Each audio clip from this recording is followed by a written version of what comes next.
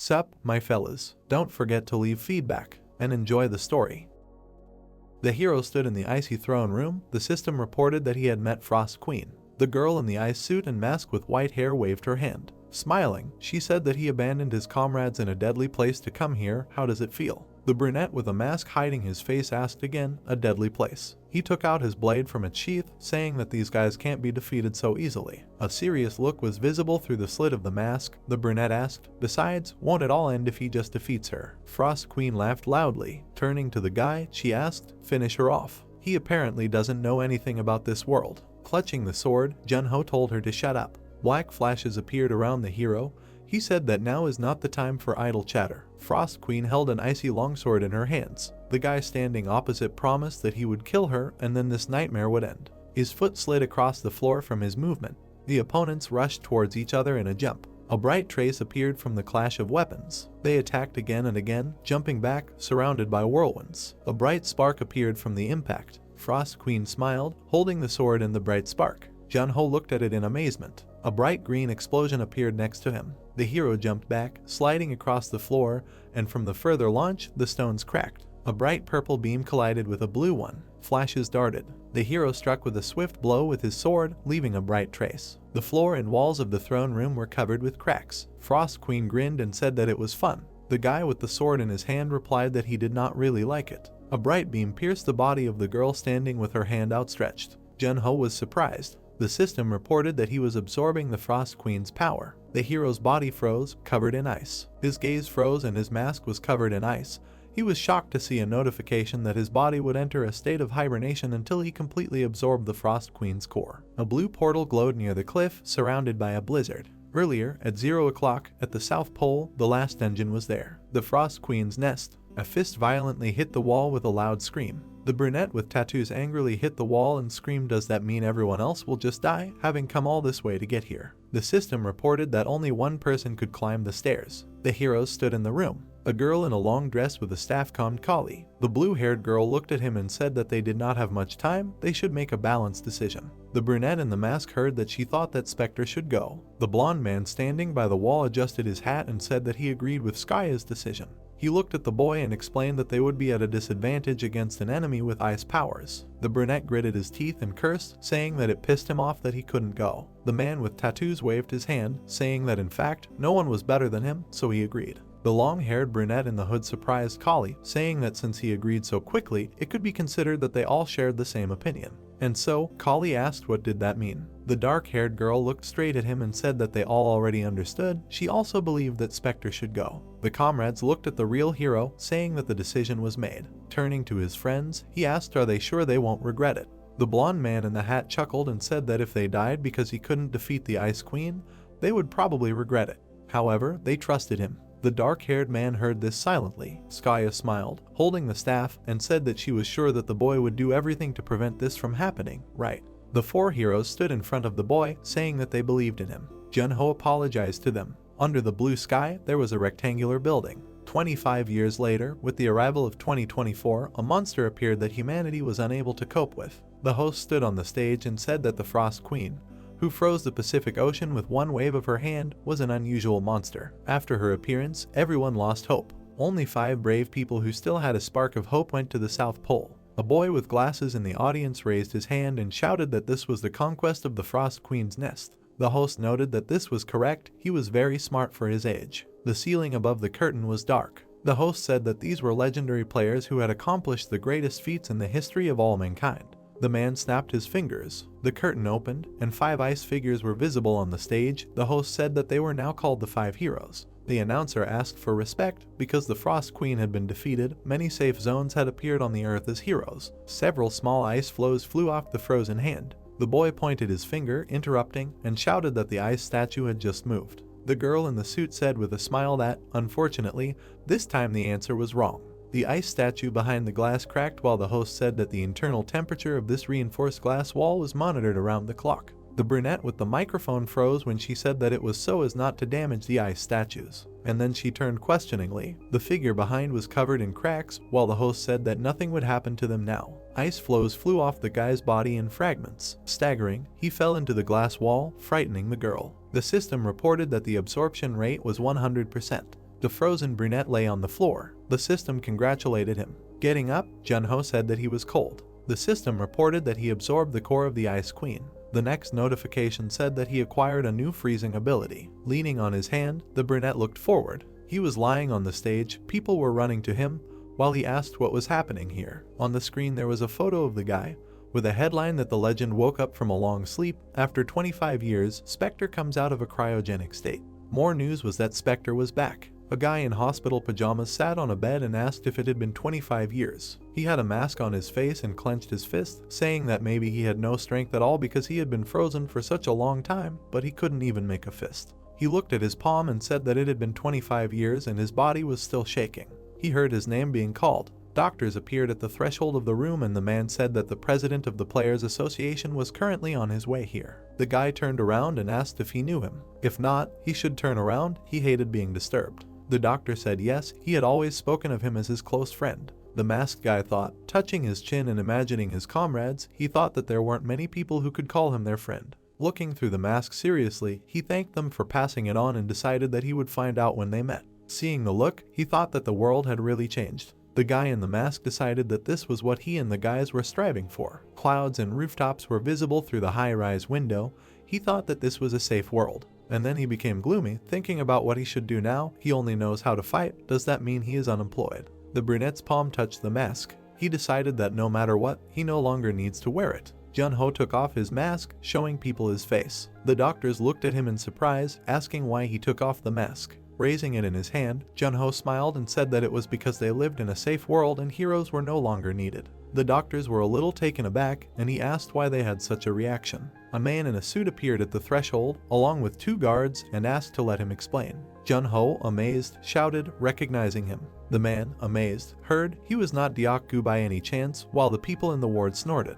Coughing into his fist, the man asked them to leave, and then turned to the guy with a smile. Standing by the bed, he said that he had not changed at all. The brunette smiled, saying that this voice was definitely Deokgu. Pointing his finger, the hero teased, saying that he predicted that he would have a bald spot in the shape of the letter M. The man angrily shouted that he had nothing more to say after so many years. Deokgu touched his head, saying what else could he expect from Junho? A touching connection? Well, of course. The hero asked, was this what he hoped for? The man pushed back his chair while his friend asked. 25 years had passed, but a cure for baldness had not been created. He said that the guy was the same, so the friend said that he had not changed either, except for his appearance. And then he looked at his comrade carefully. Sitting on the bed, Junho asked what kind of reaction the doctors had. Everything was already over, so why were they worried? Deokgu looked down, explaining that it was because 25 years ago, when they conquered the Queen's Nest, all the players received the same notifications. The system congratulated on the defeat of the Frost Queen. The man said with tears in his eyes that the Spectre did it. The system reported that safe zones were appearing on the ground. People were laughing, rejoicing right on the street. People all over the world were hugging each other, laughing and crying with joy. However, this very world did not allow the joy to last even for 1 minute. The system reported that an interdimensional elevator was installed in the Pacific Ocean. People froze in question. The system reported the 2nd floor. Everyone looked up in surprise, reading the notification that moving to the interdimensional zone had become possible. The crowd was angry, asking what kind of nonsense was this. The 2nd floor, killing the Ice Queen was not the end. The system told them to try to reach the last floor. People stood under different flags and sat at a round table. After that, all the players in the world, the association and politicians gathered to hold a meeting. The man imagined a silhouette of a group of players, saying that after a protracted meeting, it was decided to send an advance team to the border area. The 2nd floor became the land of opportunities. He imagined hands holding golden sand and a long scroll, saying that humanity had not only mastered magic and technology, but also gained access to a vast amount of resources and knowledge. Junho asked what happened. The man replied that thanks to this, a bountiful land was created. The guy on the bed interrupted, saying that this was not what he wanted to know, and Deokgu said that there were only 10 floors. He explained that the interdimensional elevator had buttons for floors 1 through 10. Junho thought that it took them 5 years to defeat the Frost Queen. He sat there, imagining a tall tower, and thought that after that, for 25 years, if they cleared 5 floors, they should be on the 7th by now. The young man introduced his teammates, thinking that the level of the other players was much lower compared to their team. So only the 5 of them went to the South Pole. If we were to be realistic, they should be on the 5th floor. Junho waved his hand and asked how many floors had they already captured. Deokgu remained silent, covering his mouth with his hand. The guy asked why he was silent. The man began to answer that in the last 25 years, humanity had only been able to capture. The guy, sitting on the hospital bed, heard that it was 2 floors. He looked at his comrade in surprise, and then he leaned back on the bed. Jun-ho clutched his head and said that he had nothing to say. He closed his eyes in dismay, saying that it had been 25 years. Sitting on the bed, he asked, in such an impressive period. He was all green with anger and asked, had they only reached the 2nd floor? Deok-gu said that it might sound like an excuse, but there was a reason for that. The hero said dissatisfiedly that he would listen because he was curious to know. Frowning angrily, he continued how stupid they were. Deok-gu closed his eyes silently, and then opened them, talking about the Frost Queen's core. The boy in pajamas looked at him questioningly. Deok-gu imagined a blazing fire, saying that the environment of the 3rd floor was similar to a volcanic zone, so only a few players who were resistant to the heat of magma could go there. A rocky area with a white circle, and said that after a while on the 3rd floor, in the middle of the lava ocean, they were able to find an altar that required the Frost Queen's core to cool the environment. Jun-ho asked excitedly, did they find the core? The man covered his forehead with his palms, saying that he was very ashamed. They searched the queen's nest tens of thousands of times. The gloomy boy heard that they still hadn't found anything. He thought that it was no surprise, after all, he had absorbed it. The hero looked away excitedly. Then he put his hand on his friend's shoulder encouragingly, saying that anyone can make mistakes, they should be understanding of each other. He beamed, so if he makes a mistake, he will also try to understand, right? His friend looked up at him. Grabbing his hand, he exclaimed, of course, what are you talking about? Jun-ho sweated, wondering when he should say this so that he would hear less grumbling. Clouds were floating in the blue sky, and he heard a question. Should he tell him about himself and how are you? The sky turned golden, and he heard the answer that he should not even ask about him. The ward was illuminated by the sunset. Deok-gu looked at his watch and said that it was late. The guy was not hungry, maybe they should eat something. Jun-ho shook his head and refused. He showed a booklet about the 5 sleeping heroes. Smiling, showing it to his friend, he said, Seoul History Museum, they say it is very popular. Deok-gu looked at him. As he was going up, he said that he was going to the 1st floor. There were a lot of people and journalists there now, so he didn't think it would be a good idea to go down there together. The hero replied that he should just say that he could go alone through the back exit. Deok-gu replied that he should go straight back to the hospital later. Words were heard at the evening building that the order had been accepted. A figure of a man in a black hoodie was visible from the slightly open doors. Authentication was successful. Legs in light-colored sneakers took a step. Jun-ho looked at the hanging skeleton of the monster and said, what are they putting up here? He noticed something to the side, and, stopping at the stairs, he said that it looked like it was here. White dust was rising. Jun-ho was standing in the room opposite 4 ice statues. He sat down on the floor in front of them and apologized for being so late. Introducing his comrades from the past, he asked if they knew that the world had become a better place. They had protected the world they had dreamed of. The ice figures stood motionless. Jun-ho wished them rest in peace, and the green bottle poured liquid into the white glasses. Jun-ho picked up one of the 5 glasses and told them to take it, and then he drank it. He was sitting on the floor next to the sculptures. Looking up, he asked, does the alcohol taste sweet? Huh? There was a trace of dust on the ice statue. Getting to his feet, he noticed that there was a lot of it on his feet and began to shake the figure's head. He froze in surprise when the system reported that the mastery of the freeze skill was confirmed. Insufficient magic parameters. Failed to remove the ice cover. The brunette stared ahead in amazement. He was standing next to the frozen Skya, reading the notification that he could remove the ice cover from the frozen figures with the freeze skill. And he asked in amazement, what? The guy asked, can he remove the ice cover? Looking at the frozen figures of his friends, he thought, and bring them back to life. An information window appeared in front of Jun-ho's palm. Clutching it with his hands, the guy asked, his magic rating is 18. Did they do this on purpose? He stood in the museum hall, looking at the information window. The system contained information about the ability Freeze, Guardian of Darkness, Night Hunter, Heroic Composure, Weapon Mastery, and Intuition. The status reported that the characteristics were significantly reduced. The original characteristics will be restored when the level increases. Jun-ho thoughtfully said that it seemed that it would not be possible to restore in a day or two, but it was still feasible. He carefully looked ahead. Freeze is the key. The skill rating was X. Jun-ho thought that Deok-gu always said that there is nothing higher than level S. Maybe he is the very first, but now there is a problem with magic. Looking at the information window, the guy chuckled. He touched the line with his finger, which said that he had the title of Springbringer S level, first floor master, magic recovery speed at 500%. The guy asked, did he get this title after defeating the Frost Queen? After looking closely, the young man realized that every time he went up the interdimensional elevator to the same floor, the value of all stats increased by 30 points. He imagined a high tower in the clouds, thinking that with such an effect, assuming that he could restore his level by climbing the floors, he would not only greatly improve his abilities. He imagined the image of an ice girl, thinking that he would be able to completely subjugate the power of the Frost Queen. He stretched out his palm, thinking that then he would be able to melt the ice and save everyone. The guy touched the ice figure, and then hit it with his fist. Frowning, he asked his friends to wait a little longer. Looking at the 4 ice figures, he promised that he would definitely pull them out of there. A shout was heard from the rectangular hospital building, asking if he wanted to re-enter the game. Junho was sitting with a bowl of soup and asked why the man was so surprised. He knew that, other than that, he was incapable of anything.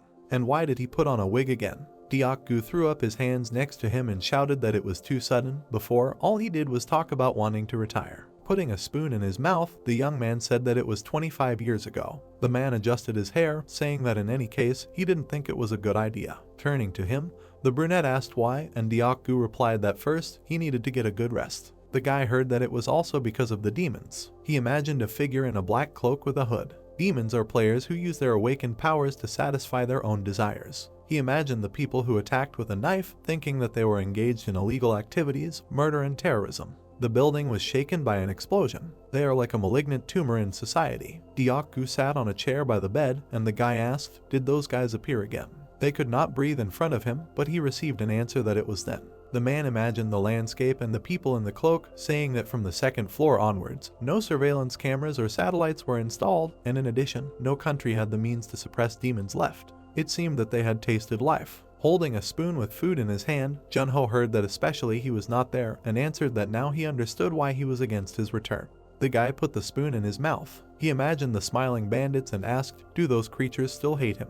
Deokgu answered that the thought of killing him would bring them complete delight. He concluded that the guy should just forget about this idea. While the hero was eating, the man said that the only way to return safely was to leave the nickname Spectre and go by his own name, Junho, but why would he do that? Junho turned around and answered the 10th floor, and holding up a spoon, he said that he wanted to get there. Looking at him, the elder asked, why all of a sudden? The guy in pajamas answered that the 3rd floor was a volcanic zone. He said that there was no way to get past that floor, right? Holding the spoon, Junho asked, what if? And looking at the man, continuing that if he knew of one way, Deokgu exclaimed. He jumped to his feet and asked if he had a guess. Junho said that he needed the core of the Frost Queen. He put the spoon in an empty plate, saying that he ate it. The man asked, did he mean food? Darkening, the hero answered that he did not mean that. Deokgu looked at him. The guy was worried. A scream echoed throughout the hospital building.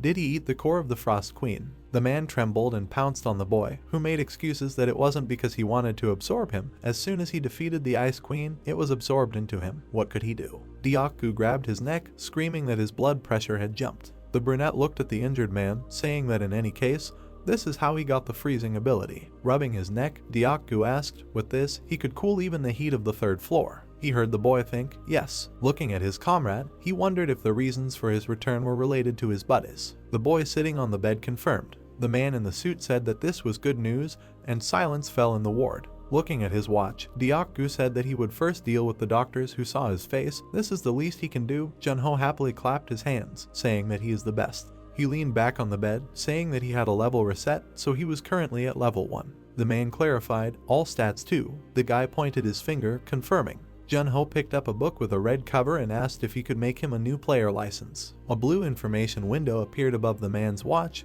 He remembered what he forgot to tell him. The guy got up from the bed when he heard that guilds were now more powerful than associations, and asked in surprise, did they lose the right to issue licenses? But the man was not talking about that. He imagined the silhouettes of a group of people and said that in large guilds, it is now customary to personally attend exams to obtain a license. In his fingers was a plastic card with a license. Deokgu continued that it can only be confirmed if he passes an open exam. Junho tiredly leaned back on the bed, hearing that he cannot help here, and this, of course, cannot be compared with the past. Looking at the guy, the man in the suit said that this is a good chance for him. He waved his hand and explained that if he was going to support him completely, how did he think they would do it? Junho smiled. He imagined the people looking at him carefully under the lantern light and thought that in other words, he needed to get the best results so that everyone would want to get their hands on him.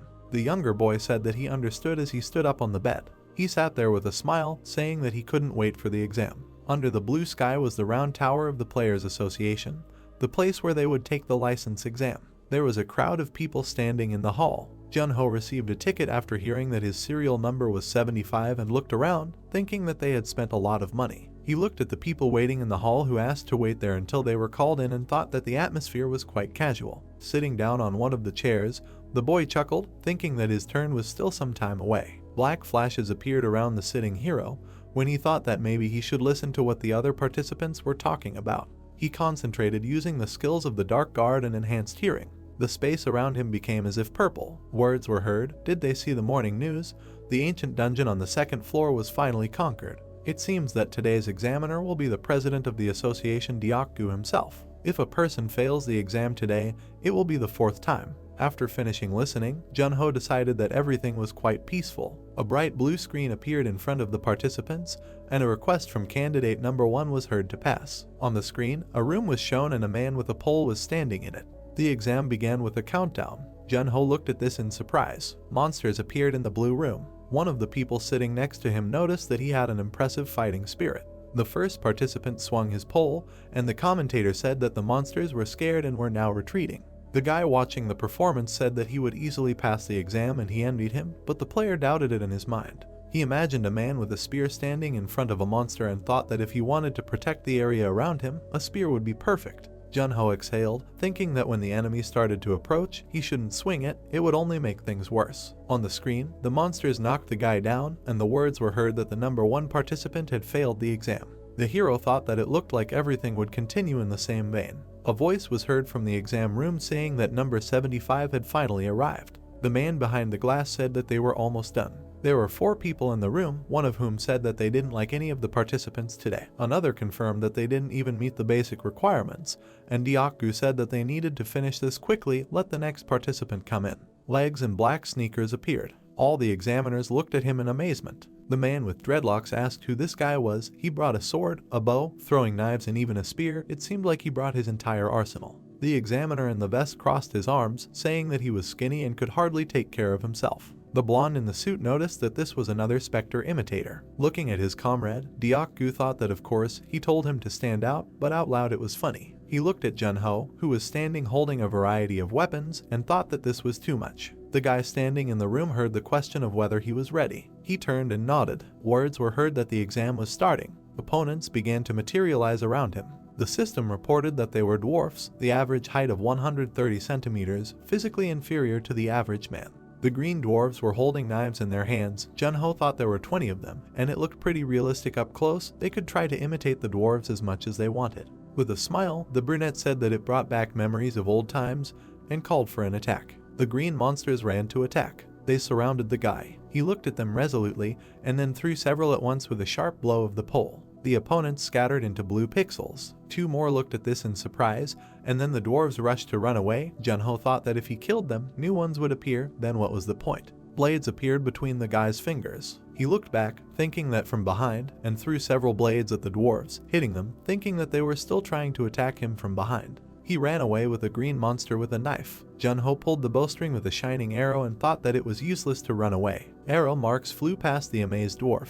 Jun-ho thought that he had been taught how to shoot a bow by a famous archer. The arrows hit many enemies. Jun-ho imitated the pose of his friend in a hat named Gilbert Green. The dwarf bared his teeth. 2 monsters rushed towards the guy with a scream. The hero thought that this kind of weapon would be the last one. He took the blade out of its sheath and touched the floor with the tip of the ball. Jun-ho stood holding the sword in his hand. The dwarves ran, and the ball's movements on the floor left a mark. The guy grinned. The opponents attacked from different sides. The dwarf stamped his foot. Jun-ho clenched the blade in his hand and swung at the attacking monster. The hero's eyes were burning with determination. Many bright marks of blows appeared around. The amazed brunette thought that he was in pain, and then heard that the 75th member, Jun-ho, had successfully passed the exam. Congratulations. The guy stood in an empty room, thinking that if he was in so much pain after that, he should work on his physical training. The blonde watching him said that it was amazing, and the brunette confirmed that he had nothing to add. The girl noted to her colleagues that her eyes deceived her. He turned out to be not just another copycat of Spectre. The man with dreadlocks said that he deftly wielded a spear, the metal on his neck shot a bow skillfully, even his fencing skills were top-notch, his skill with weapons was amazing. The man in the vest crossed his arms, saying that it was incredible that he could do this with such a thin body. The girl pointed at the information window, saying that if she looked at his profile, his only weapon skill, she thought it was D rank. The colleague asked again while looking at her, and said that it wasn't even his utility skill. If he only had one D rank skill, there was no point in teaching him. There would be too many restrictions as he leveled up. The examiner with dreadlocks remarked that his combat skills were quite remarkable. The blonde added that they weren't worth the investment. The girl with the bob cut touched the form, saying that they should avoid losses as much as possible. There was no need for them to take the hard way. Deok-gu chuckled while holding the cup to his lips, and thought that if that was the case, there shouldn't be any problems with him joining the Players Association. After taking a sip, he said that he thought they had made a decision. Deok-gu put the cup down on the saucer, thinking that he felt guilty just for faking his profile. In front of them appeared the information window of the participant Jun-ho, in which not a single field was filled, but there was a stamp that the exam was passed. The sun was reflected on the round dome of the association tower. Deok-gu was unhappy. Jun-ho was lying with a pack of chips and laughing, said that this novel was unrealistically funny. There were chips and soda lying on the table. The man thought that this was actually the most respected player in the world, occupying first place, the player that everyone looked up to. The guy was lying in the mess on the couch with a book. He was discharged after 2 days, the same specter. The man tiredly touched his forehead, calling for patience. Blood seemed to gush from his ears from the loud laughter of his friend. The elder called out to the guy lying on the couch with displeasure and with a tense smile asked what he was reading. Jun-ho looked at him and said that there was one in which the main character is a priest, but they just fight there, they are engaged in healing. Deok-gu stood by the table and asked, "Are they crazy?" The guy with the book asked. The man sat on the sofa and told him to stop reading and take a look at this. He brought the materials he asked for. Several shining windows appeared around the guy. Deok-gu asked why he even asked for information about the unconquered gates. He wasn't going to go there with his level, was he? Jun-ho touched the blue window with his finger and replied that he was actually going to. Would he have learned about them then? He glanced at the man, hearing that no one had managed to conquer them yet. Did he even understand what that meant? And in response, he asked, did he think he would forget something like that? He imagined monsters against the background of the red moon, the gates overflowing with various traps and monsters that attack everyone. Not even the corpses of the players who tried to conquer them remained. The blue portal was fenced with barbed wire, so the gate that had never been captured was called an unconquered gate. Jun-ho asked, only newbies could enter it. The man shouted that it was even more dangerous because high-level players were not allowed to enter. The guy's palm flipped through the windows with the conditions for entering various dungeons. He heard a shout that newbies went there to pump up their strength, but in the end, the whole team died. Looking at the guy, Deok-gu asked if he thought it was too much to go to an unconquered gate in such a state. Sitting in front of the information windows, Jun-ho told him not to worry. Had he forgotten who he was? And besides, weren't unconquered gates a headache for the association? Letting go of his gaze, Deok-gu confirmed. Jun-ho heard his question.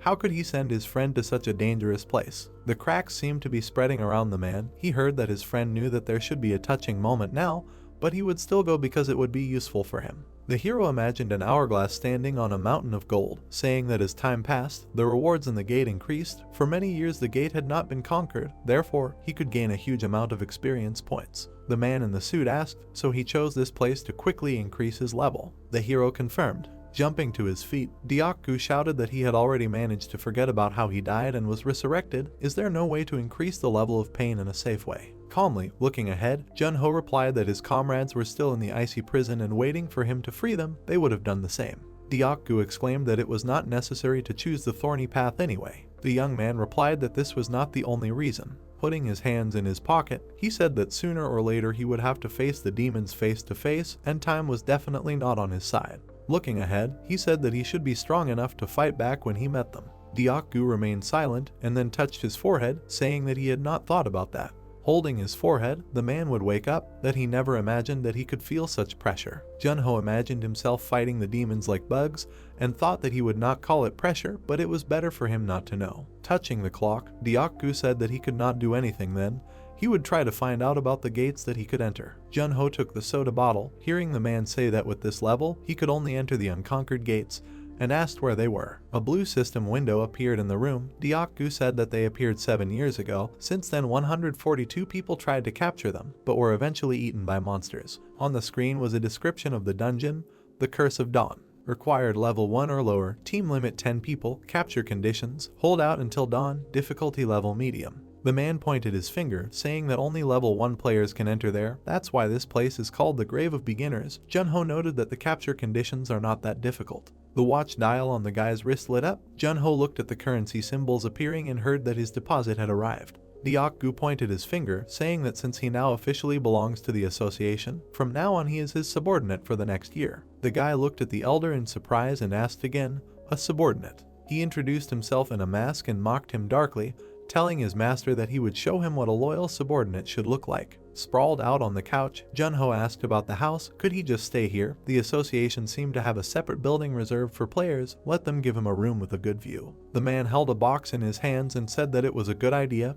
He would be safe here. Deok-gu put the box on the table, saying that if everything went well, maybe he could even dedicate an entire floor. Junho noted that it was no longer up to him. After all, he would make him work hard. He turned his attention to the box. The cardboard box was slightly open. Deok-gu told him to open it. His uniform was in there. The brunette wondered, did he bring him something strange? He took out a black jacket, asking why it was so light. He pulled on the fabric, noticing that it was elastic. Holding the uniform in his hands, he turned to Deok-gu, who was raising his shoulders with pride, and said that it was good, who confirmed that of course it was cool. He imagined a man with a hammer and said that it was because it was Kwon Noya's own masterpiece. Junho asked in amazement, was this old man still alive? He imagined a man leaning on a huge axe, complaining about his back, and heard that he would be 98 years old this year. Looking down, Junho heard that he had passed on his workshop to his grandson, who was still working there. With a smile, Junho said, that's true, then he should drop by and say hello. Deok-gu closed his eyes, saying that he couldn't do that.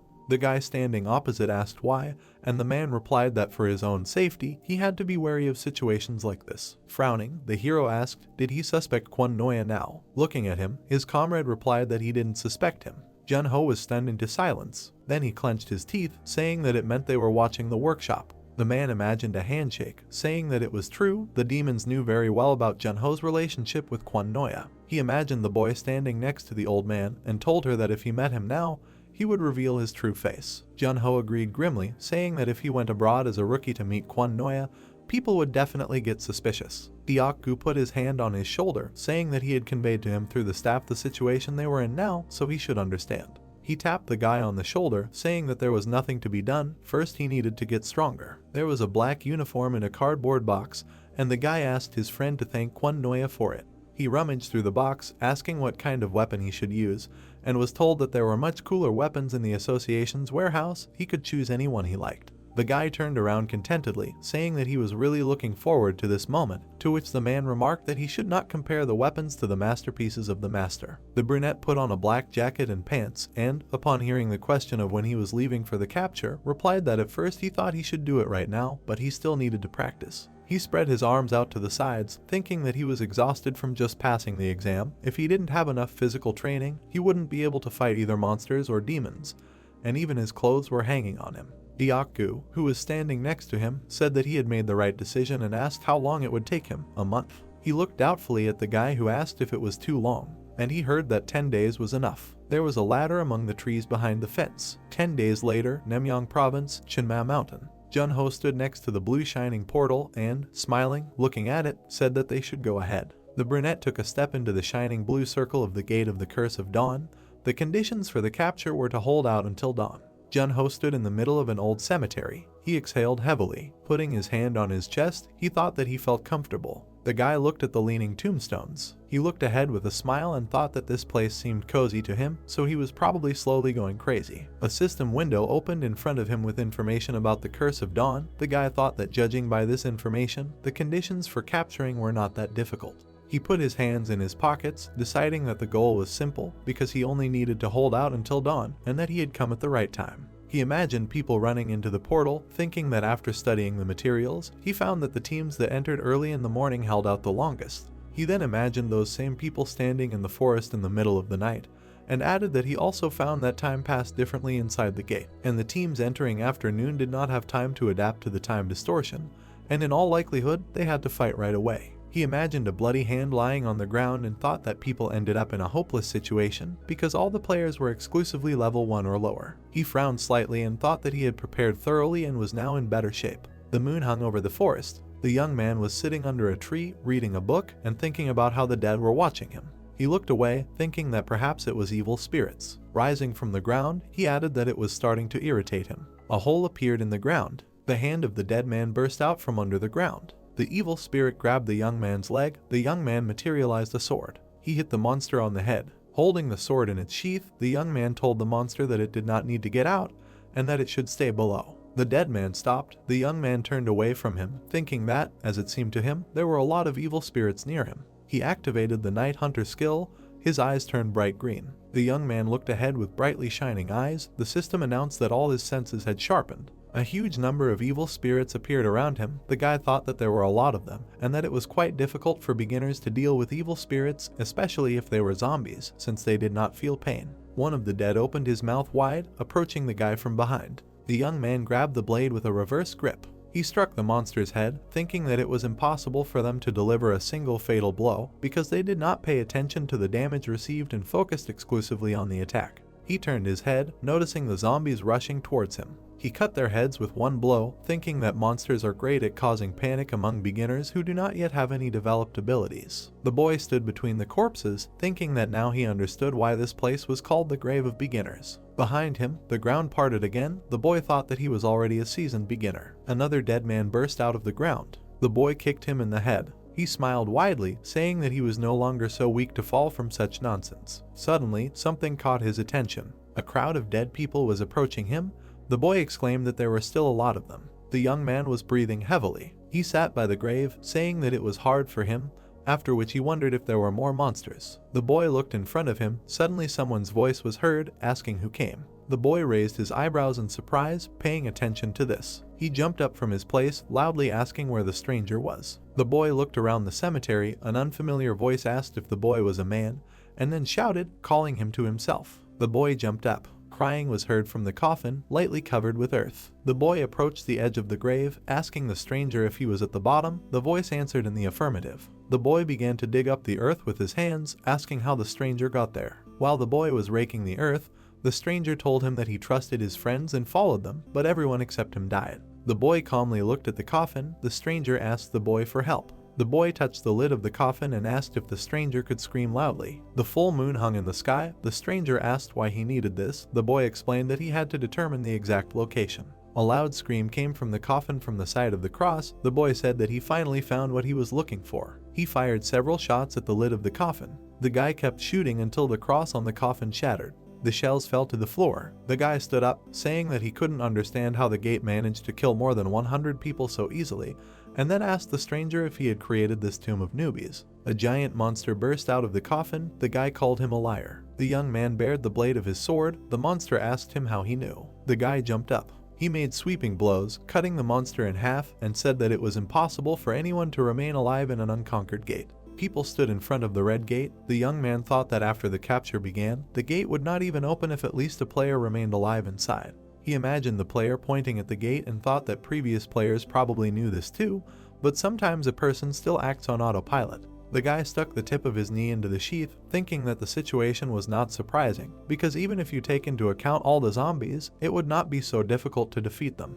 But the reason was the deceiver. A system window with characteristics appeared in front of the boy. The system announced that the boy destroyed all the monsters and overcame the Curse of Dawn. The boy said that he rose 4 levels, and that his lost stats returned every 5 levels, and although the values, up 100B, up 100 bad not increased much, but he should be happy with it. The boy stood in the middle of the field, looking at the window that appeared. He wondered if this was all. The system announced that the reward for capturing the boy would receive a new ability, Confession of the Dead. The boy said that he was already scared, deciding that this was the end. He pointed at the appeared table with a smile and said that he thought it would just be a random item, but he acquired a new skill, so he was quite lucky. The system explained that the skill imposes an effect that allows you to look into the memories of the dead.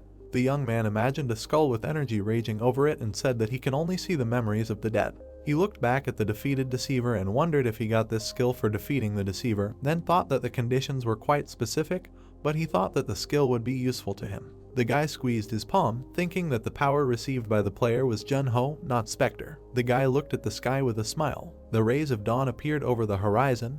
The young man said that he was looking forward to the upcoming events. Jun-Ho and Deok-gu were sitting in the office. The man exclaimed in surprise. The guy turned his gaze to him. The man added that since his return this world has not been able to fall silent, and that there is not a single free day. Diaku closed his eyes with a smile while holding the newspaper. The boy agreed, saying that was why the man was beaming with happiness. They exchanged glances. The man said that it was funny to see how nervous the arrogant people from the guild were. The boy said that it was not surprising, because the guild would not take such a risk by disclosing information, then asked why the journalists were still stirring up trouble. He threw his head back. The man asked if the serious guy was not going to reveal himself. Junho replied that it was not the time yet.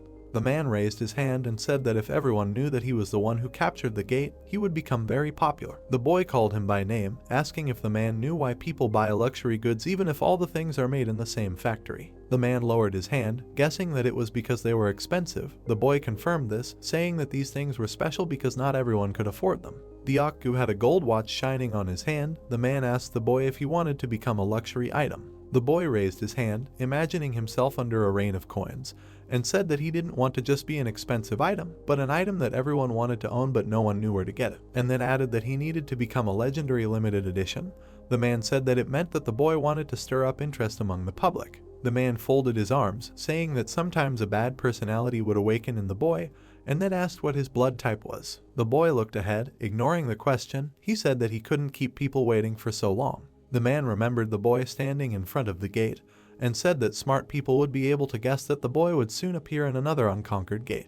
He introduced the reporters with cameras, saying that they would be waiting for him to appear at the unconquered gate. The guy closed his eyes, raised his hand, and said that if that were to happen, he still did not have to announce himself on his own, because the world would have to gradually find out everything on its own. The man chuckled slightly, saying that the boy suddenly became worried about such formalities. The boy asked what he meant. The man stood up from his seat, saying that he had not said anything, then asked if the boy wanted to go get something to eat. The boy said that he had eaten recently. The man added that he needed to eat well. Junho rested his hand on the floor. Beads of sweat were dripping off him. The boy counted to 71. The guy stood on one hand, his feet in the air, and counted push-ups. He lowered himself to the ground with difficulty, frowning slightly. Having lowered himself even lower, he said the number in a trembling voice. The guy straightened up with explosive force, finishing the sentence. He fell to the ground, exhaled heavily. The system announced that his strength value had been increased by 1 point. The young man looked at the ceiling with a smile, happy about it. He spread his arms, breathing heavily. The guy was sitting by the wall. He drank some water. Removing the bottle from his mouth, he said that he felt alive. He looked at his watch, touching it. Several system windows appeared in the air in front of him. He noticed a sign with a Luffa garden and thought that this was the oldest unconquered gate of Korea, which appeared 9 years ago. He imagined a blue gate in the middle of the field, and thought that if the gate was left alone for a while, monsters would come out and kill ordinary people, and that such a gate was called an open gate. And the government and association offered a huge reward for capturing the Luffa garden, so players from all over the country risked their lives to capture it.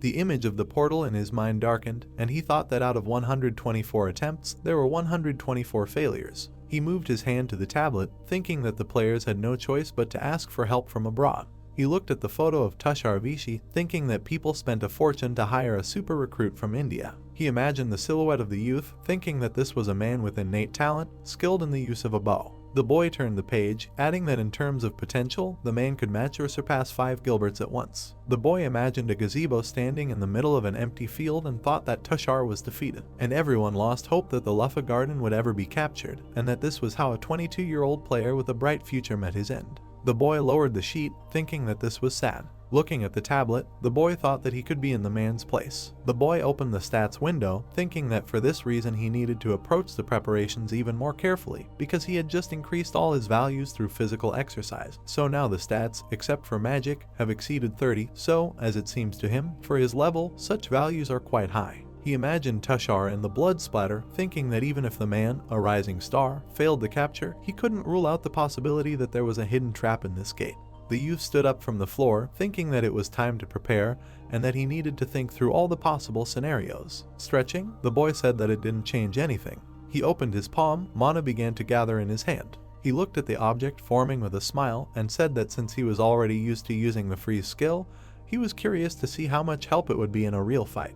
The youth entered the Luffa garden, finding himself in the middle of a pink field. He opened the window with a description of the location, thinking that the necessary condition for this gate was to destroy all the monsters. The boy frowned slightly, thinking that he didn't know how many monsters were waiting for him, but if the teams of 4 failed, then there must have been some hidden trap that took them out. Her hours quickly looked around. He stood on the ledge, looking at the giant maze. The boy wondered what it was. The boy turned around, saying that first he needed to stay away from that suspicious area. He sat down in the gazebo and said that the loofahs would appear at night, so he just needed to relax and wait. Night fell over the garden. Something appeared between the plants. Tree monsters crawled out of the ground. They thrust their limbs into the ground with force. The boy watched them, saying that they needed to warn about their appearance. The boy crossed his arms, smiled, and wondered if there were two of them. Raising one eyebrow, he called it a warm greeting. The monster moved its hand towards him at high speed. The boy rushed forward, holding the weapon with both hands. He stabbed the tip of the halberd into the ground. The boy rose into the air, dodging the attack. He extended his hand to the side, lowered his weapon, and began to gather mana in his hand. The boy created an ice spear, swinging it at the enemies. The boy frowned deeply, throwing the projectile with incredible force. The ice spear pierced the monsters, stabbing into the ground. The boy landed next to the weapon. More monsters appeared behind him. He pulled the spear out of the ground. Turning it around, he said that it was amazing. The monster interrupted his words, attacking. The boy slightly narrowed his eyes, looking back at the monster. The tree monsters were moving towards him. The boy said that two were clearly not enough. Junho dashed forward. He swung his spear, frowning. The young man rushed towards the enemy. After making several dashes, the guy cut each of the monsters separately. He turned his gaze to the surviving monsters. With explosive force, he made another dash. The guy found himself behind the monster. He made a quick turn, swinging his spear. The monster turned his attention to the rapidly approaching weapon. The young man pierced the monster's neck with his spear. The monster fell. The young man lowered the spear down. Suddenly, something caught his attention. He wondered if this was all. Suddenly, he noticed a crowd of monsters approaching him.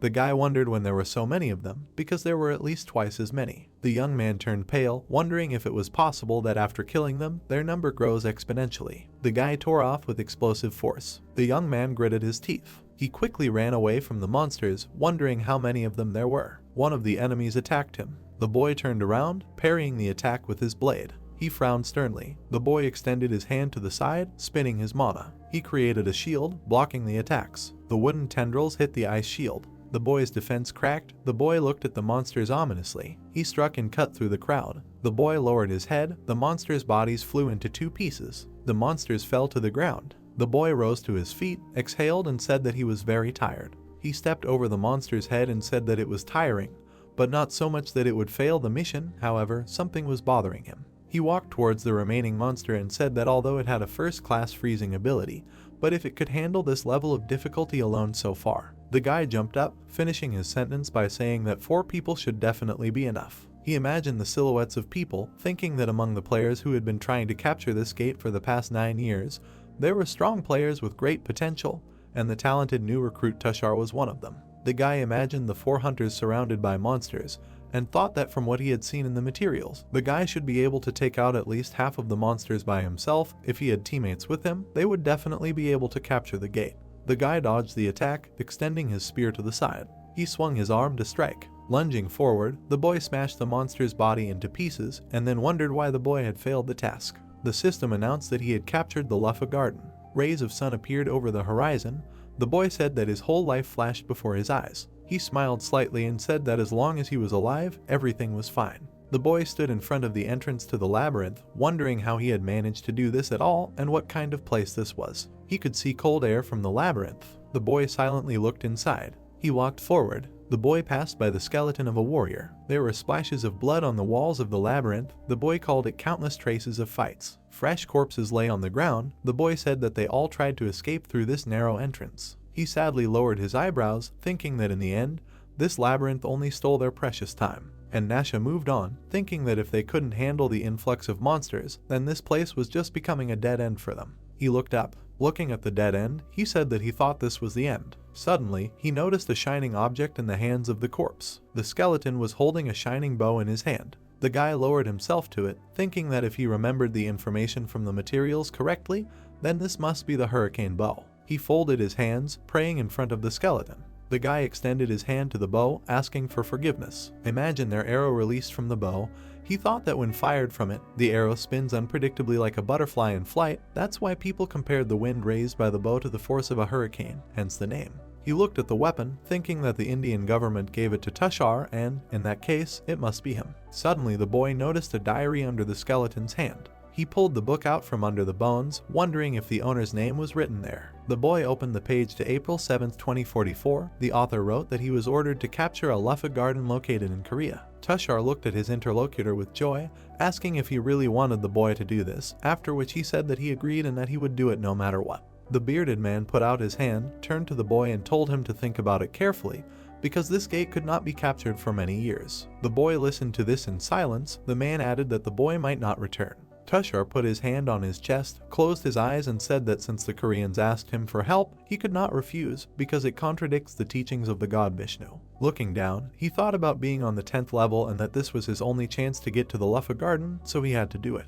The long-haired girl was looking at the horizon. Tushar asked her if she was sure she would go with him. The girl turned around, confirmed it and said that if he was going to go there, then she would follow him. Taking the guy's hand, she said that she believed him and would follow him anywhere. Smiling happily, the girl added that if he had said that he would go alone, she would have still found a way to get there, and that she was very happy that the guy asked her to go together. She covered her mouth with her hand, grinned and said that she had to protect him. The young man was taken aback by what she heard. Smiling softly, the guy said that he was glad that she was going with him. Zaya looked into his eyes lovingly. The guy added that there was no one he trusted more than her, after which he asked if she knew it. The girl looked down, smiled and said that she knew it, because he was her partner. The young man agreed with this. They gently touched their foreheads. The guys were holding hands. A ring was shining on the girl's finger. The young man added that they would capture the gate at all costs. The little girl ran as fast as she could, shouting for her dad. The dark-haired guy spread his arms, meeting her. He picked up the girl in his arms. She asked where he was going again. The young man answered that he needed to go to work. Lowering the girl lower, he said that he would be back soon, but while he was gone, she must definitely listen to her grandmother. The girl was upset and looked down. She smiled slightly, agreeing with this, after which she said that when he returned, they would go look at the animals together, after which she asked him to promise this.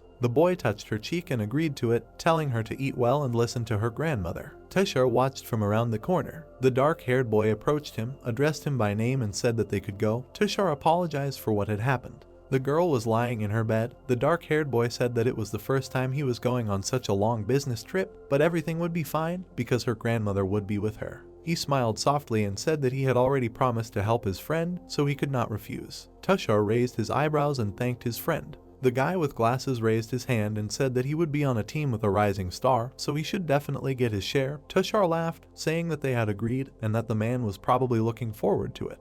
The sun was shining brightly over the New Delhi airport. The men were walking with suitcases. Tushar waved his hand to the girl. Zaya greeted him with a smile. Ram stood behind her. Tushar shook the guy's hand and said that they hadn't seen each other for a long time, after which he thanked him for coming. Ram replied that the girl begged him for help. The young man turned to the entry from April 23, 2044. Tushar pulled the bowstring, saying that the gate was waiting for them tomorrow. He shot at the target. The arrow split the already protruding arrows. The young man said that everything was working out great for him today. He smiled softly and thought that he had a good feeling. The guy turned to the entry made the next day. The author wrote that they entered the luffa garden. The guys looked around in surprise. The guy said that it was very beautiful around and that he saw such a gate for the first time. Suddenly, something caught his attention. The guys looked at each other. The guy thought that this was a dungeon after all, so they couldn't get distracted, and then said that they needed to look around first. The next entry was made in the evening of the same date. Night had fallen over the garden. The monsters were heading towards the hunters. The guys were wondering if there weren't too few of them. The group was fighting off the monsters. The man in glasses was shouting that the monsters were advancing and that there were now 32 of them. The monsters were dying one by one. The man said that everyone should be careful. A tree monster appeared from the ground, pointing a shoot towards the guys. It pierced the man's body. Blood gushed from the warrior's body. Tushar looked back in surprise at this and then ordered that everyone be taken away. Ram, with a comrade on his shoulders, quickly ran away from the battlefield. The girl followed them. Tushar shouted for them to run into the labyrinth.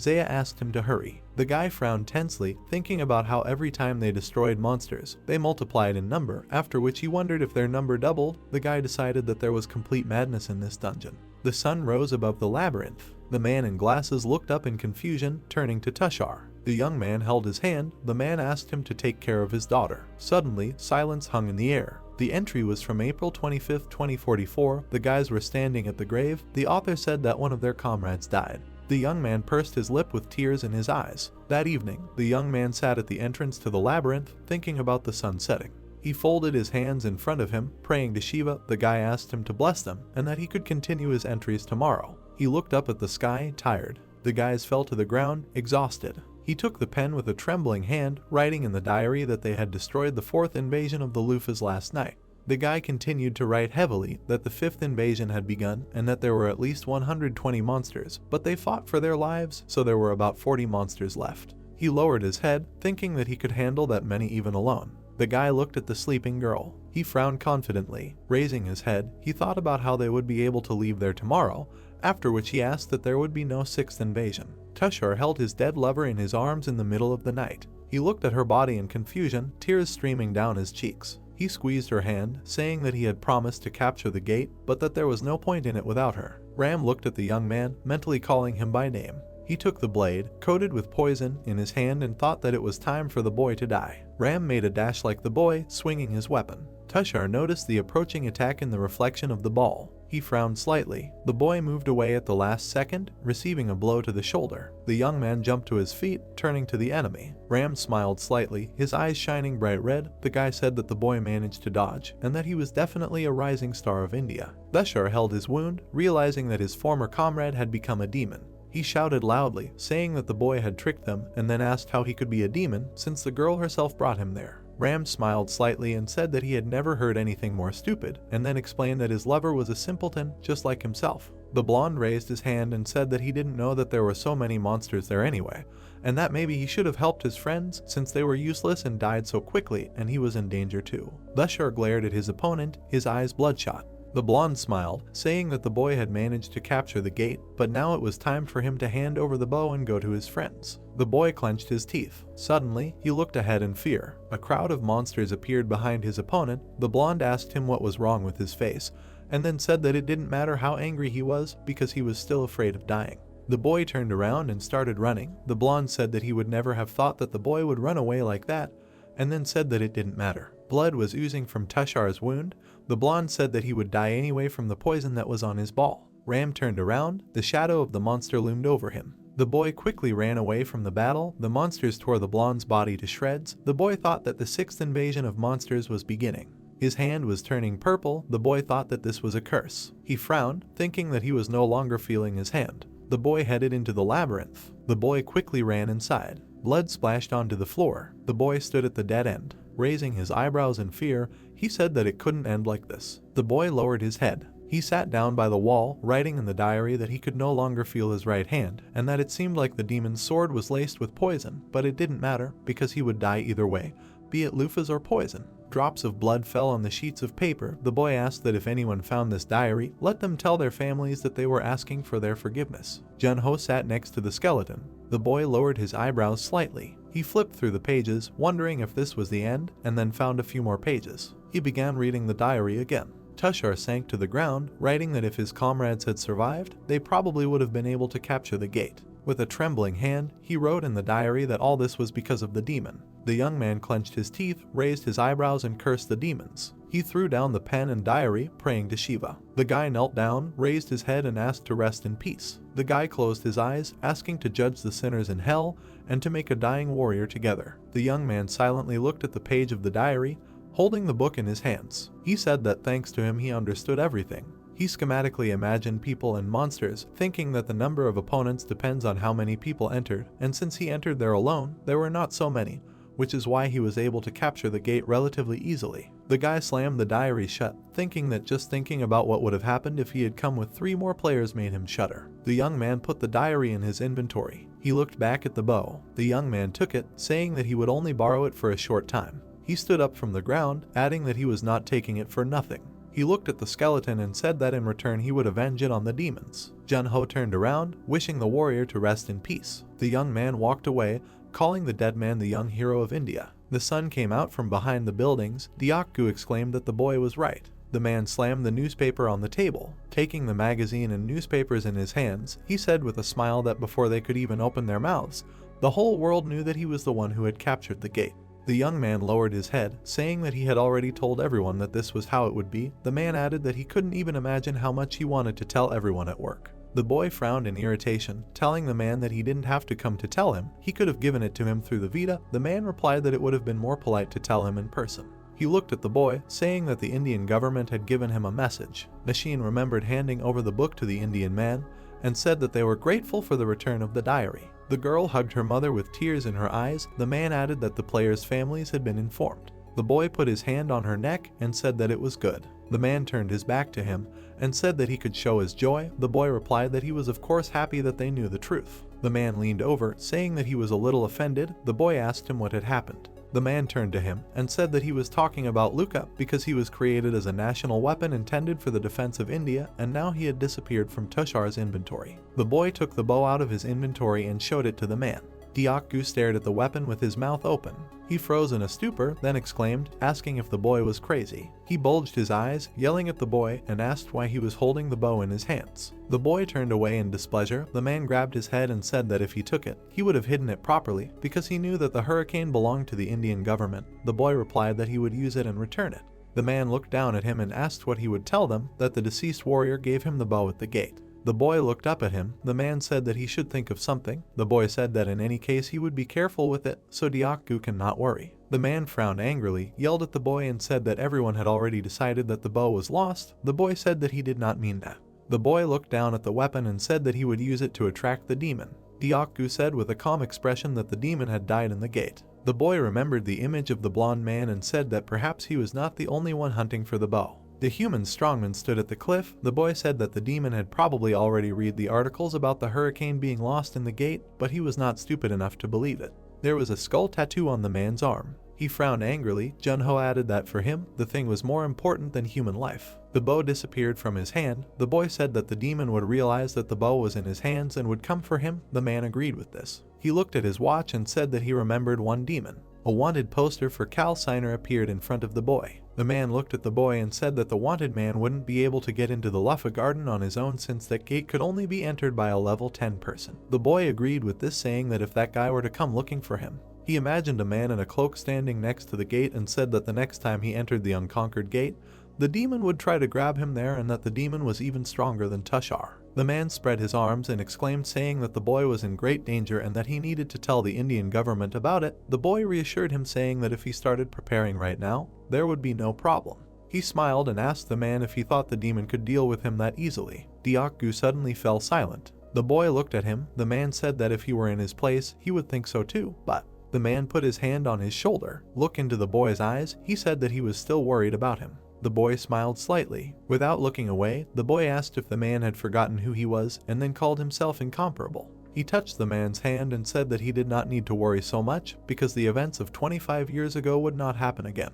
Diakgu exhaled, agreeing with this. He lowered his head and said that the boy had not changed at all. The boy said that he was who he was. The man's watch shone. He answered the call. Diakgu turned away from the boy and said that, unfortunately, what was said was not included in their plans for now. He grabbed his head and said that he would pass everything on. The boy looked at him blankly. The man turned to him. The boy asked what happened or what it was. The man replied that the reporters had flocked there like flies. Junho smiled slightly. The man added that the reporters had found out that the boy was the player who had captured the gate and now wanted to interview him. Diakgu turned to the boy, who told the man not to refuse them, and then asked why. The boy crossed his legs and said that since he could not avoid fighting the demons, maybe he could choose the location of the battle himself. Smiling, the boy suggested holding a press conference. Spotlights illuminated a large hall filled with people. The man quickly typed his fingers on the keyboard, typing an article about an association player whose first gate was the curse of his prime. The man added that there was a Luffa garden next, and that there had not been such rookies for a long time. The girl said that perhaps this was the next star. The man imagined the shining silhouette of a person and thought that the guy,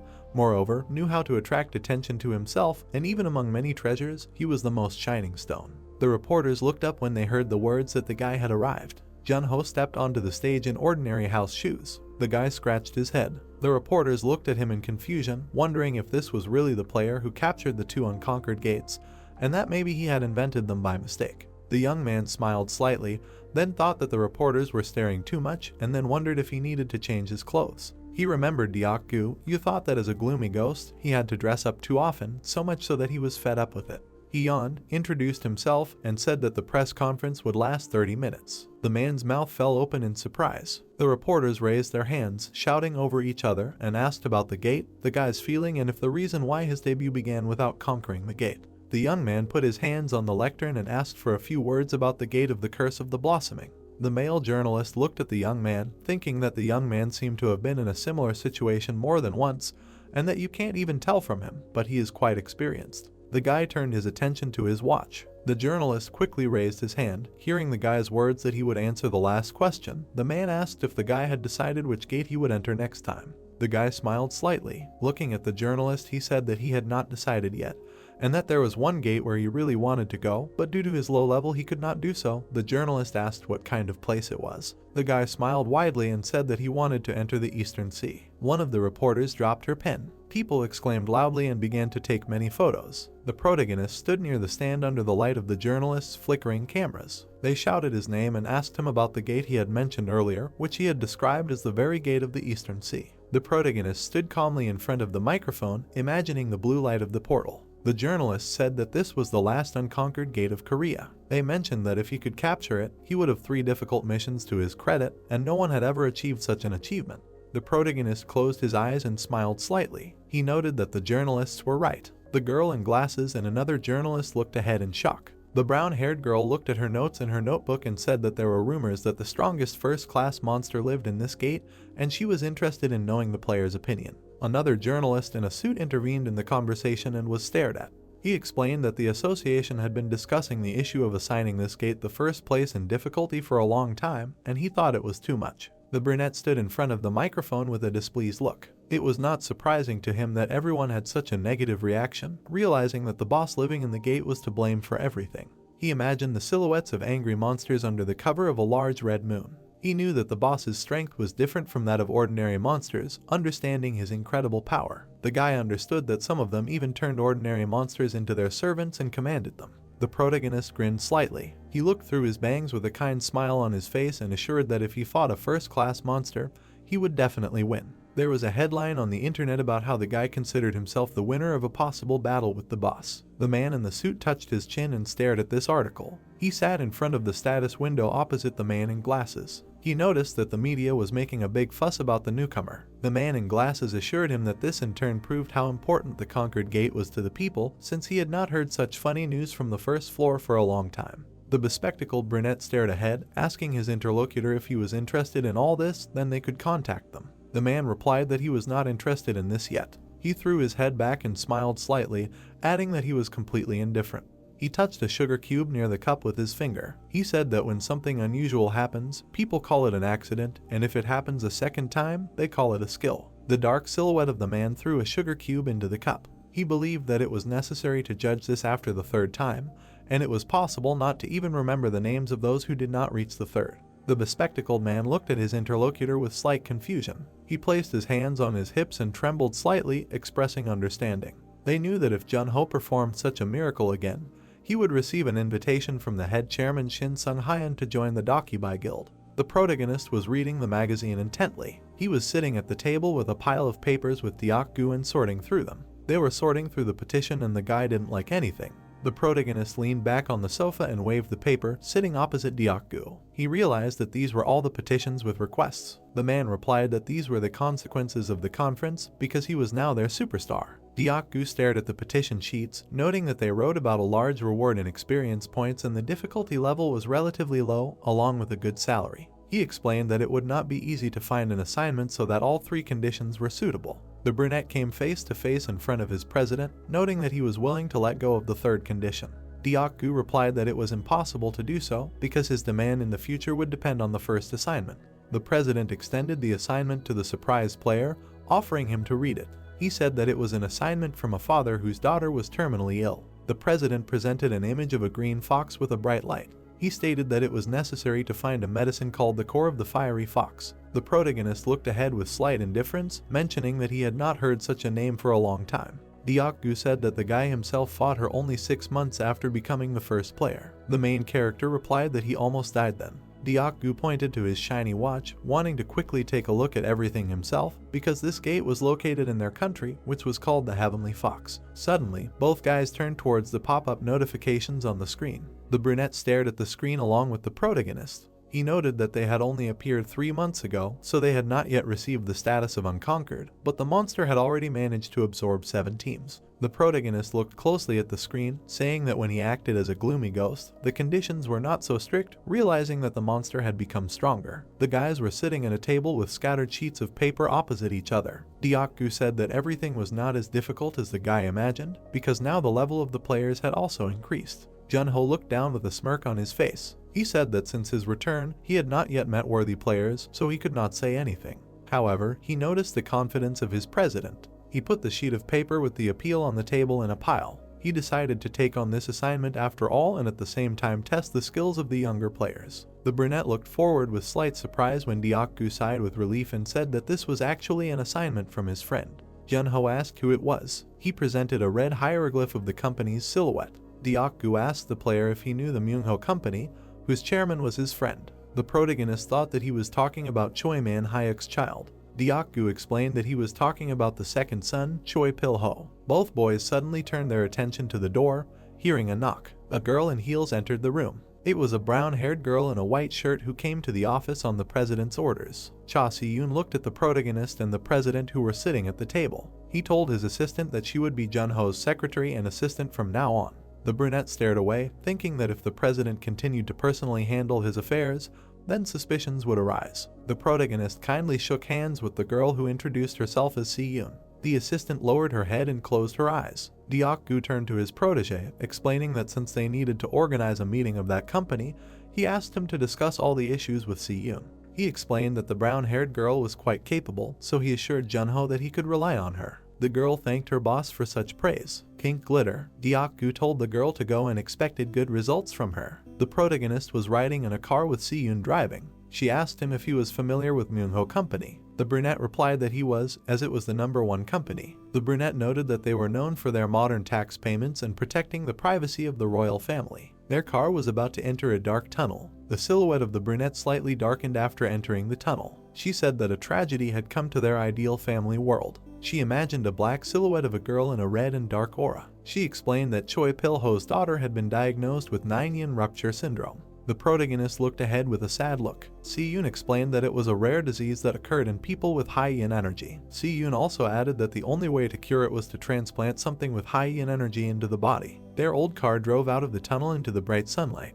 She noticed that this very object was the core of the fiery fox. The brunette continued to talk about how 29 years ago, the Dark Ghost, the best player, defeated the fiery fox, thus proving his outstanding abilities. The driver looked closely at the guy through the rearview mirror. She enthusiastically noted that she admired the Dark Ghost very much. The guy covered his mouth and became slightly embarrassed, which the brunette noticed. He said that he was simply touched by her words about the Dark Ghost. Their car stopped in front of the gate of the house. He got out of the car and stood in front of the gate, realizing that nothing had changed here. The protagonist looked ahead with a smile while the brunette watched him. She asked him if he had ever been here. The guy noted that he had been here a long time ago. Si-yoon walked up to the gate and looked at the player. She politely asked him to wait outside while she checked if the agreement regarding the meeting was still in effect. Suddenly, Junho and Si-yoon turned to the side when the guy was called out. 2 men were walking towards them through the gate. The older man introduced himself as Choi Pil-ho with a smile on his face, and he was happily awaiting the visit.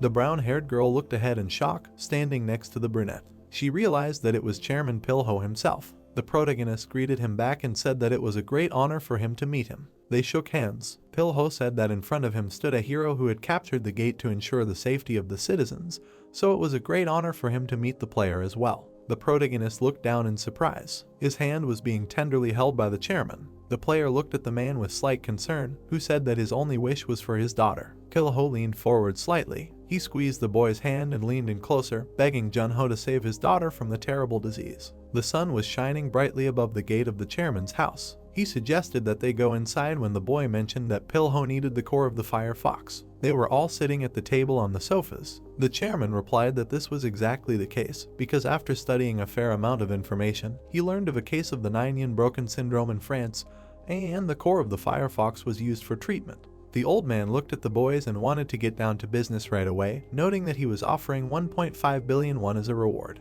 The brown-haired girl looked at the player with a puzzled look. The chairman continued to say that they would be given all the material assistance necessary to capture the gate, as well as everything that might be needed to obtain the core. Si-yoon was confused, realizing that they should accept such an offer because the amount was too large. However, the player replied that the condition was not acceptable. The chairman looked at the protagonist in shock, not understanding how he could refuse. Pil-ho closed his eyes. He sighed and turned to the player, waving his hand. He began to bargain, offering 3 billion won, thinking that this might not be enough either. The player extended his hand. Opening his palm, he explained that he did not mean that the amount was small, because 1 billion won would have been enough for him. Si-yoon looked away in bewilderment. Pil-ho looked at the guy with slight surprise. A cup of coffee was on the table. Pil-ho wanted to know the reason for the refusal. He explained that in the past, the Dark Ghost sold the core for 10 billion won to a billionaire from France, and the billionaire offered to give up his entire fortune to save his dying daughter, but the Dark Ghost refused and took only 10 billion won. Pil-ho extended his hand forward, explaining that he had the same reason. The protagonist in the past extended his hand to the seated man. He realized that it was wrong to profit from people who wanted to save their families. Orange clouds floated above the city. The player stood next to the car when the driver told him that he needed to park and said that the player did not have to wait. The brunette sat behind the wheel and looked out the window. She mentioned the topic of the story about the Dark Ghost. The main character smiled slightly when the girl asked if he learned this story from the president. The brunette answered that he did, because President Deok-gu and the Dark Ghost were close friends. The pink background of the sky enveloped the space. Jun-ho asked the secretary if she herself believed in this story, because people thought that the Dark Ghost was cold, like a soulless machine. Si-yoon answered that she was of the opposite opinion. The brunette looked back at the guy, noting that if the Dark Ghost was heartless, he would never have done that, so she thought he was kind. The protagonist covered the smiling girl with his shadow. He ironically noted how the Dark Ghost could be kind. She noted that this was exactly what he was, and even more so after the guy's words, she was even more convinced of this. She imagined the hand in a pool of blood in the leg of that guy. The girl heard that the Dark Ghost's parents died in front of him, and in his opinion, the Dark Ghost took the 10 billion won he received for the core only because the customer was rich, and otherwise she believed that he would not even take the payment. The protagonist looked ahead with a dumbfounded look. Si-yoon explained that a man who tried his best to save his family would sincerely wish for no one to experience such suffering. Pink clouds floated in the sky. The guy noted that no one could know for sure except for that Dark Ghost. The president bared his teeth, looked away sarcastically and asked the player how he liked Si-yoon. The two of them walked down the hallway and talked. The guy replied that he didn't really know anything about her, since they had only been together for a couple of hours, and at first glance, she seemed nice to him. Deok-gu noted that he would soon understand what the secretary was really worth. The main character looked ahead coldly while the president muttered. He called Si-yoon a talented specialist so she could get a job at a large company or some famous guild. He added that she only worked with him because the Dark Ghost belonged to the association, and he thought they were incredibly lucky. The protagonist stood in front of the door that Deok-gu was about to open. He was curious about where the president had taken him. The man in the suit realized that the player had decided to cheat and change the subject. Deok-gu put his hand on the scanner to enter. The door began to open in front of Jun-ho. The president remarked to him that if he was going to fight such a powerful monster as the fiery fox, he would need worthy equipment. Jun-ho's silhouette stood in front of a room full of magical weapons. Deok-gu walked forward into the office, noting that science had advanced greatly in the past 25 years. The main character looked around at the weapons in the capsules. Deok-gu noted that during this time, weapons had been invented that the player could not even think of, because the level of combat capability of players had noticeably increased. The president threw the sword into the guy's hands. Jun-ho held the sword in his hands, standing opposite Deok-gu. The president suggested that the main character use magic on this sword. The main character raised the sword in front of him, and it lit up with an aura. Suddenly, it shone with a bright light, which scared the guy. Then the brunette looked at the sword from under his brows. The president noticed that even with a small amount, the magic seemed to envelop the sword and create its shape, and with it, one could easily skin an orc. The protagonist swung the sword, while the president explained everything with his fingers. The president explained that if the player used his magic on this sword, a magic shield would appear, recalling the magic bomb. Deok-gu looked back, pointing his finger forward. Jun-ho asked him if all the players nowadays only used such weapons. The president shrugged and moved his hand to the side. He explained that it was a modern, highly effective weapon, and wondered logically that they could not help but use it. The other swords were lying under the counter behind glass. Jun-ho wondered if the so-called ordinary players used these weapons. The president wasn't sure, as he only knew that they had customized weapons. The protagonist stared ahead, realizing that the weapons were like toys in front of real monsters. He recalled how he had a heated battle with the Snow Queen. In that battle, Jun-ho had stared up while wearing a mask. They knew that these powerful creatures were capable of destroying even the player's magical circulation, so he thought that this weapon was useless in battle. He imagined the player standing in front of a slime in battle. The protagonist asked Deokgu if he knew why low-level players encountered weak monsters. The president replied that if a strong monster appeared, everyone would simply die. The protagonist's card with his skills was hanging in space. Jun-ho noted that this was the correct answer because it was ironic that the system was quite fair in such matters. The brunette moved the blade aside, explaining that the player must constantly evolve by meeting enemies of his level so that later, when he meets a strong opponent, he can survive using his skills and accumulated experience. The president looked at the boy with a little confusion. Deokgu asked the player's opinion on whether he considered the weapon ineffective against strong monsters. The protagonist explained that he thought so. Deokgu crossed his arms and grinned maliciously. He believed the player's opinion was correct because players who relied solely on this weapon would never be able to achieve anything worthwhile. However, he did not want to exclude the fact that the weapon could be useful for some gates. The protagonist looked away with an exclamation, noting that such a theory did exist. A pile of equipment and weapons lay in the corner. Deokgu watched as Jun-ho decided to open the sword out of curiosity. The president explained that this sword was also made of new high-quality material, but it had no abilities, so he decided to leave it in the corner. The protagonist swung his sword briskly. He waved it towards the machine guns on the wall, not expecting such a theory about the uselessness of weapons. A bunch of machine guns and swords hung on the wall. Deokgu looked at what was happening, dumbfounded, covering himself with his hand. The protagonist looked back, explaining that the world had become so interesting, and added that Deokgu thus blocked the limitless opportunities for players to grow with these weapons. The sun was shining brightly outside. A bunch of video cameras were pointed to the side. A magic portal began to appear over the square. A blonde was reporting on the scene. People noticed that there were a lot of reporters and players around. The brunette handed a mug of hot tea to the protagonist in the car. She explained that everyone was excited about the upcoming mission to capture the core of the fiery fox. She noticed that Jun-ho would be accompanied by 26 other players from some of the guilds that had been sent. The protagonist grinned and drank his tea. Si-yoon looked at the player sitting behind him with awe, and he really liked the tea. The secretary noticed that it was lavender tea. The guy put the hot tea in the cup holder. He wanted to try making this tea again after his return. The player said that he would need to get up early tomorrow to prepare. The girl turned around, puzzled. The protagonist smiled sarcastically as the media ran towards him. He ironically said that after capturing the gate, he would have no end of assignments. Journalists with cameras surrounded the protagonist. They asked him if he really was carrying out an assignment from a famous person from the Manhwa group. They also tried to understand how he felt about participating for the first time with other players. The other two players looked on with disdain from the side. The guy noted that he knew there would be rankers here. He said ironically that the players of their clan were always somewhere on the sidelines. The red-haired girl explained that this player had been the most talked about lately and everyone wanted to write an article about him. Jun-ho threw his sword over his shoulder and made his way through the crowd of media. The player from the side noticed this guy,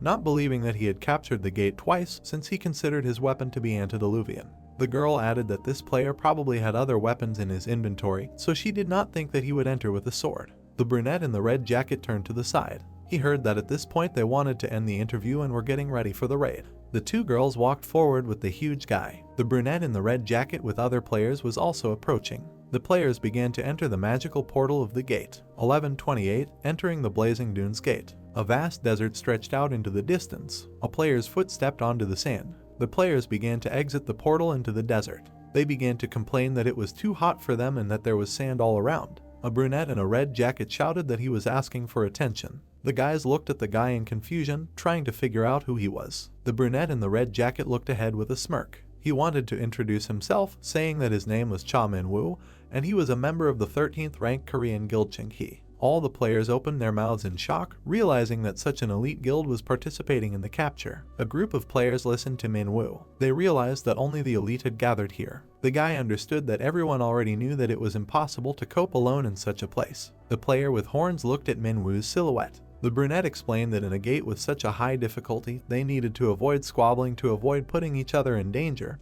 and so he wanted to propose something. Manhwa raised his finger enthusiastically. The guy explained that their guild was offering 10 million won to anyone who followed their instructions during the capture. All the players looked at the player with concern. He stated that in exchange, they wanted to claim the main reward, the core of the fiery fox. Angry cries could be heard from the sidelines, saying that they wanted to take the main reward for themselves, and in exchange, they were offering them mere pennies. The players knew that even if they all agreed, it would be less than 300 million won, and they did not want that. They were curious to see if the Chenghe Guild would be able to defeat the fiery fox without their help. The girl exchanged a frowning glance with the bald guy. Manhwa stated that the guild would sincerely take care of them, and if anyone wanted to change their mind later, they could only give 500,000 won. Manhwa watched as the players began to extend their hands and agree to this condition. The protagonist was walking on the sand at this time. Manhwa watched as Junho walked up the mountain. The brunette called out to the main character, asking him if he wanted to join them. The protagonist looked back with disdain, explaining that he planned to act separately. Two players from the Chenghe Guild looked at Junho leaving. Manhwa looked at his fat friend. The plump player thought that the rumors about Junho were exaggerated, because the guy was called their hope, a genius. But if he decided to fight in such a place alone, it would end badly. Manhwa looked away with disdain, while his friend noted that there was no need to worry about Junho. The brunette sarcastically said that it was not clear from his face that he was worried. The desert was enveloped in a sultry heat. The guys wanted to start preparing. The protagonist's foot stepped on the sand. Junho walked along a deserted hillock. He covered his face with a handkerchief. The guy imagined a fox that had many tails. The protagonist knew that the fiery fox was something between a monster and a mythical creature that grew 9 tails for more than 1,000 years. After all the tails grew, the fox rose above the clouds and became a 1,000-year-old fox. The number of soldiers controlled by the fire fox is directly proportional to the number of tails. The protagonist peered into the distance of the desert.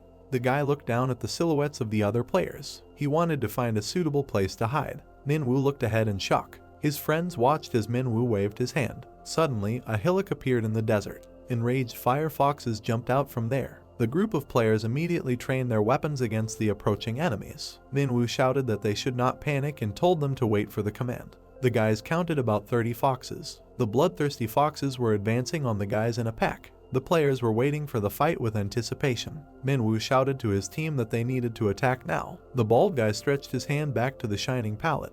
The plump guy also stretched his hand towards it. The group of players was surrounded by transformer towers. The foxes tried to get through the electrified transformers. They were immediately hit by a powerful electric shock. All the foxes in the area began to be hit by a powerful discharge of electricity. The guy and the girl looked at what was happening in shock, wondering if the plan worked. Manhwa looked ahead with glee, realizing that the foxes were stupid, since this was not the age of antediluvian weapons and primitive toys. He immediately rushed into battle with his team with swords, wanting to show off the full power of the technology of the second-floor humanity. The plump guy shot light from a cannon, while the mage fought behind him. The guy answered the commander that they had already won more than half, and if they continued in the same spirit, then catching the fiery fox was a matter of time. The brunette looked back sarcastically from under his brows. He joked about his subordinate that when he opened his mouth, it would be worth killing at least one monster. The bald guy and the red-haired girl fought side by side. The girl noted that she was nervous and vain because of this gate, because there was nothing complicated here. The bald guy replied that it was because they joined the Chenghe Guild. Suddenly, a large shadow covered the guys. The bald guy looked up anxiously, trying to understand what was happening.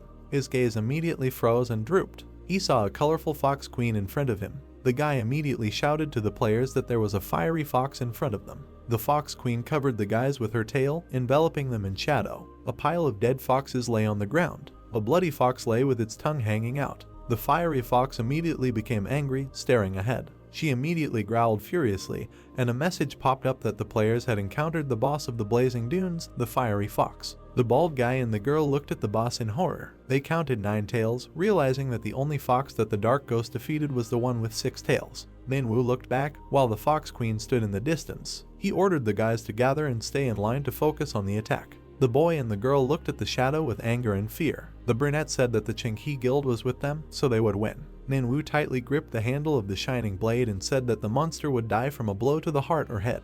The fiery fox opened its fiery mouth. The commander realized that the trap he had prepared was several times more powerful than the one they had already used. He understood that if the monster got caught, it would not be able to free itself. The brunette looked at the bright light with glee, anticipating victory. He understood that if he caught the fox today, he would surpass the gloomy ghost. The fox queen looked at the guys angrily. She immediately rushed to the attack, emitting a stream of fire from her mouth. The players lay unconscious on the sand. Manhwa clenched his hands into fists, looking at the ground. Not far from him stood a broken trap. He thought that the weapons, the traps, the strategy, none of it worked. Tears welled up in the eyes of the squad leader. The fire fox was waving its tails. Manhwa didn't understand how to defeat such a monster. He thought that it was impossible. A fireball appeared above the dungeon boss. Manhwa sat motionless on the sand in front of the boss, wondering if he was really going to die like this. The protagonist appeared in front of the squad leader. He raised his tearful gaze, looking at the back of his head. The protagonist stood motionless with his back to him. Manhwa asked Junho what he was doing, telling him to get out of there. The protagonist began to draw his sword, while Manhwa looked at him with an angry look. Junho said that everything would be fine. The fox opened its mouth, preparing to hit with a fireball. It immediately launched the ball towards the players. The squad leader covered his face with his hand from the bright light, thinking that this was the end. The protagonist cut the fireball with his sword. He looked menacingly from under his brows at the fox. Manhwa's eyes widened in bewilderment. The protagonist's hand was shaking slightly, clutching the sword. Junho turned his attention to the hand, thinking that they had rushed too much. The player began to heal the wounded guys. Junho wondered if the fox would be satisfied with just this. The player lifted Manhwa while the protagonist stood motionless. Junho told the commander to take the survivors and leave. The commander asked what about him. The protagonist turned his back, looking at the commander. He held out his sword in front of him, smiling maliciously. Junho said that of course he must finish this creature. The protagonist stood with his back, looking at the fiery fox. The dungeon boss made his move. He raised his head and opened his mouth wide.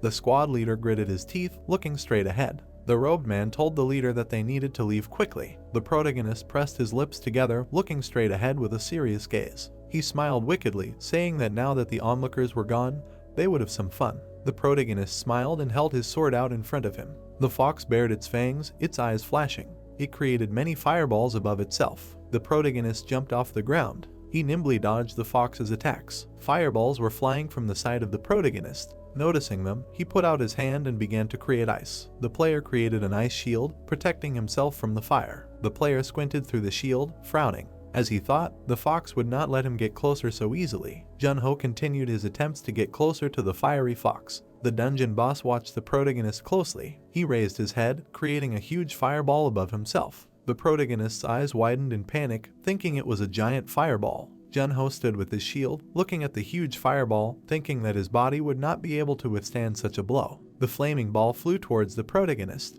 It crashed into the sand, creating an explosion and raising clouds of dust. Clouds of black smoke began to emanate from the impact site. The firefox stood motionless, looking at the clouds of smoke and sand. The dungeon boss twitched his nose, smelling the scent. He angrily swiped his paw towards the smoke. The smoke was cut by the blow, revealing that there was no one there. The protagonist suddenly appeared from above, preparing to attack him. Junho landed on the fox's face, clutching his sword, from which he jumped into the air. At the same time, the fox struck out with fire from its mouth. An ice platform began to form under the player's foot. The protagonist pushed off from them by creating ice platforms. He thought that the fiery fox's power was directly proportional to the number of its tails. The player began to freeze his sword. He looked menacingly at the dungeon boss, thinking what would happen if their number was reduced. The protagonist, emitting blue energy, quickly attacked the fox's tails. The protagonist slid along the ground after cutting off several of the boss's tails. The protagonist smiled maliciously, thinking that its power would obviously decrease as well. The red gate was in the middle of the street. Two guys were sitting near a tent, eating noodles. The brown-haired man said that 10 hours had already passed since the players entered the portal.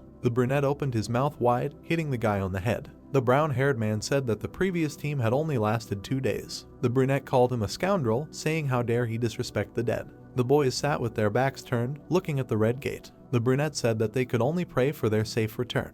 Ice shards flew through the space. The fox swung its tails in a rage, its mouth wide open. The protagonist stood in front of the monster, holding a sword in his hand. He asked the fox that this was the first time she felt such pain. A shadow covered the face of the protagonist, who was shining with his eye. He said that she had never had worthy enemies or competitors, and all she did was hunt countless players, asking that she could not even imagine that now she herself would become prey. The fox looked at the protagonist with narrowed eyes, flashing orange eyes. The monster furiously swung its paw, preparing to attack Junho. The fox dealt a powerful blow to the area, creating a small explosion. The monster raised its head, turning around. Junho, emitting a blue aura, was quickly heading towards the monster's neck. The protagonist's eyes widened, looking at her with a bloodthirsty gaze. He asked where she was looking. The fox's yellow eye was shining brightly. The protagonist struck the fox right in the eye. Fireballs appeared above the monster's head. The protagonist quickly advanced along the ground, clutching a sword in his hand. He swung his weapon, striking the monster with blue aura. The monster opened its mouth in pain, falling under Junho's attacks. The protagonist jumped away from the fiery fox. It opened its mouth, gathering magical energy near its mouth. The monster threw a fireball at the protagonist. The protagonist bared his teeth in a sly smile, frowning. He said that this trick with the fireball again, asking why she was mad because she knew that she would die soon. Junho stretched out his hand in front of him, emitting a blue aura. He clenched his hand into a fist, looking at the fox with a cold gaze. A huge block of ice pierced the monster's body. Junho said that it was too late. The protagonist stood in the middle of the desert, looking at the fox. Junho widened his eyes, sighing heavily. The protagonist began to fall to the ground exhausted. The protagonist fell on his stomach, lying in the sand. System notification. He defeated the fiery fox, and as a reward, he received the fiery fox core. Gray clouds floated in the night sky. Reporters were waiting for the players at the portal. A woman shouted that they were leaving. The guy with the camera said that it couldn't be, asking if they really captured them. The portal began to glow green. The reporter said that the previous team spent 2 days in the gate and eventually failed, but they only needed 13 hours. The brunette held a microphone to her mouth, looking into the gate. She said that the players were leaving the gate, which turned green. A player in white sneakers came out of the gate. The brunette said that all attention was focused on the player who was the first to come out. A player came out of the gate carrying his comrade on his back. The brunette said that this was player Manhwa from the Qinghe Guild. The green gate illuminated the street. The reporter shouted that they would like to interview him. The medics shouted for him to carry the injured man to them. A player was lying on a stretcher as the medics wheeled him in. A man in a brown robe stood near the microphone. Junho was lying with his eyes closed and his mouth slightly open.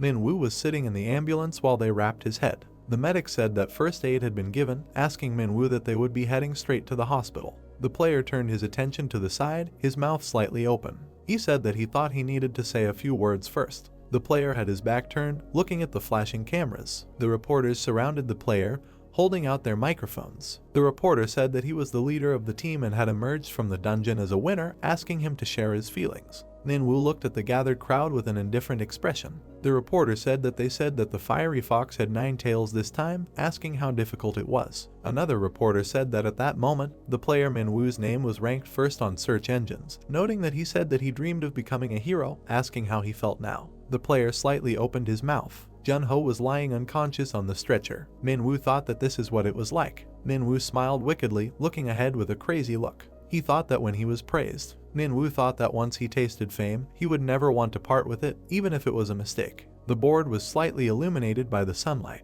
The teacher said that they needed to talk about their plans for the future. The teacher stood by the table with a wide smile. She said that they would start with Manhwa. The childish Manhwa smiled widely, raising his eyebrows. He said that when he grows up, he wants to be a great hero like the Dark Ghost. The player narrowed his eyes, pursing his lips. He stood in front of the flashes of the cameras, saying that however, this place does not belong to him. The green light from the gate illuminated the sky. Manhwa said that he will tell them everything that happened inside the gate. The protagonist slightly opened his eyes. His gaze caught on the IV next to him. He asked that this was a hospital. The protagonist turned his attention to the side. The man sitting next to him asked that he woke up. A girl was sitting next to the bed, smiling at the protagonist. The protagonist called out to the secretary Si-yoon. The protagonist slightly sat up, while the secretary held a tablet in her hands. Si-yoon said that it was already 6 a.m.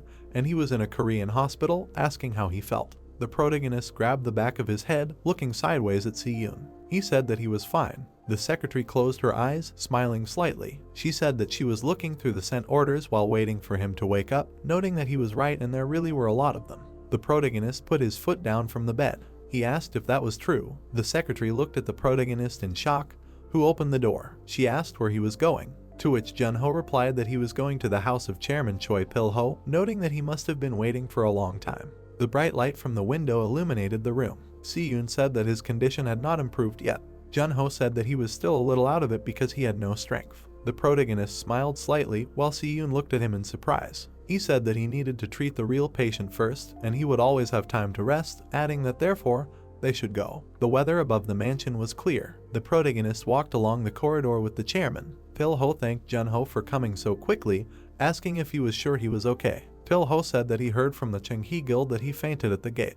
The protagonist smiled awkwardly, clutching his head with his hand. He said that he simply fell asleep due to fatigue. Pilho said that it was clear. The chairman stopped at the door with the protagonist. He said that this was his daughter's room. The protagonist opened the door, walking inside. The girl's emaciated arm was lying on the blanket with an IV drip. The girl was lying in bed, illuminated by the sunlight. Junho frowned, looking at the girl with concern. He thought that her condition was even worse than he thought. The protagonist opened his inventory, taking out the core of the firefox. He said that it was time to begin. Junho looked at the chairman in fear, who covered his eyes with his hand. Junho quickly put the core back into his inventory. He said that he completely forgot, noting that a normal person could get hurt by the heat of the core, asking if he minded waiting outside. The chairman looked at Junho with concern. He said that he should have asked earlier, but was he sure that it was okay to use such a dangerous item on his daughter, and would she be okay, noting that he was very worried. The protagonist stood with his back turned, looking at Pilho. She said that of course, not everyone can perform this operation, adding that he learned how to do it from the Dark Ghost, so he had nothing to worry about. Pilho said that it meant that the president of Deokgu told him. Junho said that it was right. The chairman shook the protagonist's hand. He lowered his head, looking at the floor with a sad look. He asked Junho to take care of his daughter. The protagonist smiled slightly, looking at Pilho. He said that it would be over soon. The door to the room slammed shut. Junho walked over to the chairman's daughter's bed. He took out a brightly glowing core from his inventory. He thought that her condition was even worse than the patient he treated earlier, and first he needed to melt her frozen magic power with the core's heat. The protagonist's eyes widened in confusion. A black aura was coming out of the girl's body. System notification. He sensed a mid-level dark energy from the object. He could absorb the dark power using the freeze skill. A system notification appeared. As he absorbed it, his magic points would increase. The protagonist didn't understand what it was. The protagonist recalled how he killed the fox with ice and created a shield. He noted that the freeze skill, devoid of any drawbacks, an almighty skill used for attack and defense, was also able to increase magic points when absorbing dark power. The protagonist peered at the system notification about the increase in magic points. He thought that even the Dark Guardian skill did not have such a function. The protagonist's eyes widened, recalling how he sat on the chair. He thought that the freeze skill could absorb the dark power emanating from the Ninean Rupture Syndrome, and what if the Dark Guardian skill was also able to receive something from the dark power? The protagonist squinted from under his brows, pursing his lips. He thought that he would definitely need to check later. The brunette was lying on the bed, completely emaciated. Junho thought that he would deal with this later, but for now, he needed to end the Ninean Rupture Syndrome, and if he did not hurry, the patient could get worse. The protagonist extended his hand above the girl, emitting blue energy. He thought that he needed to get rid of the dark power sealed in her body. The girl's body began to shine with blue light. Junho noted that he would end it in one go. A bright blue light began to illuminate the space. The protagonist recalled holding the core over the girl's body. He noted that the last time, as a dark ghost, he had forcibly melted the frozen magical power with the warm energy of the core, thereby subjecting the patient's body to a high load. But he had no other choice. The protagonist absorbed the dark aura with his power. He noted that now it was different, and he would only absorb a certain amount of the dark power from her body. A bright light illuminated the surprised protagonist's face. He noted that this was to restore balance. Junho thought that this method was much safer. Chairman Pilho sat on a chair, waiting for the protagonist. Secretary Si-yoon widened her eyes, looking straight ahead. She touched Pilho with her finger, who was covering his eyes with his hands. Pilho raised his head, looking at the protagonist. Junho was wiping the sweat from his forehead with his hand. Pilho asked the protagonist about the treatment. The protagonist slightly opened his mouth while sweat was running down his face. He smiled happily, looking at the chairman. Junho said that the treatment was successfully completed, she was healthy and there were no complications. Tears appeared in the eyes of the chairman, looking at the protagonist. He fell to his knees from the chair, covering his tear-stained face with his hand. The white car sped down the road. The secretary told the protagonist that once they returned to the association, he would need to rest and refrain from physical exercise for a while.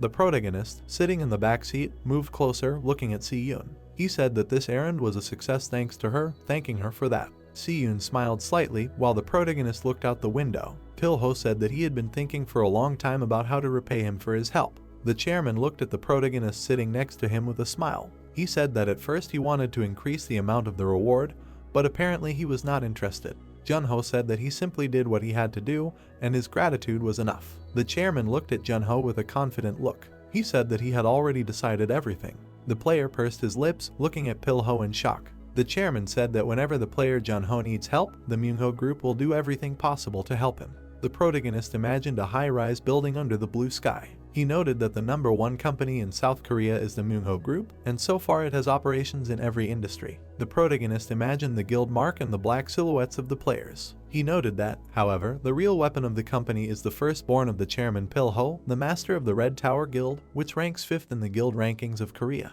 Junho noted that if the players of this guild are called at the right time, they will provide invaluable help. The protagonist closed his eyes and smiled slightly. He told Pilho that he will use this information carefully so as not to harm the reputation of the Manhwa Group. Pilho told Junho to just let them know when he needs help because he saved his family. Yellow lights could be seen from the high-rise building. Deok-gu sat in a chair looking at Junho with a smile. He said that he had recently spoken on the phone with Pilho, saying that he was so happy that his daughter had finally recovered. Deok-gu sat in a chair at the table looking at the protagonist, who was sitting on the couch. The director asked Junho how he was feeling, to which the player replied that his muscles were a little sore. The director asked the player that he was secretly taking some kind of miracle cure. The player looked at the director with a smile, opening his inventory. He said what kind of cure, and this time his level had increased significantly, adding that his stats had also increased significantly, which was probably why he felt much better. Junho said that now about the main thing. Deok-gu's eyes widened when he saw the core. He closed his eye, covering his face with his hand from the bright light. Deok-gu asked what the core of the fiery fox was. The protagonist said that it was, noting that he did not use it to cure the chairman's daughter. The protagonist looked at the fiery fox core with a serious look. He said that instead, he absorbed the dark power with his freezing skill. The director jumped up from his chair, looking at the protagonist with bewilderment. He asked that he was capable of such a thing. Junho said that the system told him, and his magic points even increased. The protagonist began to freeze the fiery fox core. The player noted that he learned something useful. He added that the freezing skill can absorb the dark power from any object. The director approached the protagonist, looking at the core with curiosity. He asked what from any object. The player said that everything was correct. He can absorb the dark power not only from an illness like the 9-yin rupture syndrome, but also from any object for sure. The protagonist looked at the puzzled director with a sarcastic look. Deok-gu asked the player what he wanted him to find a suitable item for. Junho said that this was his Deok-gu, calling him a good boy. The protagonist recalled the system notification. He told the director that however, something was bothering him. It was written that the 9-yin rupture syndrome had a medium level of dark power. Deok-gu looked thoughtfully at the frozen core. He asked the player that a disease that modern medicine could not cure only had a medium level of dark power. Deok-gu asked that then there was no point in absorbing dark power from ordinary items. Junho said that it was possible. The director looked away, putting his hand to his chin. He said that he would then search, and he studied the market for now. The protagonist said that the player market, he had not done this for a long time. Stars were visible in the night sky. Deok-gu said that he should just not create unnecessary problems. Junho asked what he thought of him in general. The weather was clear over the city. The protagonist noted that the player market was an offline market that operated not only in Korea but all over the world. People were walking along the street under the bright sun. Junho noted that there was an incredible amount of items found in the gate, and it was also popular among ordinary people, so the market was usually impossible to push through. The protagonist walked among the crowd of people. He thought about the last time he was in Insadong, noting that it had become more lively. A small child was handing a flower to a girl at a flower stall. Junho thought that after the gate appeared, people were focused solely on their own survival. The protagonist watched the scene with a smile. He thought that everything had gotten better now. The bright sun illuminated the posters on the house. Junho noted that this time, his goal was the black market after all. The girl smiled widely, surrounded herself with blue pollen and sang a song.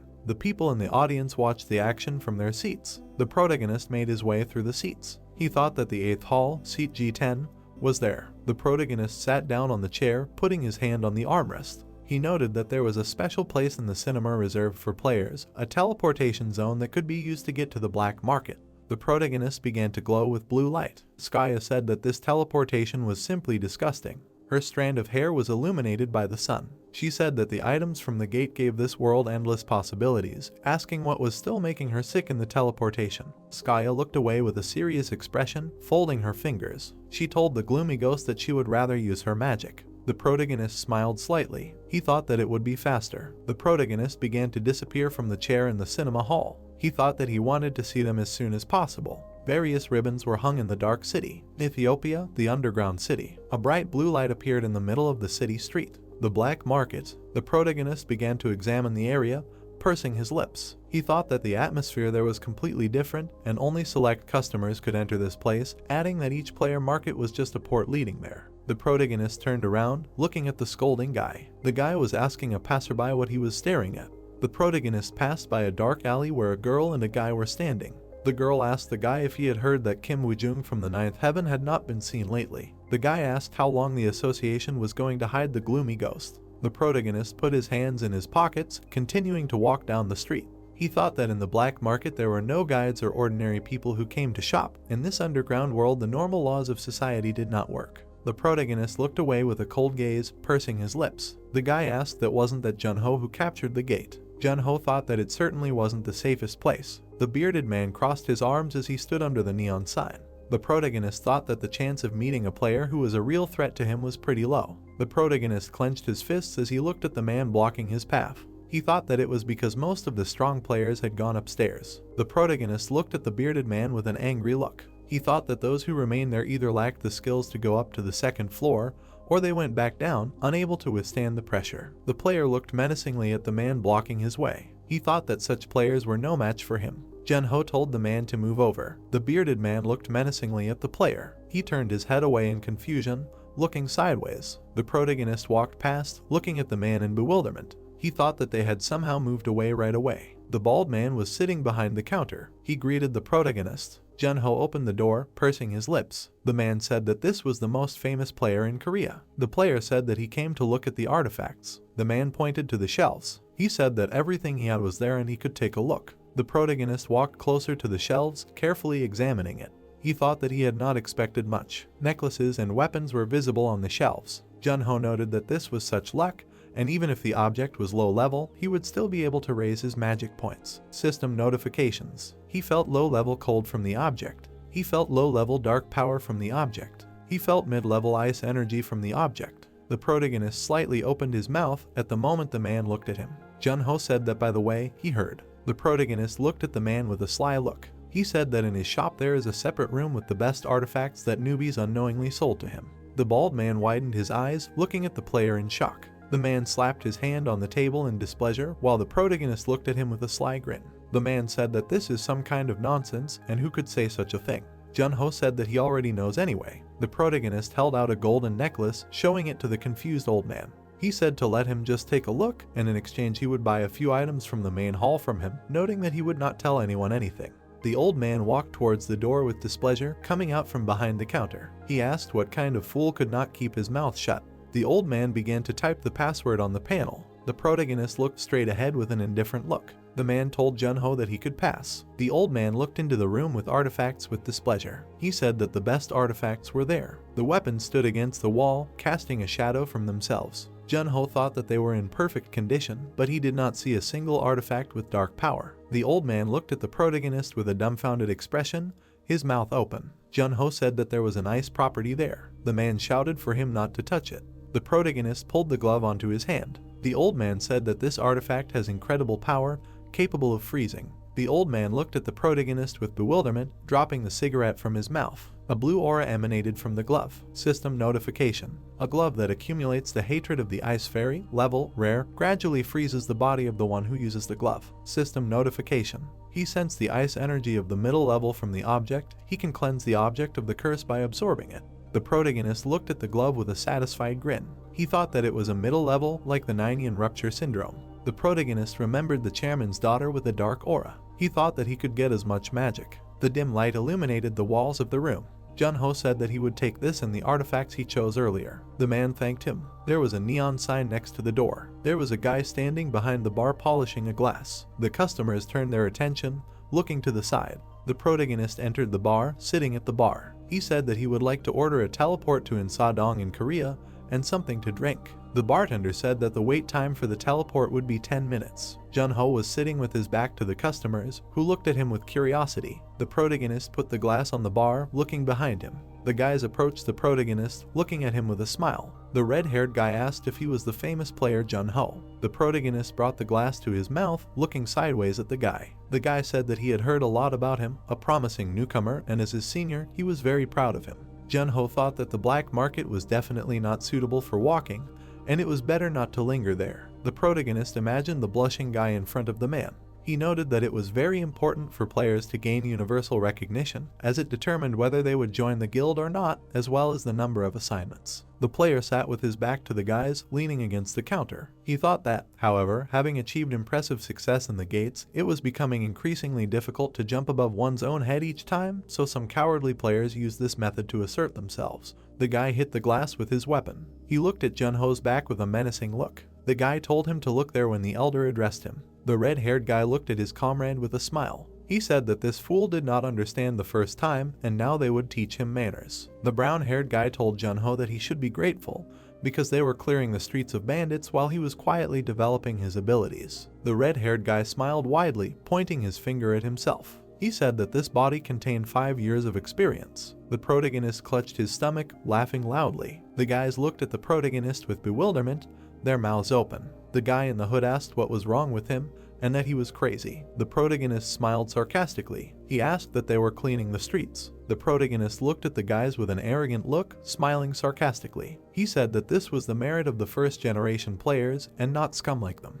Junho stood up from his chair. He said that all they do is intimidate weak newbies and try to get on the page of a cheap newspaper. The red-haired guy bared his teeth in anger and frowned. They looked at the protagonist with angry faces. Junho asked the guys what they were worth, adding that they should attack. The protagonist looked at the villains with a frightening look. He said that he would experience true pleasure trampling such scoundrels as them into the dirt. The protagonist stood at the counter opposite the 3 guys. The visitors watched the event with a smile. The guy asked that this was the same Junho that everyone was talking about. The brunette said that it was, and if they beat him there, it would make a great article. The man with a mustache stood with his back turned, looking at the scoundrels. He asked that they wanted to become famous by defeating a newcomer, noting how pathetic they were. The red-haired guy smiled slyly, looking ahead with a squint. He thought that they could chat as much as they wanted, but for now only the outcome of the fight was important. The protagonist opened the inventory in front of him, taking out a small dagger. The guy thought that Junho, who defeated the fiery fox, would be defeated, fighting the Gangnam Trio.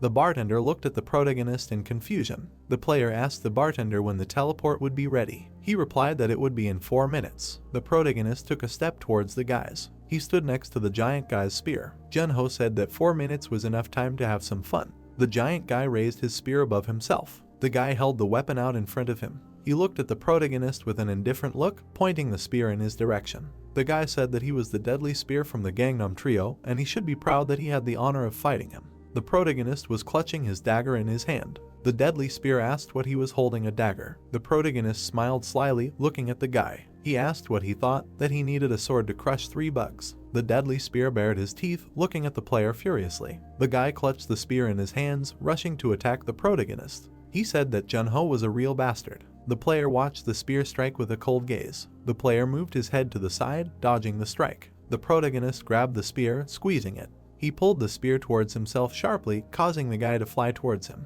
The protagonist hit the deadly spear in the face with his elbow. The visitors watched in shock, their mouths open. The villains widened their eyes, watching the protagonist. The huge guy fell on his back in front of the protagonist. His eyes rolled back and his nose was bleeding profusely. The red-haired guy stretched his hand out in front of him, starting to cast a spell. The hooded guy asked why he fell for the provocation. The red-haired guy asked Junho if he could handle it. Red thin needles appeared in the air. The red-haired guy sent them to attack the protagonist. The protagonist jumped to the side, dodging the strike. The hooded guy held his weapon in his hand, looking at the protagonist. He told him to attack. The guy swung his sword at the player, who dodged the blow. The protagonist quickly parried the attacks with his dagger. The red-haired boy smiled confusedly as he watched the fight. He thought that Junho was just a newbie who had finished off a few monsters and was sure that he had never killed a human before. The boy imagined his comrade piercing Junho's body. He thought that such idiots were too confident in their victory, so the moment they let their guard down, they would be finished. The red-haired boy looked at Junho with a crazy look, smiling widely. He asked if he understood now, noting that this was the difference between them, and from the beginning they did not intend to fool around. The boy clenched his hand into a fist, watching the fight with a smile. The hooded boy was lying on the ground, while the protagonist's leg was on his shoulder. The brown-haired boy opened his mouth wide, screaming in pain, while the player pulled his arm towards himself. Junho put the boy down, turning to the red-haired scoundrel. He looked at him with a cold gaze. The villain looked at the protagonist approaching him in shock. He didn't understand what it was, noting that he was still a brat. The 2 guys were lying on the floor, completely beaten. The guy didn't understand what Junho did to their Gangnam Trio. He bared his teeth, starting to cast a spell. He thought that this couldn't be happening. He threw his needles towards the protagonist, thinking that they weren't done yet. The protagonist made his way through the red needles. He looked straight ahead with narrowed eyes. The player thought that when he was a dark ghost, asking if he knew how he managed to defeat countless demons. The protagonist held a dagger in front of the needle. He thought that it was all about the skill with which he could read the enemy's breath. The protagonist smashed the needles, moving towards the villain. The red-haired man opened his mouth in shock, pressing himself against the wall. The player pinned the guy to the wall, looking at him with a menacing gaze. He said that his breathing was too predictable. Jun-ho raised the villain's hands above him, stabbing the dagger into them. The guy gritted his teeth and narrowed his eyes. The protagonist shoved his hands into his pants pockets, walking away from the guy. The protagonist walked up to the deadly spear lying on the floor. The player looked at him with a soulless gaze, asking that he hoped he would never see his face again. The brown-haired man bared his teeth, his eyes wide. He bowed his head in front of the protagonist, resting his hand on the floor. He said that of course, and that he would never dare to even look at his shadow. The protagonist stood with his back turned, looking straight ahead. Jun-ho glanced sideways, his mouth slightly open. The visitor shouted that he had won. The visitors began to applaud the protagonist. The customer said that the newbie had defeated 3 players with 5 years of experience, and that he would tell a journalist he knew about it. All the customers started shouting Jun-ho's name. The protagonist pressed his lips together, standing with his back to them. He thought that the world had become so strange, as if everyone had turned into players inside the game. The brown-haired woman smiled widely, looking at the protagonist. Jun-ho thought that for their own benefit, they could even kill a person, and they cared more about the winner than the victim. The bartender pointed to the teleporter, saying that it was ready. Jun-ho thought that there were only 3 ways to survive in that crazy world. The protagonist stood in the teleporter, which illuminated him with a bright light. He thought that it was to go crazy with everyone, turn off his emotions, or constantly live in agony. The protagonist looked behind him, squinting. A blue light appeared in the dark alley. The protagonist stretched upward, leaving the teleporter. Jun-ho pursed his lips and sighed heavily. A beautiful orange sunset was visible above the city. The player said that he missed his friend so much. The video showed the main character stabbing the guy with a dagger. The men in black suits were sitting in the front seats of the car. The blonde said that this video was filmed at the black market not long ago. With his excellent skills, he managed to defeat 3 players whose level was above 20. The blonde said that Jun-ho exceeded all his expectations. The girl bit into her purple ice cream, looking away. The blonde asked the princess what she thought. The girl pursed her lips, looking thoughtfully out the window. She looked at the blonde with a smile, asking his name. A phrase for a photo was heard, asking to say cheese. Jun-ho's face was very displeased. He stood gloomily next to the posing girl and thought what he was doing here. He did not sign up for this. An indignant cry was heard. How long were they going to take pictures? Let them think about the people in line. The hero looked in amazement at the huge line of people with cameras that had gathered in front of him. Insight appeared, like a red light bulb. He realized that at this rate he would only get home by nightfall. Suddenly he heard his name being called. A red-haired girl appeared on the street next to a man in a black suit. Pulling off her sunglasses, the girl asked if she could have a few words with him. Jun-ho looked at her, wondering who she was. He noticed her bright fiery hair. Light smoke was coming from the girl's hands. He thought about the heat coming from her body. Hundreds of blue files flashed through his mind. He thought that it could only be one person, a member of one of the most powerful guilds, one of the big 6. He imagined a girl on fire with a dragon symbol in the background and thought that this was the so-called princess of the Dakibai Guild, Gong Juha. The girl handed him a black and gold business card, telling him not to think that she was some kind of crazy person. Looking at the card, the guy thought that Dakibai themselves had come to him, wanting to hire him. What a nice feeling. Standing next to the brunette, Juha asked if they could discuss the offer of working at a nearby coffee shop. If he was willing, of course,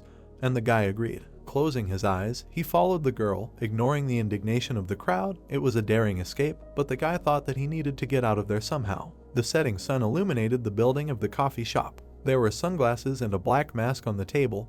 Juha said that she hated going outside, and it was so hot, now she couldn't do without a mask and glasses. The hero asked, isn't she a fire-based skill specialist? The girl sat opposite the guy and fanned herself with her palm, saying that was the problem. In fact, she liked the coolness. The blonde in the suit handed her a chocolate milkshake. Jun-ho thought he heard. Even demons were afraid of her. She looked like an ordinary girl, but she really was the so-called princess of Dakibai. The brunette took the white mug and thanked her. Looking at the girl with a plastic cup, he asked, what did the Dakibai Guild want from him? He almost spilled his coffee when he heard the question, will he join them? The girl closed her eyes when she heard that she was quite straightforward and replied that the deputy head told her to hire player Jun-ho and she was not eager to waste time. Pointing her finger with a smile, Juha said that she had to evaluate him in person and he passed her test. The guy with a mug in his hand asked what criteria, and heard the answer that first of all, his achievements. He had already achieved a lot, so she immediately liked him. With an inscrutable face, the guy heard that he was the so-called super rookie. Junho took a sip from the white mug, thinking that there really was no one who surpassed him in experience right now. The girl said that she also highly appreciated his martial arts and potential. Holding a straw in her hand, the redhead heard the assumption that she must have heard about what happened in the market and confirmed, saying that he was very good at fighting. She said that she wanted to check one more thing: is his main ability really just E-rank weapon handling? The guy put a cup of hot drink on the table and confirmed it, thinking that it was written in his official profile. Juha said with a smile that he never ceased to intrigue her. She waved her hand and said to think about it. He had already managed to build a career with one D-rank skill, so what would happen if he added others to it? She slapped her palm on the black folder with the golden logo and said that if he joined the guild, he would have access to books on various skills. In addition, the coordinators would also make a special route through the main gate so that he could develop faster. Junho opened the folder with the incentive systems and educational benefits and said that it was impressive. He thought to himself that not only did they have huge resources, but their incentive and payment system was also much better than the associations. Turning the pages, the guy thought that now it was clear why strong players did not stay in the association. Guilds do well for a reason. The girl presented the Golden Guild logo, saying that she thought he knew that Dakibai was one of the best in the world. Besides, they knew more about the second floor than the association. Looking, Juha said, didn't he think it would be better if he joined them instead of staying in the association? Taking the glass in her hand, she asked what the guy would say, but he remained silent. With a slight smile, the heroine looked at the brunette, thinking that she saw no reason to refuse. After all, this was the Dakibai Guild. Besides, the commander came to him personally. Lowering his head, Junho said that he had to decline her offer. However, the girl hurried in, waving her hand, said that now he could talk to her informally. Realizing, she jumped up, slapped her palms on the table and screamed, "Why?" Junho imagined the gold coins, thinking that of course, by joining the guild, he could quickly earn money and fame. But there was no such thing as a free lunch. He imagined the red and black silhouette of the puppeteer, thinking that he would have to follow all the guild's orders. He imagined Juha and the other guild members walking forward, thinking that maybe it would be useful for him now, but one day the guild would become a shackle for him. With an awkward look, the redhead asked if maybe she had explained something unclearly, to which she heard that the guy understood that this was a great offer. Touching his chin, the brunette looked at her. He asked the girl, who raised her hand, if she knew the saying that the head of a snake is better than the tail of a dragon. The redhead answered that she understood everything. She sat back down on the sofa, thinking that the head and snakes were better than the tail of a dragon. He was smart, really. Even if he joined the guild, he would have to try hard to reach a high position. She opened her eyes, thinking that the competition was quite fierce, the elite competing with the elite. Sitting opposite, she asked again. He really refused, and the guy apologized. Getting up, the redhead said that there was nothing to be done. She could not force him. Pulling aside the fabric of the curtain, she said that she would give advice. He should be very careful in the future. Junho covered his mouth with his hand in fear and asked if she was going to take revenge on him, to which the girl indignantly screamed that no.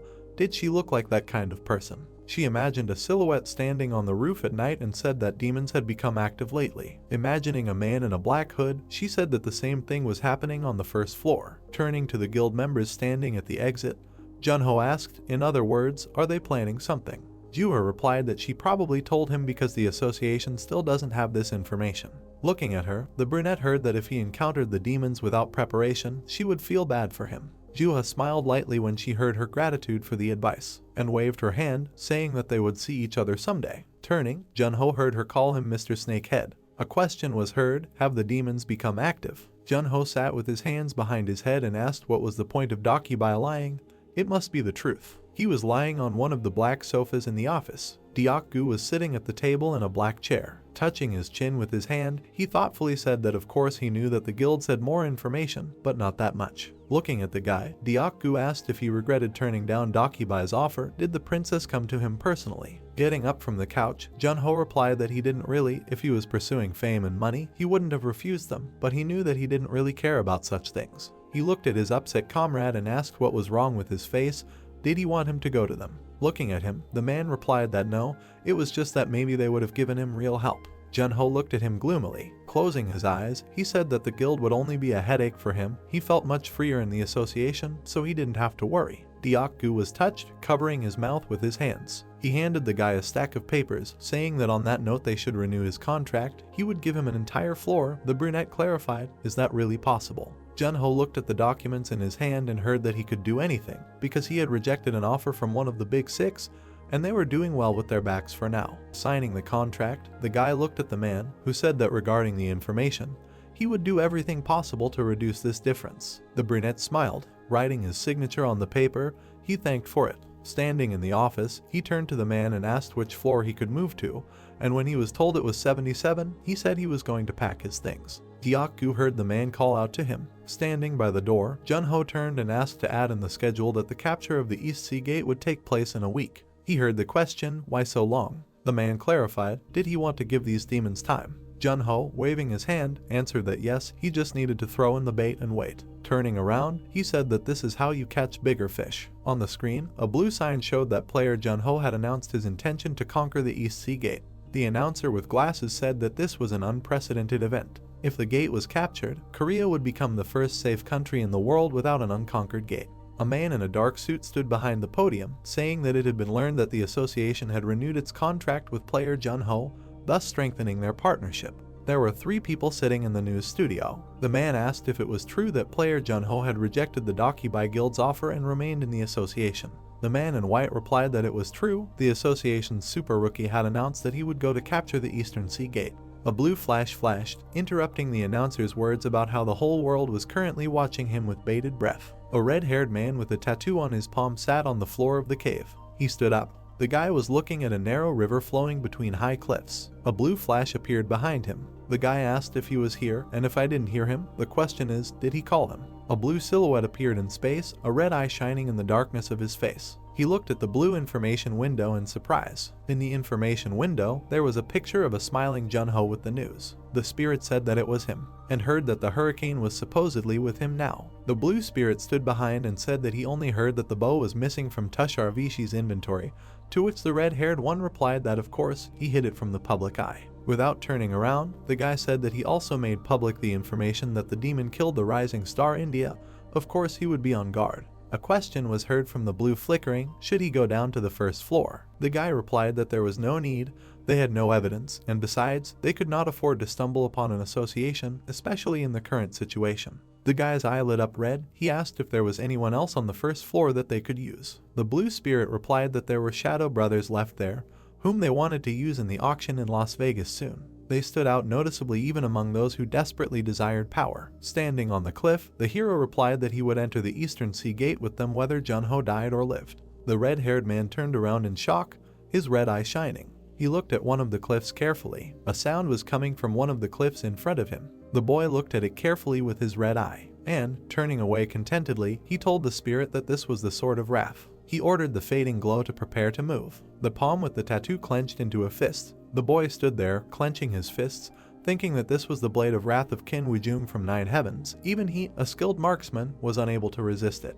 The eyes were shining red. He thought that because of it, he could not go down to the first floor and get the hurricane himself. It was mocking him. A white fog rushed by. Looking forward, the red-haired man said decisively that he would see how soon Junho's luck would end, and he, Cal Signer, would personally monitor it. Sweat was pouring down Junho's face. He looked at the information window and asked, did he take the bait? The guy was doing an exercise on the mat, saying that the players from America, the Shadow Brothers, would participate in the capture of the East Sea Gate as doctors. Too suspicious. As he stood up, he said that he asked Si-yoon to find out everything about these guys. He threw his head up, thinking that now. The brunette's eyes glowed purple. Bright purple-black rays shot up around him. Flashes of power rose up. Junho stood in the middle of the purple-black swirl, thinking that he needed to learn how to use magic in a state of energy exhaustion. It was a little dangerous, but Skaya showed him a method that could achieve the best results. The boy looked at the black and purple curl, and stroked it with his hand, saying that it was like a warm greeting. The look in his eyes was serious. The brunette thought that in the Eastern Sea Gate, he was not going to be careful with the use of the darkness passion skill. There was a dragon hovering near the trees and the wall debris. Junho thought about the gate, the Eastern Sea, on the island of the Forgotten Dragon. Judging by the name of the gate, there is a high probability that the first-class monsters will resemble dragons. Dragons are one of the strongest species among the first-class monsters. The player thoughtfully looked at the blue information window, reading that the capture conditions are to eliminate the nameless dragon. On such a powerful beast, beginners will not be able to leave even a scratch. He remembered how he stood in front of the red dragon with a sword and thought that he had tried to defeat them in the past, but since he did not have the flying skill, it would still be difficult for him to deal with them. Standing in front of the blue information window, the player thought that he should either grab the dragon's scales and fight on it, or bring it down to the ground. Looking closely at the glowing window, the guy chuckled. A message from Si-yoon appeared on the phone, saying that she was sending materials on the request of the Shadow Brothers and a file. He thought that this was very fast. Looking at the phone, the hero read Vincent Edvar, a group of 2 players operating in America. He imagined the silhouettes of 2 men in cloaks. They are veterans who have successfully completed more than 200 missions. They are trusted to protect VIPs. This is a special case when both brothers have developed a shadow skill. He imagined several video cameras. This is what they said when they were interviewed in their homeland and asked about the reason for participating in the capture of the gate, the Eastern Sea. 2 brown-haired men, one with short and one with long hair, answered that they were imbued with Junho's boundless determination. The guys were standing behind the podium and heard the question if they were confident in their victory. The brother replied that they were just showing him their respect. The guy with short hair said that the player who completed the mission in the most impregnable places. And the guy with long hair continued that they were very excited that they could help such a person by capturing the last unconquered gate, Korea. Junho asked with a smile if he could take advantage of this. Seagulls were flying in the blue sky. A bright wrapper lay among a pile of garbage. A sign hung on the barbed wire fence, beach, danger zone, emergence of the gate. A blue portal was shining brightly on the seashore on the day of the capture, brother, the Eastern Sea. Deok-gu looked at the crowd of journalists with cameras and said that not only Korean reporters had gathered here, but also foreign ones. The whole world's attention was riveted to the capture of this gate. The man excitedly touched his chest and asked if Junho was worried, to which he heard that he was now incredibly excited. Not expecting such an answer, the man turned around in amazement to the back seat and asked again, worried. The brunette sitting in the back seat showed the phone, saying that these bad toys would make anyone nervous. The elder reminded that he told him to throw away this phone. Why was he still using it? Deok-gu discontentedly threw a roll of paper at the guy and asked why he was so carefree. This gate had already killed more than 500 people. Junho replied that it was not that he was not worried, he just did not have the jitters. Sitting in the chair, he said that he defeated the Frost Queen herself and now he should worry about some unknown dragon, who does not even have a normal name. The man replied that perhaps it makes sense, but today he will not be alone. A man's leg appeared from the car and words were heard, with Shadow Brothers. 2 guys got out of the car. Junho said that since there were only 3 of them participating in the capture, there was a high probability that they were collaborating with demons. Judging from their profile, they were quite strong, and he was worried that they might attack him from behind. Deok-gu looked out the window at the reporters surrounding the car and said that they had no evidence. But he had a bad feeling about this. He would gladly cancel this performance of capturing the gates now. Looking at him, Junho told him not to worry. Even if they decided to pull a trick, he had a plan. The 2 men greeted the brunette with a smile. One of them extended his palm to shake his hand and said that they were his fans. The dark-haired youth shook the man's hand with a serious face. He said that they heard that he managed to capture 2 gates. The short-haired guy clarified that with such a skinny body, it was incredible. Junho grinned. Looking at his interlocutors, he said in English that there was nothing special about it. The guys were standing surrounded by journalists with their cameras on. One of them put his hand behind his head and said that they didn't know that he also spoke English. The young man explained that he had a friend from England. The men smiled. Looking at each other, the long-haired guy said that in this case there was no need to worry about problems with the synchronous, explaining that he was afraid that the capture operation could be jeopardized, knowing the translation abilities of the Vita. The men smiled. Looking at the brunette standing in front of them, one of them said that there were the last uncaptured gates of Korea, explaining that this was very important and they would do everything in their power. The guy grinned, looking at them and told them not to worry because he was well prepared. Deok-gu sat in the car with a serious face, watching what was happening. One of the journalists explained that the players from the 2 countries exchanged friendly greetings. If they achieved the goal, Korea would receive the status of the safest zone in the world. The 3 stood in front of the gate entrance. The voiceover asked what was the most exciting moment when capturing the gate.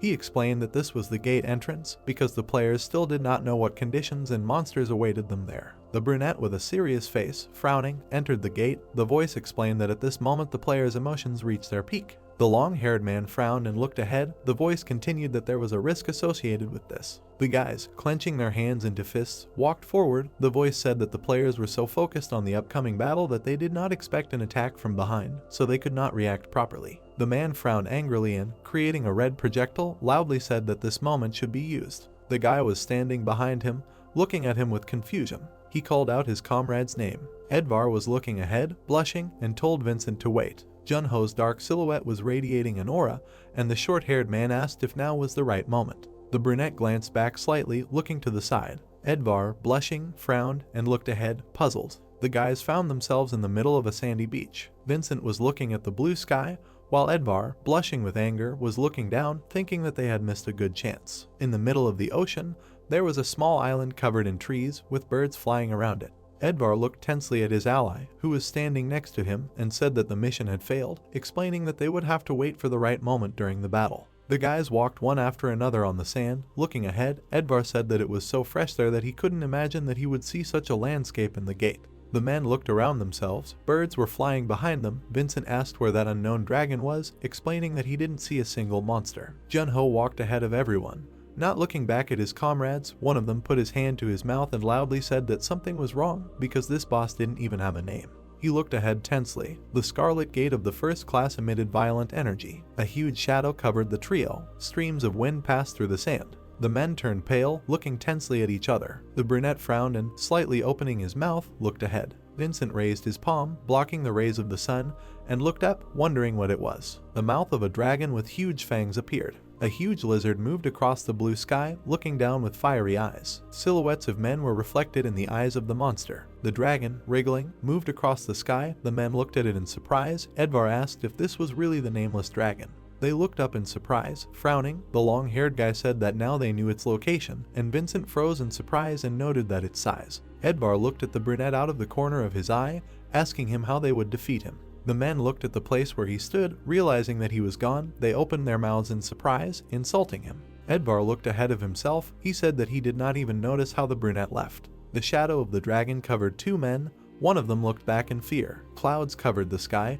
The monster loomed over them, looking at them with burning fiery eyes. While they looked at it in surprise, a system window appeared, saying that they encountered a forgotten dragon. Clouds completely covered the sky. The dragon rose. The lizard began its attacks, launching lightning at the guys. The men ran away. Junho stood on a tree, watching the guys try to avoid the monster's attacks. He smiled, leaning on the tree trunk, and said that now he will check whether they were working with demons or not. The dragon's attacks flew straight at the men. Edvar frowned and looked to the side, cursing. He stopped and, spreading his arms, used an ability, calling out shadow soldiers. He shouted at his comrade to find the brunette while he distracted the dragon. The man looked to the side, and when his ally asked if he could handle it alone, asked if he had forgotten who he was, ordering him to bring the brunette to him as quickly as possible. The dragon hung in the sky, watching them. One of the men quickly ran to the side, while the other stayed to distract the lizard. The monster opened its mouth a little, developing in the sky. The green soldiers stood, holding their weapons in their hands. While the silhouette of the lizard was visible in the sky, the man shouted at the dragon to attack, calling it a worm.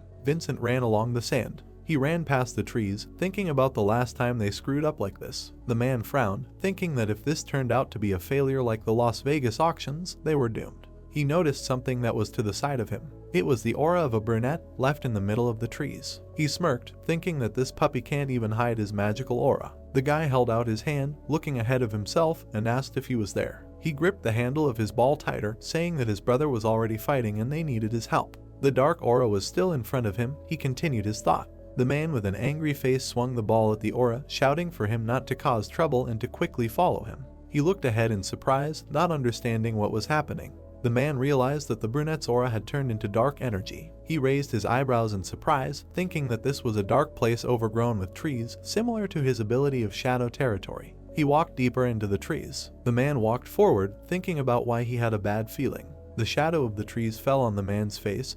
He thought about what was happening there, explaining that just now his magical aura was felt so clearly. The man frowned and turned around, continuing his thought by saying that now he did not feel anything. The image of the brunette appeared behind him. Vincent was surprised. Junho realized that they really were demons. The man looked at him out of the corner of his eye. The young man jumped from the tree, landing on the ground. He stood not far from Vincent, putting his hands in his pockets. The man asked what he meant. The guy sarcastically asked if he needed to say it in English, and added that they were demons, and stopped pretending.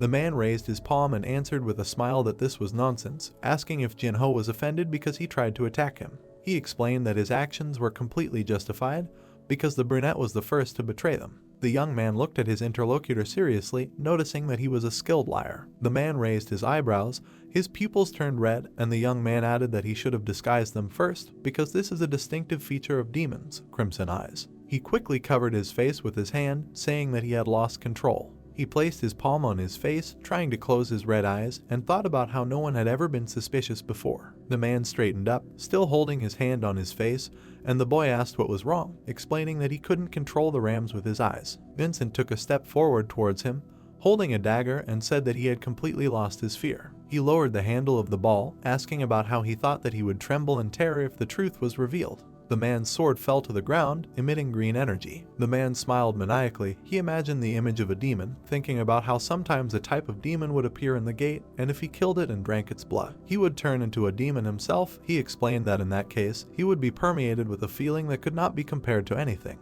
The man used beams as his attack. He raised his hands, looking at the brunette, and said that he would first get rid of his useless legs. The demon put his hand in front of him, aiming the projectiles at the guy. The guy stood with his head down. The projectiles were approaching him at high speed. He looked up. The brunette used the skill Night Step. The man's projectiles flew through his skill. He frowned and looked ahead, not understanding what happened. The guy's aura was swirling around the man, who did not understand where he went. The silhouette of a young man appeared behind the demon. He looked to the side with red eyes. Vincent tried to attack the young man with his sword. The aura of the young man moved around the demon. Streams of black energy floated through the air. Junho said that when he got used to the skill, he learned other things. The man looked around. The space around him was covered with black energy. The guy began to list what he was able to learn. The darkness began to thicken. The man carefully looked into it, and Junho wondered what would happen at the next level. The silhouette of a dragon was visible in the sky. Shadow soldiers tried to attack the lizard. Edvar stood behind, looking at the sky, and thought that he could not do anything, because the monster did not even descend below the level of the clouds. The man glanced at the foliage out of the corner of his eye. A frowning Vincent jumped out from behind the trees, calling his brother by name. The man put his hand on his hip and looked at him coming out of the foliage. He asked why he was alone and where the brunette was. The demon explained that he was strange. The man screamed, frowning, saying that Junho realized that they were demons. He explained that he even used devil energy, but could not sense his presence because the young man somehow hid his power. Edvar looked at his brother in confusion, stopping his monologue with his hand, and asked how he managed to escape. Since he was so capable, why did he miss him? The demon put his hands out. Edvar stood in front of him. He said that it was true, because that feeling was definitely there. The man insulted his brother, saying that he fell for the guy's divorce because they were separated. And why would he miss such a chance? The men calmed down and looked at the sky. Edvar said that it did not matter anymore and asked his brother to help him, explaining that while he distracted the dragon, Vincent should attack the lizard. The monster was writhing in the sky. The man asked his brother if he was really that strong. He replied that it was therefore problematic to attack this monster, adding that they were on the ground. The demon imagined a dragon scale in his head, saying that he had heard that dragons had such a flaw as a reverse scale. He explained that it was one scale, turned in the opposite direction from all. The man looked up. Vincent suggested that he, using the shadow movement technique, would rise up. He opened his mouth wide, starting to attack the demons. Edvar frowned deeply and began to shout for his brother to dodge. And so the monsters flew right into the men who were trying to escape. The shadow soldiers disappeared. Blood flowed from the demon's wear, which he covered with his hand. He cursed and said that the dragon expelled him with a shadow soldier and dealt damage directly to him. Vincent looked back, looking at his brother, who was kneeling on one knee, and called him. The demon lost control. His pupils turned red. He raised his hand and told his brother not to worry about him and to act according to the plan. He agreed. Vincent raised his hand, looking at the sky, and began to use the ability. The demon's eyes turned completely red. Swinging, he tried to attack the lizard. The green beam flew straight at the monster, and so the men hit the dragon. Smoke came from the place where the beam hit. The dragon opened its mouth. The men looked at the sky. He said that he aimed at the eye and missed, but he was no longer flying so high. The demon used the shadow movement technique. With the help of this ability, made 3 dashes, reached the lizard. He landed on the lizard's body. The man looked up. He looked at the dragon's head, maintaining balance, and thought that he needed to aim higher. He noticed one scale that was not positioned like the others and thought that he had found the reverse scale. He used the ability again, making several jerks on the lizard's body. The man landed on him, grabbing that scale. He gripped the surface of the reverse scale tighter. The demon tore it out of the dragon's body, smiling, and shouted that everything was ready. Small lightning bolts began to sparkle from that place. The man raised his eyebrows and looked down in surprise. Lightning filled the sky. Edvar looked at the sparkling power of the dragon, shouting his brother's name. Junho stood on a tree, holding onto its trunk. He watched what was happening, insulting the demons. Edvar looked at the dragon, exclaiming loudly. A black substance spilled behind him. Suddenly, his ally was struck by an attack. Blood gushed from his body. The man returned to him. Vincent said that they failed. His brother asked what he meant. The dragon opened its mouth, attacking the men. The young man watched from behind the foliage. He said with a calm expression that the whole thing was that they touched the reverse scale without thinking about the consequences. The dragon created new charges. The guy thought that beginners who encounter a dragon for the first time are often mistaken about this, and of course, the reverse scale is the dragon's weak point.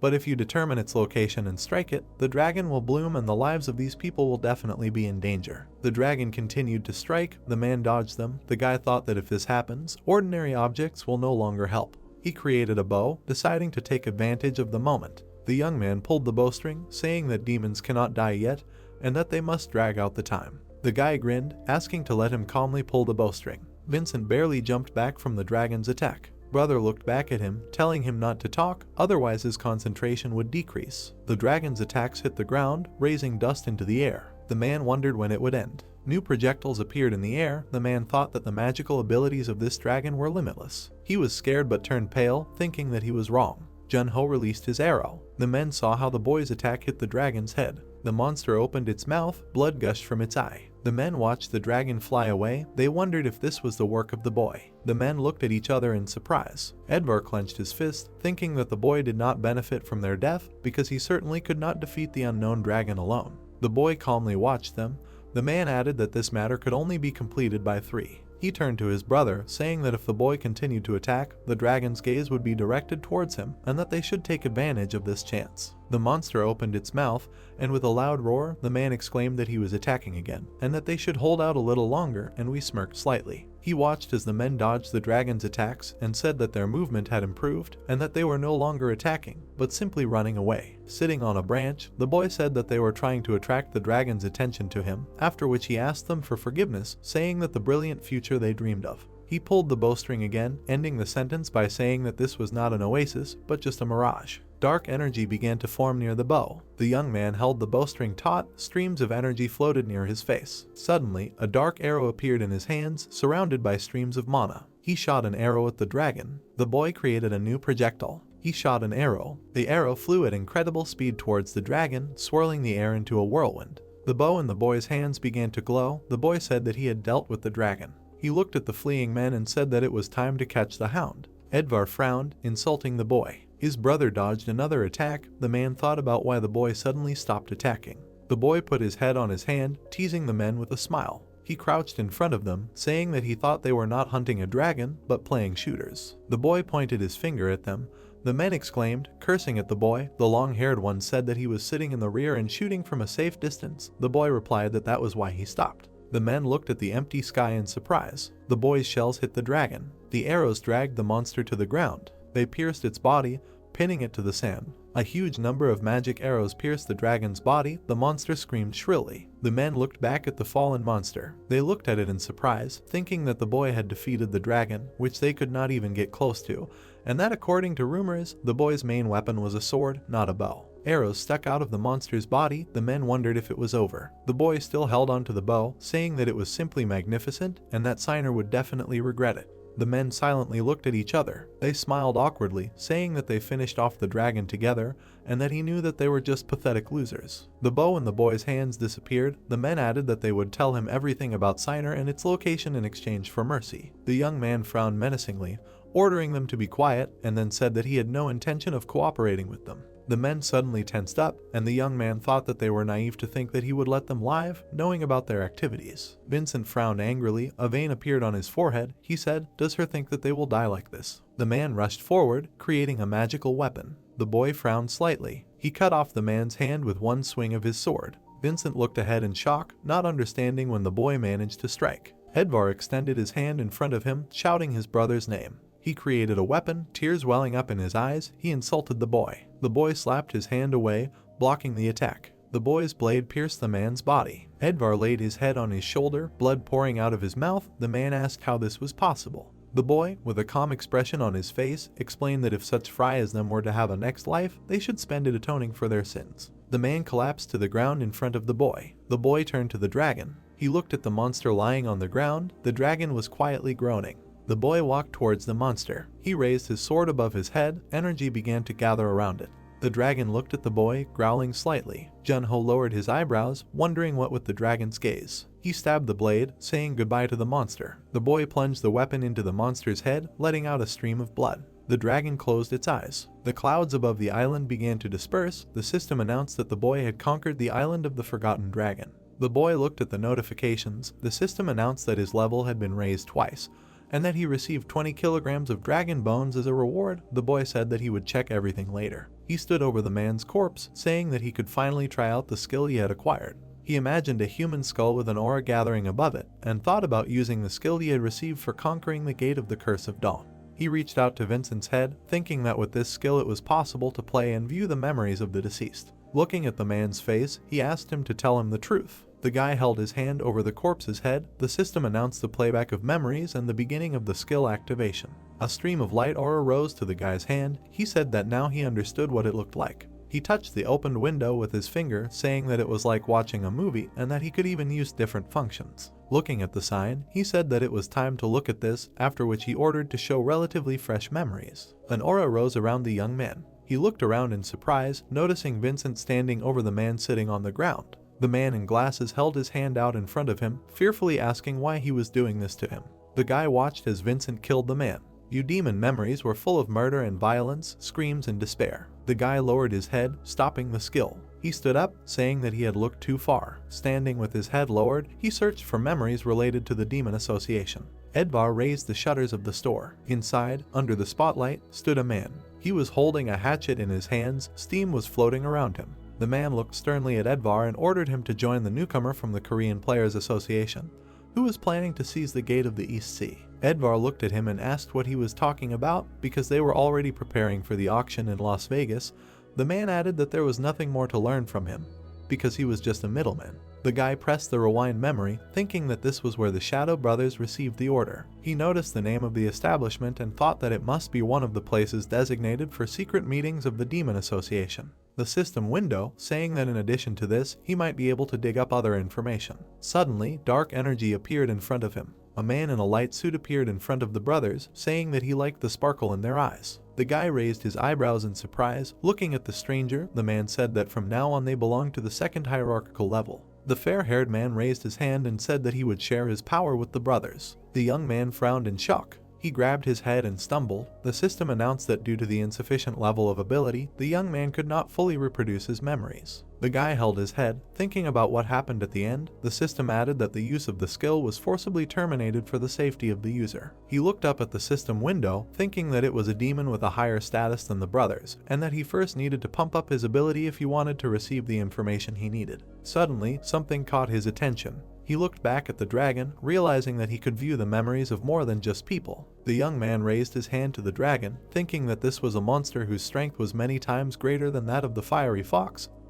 But he didn't even have a real name. The monster lay with its eyes closed. The young man said that it was time for him to begin. A shining aura began to emanate from the dragon, asked him who he really was. In the monster's memories, there was a blurry silhouette of a man. The bald old man said that for 5 years, 3 countries have been unable to end the protracted war, and then asked the dragon if there were any cries for peace addressed to His Majesty, because people wanted to live in peace. The dragon looked away, saying that the peaceful life he was talking about was something he had never known. The dragon's shadow looked like a man wearing a crown. He said that this was a war that had not ended yet. The young man opened his mouth in shock, looking at these memories. The dragon added that even now the great northern country was waiting for the right moment to take away their lands, so there was no talk of peace. His Majesty raised his hand to his face, referring to himself in the plural. When he suddenly fell silent, the old man exclaimed loudly. The emperor looked at his hand, noticing the blood splashes. He turned to the monk and asked if he had heard of the legend of the sacred dragon that protects the great country. He placed his hand on the fence. The monk assumed that this was a common belief. The emperor added that he had already thought about it.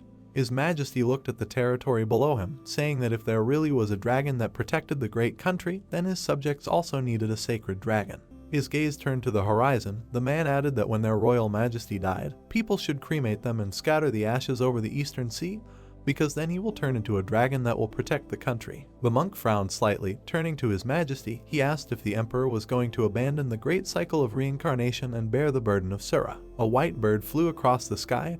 The emperor said that their prime of life had long passed, but one day he should lose his ego and reincarnate as an animal. The bird headed towards the horizon. The man said that this would not be his fate. The youth ended the skill, looking at the dragon. He looked at the corpse, thinking that the unknown dragon used to be a human, and if the one in front of him now was the one who spoke of a dragon. The monster lay with its mouth slightly open.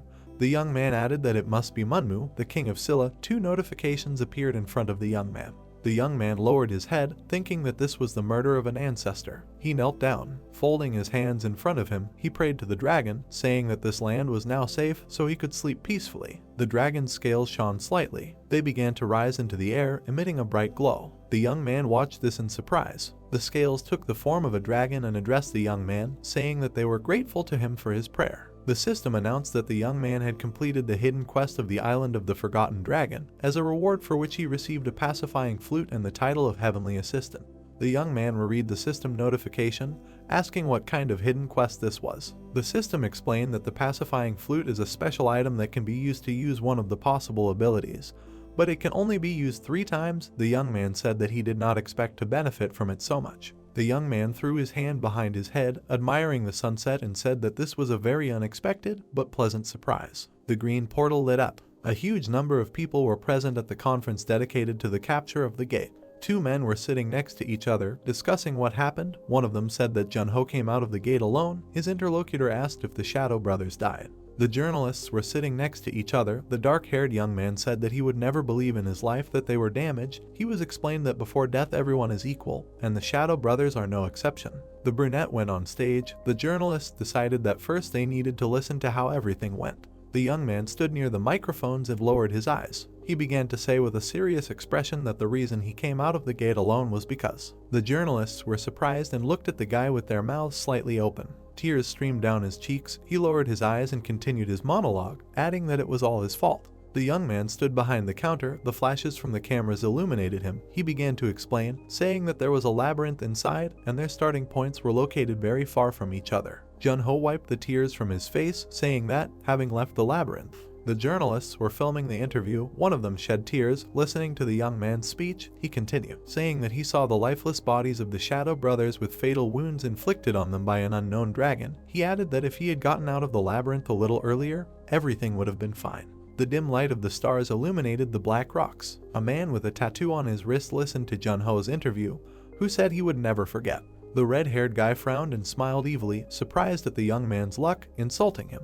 He sat between the rocks, looking at the screen, while his subordinate was opposite him. He asked Signer how the auction in Las Vegas would go now. The man explained that sending the Shadow brothers to the gate was his decision. He imagined the dark silhouettes of 3 people, explaining that this problem must be settled no matter what it costs him. He asked if the guard dogs should go up to the 2nd floor. The subordinate agreed and explained that the management believed that it was irrational to leave them idle on the 1st floor. The red-haired man frowned and ordered that he delay their sending for a bit. The subordinate asked him again. The boy stared at the screen without raising his head while the demon explained to him that the management personally ordered to call them. The man objected, explaining that the Demon Association believes that the result is more important than the process, no matter what means or methods are used, because the most important thing is to hold a successful auction. The demon's eye lit up red. He looked ahead of himself, and the man continued, saying that it does not matter how many times you get beaten for it, because anything is better than being killed for failing a mission. He ordered the demon to entrust the auction in Las Vegas to the watchdogs this time. The man thought that they must definitely succeed. Junho looked ahead and called for the secretary with a serious face. The girl came to his side, folding her hands at stomach level, while the boy sat surrounded by huge stacks of paper. He asked why she did not sort the assignments sent to him personally. The girl smiled widely, closing her eyes, and replied that she did everything. There were several large stacks of papers on the table. The young man asked what it was all for him and assumed that it was related to the capture of the gate.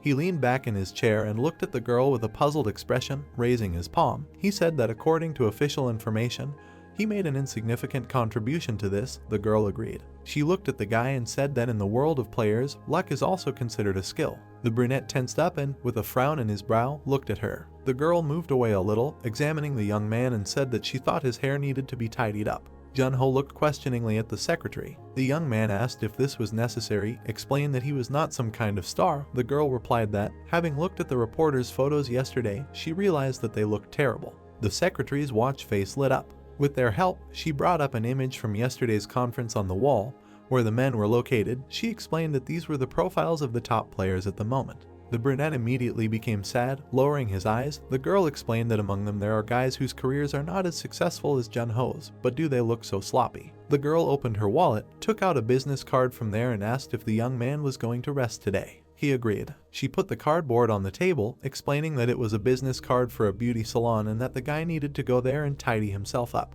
The brunette took it in his hands and, looking at the girl, said that at such moments he misses the times when he wore a mask. The girl looked at the young man. He told her that in this case she can leave early. Junho tensely picked up several sheets of paper from the stack, adding that she spent a lot of effort sorting all the materials, so now she can go home. The girl was happy and smiled widely, looking at him. She bowed and quickly ran out the door, thanking him and wishing him a good day. The guy tiredly looked after the girl, who finally reminded him to go get a haircut and was surprised at how happy she was. The young man took a strand of his hair with his fingers. Looking at it, he asked himself if it was really that long. Night fell over the city. The young man decided that he would need to shorten his hair. The guy walked down the street, thinking that it would be nice to go to a first-class salon recommended by the secretary, but he was more comfortable in the days of Spectre when you could cut your hair anywhere. He imagined himself in a mask, thinking that he could take off the mask and go to any hairdresser because no one cared about him. The young man was shown on a huge screen on the building. The guy thought that now the situation has changed. He looked up. He glanced at the gallery sign, thinking that sometimes he needed to recharge his batteries like this. The door opened slightly. The bell rang. There was no one in the room. The guy slightly opened his mask. He took a book from the shelf, thinking that everything seemed fine, but it made him wonder if the place was on the verge of bankruptcy. He took a few books, thinking with a smile that he would sit down in his seat. Suddenly, something caught his attention, interrupting his thoughts about ordering ramen. A girl sitting at the table. She was eating ramen. The girl took out the noodles with chopsticks, thinking that this was too much even for a novel. With her other hand, she held a book, thinking that a few years later, the hero accidentally met the missing teacher. And with a smile, she put the noodles in her mouth, thinking that she could not believe it. The young man turned to the secretary. The girl spat out the noodles, dropping her chopsticks. She turned pale as she looked at the young man. There was a clock on the wall. Junho was sitting with a book in his hands. He was looking ahead. A girl was sitting opposite him with a book in her hands, and he told her that she could watch as much as she wanted. He was not going anywhere. Si-yoon frowned at him, and then slammed the book on the table. With a displeased look, she said that there was nothing wrong with an adult reading books that he liked. Even in ancient times, they believed that the whole world was contained in them. Junho turned around and said that this was a separate thought, but he doubted it. On the spine of the book was the title SSS Class Munchkin, who trained for 9,009,000 years, and continued that he doubted that the whole world was contained in this book. Si-yoon indignantly screamed, "What kind of incredible book was Mr. Junho reading, to say such a thing?"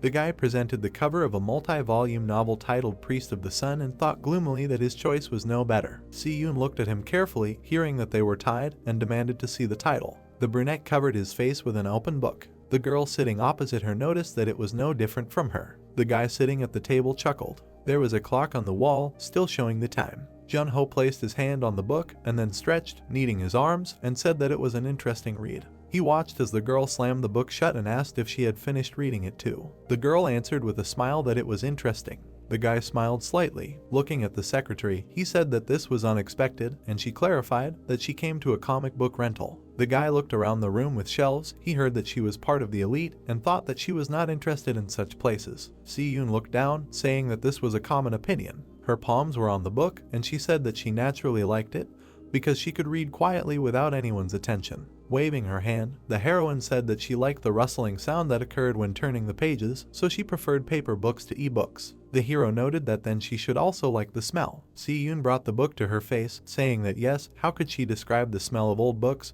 He could smell this subtle aroma of time sealed in books. The dial of her wristwatch lit up. The girl stood up from her chair, saying that she did not notice how time flew by. It was time for her to go. The brunette asked if she should call a taxi. Heading towards the exit, the girl replied that everything was fine, her house was nearby. Junho waved at her, hearing that they would see each other tomorrow morning, and thought that she was working like a bee. He couldn't be left behind either. The lights were on in the association tower, and a question was heard, USA. Gyaku asked, was he by any chance going to the funeral of the Shadow Brothers? The guy sitting on the couch asked what he was doing there, and the man asked, why would he go there then? Looking at the elder, Junho replied that he learned the secret meeting place of the demons from the Shadow Brothers, and the man exclaimed, asking again. The brunette turned away, closing his eyes, and when asked where it was, he replied that it was a secret. First he needed to go there himself. Deok-gu sat down in a chair, saying that he was worried. The younger asked about him. Waving his hand, the man replied that it was about the demons, they needed to find out information from them, but it seemed that he would just kill everyone.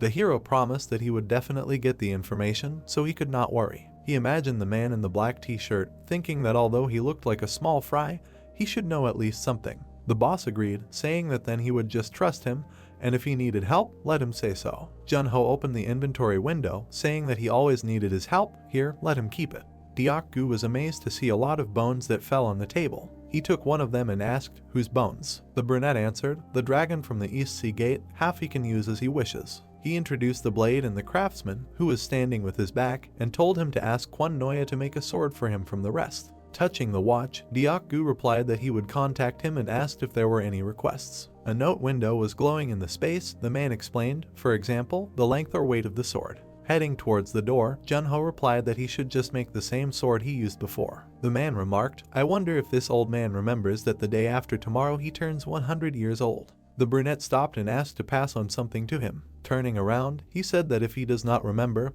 he should retire. The night sky was visible from the large window of the room.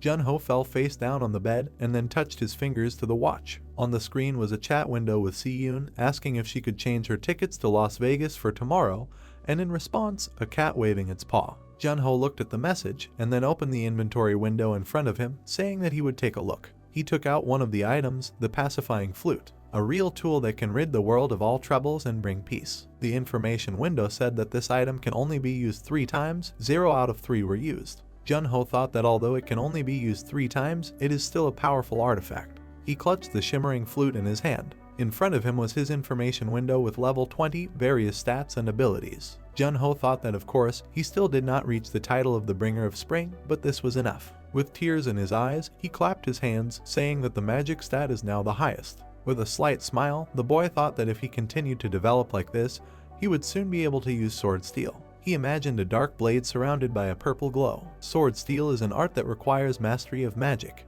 It can only be used when one has acquired high magic values. Jun-ho thought that it seemed like he would be able to use it faster this time. Lying on the bed with the information window open, the boy thought that most likely, with his values, he can already hunt on the 2nd floor, if he masters the art of sword steel and rises to the 3rd level. He looked ahead. The boy imagined dark silhouettes, wondering if he would be able to compete with the 9 peerless lords of the other world. His foot landed on the floor. How strong could these creatures have become after 25 years? An airplane was flying in the sky next to the full moon.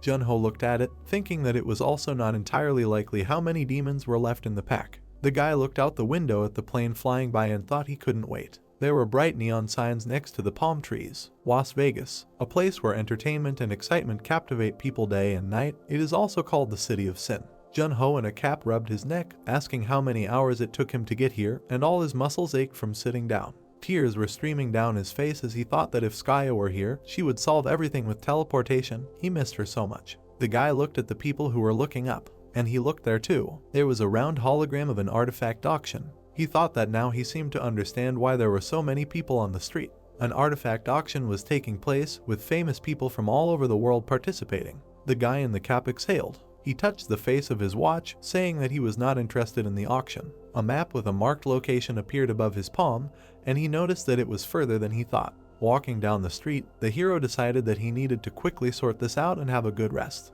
There was a sign on the wall with the name Jim's Cleaners. The man clicked the air conditioner remote. The blonde man in the black t-shirt angrily slammed the remote on the table, shouting, "When will the repairman come?" He was sitting next to another guy at the table in the laundry and shouting that everything was going very badly. The Shadow brothers screwed up.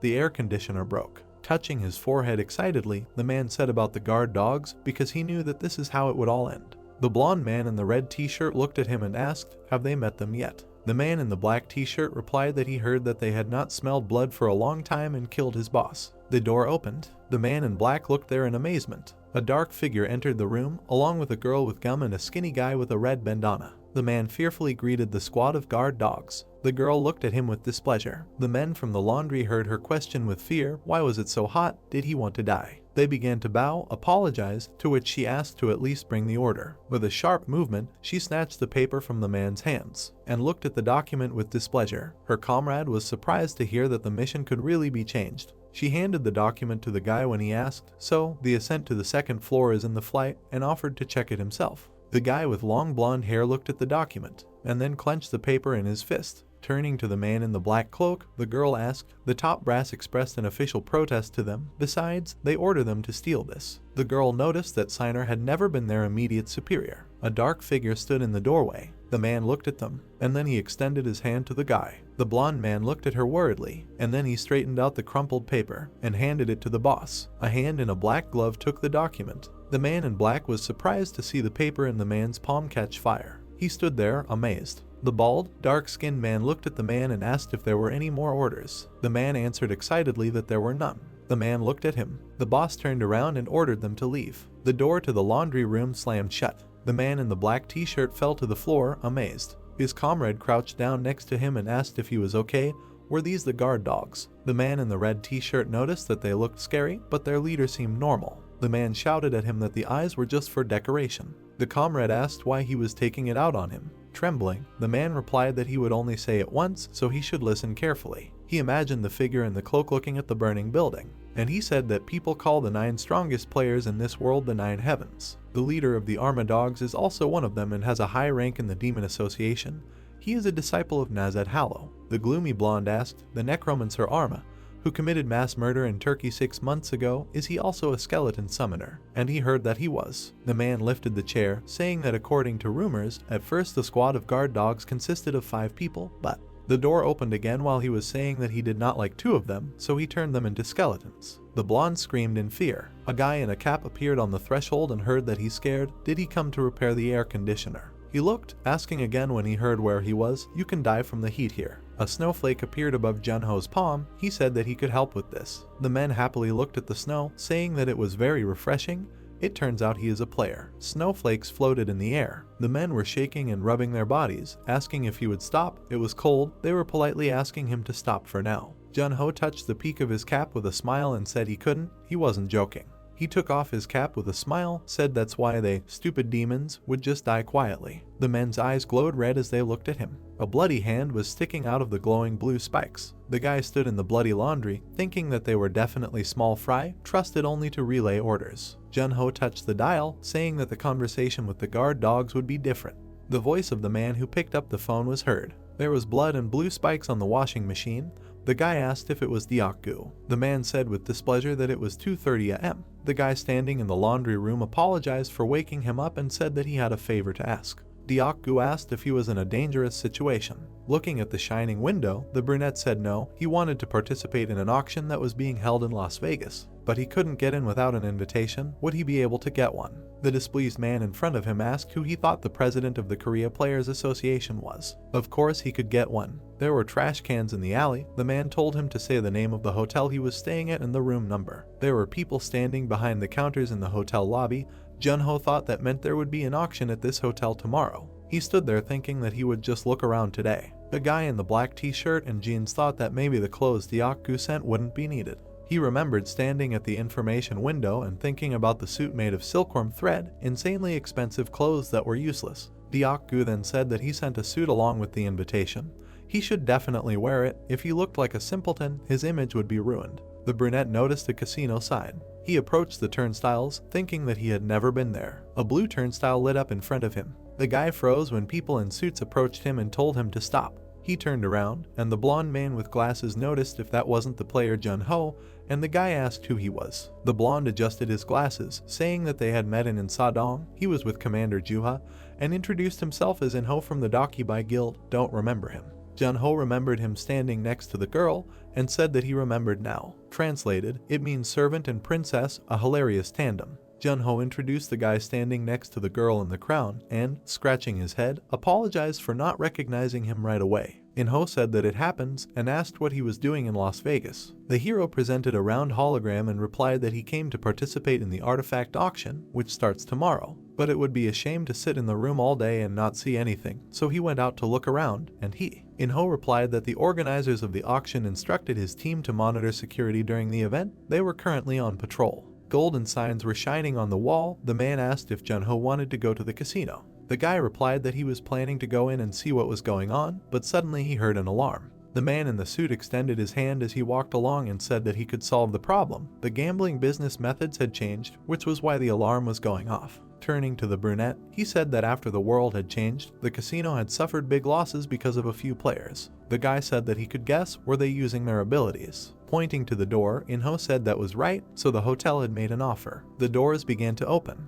There were gaming tables in the rich hall. The man said that they had opened the casino exclusively for players. Going down the stairs, Inho explained that here you are allowed to use your abilities as much as you like, and the dealers are also players. Junho asked, in that case, shouldn't high-level players ruin the casino? Adjusting his glasses, the blonde replied that it doesn't always help. Sometimes the player's ability level doesn't matter. The girl sitting at the table grabbed her head with a scream. The guy heard that their princess had never won.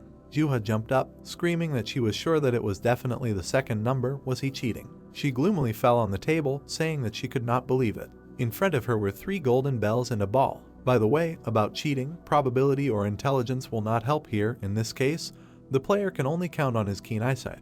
The brunette sat down next to the girl and asked, is the game exciting? His hand was shaking. He said that he was a little nervous now. The redhead raised her head with a scream, which is very exciting, and then recognized Mr. Snakehead. Turning around, she said that who would have thought that they would meet in such a place? Maybe he came because he wanted to become her subordinate.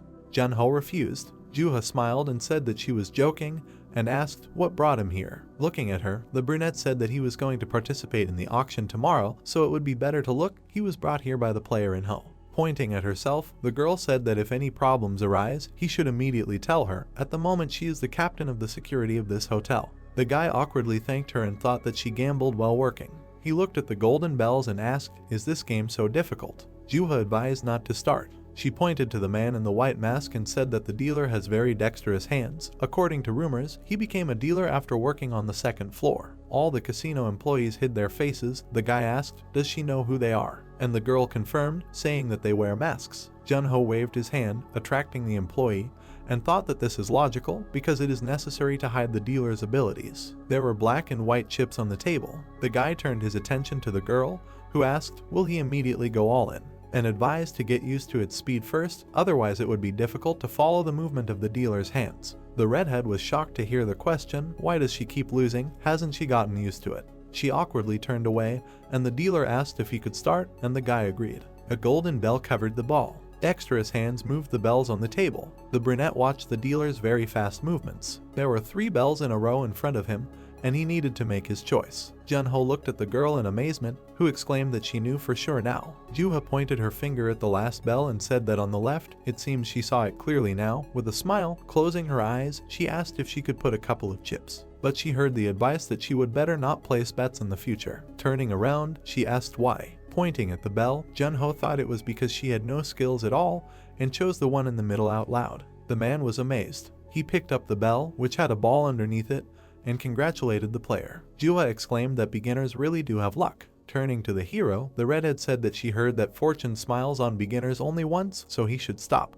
She stood up gloomily, saying that of course she kept playing because she could not win. The guy noted that this was a heartbreaking story. He turned away, thinking that he could go now, and heard someone being addressed as Boney. A girl in a black dress came to the table and asked, are they going to play? The guy told the girl who sat down at the table not to call her Boney. Junho thought that they were here. With a sly smile, he thought that luck was on his side. The problem with the search had solved itself. He imagined the stray dogs standing in the laundry room, thinking that he could not enter into an open confrontation with them until he proved their demonic nature, and they themselves would not reveal themselves so easily. Then all that remained was to create a favorable situation himself. Turning to the redhead, the player said that this was more fun than it seemed at first glance, so he wanted to play a couple more times. The girl shook her head, thinking that gambling addiction was a terrible thing, and the dealer said that in this case. Junho, a girl with gum and a guy were sitting at the table. I said that since there were 3 of them, he would use 5 containers. He put 5 golden bells on the table. The demons watched him closely. The bells stood on the table,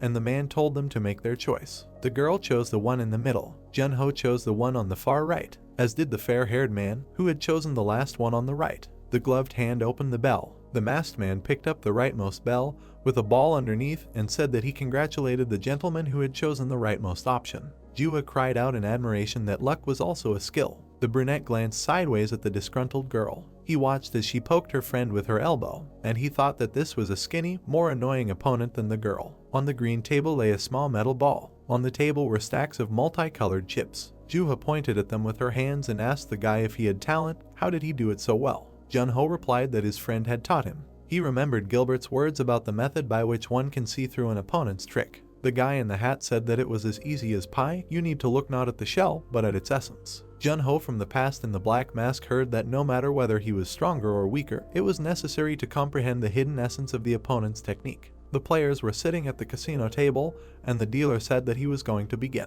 The redhead looked at the rapid movements of the hands in shock. Jun-ho watched attentively, thinking that it was not the containers that needed to be watched, but the ability of the dealer's illusion. The man in the mask was blazing with fire, moving the bells. Jun-ho and the guy in the purple jacket simultaneously chose the second from the left. They looked forward attentively, hearing that it was correct. The man in the mask said sheepishly that the dealer would be replaced and asked them to remain in their seats. The brunette looked at Juha and said that since they had time, they should show her an interesting artifact. He put his hand in his pocket. The girl was surprised to see the object he was holding in his hands. The guy was holding a blue compass. The demons watched as the hero explained that he got it from the president of Deokgu. If you fill the compass with magic, you can use it to find special people. The girl asked again. The compass needle in the guy's hand was spinning rapidly. He said that of course, they were not among those present. Juha looked at the compass questioningly. The compass needle pointed to their teammates. The girl asked, was the needle pointing to them? Jun-ho looked at his item and said that it was strange, that couldn't be, maybe it was broken. Getting up, he told the redhead that he would go to the restroom for a while, and she told him to come back quickly because she was dying of curiosity. The fair-haired man stood up, saying that he also needed to go to the restroom.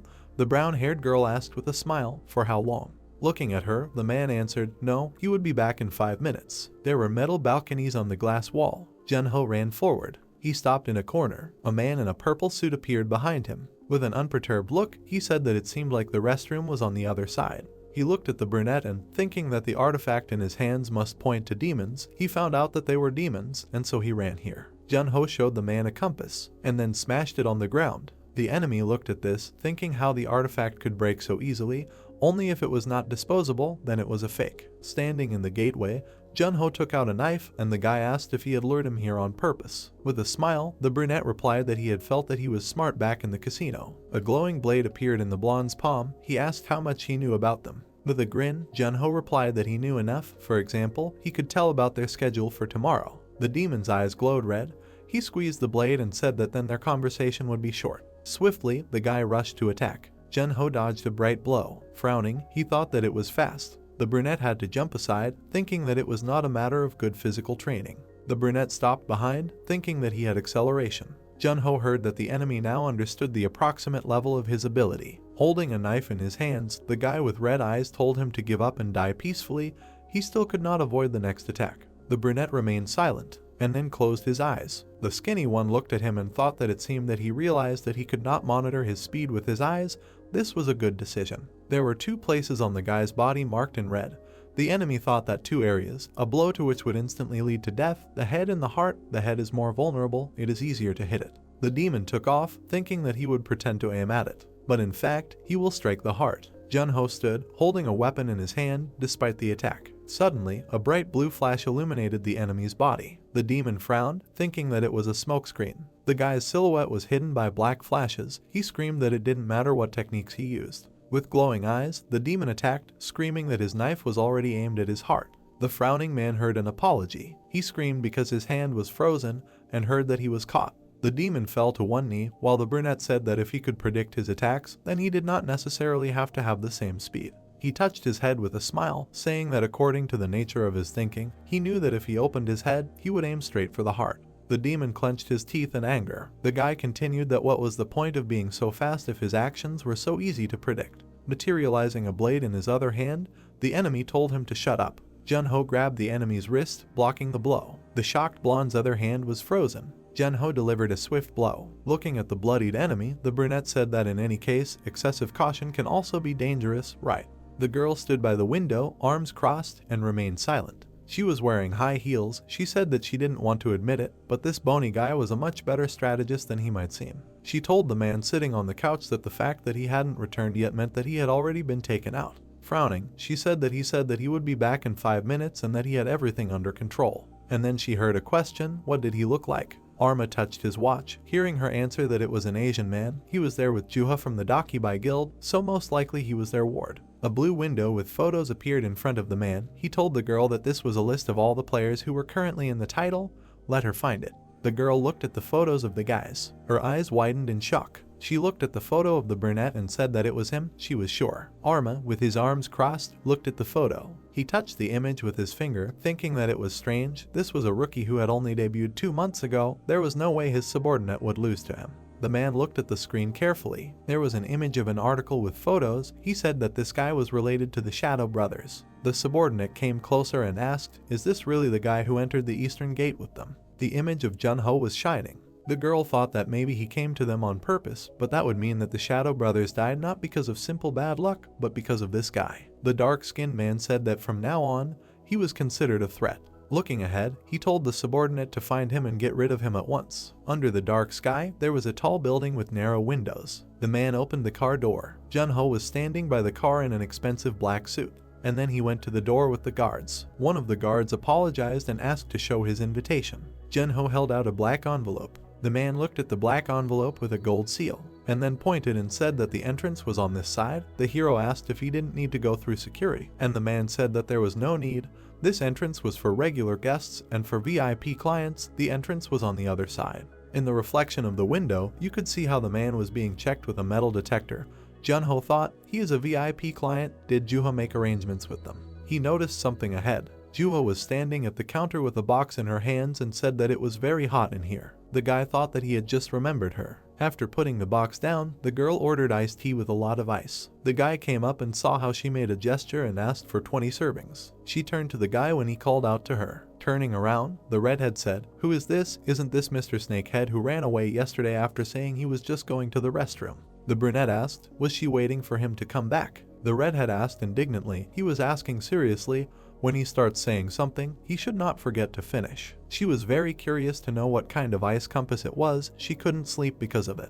Juha remembered lying on the bed, staring ahead, wondering what it was and what it could do. The guy apologized. The redhead asked displeasedly, "Is that all he can say?" Waving his hands, the brunette said that next time he will treat her. Turning away, Juha said that then he should treat her to something expensive. Junho looked at the blue box and asked what it was for, to which he received the answer that it was a refrigerator for her cold drinks and ice cream. Looking away in surprise, the girl told Junho to get ready. The round door seemed to have a red aura. She said that once the auction began, a heated battle would break out. The guy noticed that it really didn't like fire, despite being a master of this element. Fanning herself with her hand, Juha said that it annoyed her that she was always hot. Standing at the display case, she wished to enjoy the auction, and she still had to pick up her order so he could go ahead. The guy agreed. He turned around, looking at the humming girl, and thought that he hoped that everything would be peaceful for her. Juha stood in the hall and made an admiring sound. She held a box, thinking that the hall was very spacious. The girl walked in the aisle, looking at the people sitting there, thinking that maybe she was imagining it because she was sitting in the front rows because of the security. But the people sitting there were mostly celebrities, the queen, the president of the French Players Association. Looking ahead, Juha thought that she was a little nervous, but since they were so close to the stage, she could immediately figure out the situation. She noticed one of the chairs and thought, "A 14, is this it?" The girl sat down and said hello with a smile, and then she realized that Junho was sitting next to her. Covering her mouth with her hand, she whispered that all the seats were assigned in advance so he couldn't sit wherever he wanted. Taking out a black envelope, Junho asked, "Isn't this seat a 13? That's what his invitation said." The girl opened the envelope in surprise. She took out a black invitation with monograms and thought that he had a VIP invitation.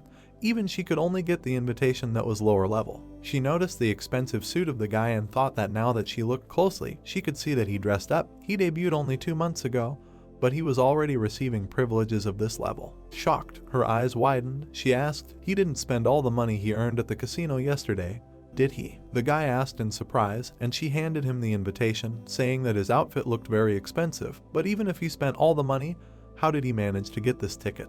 Putting the envelope in his pocket, Junho replied that President Diakgu got it for him. He also prepared clothes and provided him with a room at the hotel. The girl responded understandingly. She nodded with a smile and said that she didn't know that the president appointed him as his successor.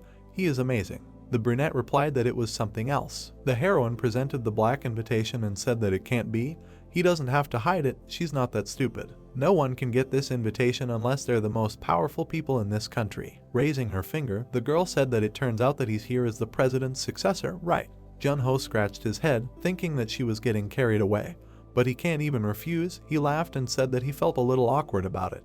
He thought that's why Deokgu sent him these clothes. He should interrogate him when he gets back. Holding the box in her hands, Jun-ho asked what he wanted to buy, but the guy replied that nothing special came to mind. And what about her? The girl touched her chin and answered with all seriousness that likewise, she didn't come here to have fun. She's a professional, so her priority is work. Jun-ho watched her fan herself from the heat and thought that this was the speech of someone who gambled in the casino during business hours, but he was still glad that she was here. He remembered using the skill on the dead guy and thought that he had originally planned to deal with the guard dogs himself, but after reading the memories, he changed his mind. He imagined the silhouettes of people with weapons and thought that he couldn't defeat an army in his condition alone. Jun-ho sat next to the girl who was drinking a drink and thought that whether he liked it or not, he would need the help of the Dakibai Guild during the battle. He opened the program that had a picture of the heavenly breath and thought that if the legend of the Jua commander's strength was true, he would be able to get more than just him. The girl sipped her drink from a straw while the hero thought that he could also protect everyone at this auction.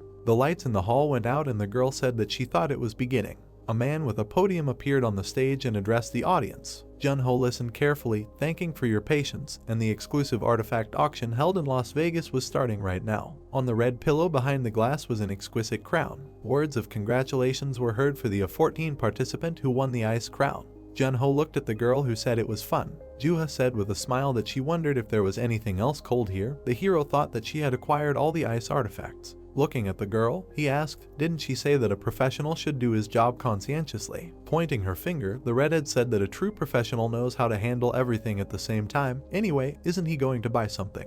Looking at the man behind the podium, he replied that he didn't know. He would buy it if he liked something. The friend asked, isn't he thirsty for equipment? The hero presented a black sword, uniform, and a red pendant and replied that he already had one, and thought to himself that nothing could compare to his equipment that he used in the past. On the card was a diamond-shaped decoration. He thought that all he bought was just one necklace. The girl looked at the screen in surprise and asked why he bought it. It just increases the speed of stamina recovery. Is it a gift to someone? Turning around, Jun-ho heard his girlfriend's question and wondered if she shouldn't ask if he has a girlfriend first. With a smile, she asked, then his mother. She was shocked to hear that she was dead. Embarrassed, covering her face with her hands, Juha said that she would just shut up. Jun-ho replied that it was a gift for his nephew. Not to worry. The man at the podium pointed to the cube that appeared and said that an item that had returned after a long time would appear now, something that had existed since the beginning of the auction. On the red pillow lay a dark ball with golden cracks. The host called it an unknown ball number 84. The brunette looked closely. The system reported the activation of the intuition skill. He examined the uneven ball, thinking why of all the skills, intuition reacted to him. The men sitting behind him whispered about what difference it made. After all, she was from the second floor. They still hadn't figured it out after 20 years. The mustachioed man in glasses replied that he was right. A couple of years ago there was someone who said he would figure it out, but judging by the fact that he was at the auction again, it seemed like everyone had stayed. Jun-ho thoughtfully heard who would buy such a useless item. He pressed the red button he was holding, thinking that he didn't know why the intuition skill had suddenly activated, but it had never let him down and he would trust it again.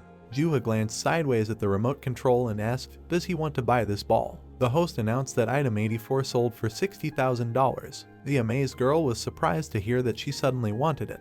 The man behind the podium spread his arms, saying that this was the event of the day. The audience excitedly heard that item 85 was finally here. The spotlights were shining brightly. A high-level magic core was discovered on the second floor of the ancient dungeon. A blue ball was shimmering under the glass. This was the breath of heaven. The red-haired girl admiringly noted that it was very beautiful. Blue magic was swirling inside the dark ball. She said that this was an incredible amount of magic. Rumors that the ball's energy could supply an entire city were not exaggerated.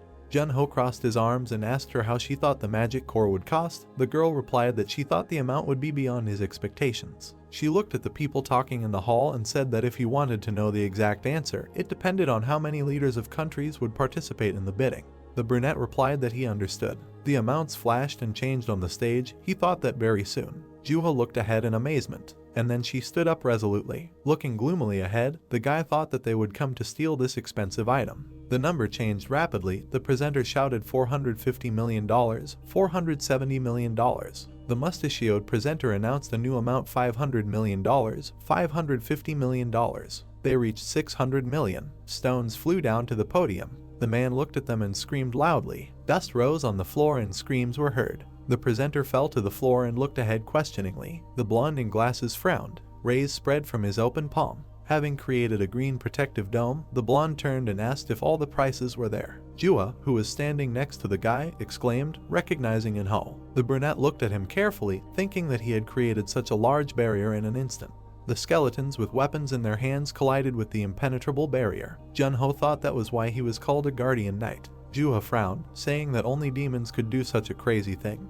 But who could summon all these skeletons anyway? The player imagined the image of a man near a burning building and asked if it was the necromancer who carried out the massacre in Turkey.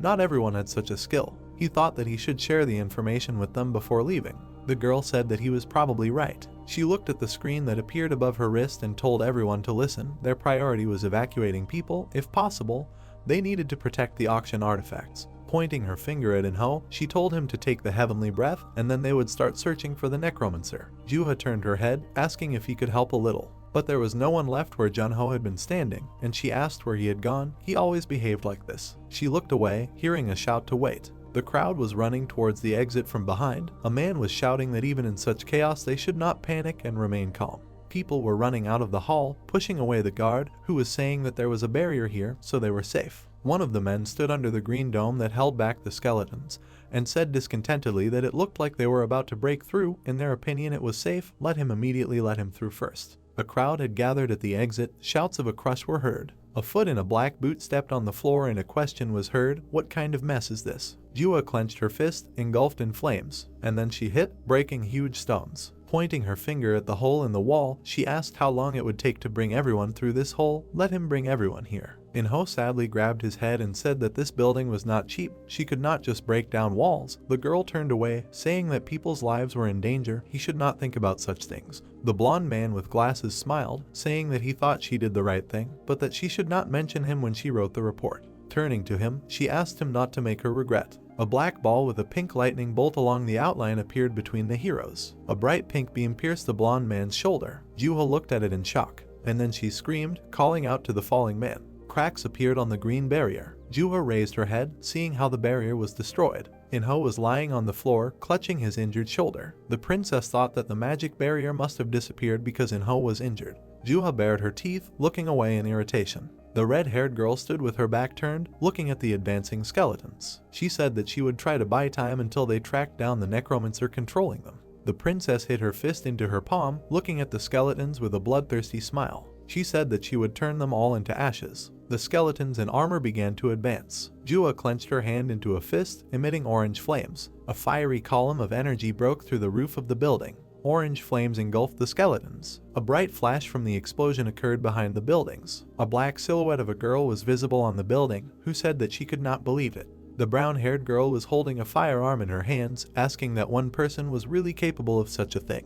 The brown-haired girl saw Jua fighting through the camera. She thought that she must be the owner of the S-Class Flame Master skill, adding that under no circumstances would she want to encounter such a monster. The girl blew up a bubble gum balloon, thinking that the sniper should attack the target from a distance. The cameras showed a crowd of people running away through the doors. Juha stood around the flames, next to the wounded In-ho. The brunette saw a blue sphere lying next to the blonde. The sniper smiled maliciously, noting that this is where he is. She raised her hand, creating a small black hole. The brunette looked at the ball that appeared from the black hole. The sniper took the blue sphere in her hands, smiling madly, saying that this is heavenly breath. The girl threw the weapon over her shoulder, hearing the bell. She continued to stand on the roof of the building, along with the ball. The commander asked the brunette if she got it, to which the girl asked him who he took her for, noting that of course she had it in her hands. The sniper smiled contentedly, looking straight ahead. The commander said that she should now head to point B. The brunette pressed her lips together, holding her prize in her hands. She said that the mission went smoothly, adding that it was a pity that Jun-ho had not fallen into her hands. The brunette noticed a black silhouette among the houses. The protagonist was rushing along the road to the side. The protagonist was looking straight ahead with a serious face. The girl's eyes widened madly, looking at the protagonist with a smile, saying that it was Jun-ho. The brunette knelt down on one knee, aiming her sniper rifle at the protagonist. She said that the protagonist was a lousy rich man. The brunette aimed at Jun-ho's head, saying that he wouldn't even feel anything, and that she would simply crush his skull. The brunette created a black portal, shooting at it. Small portals appeared in the air, leading to the protagonist. A black portal appeared near the player's head. The brunette deftly dodged the brown-haired girl's shot. The sniper was perplexed by the protagonist's actions. The girl imagined herself killing with a portal. She noted that shooting with the teleportation skill, it was impossible to dodge something like that. The sniper bared her teeth in anger, aiming at the protagonist again, thinking that this time he would not get away. The protagonist stopped, looking at the portals that appeared. Junho frowned, looking up with a displeased look, using the shadow attack skill. The protagonist instantly disappeared, leaving behind a black aura. The sniper looked down in shock, her mouth wide open. She stood on the roof in bewilderment, gritting her teeth. The girl thought, so that he wouldn't make her laugh, adding that even Ranker and Ho couldn't avoid her shooting, and what about some newbie? The brunette widened her eyes in shock, looking at the area, not understanding where he went. The roof of the building began to freeze in ice. The brunette turned around, seeing her body in ice. Her body continued to be covered in ice and crack. The protagonist stood behind her, exuding an ominous aura and freezing her. He looked straight ahead with a cold gaze, pursing his lips. Junho took his sword in his hands, approaching the sniper. The girl asked what kind of monster he was and how he did it. Junho asked the sniper that if she found out, then something would change. The protagonist raised his sword over the frozen brunette. He said that in any case, their team of guard dogs would disappear from the face of the earth that night. The protagonist struck the sniper. The building was on fire. Destroyed skeletons lay on the floor. Juha spread her arms, which were engulfed in flames, saying that it was unbearably hot there. The princess smiled nervously, looking straight ahead. She said that once she sorted everything out, she would immediately go to the north to rest. The man in the suit called out to Juha. The red-haired girl looked behind her, looking worried. The brown-haired man said that they had a problem and could not find the heavenly breath. The brown-haired man held the wounded In-ho on his back, while Juha was at a loss. The brown-haired man said that it must have disappeared during all this commotion, and they would first search the surroundings. The princess widened her eyes, looking up in horror. She didn't understand why anyone would stay close to a stolen artifact. Sparks flew in the air from the fire. Juha turned around, seeing the guys being attacked. Her eyes widened in confusion. A bony leg was visible in the fire. A new wave of armored skeletons arrived. Juha bared her teeth, glaring at the enemies, not understanding who they were. The skeletons surrounded Juha and the guys. The skeleton with long hair looked towards his opponents. The princess noted that they were black skeletons. Juha frowned, looking at the wounded fighter. She thought that the guys she personally selected for the team quickly reached their limit. The red-haired girl turned her attention to the guy with the sword. The brown-haired man said that there was something wrong there. Juha asked what was wrong. The skeletons were holding weapons in their hands and casting spells. The brown-haired man noted that the equipment they were wearing seemed familiar to him. The princess slightly narrowed her eyes, asking the fighter what he was talking about. The guy was recalling the leaflets about missing people. He asked that 3 years ago if she remembered the case of missing players, which was gossiped about on the second floor. The princess looked at the guy excitedly, her mouth slightly open. She asked what these were the players who disappeared on the second floor, and what did this have to do with it. The brown-haired man widened his eyes in horror, gritting his teeth. He said that he was in charge of investigating that case, so he knew the details well, adding that the equipment and fighting style of the missing players. The brown-haired man imagined an image of a young guy, comparing it to the image of a skeleton. He said that everything exactly matches the equipment of this undead. Juha stood motionless with her back, looking at her opponents. She widened her eyes in horror, her mouth slightly open. Juha said that it turns out that these are black skeletons. The bald guy sat on the couch with his arms crossed. He told the sniper that he would organize an attack on the auction site and distract Juha while she stole the heavenly breath. The protagonist looked at the dead girl, extracting memories. The bald guy said that the lounge of the Shirel Hotel would be point B, noting that after capturing the target, they would gather there. The guy added that they also needed to avoid contact with potentially dangerous players. The protagonist put his hands in his pockets, looking at the bloody body. He thought that her memory was almost completely devoid of information about the Demon Association, adding that the leader of the Watchdog Squad did not share information with his subordinates. The protagonist lowered his gaze, imagining the images of the sniper and the bald guy. He thought that he needed to read the necromancer's memories. The protagonist imagined images of skeletons and a destroyed barrier. He thought that following the guard dog's memories, the skeletons that attacked the auction were the players who had suffered at the hands of Nazad, who were being manipulated by his disciple and follower in the present. The player imagined the layout of the auction hall and the hideout. He thought that Arma himself was also hiding in a hideout far from the auction hall, adding that a magical trap had been set up in the hideout, so entering that place without preparation was tantamount to suicide. The protagonist looked away thoughtfully, thinking that if he didn't come up with a way to get in. The player noticed the watch on the sniper's hand. The brunette narrowed his eyes, looking at the watch. Magic circles had been set up above Arma's head. He raised his hand, looking at his watch. There were messages on the screen. The brunette wrote that the mission was completed and that a strange person was following him, noting that it was not Junho or a member of the Takibai Guild. Arma looked at the chat in confusion. He wrote in the chat, asking what about the artifact. The brunette replied that he was unable to take it from her and was persistently pursuing her, so she would hide the item in a nook near the hotel and for it to be guided by the squad mark. Arma pursed his lips, looking at the chat. He thought that it was not Junho or a member of the Takibai Guild, and that there was a third party that they did not even suspect. The bald guy snapped his fingers, saying that this was lousy. He stood up from his chair, while sand began to envelop his body. Black sand appeared in the dark alley. The bald guy teleported with the sand to the street. He stood near the house, looking at the glowing sign, thinking it was the squad mark. Arma turned his head behind him, thinking that he felt a fusion of magic in that direction. Arma noticed a trash can, noting that the search was much easier. The player began to open the lid of the can. Blue light illuminated the face of a satisfied player. He thought that this was an ultra-powerful magic core, the breath of heaven. Arma took the blue core in his hand. He stood with his back, looking at the magic core. Arma asked that it should be so cold. The core began to crack in the player's hands. He said that the amount of magic he felt did not meet expectations. The core shattered into pieces before the player's eyes. He goggled, looking at it in bewilderment. Arma slightly bent over, grabbing his frozen hand. He clenched his teeth, looking at his hand furiously. He thought it was a trap made of concentrated magic, wondering who could have done it. Arma glared away, baring his teeth. He wondered how the squad's mark had become known, adding that he needed to calm down first, and now the primary task was to focus on defense. Arma thought that the villain who had set the trap must be nearby. His eyes began to glow red and stones began to rise into the air. A skull appeared from under the ground. Skeletons began to appear from under the ground. Arma said that he did not want to waste his strength in vain. He surrounded himself with an army of the dead, telling him to risk competing with them. A black shadow flew through the air. The protagonist said that it was not bad. The protagonist appeared behind the bald guy, holding a sword in his hands. He told Arma that if only he had not been completely defenseless during magic. Arma abruptly turned his attention behind him. The protagonist plunged his sword into the necromancer's chest. The necromancer spat blood from his mouth, not understanding when he had time. The protagonist looked at the dying Arma with a cold gaze. Arma thought that he had been waiting for him to start casting a spell from the very beginning, noting that this was his defeat.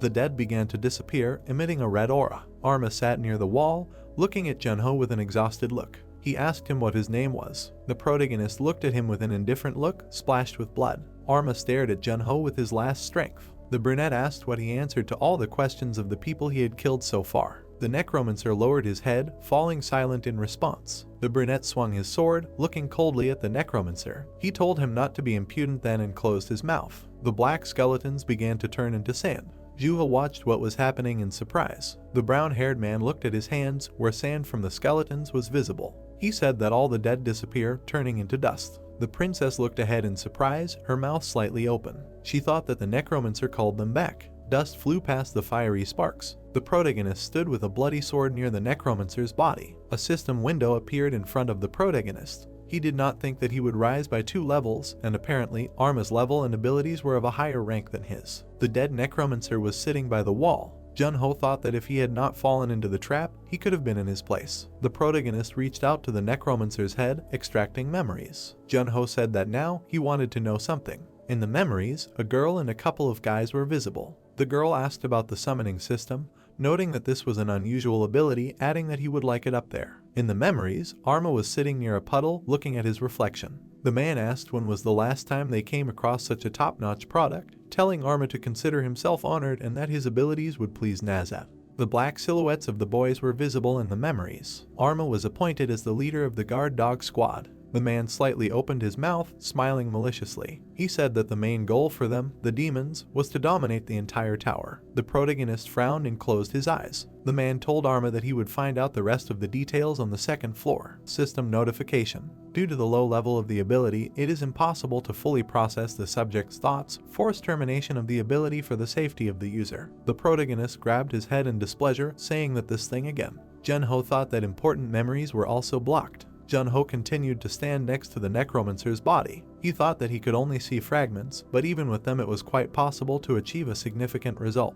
The protagonist looked down in annoyance, saying that these bastards were like parasites. Junho imagined a black house with gloomy weather above it. He said that they used orphans and raised them as demons, thinking that if someone could not cope with the cruel training, they were simply thrown away. Junho imagined a man standing next to children. He thought that before turning into demons, they were not even considered people, but rather expendable. Junho clenched his hand into a fist, thinking that he could not sit idly by. The player imagined a small Arma. He thought that Arma, who committed mass murder in Turkey, also came from an orphanage, adding that it was necessary to eradicate this chaos in order to stop the emergence of new monsters. The protagonist narrowed his eyes, looking away, thinking of Nazat. The protagonist recalled the image of a man in a light coat. He wondered if he was the one he saw in the Shadow Brothers' memories, adding that he was probably one of the leaders of the Demon Association, but he couldn't be sure. The protagonist turned away from the necromancer. He told the mentor and students to enjoy themselves while they could, adding that they should just wait. Junho said that now he would rip them out by the roots and send them straight to hell.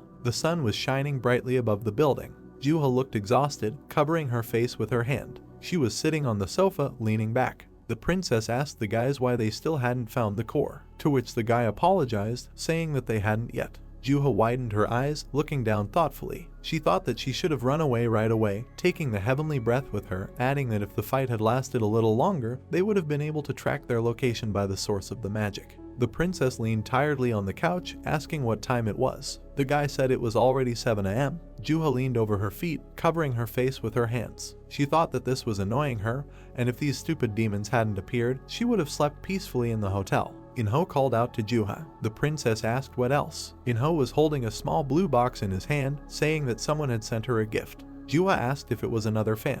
Juha closed her eyes and smiled, throwing her hair back. She asked why they always gave her something, since she had asked them to refrain from gifts unless they were at an event like an autograph session. Inho smiled confusedly, saying that the contents of the gift were several. The red-haired girl looked at Inho in bewilderment. She asked what was in it, something strange. Inho said that it was not that. Juha opened the box that contained the magic core. Inho said that he thought she would be very surprised. The princess's eyes sparkled with surprise. Juha smiled slightly as she looked at Inho. She said that it was just like the original. The heavenly breath at the auction looked exactly the same. Inho said that it was the original. Juha's eyes widened as she looked at Inho. The people in the room were startled by the princess's loud scream. The princess slammed the box shut, looking at the blonde man in confusion. She asked if it was genuine and if the necromancer hadn't stolen it.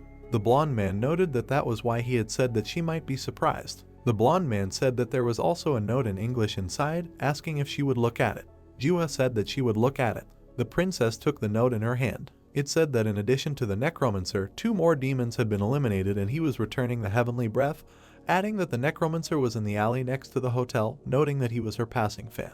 Juha looked at the blonde man in confusion, asking what her fan was yelling about. Inho said that it was true. The princess noted that she hadn't done anything. The blonde man smiled in confusion, looking at the tired princess. He said that thanks to her, he wouldn't have to pay a penalty for failure to fulfill the terms of the contract, adding that he didn't even want to think about what would have happened if her fan hadn't found the heavenly breath. Juha said that she didn't know who did it, but she was very grateful. Juha leaned against the back of the sofa, looking at the note. Juha asked Inho if they could find out who it was, since she wanted to meet him. Inho said that he was curious too, so they should first examine the necromancer's corpse. Arma's body continued to lie alone near the wall. Inho said that the incredible fan hadn't left a single trace, noting that it was the work of a professional. Juha looked at the ceiling, while the protagonist entered the building. Inho said that with such abilities, it was definitely not a low ranker, but he had no idea who it could be. Juha asked who he was, noting that it was so interesting. The princess jumped up from the sofa, pointing her hand to the side. The protagonist looked back at the princess, wishing her good morning. The princess folded her arms across her chest, looking at the protagonist with displeasure. She asked him what he was wishing her good morning. The furious princess pointed her finger at the protagonist. She asked him that he had no conscience at all, and how could he run away in such a critical situation. Junho asked what he was doing, run away. The protagonist awkwardly looked away, saying that she was talking about last day. Junho thought that it probably looked like that. Juha put her hands to the side, cursing at Junho with displeasure. She said that last time he also said that he was going to the restroom, but he ran away, calling him a repeat offender. Juha said that if he has power, then it should be directed in the right direction. Juha raised her index finger, looking seriously at Junho. She said that the dark ghost said that power exists to protect citizens. The protagonist looked at Juha with confusion, asking what he said. The princess looked at the protagonist with confusion. She said that it was not him, but the dark ghost. The protagonist narrowed his eyes, imagining the image of a man. He thought that he said a lot of things, and at that time, all his interviews were pre-written, so he did not even remember this. The protagonist stood next to Juha with a dejected look. The princess said that if something happens in the future, he should not run away, and it is necessary to take care of the safety of the citizens. Junho said that he will remember, adding that he did the wrong thing the day before. Juha smiled happily, saying that she was glad that he thought about his actions so quickly. The princess handed the note to the protagonist, asking if he knew what it was. Juha waved the note contentedly and smiled. Junho asked how he knew that. Juha said that last night, one of her fans caught a necromancer in demons and also sent her a heavenly breath. The protagonist looked down thoughtfully. Juha said that Inho thought that it was a rancor, and she was dying to know who he was. Junho asked that it was possible that it was not a rancor at all. The princess remembered the necromancer's corpse lying by the wall. She said that it couldn't be. After examining the necromancer's corpse, they did not find a single trace in the alley. Juha added that Inho did not find anything, so they are sure that it was a rancor or a high-level player. The protagonist grinned maliciously. He remembered standing next to the dead necromancer where traces of blood were lit up. Junho thought that with the help of magic, all traces could be eliminated, adding that he learned it from Skaya, noting how useful it was. Juha looked at the note curiously, putting her hand to her chin. She said that the handwriting was natural, which meant that he spoke English. Junho asked if it was necessary to look for him at that moment. The protagonist looked at the princess with a slight smile. He said that he would show up if he wanted to reveal his identity. The princess blushed slightly, putting the note in her inventory. She asked Junho what he thought and that she was going a bit overboard. The protagonist imagined images of a necklace and a black sphere. Juha said that the auction had ended, asking what he was doing there then. The protagonist said that he came to get the items he won, and he was told to get them there. The red-haired girl pointed to the counter with her hand. She said that he should go there then. People in suits were walking in the lobby of the building. Juha asked Junho that he was going to return to Korea, to which the player replied that he was. Juha said that she was even a little sad that they were parting. The red-haired girl looked at the protagonist with a smile. She said that she would ask him again if he really didn't want to join their guild. Junho said that he would politely refuse again. Juha said that he had hurt her again. The boys exchanged a slight smile, standing opposite each other. The princess asked that then the next time they would meet on the second floor. Junho said that it was true and that they would see each other soon. Juha smiled sarcastically, putting her hand to her mouth, saying that they all said that. Junho said that she would see. The princess asked why he was so confident in himself. The girl extended her hand, saying that it was good. She looked at the protagonist with a smile, standing with her hand extended. The princess said that then, if within 6 months he could climb to the second floor, he would receive a gift from her. The protagonist looked at the princess with a sly smile, asking what if it doesn't work out. Juha said that then Mr. Snakehead will grant her wish. The protagonist thought that she was still trying to lure him into the guild. The guys shook hands. Junho said that then great, adding that she should not think that she could later go back on her words. There were 2 red boxes on the counter. The man said that these were the necklace of power recovery and an unknown ball obtained at the auction. The protagonist reached out his hand to the ball. He did not understand why intuition reacted to them so strongly. Junho took the unknown ball in his hands, thinking that he did not feel anything, and what if he used magic? The protagonist looked at the ball, from which a purple aura began to emanate slightly. The player with a cold look continued to look at the ball, thinking that this was all. The protagonist began to put the unknown ball into the inventory. He thought that since there was a reaction to it, he would leave it in the inventory and sometimes try to use magic on it, adding that sooner or later he would achieve some results. The protagonist turned his attention to another box. There was a gold icon on the box. A red box with a necklace was lying on the step. The guy leaned over to the box, standing near the house. Second floor, Frontier Area Street. The guy picked up the box, asking what kind of teleportation it was from the first floor and who could do that. The guy opened the box, which contained a necklace and a note. The guy took the note in his hands, opening his mouth. It said that he should take care of himself, and he would rise within 6 months, calling himself his uncle. The guy stood with his back to him, raising his head. In the night city, yellow light was visible from the windows of houses. The guy asked what he started to act. There was clear weather above the airport. The protagonist was sitting in the car in the back seat. Si-yoon was sitting behind the wheel of the car. The secretary glanced at the mirror, looking at the protagonist. She asked Junho what was bothering him. The protagonist smiled awkwardly, saying that he didn't think she would come to pick him up. Si-yoon looked back at the backseat, smiling slightly. She said that as the secretary, it was her responsibility to pick him up when he returned to Korea, asking that if he didn't have to go anywhere, they would go straight to the association. The protagonist handed the secretary a gift. He said that it was a gift for her. Si-yoon opened the wrapper, seeing a book. Junho said that he didn't know what to buy, so he just took the book, adding that he wasn't sure if she would like it. The secretary looked at the purple book with the inscription, asking that it was the youngest son of the gate. The protagonist looked at the secretary curiously. Si-yoon asked that it was also a hardcover. Jun-ho asked if she had heard about the novel, noting that there was only one copy left on the bestseller shelf, so he took it. The secretary smiled happily as she looked at the player, saying that of course she had heard. Si-yoon recalled sitting dejectedly at her laptop. She said that she wanted to get the original, so she searched in different places, but in the end she couldn't find it. Jun-ho said that in that case he was glad, because he was worried that she wouldn't like it. Si-yoon wrapped her arms around the book, looking at Jun-ho in surprise. The player said that if she wanted, she could read it right away. Si-yoon looked at the protagonist with a confused expression, raising her eyebrows. She said that it was work time at that moment, so how could she? The player asked that at that moment there were no urgent matters that needed to be resolved immediately. Si-yoon said that there weren't any. The protagonist crossed his arms and leaned back in his chair. He asked the secretary what the problem was then, adding that he wasn't used to the time zone change yet, so he would take a nap, asking her to wake him up when they arrived at the association. Si-yoon blushed slightly, looking at the player in surprise. The sky was slightly orange sunset. The secretary wished the player sweet dreams. Deok-gu smiled widely, looking at the black box. Jun-ho said that it was for him. Deok-gu asked that it was an expensive thing, and what should he do since he recently quit drinking. The protagonist put his hands in his pockets, standing next to Deok-gu's desk. He said that he also contacted Arthur and he would soon rise. Deok-gu said that Arthur suffered because of this matter 25 years ago, now he has grown up a lot. The director sighed heavily, looking away. He said that he had not seen him since he got to the edge of the second floor, noting that it was even sad. Jun-ho asked what happened. They had not seen each other for a long time. The protagonist pursed his lips, looking at the director with a serious look. Deok-gu said that Arthur said that on the ground he remembered his father, so he descended into the void. The protagonist looked at the slyly smiling director. He said that the commander of the Takubai Guild Juha told him that the invitation he gave him was unusual. The director said that he really worked hard to gather information. Deok-gu closed his eyes and smiled contentedly. He said that the world should know how much he valued him so that no one would dare to bother him. Jun-ho said that he had a small favor to ask then. Deok-gu looked at the protagonist in bewilderment. Jun-ho said that they needed to find an orphanage. Deok-gu asked why he needed that. The protagonist looked down sadly, his mouth slightly open. He said that he had learned the secret of demons. The director leaned his hands on the table, resting his head on them.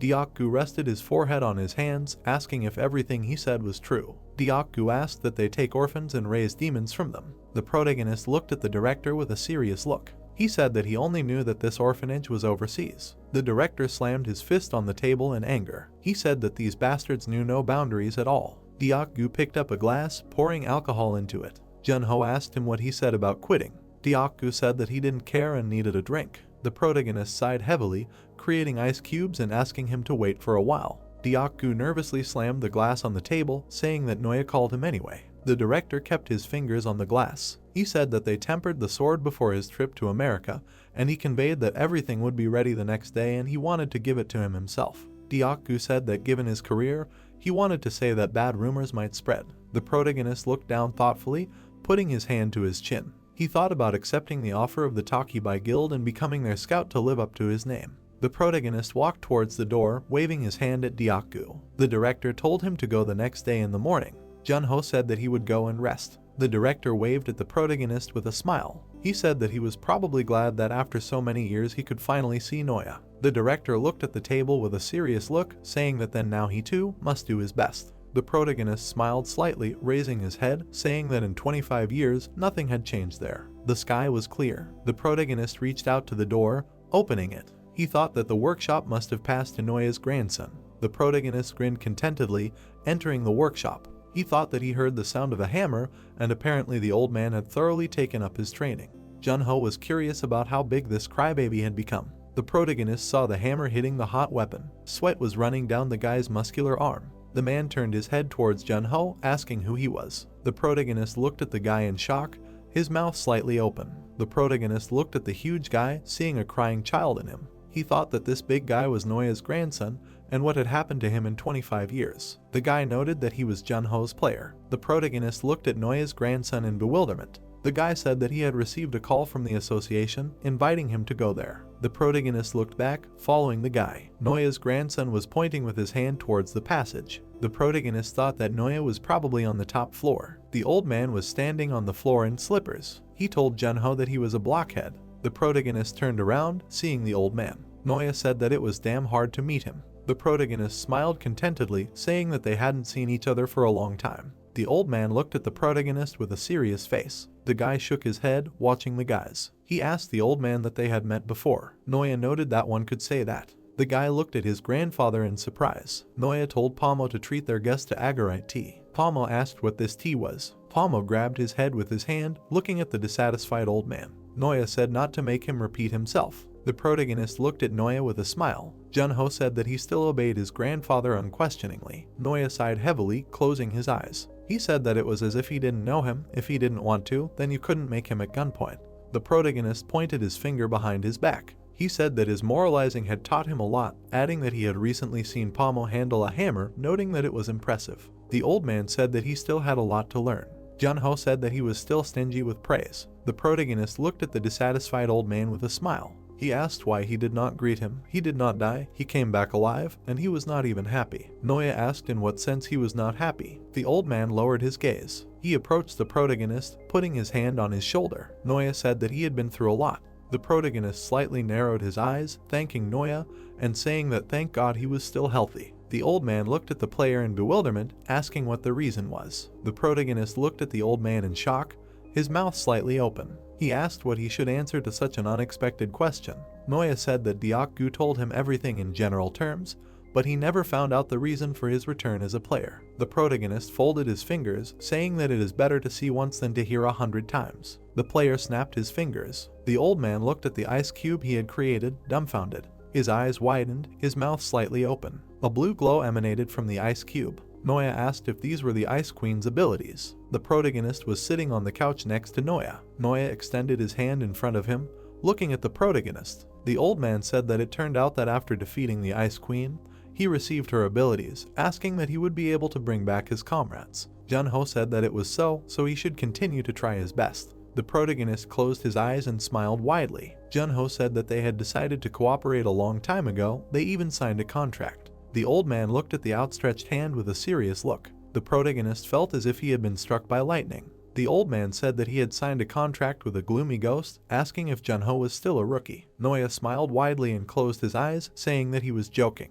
The protagonist looked at the old man with confusion. Noya said that he hadn't seen such a confused expression on his face in forever. Junho asked Noya to be honest, that he hadn't called him to give him the sword, but just to tease him. The old man slowly got up from his chair. He asked Junho what he was talking about the item that needed to be made from the bones of a nameless dragon, noting that it was ready of course. Junho asked Noya what he had just asked for, and he had already made it. The old man walked over to the sword stand, asking if he had forgotten. Noya grabbed the black and red sword with his hand, saying that he was holding the hammer for it. Noya handed the sword to the protagonist, saying that he was holding the sword for him. Noya asked Junho if that wasn't the promise they had made to each other. The protagonist looked at the old man in surprise, his eyes wide. The old man looked at the player furiously, his mouth wide open. Junho asked what he had said. The old man shouted for him to check the weapon already. The protagonist began to take the sword out of its sheath. The protagonist looked at the black sword in surprise, thinking that it fit perfectly in his hand. The protagonist grinned happily as he looked at his weapon, thinking that Noya would remember such details even after 25 years. Noya asked who in their time would give him a tiny amount of bones and ask him to make a weapon out of them. The old man sat down in a chair while Junho looked at him with a smile. Noya said that he had also added new materials to the alloy, adding that the durability and magic conductivity had increased significantly. Noya told him to check the sword. A system window with a sword appeared in front of the protagonist. The protagonist used item analysis. Black Dragon, incredibly durable, the blade does not dull or rust quickly, wounds received with this sword do not heal, and the blood left on the sword can be used to find the approximate location of an enemy. Junho thought that this was just what he needed. The protagonist looked at the system window with a satisfied smile. He thought that it was significantly different from the items lying around in the association's warehouse. He said that his skills were the same, noting that it was lucky. The protagonist lowered his sword, looking at the old man. Noya asked that they were the same, noting that they had improved in 25 years, adding that he should show respect for an old man who had already retired and was playing Go. Junho asked why Noya needed Go, noting that he had never beaten him. Noya looked at the protagonist furiously, his mouth wide open. He asked if he thought his skills in the game had remained the same. Pomo brought tea into the room on a tray. Noya said that he was better at it now. Pomo placed the glasses on the table, telling them to drink it.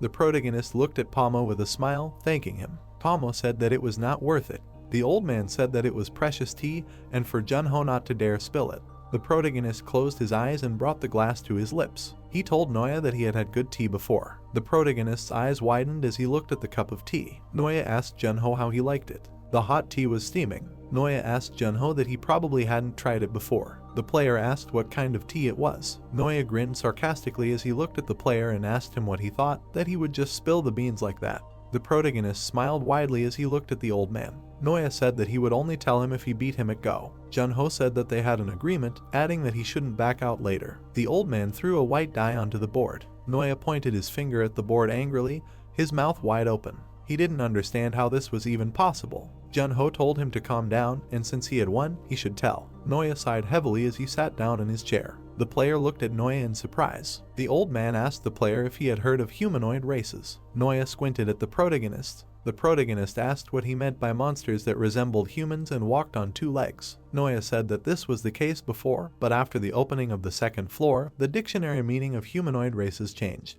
The old man imagined an elf and other monsters. He said that now the creatures they call the humanoid race have intelligence and are even able to communicate with humans. The protagonist looked at the old man in shock, imagining orcs. He asked Noya what it meant, you can talk to an orc too. Junho thought that in his mind, orcs were monsters that could only scream loudly. The old man looked at the protagonist with a serious expression. He said that among the humanoids, there have long been groups with low intelligence, with whom it is impossible to exchange information. The protagonist looked at Noya with bewilderment, asking why he suddenly brought this up. The old man said that he himself asked about the tea. Steam was coming from the hot tea. The old man said that this agorite tea was made from tea leaves grown by elves. The protagonist stared at the tea, sitting next to the old man. He thought that he could also find this tea if he could go up to the second floor. Noya replied that he would not be able to do this even if he gave millions, because the elves with intelligence had not yet been contacted.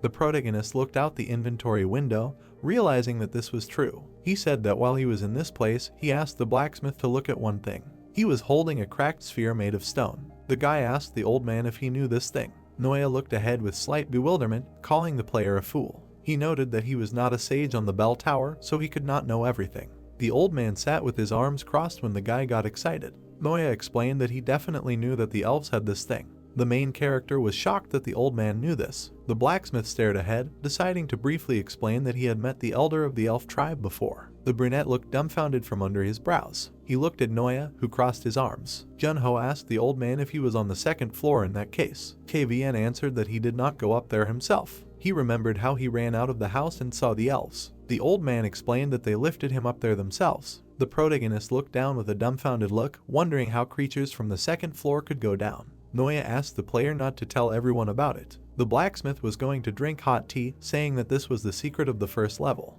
Junho noted that he had already understood everything and the old man did not need to continue. Noya imagined the silhouette of an elf against the blue aura. Noya decided to explain that elves were magical creatures that possessed a specific energy. He added that the intellectual power he saw was similar to the energy of water, earth, and trees, like the power of Mother Nature. This hybrid elf ball was lying on the checkers table. The protagonist picked up the ball to examine this elf ball. Noya said that if Junho was interested in what this item was, he suggested that he go to a place where he could meet the elves. The old man looked ahead and explained that among the elf items, there was an item through which one could obtain the energy of the world tree. He added that the player might learn something if he was lucky. The protagonist stood up from his chair and agreed to this proposal, wanting to ask his secretary about how he could meet the elves. Junho walked towards the exit while the old man drank tea. Noya asked the guy not to disappear for too long. Junho met Pomo at the exit, realizing that Noya was still pretending to be cold. Pomo asked the protagonist not to be too upset. The big guy was holding a small box in his hands, saying that his grandfather simply did not know how to express his emotions. The old man's grandson handed the box to Junho, who noted that everything was fine and asked what was in the box. Pomo replied that they were agorite tea leaves. Junho held the box with two hands. Pomo said that his grandfather asked him to pass this box, although he never cared about strangers, hinting that he really liked the player Junho. The protagonist stood in front of the big guy with the box, wanting to convey words of gratitude to Noya through his grandson. Junho watched as Pomo waved his hands, trying to say something, and then changed his mind altogether. Junho didn't understand anything, but the big guy explained that the player would understand everything soon and wished him a safe journey. Their white car sped along the highway at night. Junho asked about the dark elves. Si-Yoon was driving, and Junho was behind. She explained that this was the name for the fallen elves who betrayed the world tree, and these monsters lived in a separate tribe. She added that the gates they inhabited had a very high level of difficulty to capture. She presented a purple potion in a bottle. Si-yoon explained that if you were lucky, you could get a cure from legends in their tree, the elixir of youth. The secretary held the steering wheel and looked in the rearview mirror. Si-yoon noted that the gates where the dark elves appeared were currently in England, and they were called the Wild Forest. She asked the guy if he was interested in this, to which he answered of course. Suddenly, a status window began to appear in front of the player. The girl said that in this case, the following information would be useful to him. The status window showed a moment with a conference and a man. It was the Qinghe Guild, which was also trying to participate in the capture of the Wild Forest Gate. The guy realized that he had already met them during the capture of the Flaming Dunes. The main character looked ahead in shock, his mouth open. Si-yoon said that in addition to this guild, there would be players from all over the world. The guy was shocked by this information and tried to find out what was known about the gate. She imagined a dark forest with a purple glow and shimmering sparkles. Si-yoon said that the gate was in England, in the city of Grantham, and the condition for the capture was the elimination of the Dark Elf tribe. Si-yoon added that only players of level 20-30 could enter this gate, and the team limit was 200 people. The protagonist looked ahead in amazement, shocked by this news. In the dark forest wilderness, a heavy rain was falling. There was a small wooden hut. A plate of bread was smashed against the wall. Kalsiner was sitting at the table with his palm outstretched. He asked the spirit if the guard dog squad had been destroyed. The demon looked at the blue spirit, trying to figure out if he was talking nonsense. The spirit replied that it was true. Kalsiner grabbed his head while the spirit was nearby. The ghost said that the necromancer could not contact any of the squad members, and it was not confirmed yet, but it seemed like they were attacked by Junho. The demon looked ahead angrily, holding his head. He knew that this was a problem, because Nazad cared very much about his students. It was pouring rain outside. The demon knew that not only were they persistently pursuing a sword master, but now this. The ghost approached when the demon asked him about the reaction of the association. The ghost replied that he had published a report on Junho, but he wasn't sure if anyone would believe the story of a newbie who debuted 2 months ago attacking the guard dog squad. Kalsiner was sitting at the table, looking at the door. The ghost and the boy stared ahead, thinking that an unexpected guest had wandered in. Suddenly, the door opened. The demon and the ghost looked at the scene in shock. Powerful lightning bolts were shooting from the sky. An old mage with a red aura was standing at the threshold, trying to find Kalsiner. The boy and the ghost bowed their heads to the old man. The old man, being Nazad Hallow, looked at the boys with disdain from under his hood. Kalsiner was kneeling on one knee, his head down. Nazad noted that he had studied the boy's report and was trying to find out if it was true that Junho had killed his students. Kalsiner replied that this was the situation and he didn't know exactly how it was possible. The old man shot a red beam at the demon. It slammed into the wall with a crushing blow. Kalsiner was pinned to the wall by the dark aura and was trying to break free. Nazad held the staff with the aura in front of the boys. The old man was indignant that the demon did not give him a clear answer, because he did not come here for these words at all. Kalsiner was straining himself and his face was twisted from strangulation. He screamed that he really did not know. Nazad was pinning the staff with the aura of the boy, who shouted that he needed a chance to find that bastard Junho and bring him to him. The old man looked at the boy with disdain. Kalsiner was holding on to the shackles of the dark aura on his neck. Then he broke free and plopped down on the ground. The demon stood in front of Nazad in a stern pose, noting that the demon had half a year to spare. He told the demon to bring Junho to him within half a year. Kalsiner angrily held his reddened neck. The demon added that in order for him to drag a player here to the second floor, he must be at least level 30 and did not understand how a newbie could reach that level in 6 months. The old man looked ahead, covering himself with a hood, and told Kalsiner not to be mistaken. The red-haired demon watched as the old man evaporated, noting that the demon's life was at stake, and advised him to make every effort to catch the boy. The ghost watched as Kalsiner indignantly prepared to get up from the floor. The ghost looked away in shock, hearing the request that he had to find a tracker. The ghost suggested another option for help, wanting to use the interdimensional elevator to escape the association's surveillance. The ghost looked worriedly as Kalsiner stood up, realizing his immediate plan. The demon looked ahead with disdain, noting that he first needed to throw Junho off his tail, so he would personally go down to the first floor. An airplane was flying high in the sky. This airplane was flying past an old castle, which was located in England, in the city of Grantham. A bag with things was on the bed. The player was asked if he arrived at the hotel safely. Junho said that it was all thanks to the secretary's care. The protagonist held the bag, standing next to the bed. He was asked why he left in a hurry, since the capture of the gate would take place only in 3 days. The protagonist answered that there were several small gates in the area, so he wanted to capture them, and at the same time warm up. The main character remembered riding in the car with Si-yoon with a downcast look. The girl realized that the guy was worried about the news about 200 people and asked him about it. A bunch of status windows were floating in space. After the gate and players appeared in this world, a system suddenly appeared. The old man was holding a huge mechanical scale with monsters on it. This system was extremely fair and was made so that the difficulty level of capturing the gate was the same for both players and monsters. The black silhouettes of monsters with weapons were covered with a red silhouette. Since 200 people could enter this gate, it was clear that the difficulty level was unreasonably high. The protagonist looked puzzled, realizing that it was impossible to fight while protecting all 200 people. The guy looked at his clenched fist and realized that this gate would be harder to capture than usual. 3 days later, players were gathering near the open portal in the square. A bunch of players and spectators were watching what was happening. The girl was delighted by what was happening, realizing that the energy of the players was simply incredible. The guy with the scar and the swordswoman looked at this girl with cold blood. They shouted that the most powerful fighters of different nationalities had gathered here, and also a huge amount of equipment that she had never seen in her country. The girl and the bespectacled guy turned to their leader, explaining that he should also take a look. Minwoo crossed his arms and looked back with displeasure. The red-haired girl leaned against Minwoo, which made him angry. She knew that the leader was looking for the player Junho. The red-haired girl timidly covered herself with her hand while Minwoo was angry. She joked that a little more and his neck would come off. The brunette noted that he was really looking forward to this moment. They remembered how they looked at the main character, who was fighting the fiery fox. He recalled this capture and noted Junho's graceful actions. Minwoo looked ahead with trepidation, asking his friend if she remembered this shocking sight.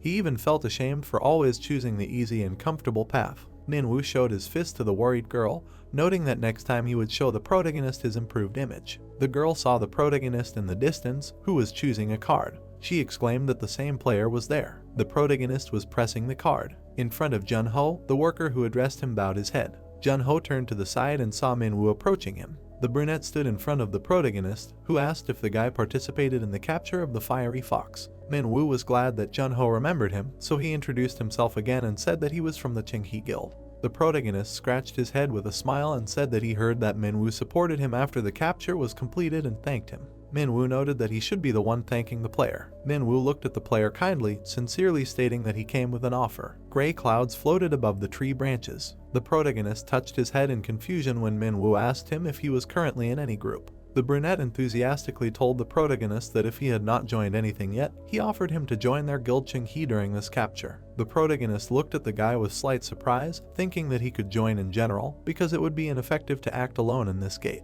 They shook hands and agreed, since the protagonist saw no reason to refuse. 11:02 AM, entering the Wild Forest Gate. The players entered the portal in a crowd. People of different nationalities entered the portal. Among them were magicians and knights who walked forward. The protagonist in a cloak confidently walked forward with the guys. They entered the portal and were already coming out on the other side. The guys entered the lands of the wild forest after the portal. The protagonist looked back at the penetrating bright light in the thicket of the forest. He watched with slight confusion as the guys began to scatter in different directions. Suddenly, Junho and Minwoo opened their mouths and were surprised. The protagonist wondered if the guilds participating in the capture did not gather together to discuss strategy. The brunette looked at the puzzled protagonist with enthusiasm. Minwoo said that at present, thanks to the terminal after entering the gate, it was not necessary to gather for a discussion. Minwoo happily held the glowing blade in his hands. He explained that it was a piece of equipment that used a magical data transmission network to allow players who were far away from each other to communicate with each other. Junho now understood why everyone immediately scattered after entering the gate.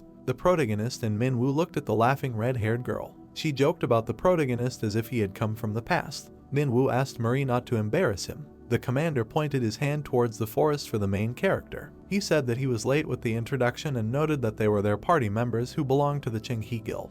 The guy with glasses closed his eyes when he was introduced as Choi Jin Pyo, who was a healer. The commander also noted that this guy was in charge of recording the video inside the gate to get feedback after the capture. The red-haired girl smiled and waved her hand. Minwoo introduced her as Seo Murray, who is also called the spoiler person. Murray walked up to the main character with a smile, wanting to show him her abilities. She looked at Junho's puzzled face with a mischievous grin. She stared at the main character with a shining gaze. Junho looked at the girl in surprise, realizing that she was not looking at him. The excited girl scared the main character, noting that he was simply adorable. The brunette looked dumbfounded at the girl, who said that Junho single-handedly dealt with 10 dark elves. The player asked Murray if she had the skill of prediction. Minwoo looked at the slyly smiling Murray. He explained that she could see the person's immediate future by looking at him, but after using the skill once, she had to wait to use it again.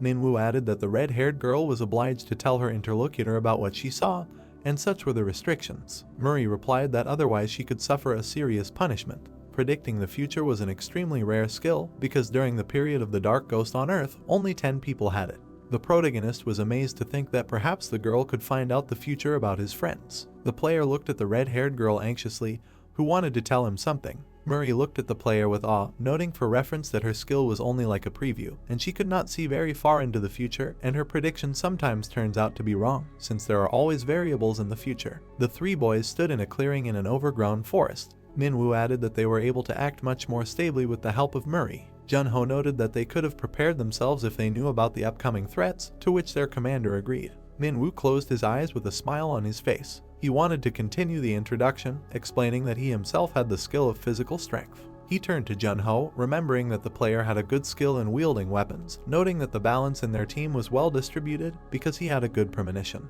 The four boys discussed their plan of action in a clearing in a closed forest. The commander suggested moving slowly as they needed to build a means of communication, so they needed to set up camp in a suitable place. 5 hours later, Minwoo was stomping the terminal into the ground. While the other guys were distracted, Minwoo was stepping on the terminal. He explained to Jun-ho that if you stick the terminal into the ground like this, a magical means of communication will appear. They saw glowing dots on the map screen. The commander was informed over the radio that it was the Fang group, because they were still conducting reconnaissance, and said that there were no dark elves in the east. The other Blue Spear Guild said that they had nothing either, joking that the Dark Elves decided to hide altogether. Minwoo stared at the radar window and said that their guild was also inspecting the area to the east and asked the guys to let them know when they found enemies. The three guys huddled in front of the commander. Minwoo explained that this was how the gate was scouted. Murray noted that since they had not encountered any Dark Elves or other groups yet, she assumed that the number of people present was small. Minwoo grabbed his chin in confusion in front of the guys. It was a little strange for him. The protagonist looked ahead calmly and said that the gate area was too vast, and therefore it was impossible to say for sure that the number of people present was small. He added that at the moment, about 200 players were scattered and scouting the area, but it was suspicious that no one had noticed the Dark Elves yet. Murray adjusted her hat and wondered if the elves were really scared and hit. The guys looked at the protagonist, who looked away. He assured that the Dark Elves were overconfident monsters, and even if they were ordered to hide the fact that they were few in number, they still would not stand aside while someone was prowling their territory. All the boys stood in a group and listened to the protagonist. Jun-ho turned to Murray, asking her if she could not use her prediction skill because of the time limit. He explained that in that case, his skirmish with the Dark Elves that she saw must have had a time, and he asked her about it. The red-haired girl looked away with a puzzled look, answering that she did not know the exact time, then said that it was dark around, so she thought it all happened at night. Minwoo along with Murray looked at the pondering Jun-ho. They looked worriedly at the player, who said that it was interesting. He went into his inventory and began to select items. He took out a sleeping bag from his inventory. He got into it and said that most likely the Dark Elves were planning a night assault, and even if they turned everything upside down, they wouldn't be able to find them. Murray put her hands on her hips, looking worriedly at Jun-ho. She said that in that case it would be worth telling the other guilds about it. The main character said that she could of course do it, but it was unlikely that the other guilds would believe it. The guy decided to take a nap first, and then the guys would take turns resting. The sun was setting behind the tops of the forest. Jun-ho noted that a very interesting night was coming. A bright fire illuminated the tops of the trees. The other guys were sitting by the fire and talking to each other. The guy in the cloak said that with the onset of darkness, even goosebumps ran down his body from fear. He was trying to understand what they would do if the Dark Elves made a night assault in that case. Another player grinned at such a statement as if it was a joke. The brunette held a hot drink in his hands and noted that these monsters were not even famous for their strength, because they were just creatures that gnawed the roots of the world tree. He added that they lacked the slightest intelligence, so they were not even able to talk to each other. He immediately began to laugh, sitting next to his partner. The guy with the cup asked an ironic question about whether such creatures could really plan a military operation. Suddenly, the rustling of leaves was heard behind the player. They suddenly came to their senses and sharpened their weapons. The frightened guy turned to his comrade. A wolf's muzzle appeared from the bushes. A blue wolf ran out of the bushes. The player looked at what was happening with relief, not understanding where the wolfhound came from. Several wolves began to approach the players. The guy told his partner to relax because they were just small fry who were even afraid of fire, so he did not consider them dangerous. The plump player said that there were a lot of them, so he was a little scared. The plump guy stared at the monsters, asking his partner if they were really afraid of fire. The blue wolf with glowing eyes looked attentively at the guys, who noticed that the monsters had come close and were not going to go away. Suddenly, the guys looked up. The player looked up in shock. His partner behind him tried to call out. The scared guy with a cane looked at his friend, who told him to wake the guys up. He immediately looked back angrily and said that they should wake the guys up right now. The dark elves were hiding behind the edge of the trees, being on wolves. Suddenly, the protagonist woke up. He immediately stood up. His black silhouette tried to hear the noise of the wind around him. The silhouette of the protagonist was near the fire. Murray, with a mug of tea, worriedly turned to the protagonist, noticing that he had woken up. She sat on a log near the fire while Jun-ho got up from the bag. She said that everything was calm, so he could sleep a little longer. The player was very interested in the situation of other players. Murray looked at her watch and remembered that they decided to maintain contact every 30 minutes with those who stood on night watch and was about to contact them. She watched the radar window, reporting that it was strange, as if an error had occurred in the magic network. The girl continued to look at her watch while the guy looked around. She noted that no one had contacted them yet. Jun-ho thought that they simply failed. He looked ahead with his glowing gaze, realizing that the guys most likely already had guests. Green light seeped through the dark forest and a notification popped up that the Night Hunter skill was activated and all senses were heightened. Dark silhouettes of elves and wolves appeared against the background of the dark forest. The protagonist imagined this attack with a sly grin and understood that the mindless dark elves riding on tame wolfhounds had carried out a night raid. Murray looked worriedly at the guy who had picked up the sword. He asked the girl to wake up the head of Manhwa. The red-haired girl said that it was very late, especially since she could not see anything further than her nose. Suddenly, a bloodthirsty monster with an open mouth appeared above the girl's head. The girl turned around to see the wolf's sharp fangs. The protagonist immediately rushed past with a quick swing of the sword. At this time, the dark elf on the wolf began to burn. The protagonist looked at the burning monster, noting that it looked creepy. He turned around with displeasure at the girl sitting on the ground. The guy realized that he could not use the sword for such pawns. The player told the young lady to quickly wake up the others. The main character was surrounded by red eyes from the forest. He realized that they were already surrounded. Elves on wolves rushed towards them with a quick attack. The elf rushed along with a glowing beam. The player deftly dodged the energy attack. He immediately delivered a light strike to the bloodthirsty wolf. With quick movements, he cut everyone in his path. An elf with a dagger tried to pounce on the main character from behind. Jun-ho noticed this and stared intently into both eyes. His hand in armor with a red aura pulled out claws. Also, the armor on his body emitted red lines. The elf hit the protagonist from behind and did not understand why he could not penetrate the armor. Jun-ho turned around with a sly grin, joking that blood is thicker than water. He immediately struck back at the stunned elf when a notification popped up that he had black armor on his body. The boy noted that he really liked the functionality of the black armor that Pomo had made in the Noya workshop. He recalled reading the note in front of the box with the items. Deokgu had disposed of the resources at his own discretion,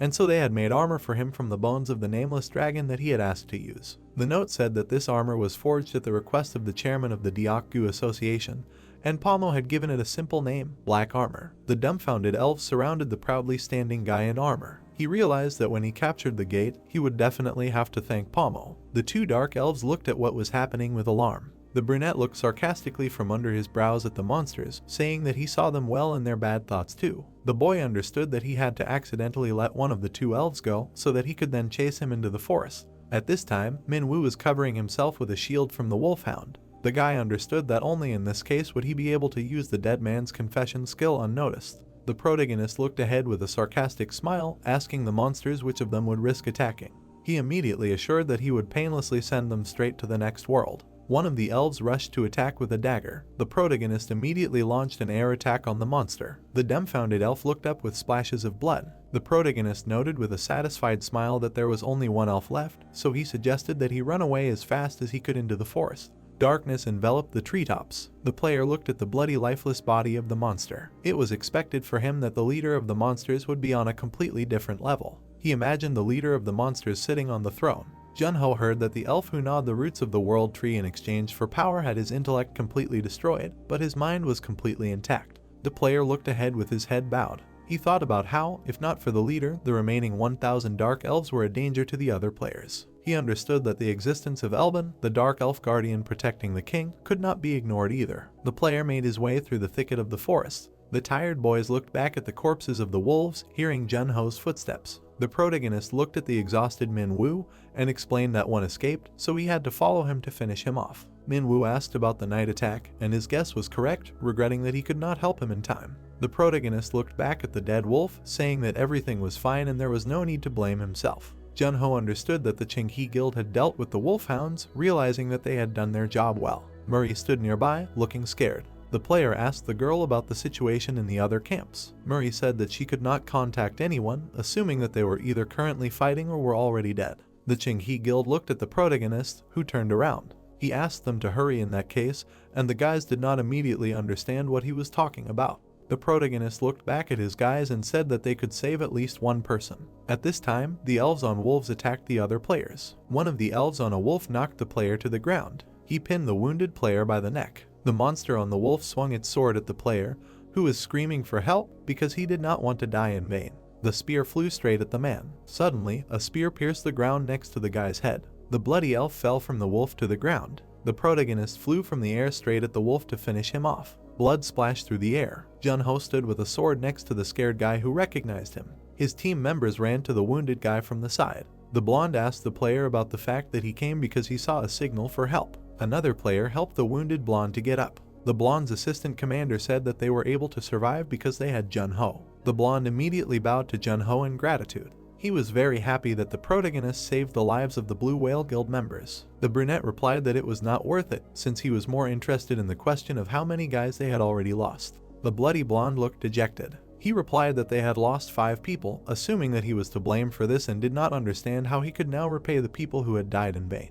The main character watched as the guys frantically hugged each other. The dumbfounded guys from Ching-hee watched what was happening from the bushes. Min-woo realized that they were too late, although Murray tried to run as fast as she could. The guys from Ching-hee sighed with heaviness and watched the conversation. Jun-ho said that since everyone was gathered, he ordered the guys to head east. He ordered the Blue Cat Guild to head north. The blonde looked at Jun-ho with slight surprise. The protagonist noted that many squads were still fighting, so he said that they should have quickly re-equipped and helped others because they had to minimize losses. A bright fire was flaring up in a small camp. The protagonist realized that there were about 500 monsters left in the Dark Elf settlement, which meant that about half of the elves had raided at night, and if they could hold out that night, they would have every chance of winning. The protagonist stared ahead, thinking that the players needed to unite and act in a coordinated manner. He ordered the Blue Whale Guild to move north and collect all the survivors along the way, and they would all meet in the east. Blondina looked ahead, dumbfounded, trying to say something. Jun-ho immediately expressed understanding that it was difficult to continue fighting when they had lost their comrades. The protagonist looked ahead against the backdrop of the fire.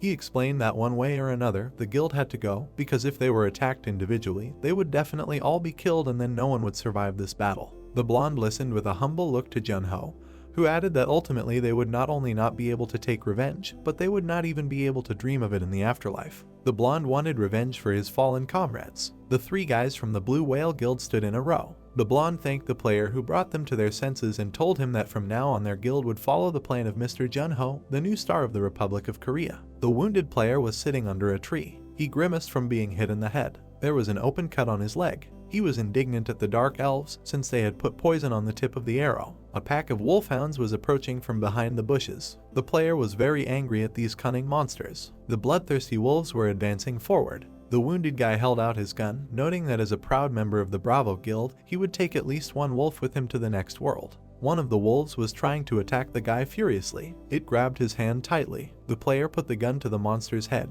A loud shot rang out throughout the forest. The exhausted guy lay under a tree next to the wolf's corpse. He didn't even have the strength to lift the gun. He began to close his eyes, seeing the wolves approaching him. He assumed that this was how he would die. Suddenly, he opened his eyes and saw the wolves running away. They were receiving lightning strikes from a lightsaber. All the wolves felt cut wounds on themselves. The wounded guy looked at what was happening, dumbfounded. He saw the main character cutting down all the wolves and trying to figure out who he was. The man in armor came from the side, calling out to the wounded man he had been looking for so long. He immediately crouched down closer to the wounded man, who was glad to see the elder as he thought he was already going to die. The elder told the wounded man not to move. He grabbed him under the shoulder, saying that he was also able to survive thanks to the player Jun-ho, who had helped him in his search. The bearded man said that first they would heal the guy, and then go say hello to the other guild members. The bloody guy looked ahead from under his brows. The elder said that today's night capture of the gate would have failed miserably if Jun-ho had not been nearby. He saw the main character in front of him, who covered himself with his hand. Clear weather stood above the tents in the forest.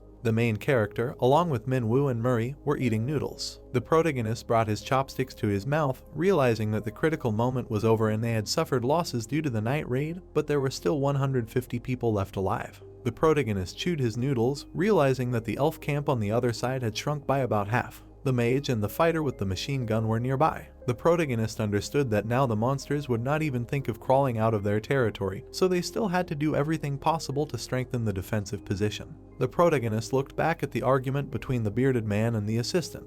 He realized that they were the ones who had to make the first move. The bearded man was shouting to his assistant that they should hurry up and capture the gate.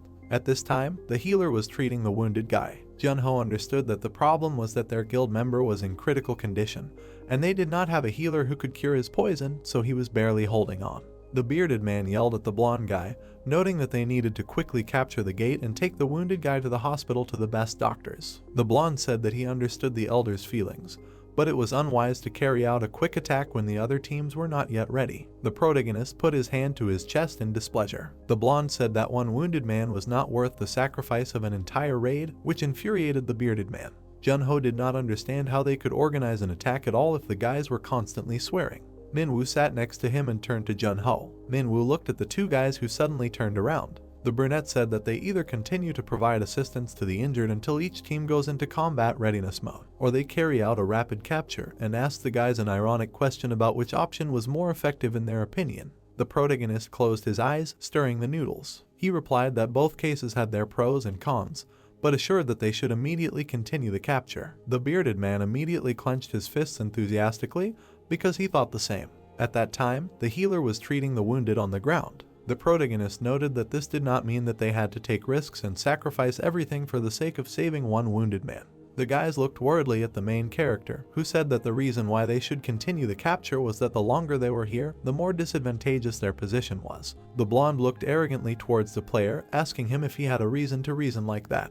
The brunette looked sideways and explained that it was not difficult to guess, given the morals of the dark elves, about whom they had all heard. The bright light of the sun illuminated the leaves of the bushes. He said that they should come up with a clear strategy to minimize losses, because judging by the raid last night, they should have accepted that this forest was not quite ordinary. He imagined a bloodthirsty look from the sky at the silhouettes of the elves. The guy explained that the dark elves, whose intelligence was destroyed, took collective action, which meant that they had an overwhelming being that gave them orders. The players looked at the player with puzzled and confused looks. Jun-ho noted that in order to control the dark elves, you need a being that uses anything, be it intelligence or strength. The girl with purple hair explained that the fact that they carried out a night raid was strange, because you can't predict what could happen inside the gate.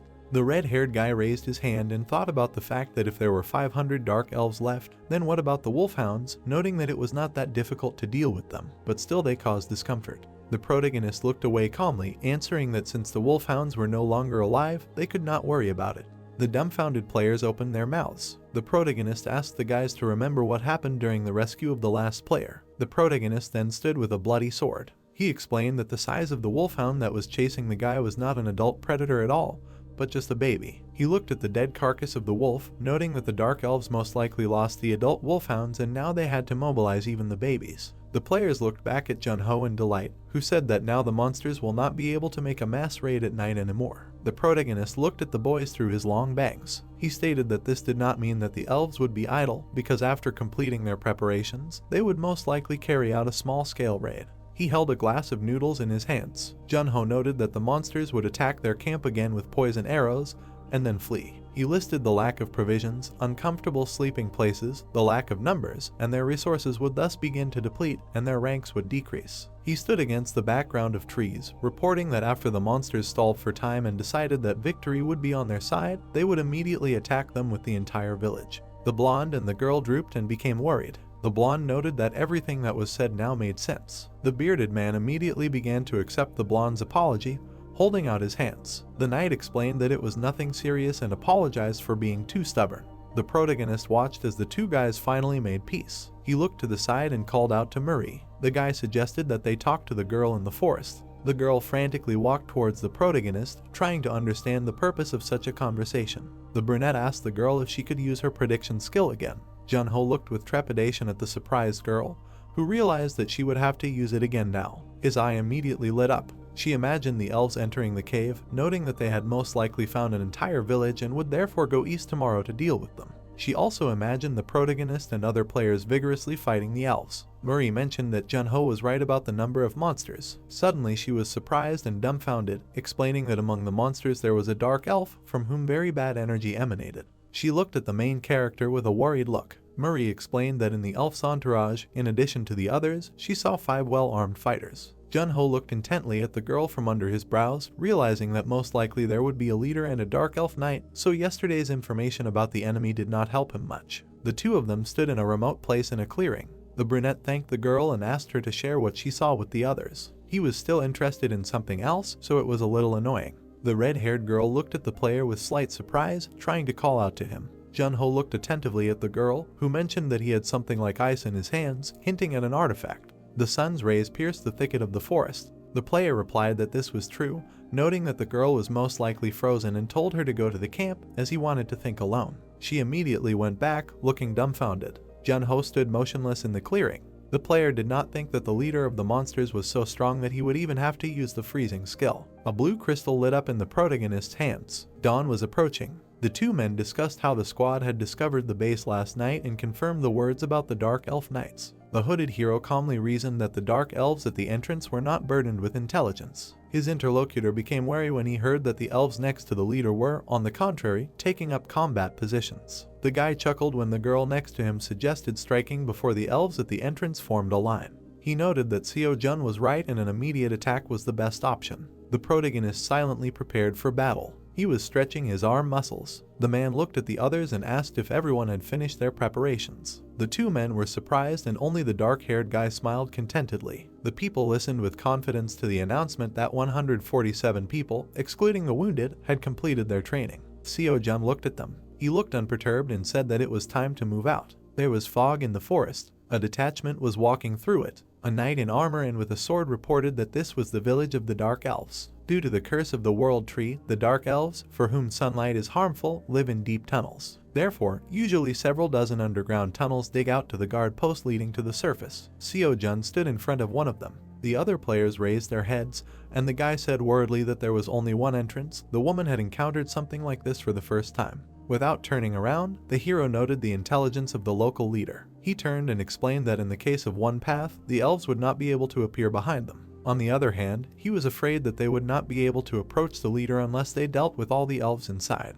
Everyone tensed up when the hero said forward. The dungeon was lit by torches. The squad was descending the stairs. The young man became wary. The heroes went straight into the throne room. The leader of the Dark Elves was visible in the distance. The knights stood in formation, waiting for the command. The woman said worriedly they were expecting a battle in a confined space, to which the man in the hat replied that they could only start a large-scale war. At the very end of the hall sat the leader, surrounded by 500 dark elves. He leaned thoughtfully on his fist. The young men looked at him warily. The woman glanced at Seo-jun, who noted that everything had worked out well. He was worried that they would be surrounded, and in this position they would come face to face. The man calmly urged them to prepare for the fact that there would be 4 elves for each, to which the woman tensed up. With his back to the group, Seo-jun remembered that the tribe chieftain should have an elixir. Everyone around him tensed up and looked at him. Nervously, someone in the crowd asked again if they were talking about an elven remedy that could save even the dying. The hero turned around and said with a smile that if they found the elixir, they would deserve the spoils. Suddenly, screams were heard from the crowd. Seo-jun looked on in surprise as people raised their swords and ordered their groups to get ready. At the bottom of the cliff, the dark elves stood silently. Suddenly, one of the crowd became wary. The man turned around in horror. The group caught the dark elves by surprise. A warrior cut the enemy's body. Another grappled with the creature with his swords. There were battles everywhere, and blood was spilt. The head of one of the elves was cut off with one blow. Another man was cut in half. Seo-jun rushed along the path, killing several with one blow, and the people around him were amazed by his speed. 2 men looked tired. One of them said doubtfully that the protagonist had not become a player for long. The man was attacked from all sides. He successfully blocked one of the attacks with his shield. However, 2 more attacked him. Suddenly, he unexpectedly saw a shadow in front of him. The protagonist turned to Cha Min-woo and ordered him to retreat to the back rows. The leader exclaimed that it was crazy to sneak in alone. Seo-jun calmly said that he often did crazy things. His comrade was shocked. He knew that it was greedy to even stand shoulder to shoulder with the protagonist. Cha watched the man advance and knew that there was still a long way to go. Retreating back, he promised that next time he would not retreat. The hero turned around and smiled in anticipation of their next meeting. Someone appeared in front. The army of dark elves stood in battle readiness. Seo-jun guessed that they were different from the previous ones. The hero began to take out his sword. He waved it and said that in this case, he should take a suitable weapon. The dark elf knights who stood guard over the kingdom before its fall were excellent swordsmen. They could also use powerful spirits. If they had retained their abilities, the protagonist probably would not have a chance against them now. Seo-jun stood confidently in front of them and understood that they were not his rivals now. He smiled and said that until now he had not met anyone who used a sword better than him. The dark elf swung furiously, but the protagonist jumped back. He watched with detachment as the dust cleared. The elf prepared for a new attack, but the man successfully parried his blow. Suddenly, he noticed something to the side. A sword was unexpectedly flying towards him. Seo-jun was slammed into a column with one blow. Stones flew around and he thought that after this, even bones might not be collected. The creature looked at him emotionlessly. It was a battle where one missed blow could cost a life. The protagonist smiled excitedly, thinking how exciting it was. The sword was raised for another blow, but the man cut off the enemy's hand. He opened his eyes in shock. His body part with the sword flew very far away. The elf held the wound with his healthy hand. Seo-jun stepped on his foot. He raised his sword and asked where he was going. The sword pierced the body through and through. It fell in front of a squad of relatives. The protagonist said that the elf could not even dodge. He was disappointed in their abilities. He wiped the blood on his face and told the enemies to try. He looked away. The elves killed one ally after another, but the man was satisfied with the fact that they had held out until now. The elf released an arrow with a smile. It hit the girl. Cha turned around and shouted that they had a wounded man. The healer was treating the wounded man, but they had already started calling him to other people. There were two wounded warriors in front of him and the healer screamed that he couldn't leave them. Cha gritted his teeth and said that there were too many enemies. The elves continued to advance. The guy tried to figure out how many were left. The magician looked ahead in fear. He said that he couldn't imagine the difference between them. He noticed that the elves were constantly changing the front ranks and distributing their forces evenly. The man put his sword forward and said that he was sure that they had already lost 100 of their own, although you couldn't tell by them, and if this continued, they would simply be exhausted. He turned to Cha and said that they needed to increase the pressure so as not to give them the opportunity to castling. The magician noticed something ahead. All the elves began to look at each other in confusion. The magician didn't understand what was wrong with them. One elf opened his mouth in surprise. He ran at the heroes. The man cut him down, asking what kind of antics this was. An elf knight was running behind the crowd of elves. He chopped down all the dark elves, and he walked forward tirelessly. The man looked ahead in surprise. He did not understand why the elf was killing even his own. The knight was chasing someone. The man looked closer. It was Seo-jun. The magician lowered the book and said that the hero pulled the dark knight into the very center of the battle, thereby destroying their formation. The magician looked down and said that this was not even the level of a set table. It was the same as spoon feeding. The man said annoyed that he also wanted to have fun. Cha shouted at them and asked them to gather. He said that whether they lived or died, he would not make them proud. The guy swung his sword and said that this was their chance. He offered to use it to finally destroy their camp. Everyone rushed to attack. Seo-jun looked at his squad, deciding that he had already done enough and they would definitely cope. The knight began to strike from behind. The hero parried the blow. The elf looked at the hero in surprise. He asked him not to be so annoying, because he understood how difficult it was for him. Seo-jun swung his sword and said that he would do it carefully and painlessly. The elf chieftain sat on the throne. He leaned tensely on his fist. The thought that he couldn't watch this was ringing in his head. The chieftain watched Seo-jun fight the elf and thought that they were once creatures with dazzling appearance and brilliant intellect. One of the warriors growled. He resembled a dirty beast. The elf was pierced when the chieftain thought that they were bending under a man and the glory of their great past became a pitiful legend. The man with the bloody sword walked forward. Seo-jun moved among the dead bodies and said that it was the first time he fought against such a numerous enemy. Even with cockroaches it was not like that. The chieftain told him not to dare to talk about these damned creatures in front of him. The hero with a calm face was surprised that even the elves, the guardians of nature, do not like cockroaches. Seo-jun mocked the dark elves, claiming that they were similar to elves. The chieftain put his hand on the armrest when the hero mockingly said that they did not seem to get along. The dark elf stood up and declared that he was not going to talk to him and ordered the man to raise his sword. Seo-jun prepared for battle. He asked if he should strike first. The chieftain said that he was an impudent human. The elf king stood in front of the guy. He pulled his hand away with the sword. Jun-ho froze in surprise, recognizing this pose. The chieftain froze in his stance, emitting green light. The brunette mentally noted that this was a unique elven art addressed to the forces of nature, which was called Genia Manus. Looking at his opponent, he thought that this technique was only available to elves who were able to use the powers of spirits, and there was simply no point in the fallen dark elves. At that moment, the king disappeared from his place. The guy swung his sword, blocking the blow. The chieftain next to him muttered in displeasure. He jumped back. Junho pulled back his sword. Looking at the gloomy face of the opponent in front of him, he thought that it was now clear to him that his original technique had been adapted to the enhanced body of the dark elf. The brunette smiled, saying that he believed that he could even read the breath of his opponent. The king noted with irritation that he was swinging his sword with his mouth. The two warriors crossed their swords. The elf launched an attack, but the boy dodged. They began to move sharply across the battlefield. Junho swung his sword. He struck the king several times in the chest. The monster jumped back a little. Looking at it, the player mentally noted its speed and strength, as well as the lack of overwhelming power. The chieftain quickly gulped air. To the side, the players dealt with his kin. Bloody corpses lay on the ground. The king muttered with a tired look that his people were fools who believed the same fool and followed him to the very end. He remembered himself sitting on the throne, thinking that he just wanted to return with them to their glorious past and fix everything that went wrong. The man in the past was kneeling in front of the man in the red cape, who was telling him that if he, an ignorant mortal, wanted his wish to come true, he must defeat 1,000 enemies. The elf raised his head, screaming loudly. The stranger told him that defeat was not accepted.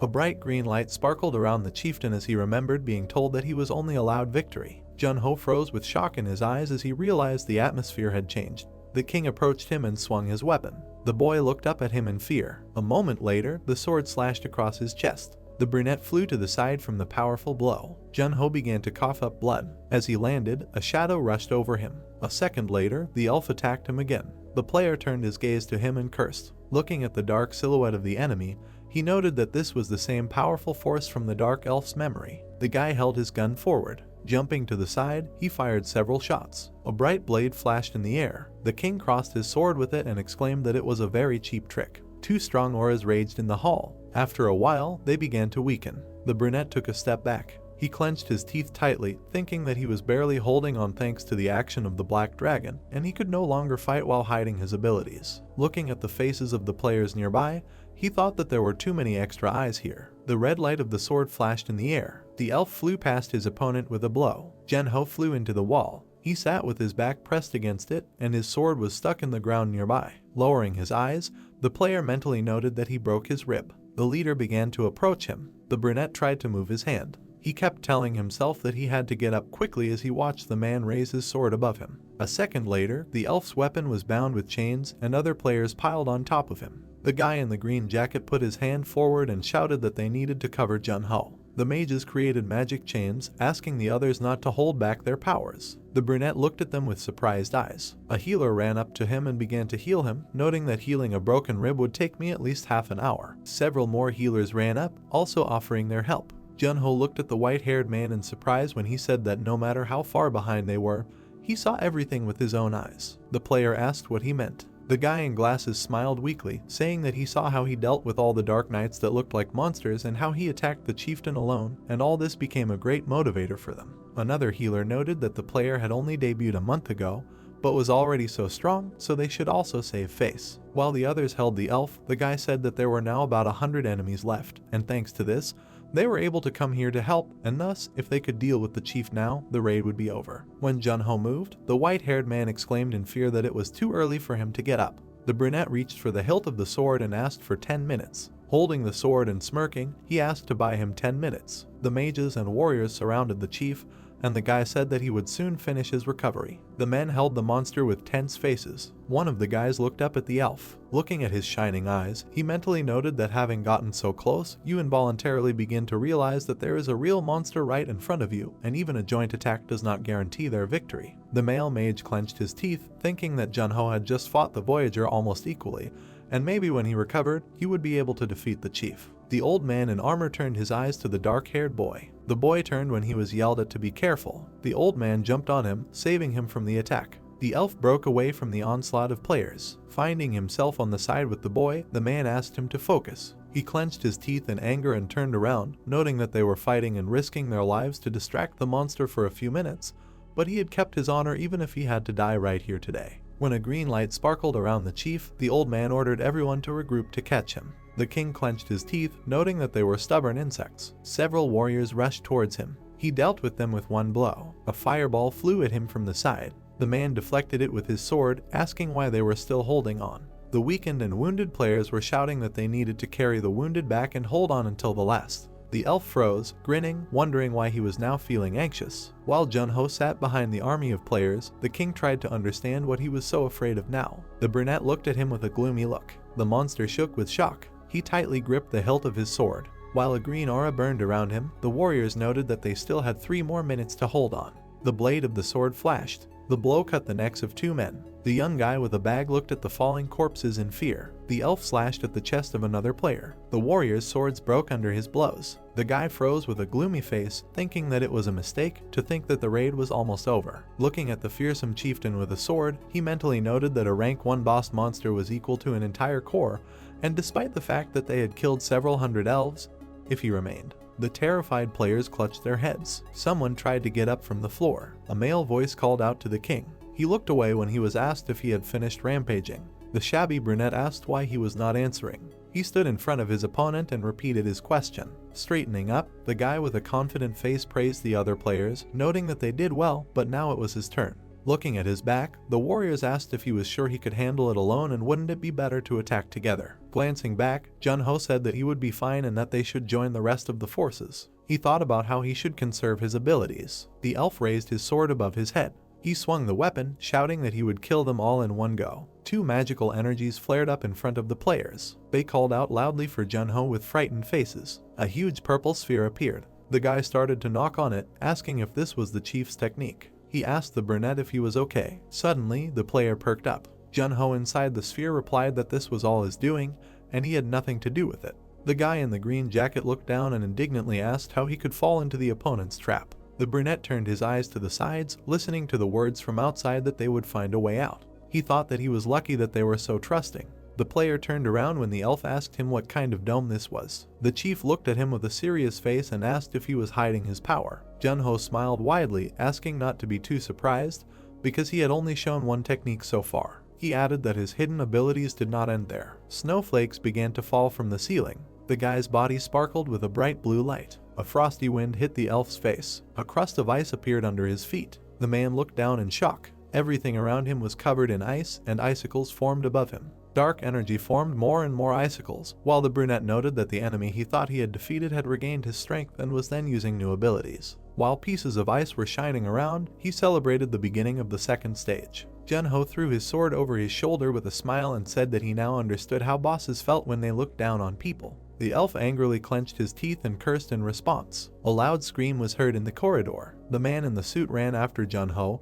He could only cope if he was okay, starting to train now, because very little time had passed since he was freed from the ice. The brunette pressed the button by the elevator and said that he was okay, and that he needed to try out the freezing power as soon as possible. Byakgu responded by saying that his technique had reached perfection back in the Dark Ghost period. He asked where else to develop. Looking ahead, the guy replied that it was just a delusion. Remembering Frost Queen, he noted that he still lacked strength. The man frowned at him. When the elevator opened, he asked his friend how he was going to use the freezing power. The player showed several fingers and said that for starters, he could divide it into 3 large categories. He stood in front of the Elf King. Looking at his opponent, Junho said that at first, with the help of freezing, he creates favorable conditions for himself for the battle, gradually reducing the enemy's strength and forcing him to fight at a reduced strength. The brunette tapped his finger on his armor and said that the second method was more intuitive. He said that it was ice-covered armor designed to compensate for the lack of defense. The guy noticed the icicles on the ceiling. When they began to fall on the boss, he said that he could compensate for the means of attack with the power of freezing. The man jumped to the side. The player sent pieces of ice forward, saying that the Dark Guardian was not effective in terms of mana consumption, but if you make it a solid body, covering it with a layer of ice, the effectiveness of mana will increase significantly. The chieftain parried the attack with his sword. Swinging the weapon, the king said that it was like a magic swordsman. He asked why he hid such power. Junho, on the contrary, waved his hand and said that there was an unavoidable circumstance. He noted that the elf hid his power in the same way. The king recalled the release of energy and began to think about how his ability burns the soul, so he only borrows the power of the fallen spirit for a while, and he cannot use this ability at will. He mentally noted that this man's ability is still in question, so it is too dangerous. A dark green aura appeared around his blade. Swinging his sword and dissolving the ice on the floor, he said that nothing will change. The elf froze with a frown. Junho looked away. The man gave him a puzzled look when the boy began to think about the time. With a smirk on his face, he noted that he thought 5 minutes would be enough. The chief asked him what he was talking about. The boy tiredly turned his attention to the boss. Standing in front of him at a large distance, he replied that this was the time it would take him to deal with him. The king began to laugh loudly. He touched his chin with his finger and smirked, saying that it seemed like the player was underestimating his ability. The brunette, releasing energy, he said that this was, on the contrary, praise. Exuding a powerful aura, Junho noted that no matter how weak he showed himself earlier, he was going to fight at full strength for the next 5 minutes. The man froze in surprise. Looking at the player's weapon, he mentally asked if this was a flame sword. The elf frowned when he realized that this was not the case, since the flame sword burned hotter than this one, and the guy simply concentrated magical energy into the sword. Standing in front of his opponent, he thought that with Junho's current mana reserve, even lifting the sword should be problematic. However, the aura emanating from it was so ominous, just like the flame sword. Looking at the brunette, the leader asked what kind of strange technique was this. The guy smiled slyly. He tried to remember if this happened 27 or 28 years ago. The player remembered his fight with a huge monster and began to tell that he fought a boss called the Iron Turtle, and its skin and shell were so strong that he could not make a scratch on it with his sword. He said that he was in complete despair and began to think that he might die here. Junho, wearing a mask, leaned on his sword. He said that death was looming right in front of him, but he did not want to die at all, and in that situation there was not even a close choice, a flaming sword or something else. He said that this technique came to his mind then. While his sword was shining purple, he said that his mana, which strengthened the sword. Clots of black energy began to ooze around the weapon. He said that it collided with dark energy. Kali waved his hand and began to laugh, saying that of all the techniques he had ever seen, this is the best. Junho smiled and said that he called it Ramadat. Looking at the blade burning with flames, he thought about how he was ready to die, but found a way to survive. Rushing to attack the elf, the guy thought that this was similar to the idiom of law of life. The chieftain froze with a shocked face. The ice under the dome was destroyed. The king was sitting on the floor with a sword in his chest. Lowering his head and eyes, he noted that this love is really the end. The brunette stood in front of him, asking if he wanted to say the last word. The man touched his cheek with his finger and asked to let him die here. Opening the system screen, Junho agreed and added that in exchange for fulfilling the request, he wanted an answer to one question. When a large stone appeared in his hand, he asked the elf if he knew what it was. The king perked up and asked loudly if this was really a spirit egg. The guy squatted down and asked if this meant that a spirit could be born from it. The elf replied that if there was an object that retained the powers of the world tree, then spirits were born anywhere. He tore the rope around his neck and said that this pendant retained some of the power of the world tree. The man threw a crystal on a rope at the brunette's feet and said that if he filled it with his mana, the egg would hatch. The player thanked him. Picking up the pendant from the floor, he asked the king if he wanted to give him anything else. The irritated elf muttered that he really lost to such a man. The guy said that he could have simply refused him. He pulled the sword out of the boss's chest. The king looked sadly at the floor, mentally addressing the world tree, and saying that if it still heard his prayers, then he hoped that only his neck would satisfy it. He asked for mercy for those fools who followed him. The man remembered himself joyfully with his subjects. Screams were heard in the streets of the night city. The guy flew back into the wall. He froze with a shocked face. A man stood at the front of the alley, his foot on the man's body. The boy asked the man what he was doing. The red-haired man turned around abruptly and asked where the ranger was. While Junho stood there with the egg in his hand, a notification appeared above his head stating that the dark elf leader had been killed. Looking at the item in his palm, he thought of the spirit egg. Remembering the girl with the fire fairy flying next to her, he mentally noted that if he made a contract with the spirit, he would be able to use his powers without using up his mana. He thought about how he had always lacked mana in the past, and he envied others when he saw that they had contracts. The brunette smiled widely, thinking that he never imagined that he would one day make a debt with an elemental spirit. Holding the egg and pendant in his hands, he thought about how this spirit would make a contract with someone who had good synergy, and that it was 100% a dark spirit. He imagined a small black and purple spirit with horns. He imagined how fun it would be for them to fight each other. Junho broke the pendant crystal. Looking at the light coming from it, he thought he could feel the faint energy of the forest. The egg in his hand began to blaze with flames when Ignore decided to place a vault of mana in it. The cracks on the egg began to glow. The guy smiled widely at the bright light. At this time, the players looked at the purple dome. The healer with glasses looked up, saying that he got rid of the remaining dark elves, but the player Junho was still nowhere to be seen. Looking at the dome, people discussed what sometimes happens there. Suddenly, system screens began to appear in front of everyone. The girl's eyes widened in surprise. The screen said that the player captured the wild forest gate. She muttered that he did it. People began to hug and rejoice, shouting that Junho really did it, and now they can go home. One of the girls started to say with a smile that she thought they wouldn't come back from there alive. Another player answered that he couldn't even think that the boss could be killed alone. The dome dissipated and the silhouette of a brunette appeared. The guy with a gloomy face listened to his name being called. Players started to approach him, asking if he was injured. Without raising his eyes to them, Jun-ho answered that he was fine. Walking away from the people, he praised them for their efforts. Two guys looked after him, asking what happened to him. The brunette listened with a dissatisfied look about how hard it must have been for him to fight the boss. He asked if he really looked that bad. After a while, an airplane flew across the sky. The guy watched the news about clearing the dungeon. Hiding the screen, he tiredly asked what he should do with the most valuable player status. He sighed heavily, noting that it made no sense. Looking at the little fairy at the window, the brunette asked if he really wanted a spirit so much that he ended up with the Ice Queen, who he definitely didn't want. Frost Queen breathed on the window. Ignoring his words, she said that human technology was amazing, and then asked how they flew in the sky without using magic. The guy reminded him that he asked not to talk to him until he got his thoughts in order. He threw a displeased look when the girl said that she was talking to herself. Remembering the appearance of Frost Queen, the brunette wondered why the monster that terrorized people all over the world and froze his friends became his spirit.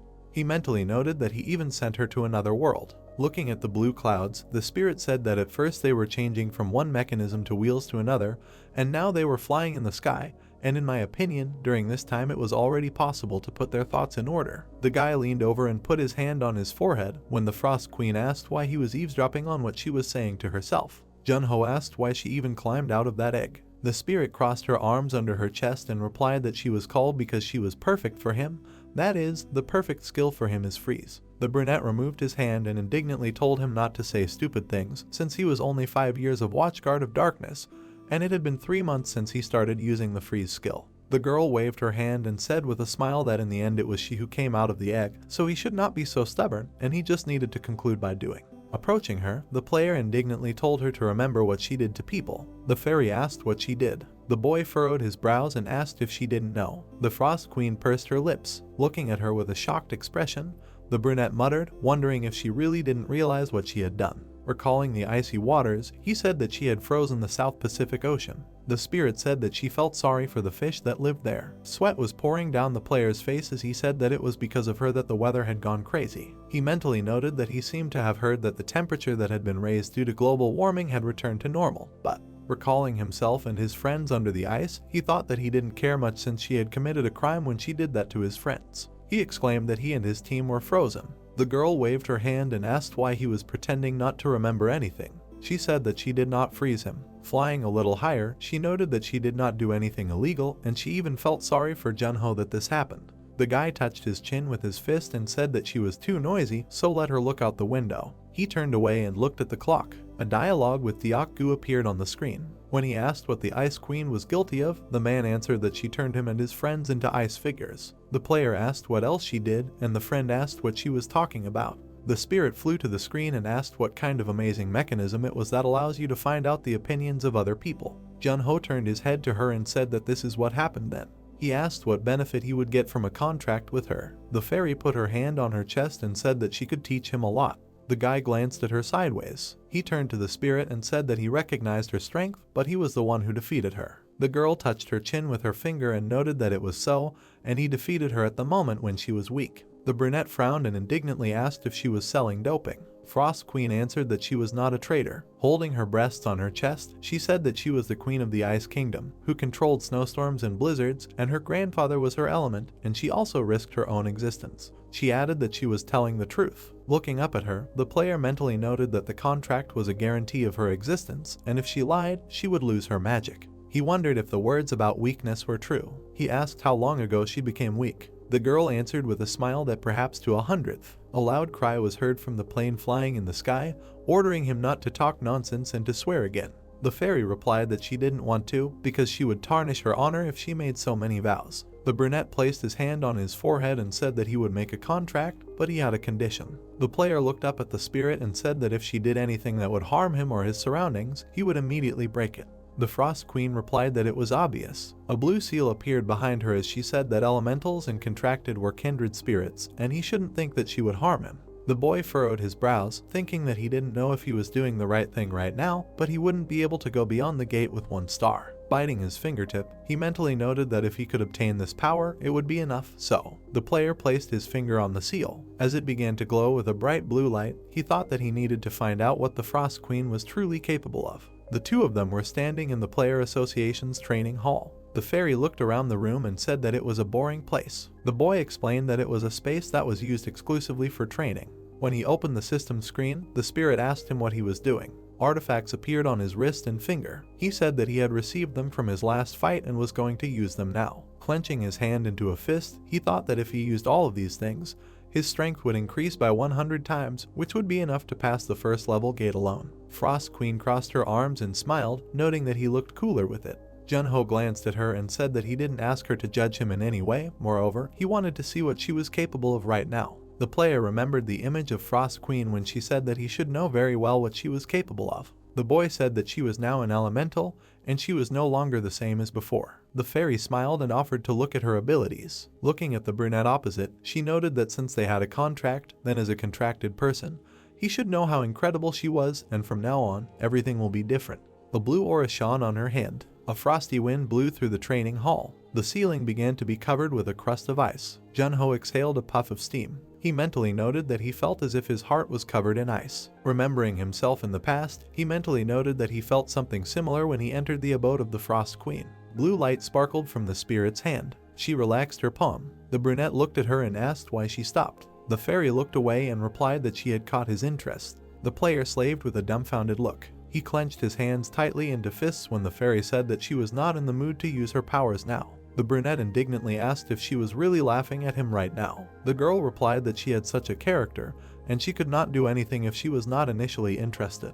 Junho ruffled his hair and cursed. He smiled nervously and loudly asked what would interest her in that case. The Frost Queen smiled sweetly. Introducing the city from a bird's eye view, she said that she wanted a tour of this world. Cars drove around the city. People walked along the streets. The spirit hovered around the irritated guy, admiringly asking which lord owned this land. The player muttered that these were the silent apartments themselves. The fairy asked what kind of strange carriage was there, and she was told that it was called a car. The brunette clenched his teeth in irritation when the girl noted that all the people had some strange things in their hands, and they were constantly steaming in them. Junho looked up at her and asked if no one could see her. The spirit asked if he really wanted to know what would happen if she was seen. The guy replied that it was not so, and it would be better if she did not attract attention. He glanced at the fairy when she froze. The girl trembled and called the player. She pointed at the cat with an admiring look and asked what kind of lovely creature it was. When she flew closer, the brunette replied that it was a stray cat. The fairy exclaimed that she really wanted to pet it. When she looked at the Frost Queen, and Junho noted that she did not even see her. When she turned to the girl flying towards her, she snapped her mouth, trying to catch the spirit.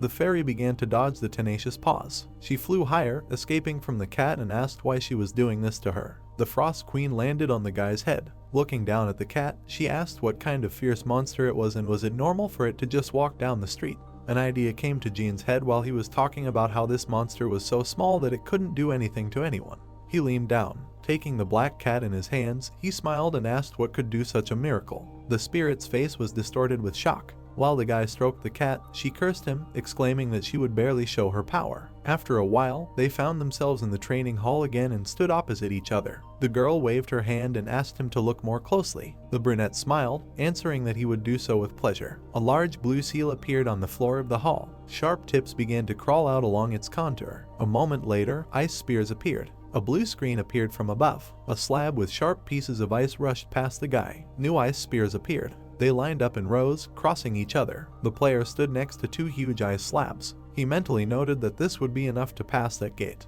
The fairy stirred in displeasure when the guy told her that it was not so bad. She screamed, asking if that was all he could say after what he had seen. The brunette gave her an indignant look when she screamed that even though she had become an elemental and weakened, she was still mightily strong.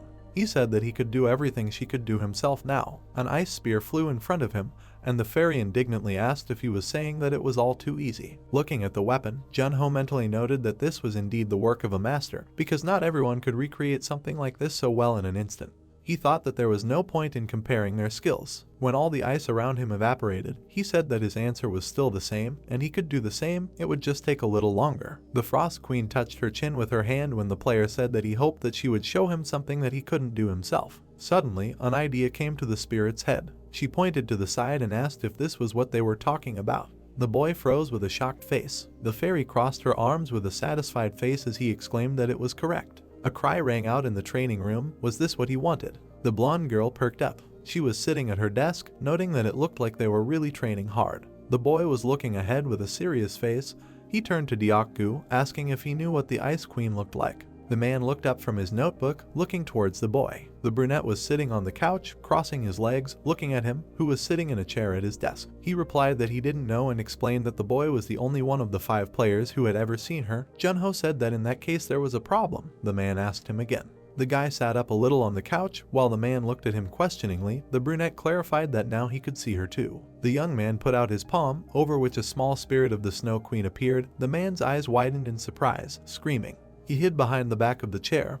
While the queen remained hanging in the air, she asked the young man that this man trembling with fear was his friend. He regretfully agreed. The Snow Queen looked ahead of herself. The man said that when something like that suddenly appears, anyone would be scared. She was offended. Out of anger, the queen cooled the room to such an extent that ice formed on the back of the seat. Steam came out of the man's mouth, and his face turned blue from the cold. The queen screamed loudly. How dare he call her that, saying that he is just a little man. The young man asked her to stop. He leaned on the back of the sofa, putting his elbow on it, and turned to the queen, telling her not to touch his friend. She clarified if the guy remembered the terms of the contract. The queen, offended, folded her hands at stomach level and turned away from the guy, saying that if she was called that again, she would not forgive him, no matter how close they were. The young man told Deokgu to be careful with what he said. The man held on to the back of the sofa and watched intently. He asked if it was the queen, adding that it could not be. The man closed his eyes, slightly lowered his head and pulled out his palms. He said that they should clarify everything. The queen sat on the shoulder of the young man, who looked at her askance. A vein jumped up on his forehead. The man pointed his index finger. Memories of the spirit egg bought at the last auction in Las Vegas appeared in his head, which the young man activated in the forest after the fight with the leader of the Dark Elves. He asked if the queen had really crawled out of it. They sat on the couches, looking at each other. He said that it was funny for him to talk about it and clarified that the most suitable candidate for him was the queen, considering what she had done to him. The young man looked at the man, frowning. He said that she was strong enough. The man asked what her level was. A scale with levels appeared near Deokgu's head.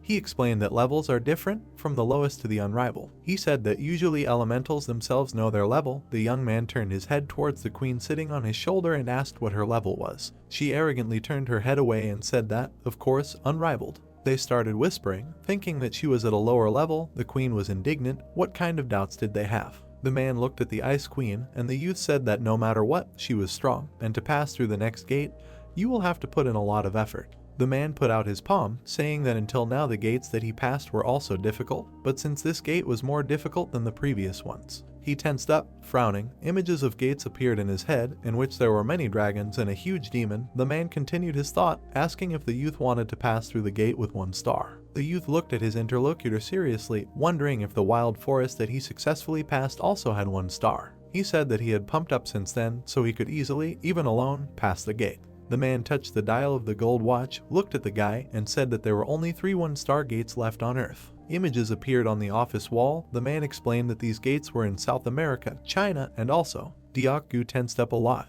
The brunette looked at the image, and the man asked him if he was sure he was okay and did not suffer from post-traumatic stress disorder. The young man explained that even if so, his cause was now next to him. The queen looked questioningly. An image of Antarctica and the Southern Ocean appeared on the wall. The man said that the next gate they would capture would be King Sejong Station. A giant tower stretched upwards towards the northern lights. The Snow Queen hovered by the window. The young man was talking on the phone. The voice from the receiver told him that a conference would be held tomorrow at 2 p.m. The deputy director would come pick him up. The guy agreed. The young man opened a can of soda. He began to drink the drink, looking at the queen who was flying near his face. He asked if she could eat. The Snow Queen leaned against the glass and explained that she was a spirit and different from people because she did not have such a need. The young man said that food costs a lot of money. He stood behind the queen, putting the jar on the table, and asked if they could ask each other questions. She imagined a high tower in the clouds, explaining that no one knew the origin of the elevator. The young man looked ahead and said that if he could figure out the truth of the source, perhaps he could reach the end of this game. The Snow Queen looked out the window and said nothing. She leaned against the window and said that she knew nothing. The young man indignantly raised his hands and, raising his voice, said that she was the master of the floors. He told her not to be so greedy and tell him. The queen looked at him and said that she really didn't know anything, swearing on her existence. She remembered herself before she was defeated and said that she knew a lot about this world, but forgot a good part of it after she lost to him and was stripped of her title. Even remembering something, everything was erased from her head. The guy looked forward and said that things were bad. The queen smiled and told him not to be upset, explaining that she had the memories he needed. The brunette looked away and said that he had something else. He looked at the spirit flying right in front of him and said that as far as he knew, she did not spend the contractor's mana. How would he use the power then? Because he did not even feel the queen's magic. She was indignant, flying closer to the boy and said if he really did not know, explaining that if he did not have the power, then she would not either. She imagined a picture of a battle where they first helped each other and then both lost, adding that the spirit needed the contractor's mental strength when it came to the power of the spirits. In other words, if his strength was exhausted, he could not use the same power as usual, that is, the power of the spirit. The girl pointed her index finger, saying that even a skilled person like him would have to practice for more than a month to use it during a battle. The young man looked at the queen, saying that exactly in a month. He smiled and continued his thought, saying that she would change her mind about him. A huge tower stretched towards the sky. The day of the press conference had arrived. The secretary knocked on the door. She was told to come in. She walked into the room, holding a hanger with clothes in her hands, and said that she had prepared a suit for Junho for the press conference. The brunette stood near the mirror, adjusting his tie. He looked at the girl who entered. She came closer to him, holding out a hanger with clothes, and asked if he was going to wear pajamas today. The guy smiled and said that it would be funny. He put on his jacket. The brunette adjusted the edges of his jacket, looked at the girl and asked how she liked it. She showed a like and smiled slightly. A huge number of people were sitting in the hall. Video cameras were already ready. Journalists were looking ahead, preparing for a report. One of the reporters looked around the hall in surprise and said that only 3 months had passed since the last press conference. But this was incomparable with today's. The scale was amazing because there were so many journalists in the hall. The man looked at the laptop screen, telling those around him that he personally saw Junho at the last conference and felt a strong aura emanating from him. He imagined a young man dressed in pajamas in his head and said that he could be attributed to Wu Junk and sang Haiyan, calling him a real monster. The reporter smiled tensely, saying that he would not be surprised if the brunette easily passed that gate with 1 star alone. The people around him looked at him questioningly. The gray-haired man grinned and said that he thought it was too much. The girl told him not to react like that. The brunette started to walk on stage. The man paid attention to him. He took a step on the stage. The video cameras turned on. The journalists looked at him with interest. The young man walked on the stage, his head down. The reporter asked if he was wearing a tracksuit. Flashes began to fill the hall. A system window appeared, saying that the conference was about to begin. The young man told the people to ask the next question. One of the reporters took the microphone in his hands and asked the guy if he had any thoughts about going through the Cave of Trials. Junho raised his head and answered that he was working on it. The reporters looked at him in surprise. The girl thought that if he was a newbie, he should go through the gate at least once. She explained that the boy was leveling up very quickly, so she would miss him. Multicolored flags fluttered in the wind above the mountain peak. The space near the entrance to the cave was fenced with ribbons.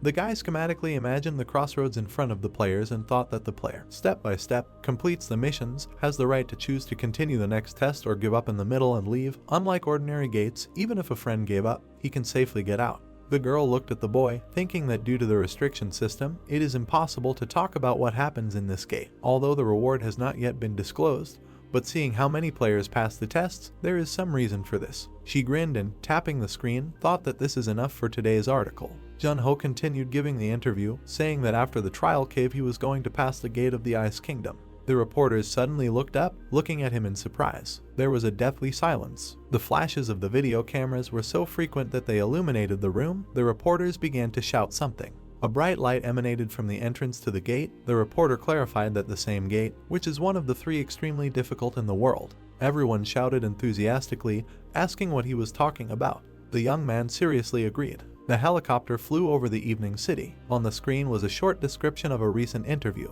The brunette sat in a chair and reviewed the recording. The Snow Queen hovered near the boy. While he stared at her with his hand behind his head, she asked if he would be okay, explaining that this was the second 1-star gate, and said that many people thought that even the Cave of Trials was a premature decision for the boy. The boy looked out the window and said that to enter the cave, the player's level must be at least 25, but not more than 30.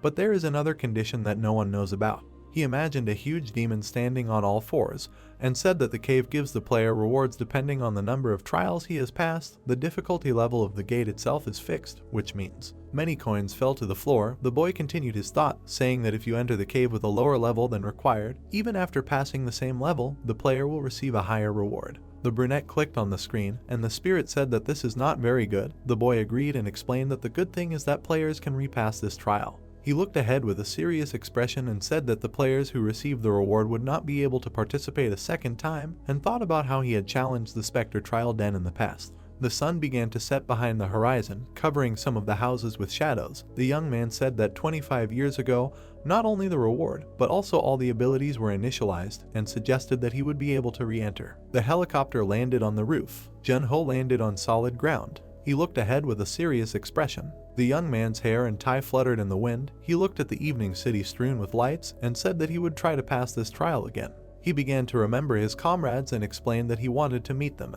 He looked to the side and saw a masked man next to him, who was an exact copy of him in the past. He looked at Jun-ho. The brunette grinned and continued his thought, saying that he wanted to surpass himself. The Ice Queen was flying over the boy's head. He turned to her. The brunette said that as soon as he returned, she should help him with his training. The spirit looked at the boy in surprise. The boy slightly raised his head up, and she asked if he was asking for her help. He explained that she was better at handling ice, adding that he hoped that nothing would happen during the training. The girl clenched her hand into a fist and smiled widely. She exclaimed that she would be his teacher. She approached the boy and, blushing, said that she would take charge of him and, as a queen, would train him individually. The boy grinned and looked at the girl. He told her to keep in mind that he was not her student or servant, but would be grateful for her help. They both went to the exit. The Snow Queen said that it would be a very difficult training. The boy answered sarcastically. The high stone gates were covered with an icy crust. The frozen people stood on a small elevation. The light glared, reflecting off them. On the floor next to them lay a bottle and 5 glasses.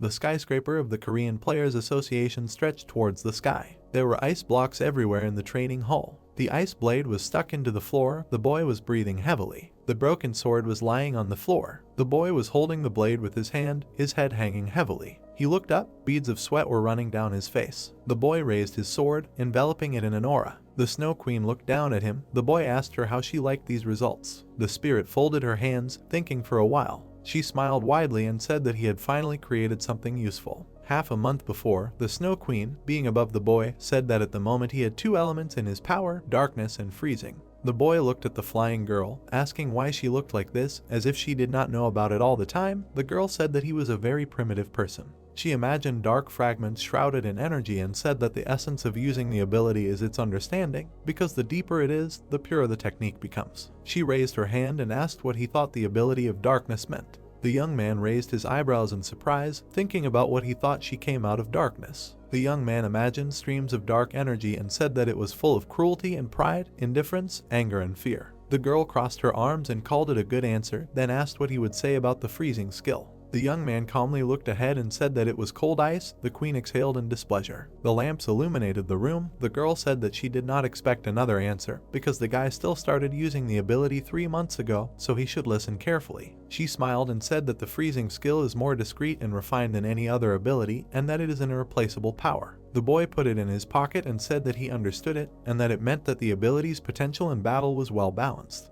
The girl introduced fire, darkness, and ice, and said that, for example, the energy of darkness, flame, and wind have high attack power, but are not suitable for defense, and the energy of water and earth are excellent in defense, but lose in attack power. The boy looked up at her. The girl added that those who possess the freezing skill are called a one-man army, because they are the ones who dominate the battlefield. The boy remembered standing in the middle of ice blocks. The girl asked if he could guess why. She stretched out her hand to him and said that she would personally teach him how to use the freezing ability. She snapped her fingers, adding that she needed to do something first. A sword appeared behind her back. The boy picked it up, saying it was pretty good. The Snow Queen said it was the ice sword of the Niflheimr kingdom. She pointed at the boy, smiled widely and told him to try making one, and then they would begin training. The boy looked at her in confusion, saying he didn't really want to know how to make ice weapons. The Snow Queen sat down in her throne and said that historically, an army of one fighter must be well-rounded, and if the boy couldn't even make a sword, then there would be no training for him. The boy exclaimed, asking if that was fair. His cries echoed throughout the room. Holding the sword in his hand, breathing heavily, he wondered if all the extra stuff was okay. The girl looked at it. The boy asked how she liked it. The queen stretched out her hand, destroyed the blade, and said it wasn't good enough. The boy fell to the ground. The girl crossed her arms and said that the blade was not sharp enough, and the distribution of its weight was depressing. Then asked if this or the boy called quality. The boy languidly said that she had already broken a lot of swords. The boy sank to the floor and began to create a new sword. The girl crossed her legs, thinking that it was quite impressive, because in just 34 minutes he was able to recreate the appearance of that sword with an accuracy of 62%. She remembered how the boy fought her and thought about him 20 years ago, then added that he was so strong that she could not believe that he was only a man.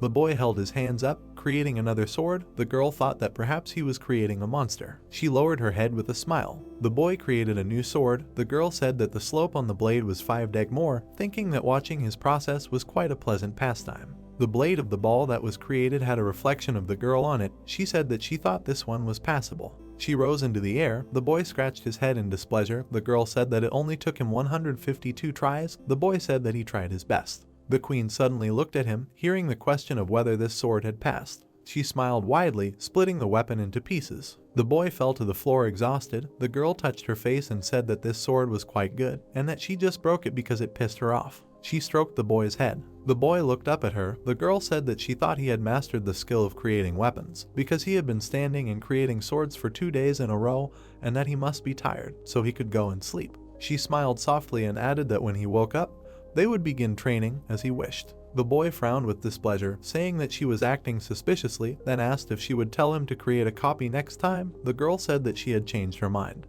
He pointed at her, saying that if she was lying. He began to lean to the side and would have heavily wrapped himself under his nose. The young man lay down on his back, saying that he would not allow her. The boy turned his head, instantly falling asleep. The girl, using magic, took a blanket. She covered the young man and said that he was so stubborn, despite the fact that he already had an outstanding talent, after which she said that the gods were really unfair. She smiled slightly and wished him to become stronger, strong enough to protect those dear to him. An eagle flew across the sky. It spread its wings to the sides. A huge golden temple glittered in the sun on the Tibetan plain. A dark-skinned monk smiled, greeted the young man and said that he was in charge there. He looked at the boys, saying that the Hunters Association had informed them of their arrival. The man added that he had been told that the boys would simply like to try their hand at the Cave of Trials. A system notification appeared next to the monk, opening the ranking in the Cave of Trials. The boys looked at it. The monk said that this was a list of those who had come to the Cave of Trials before.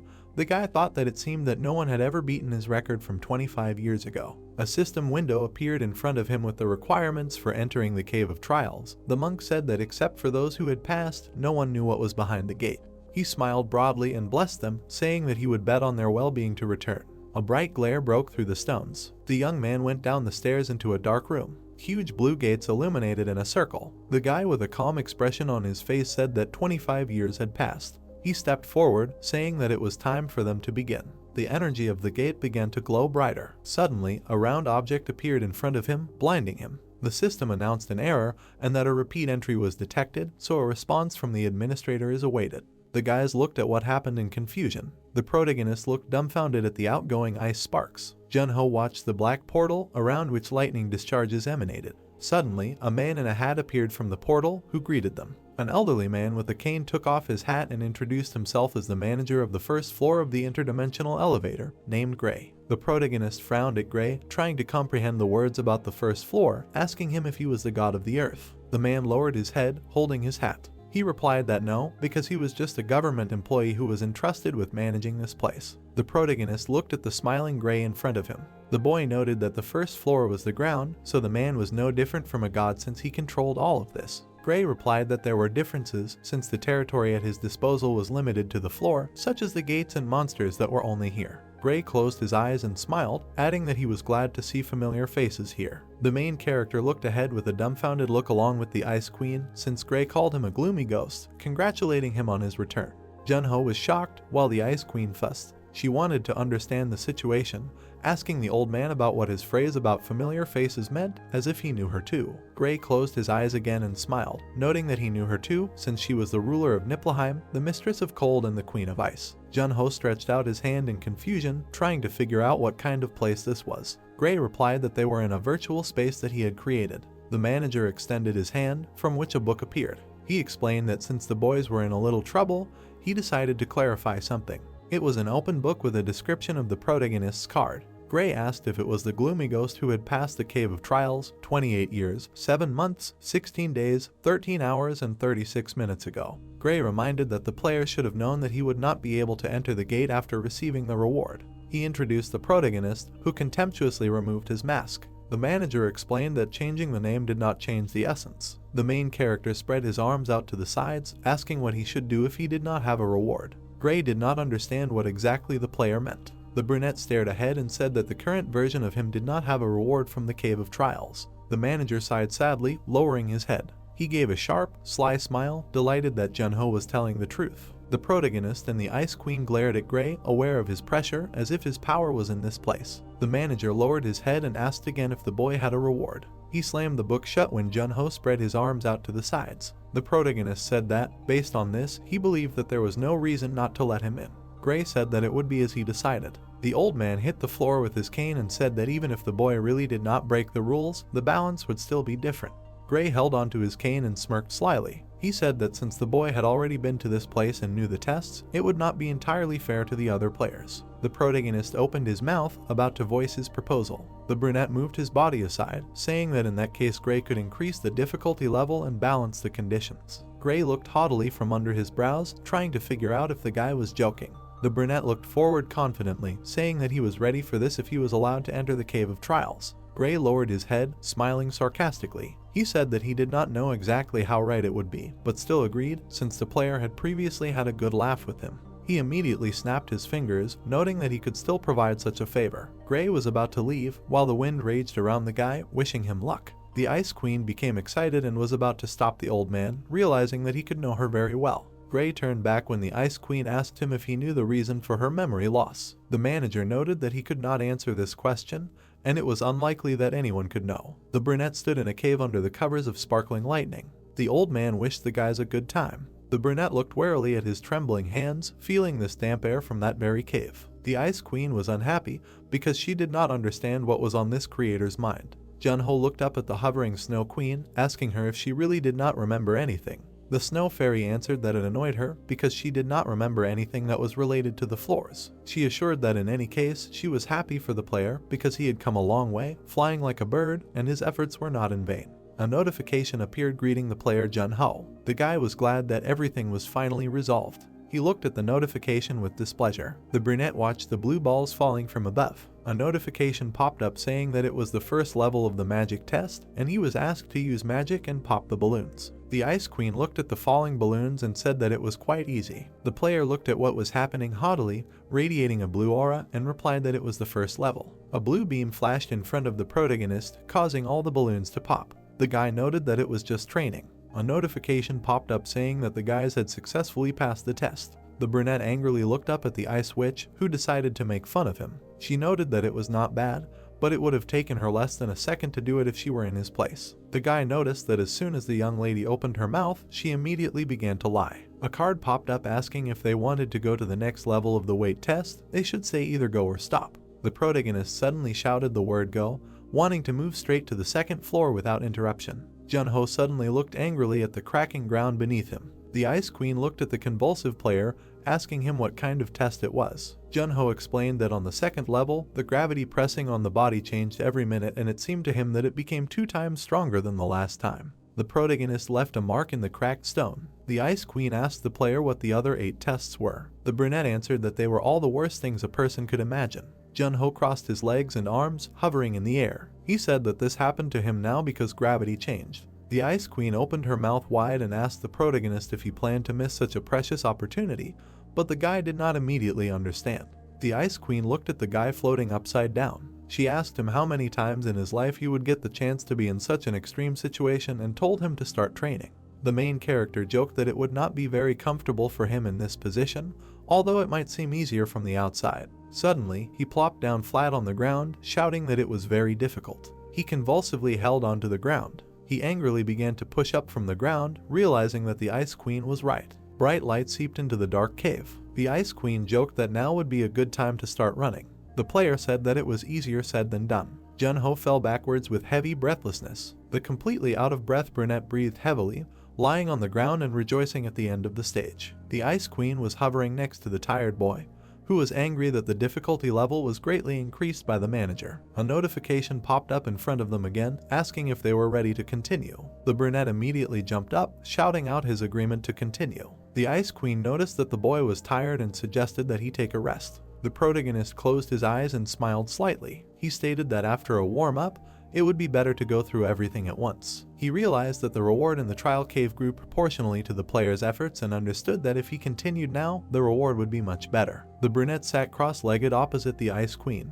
She asked the boy what the next trial would be, to which she received an answer, a trial by illusion. The player looked down warily, remembering the illusion. He remembered how he fought violently with a huge monster, protecting his parents. Then he bared his teeth, clutching his sword, because at that moment it took him half a day to isolate his parents from these unpleasant illusions. The player swung the blade wildly near the monster's head. The brunette sat on the ground and looked back at the Ice Queen. He understood that this time the illusions would most likely be different.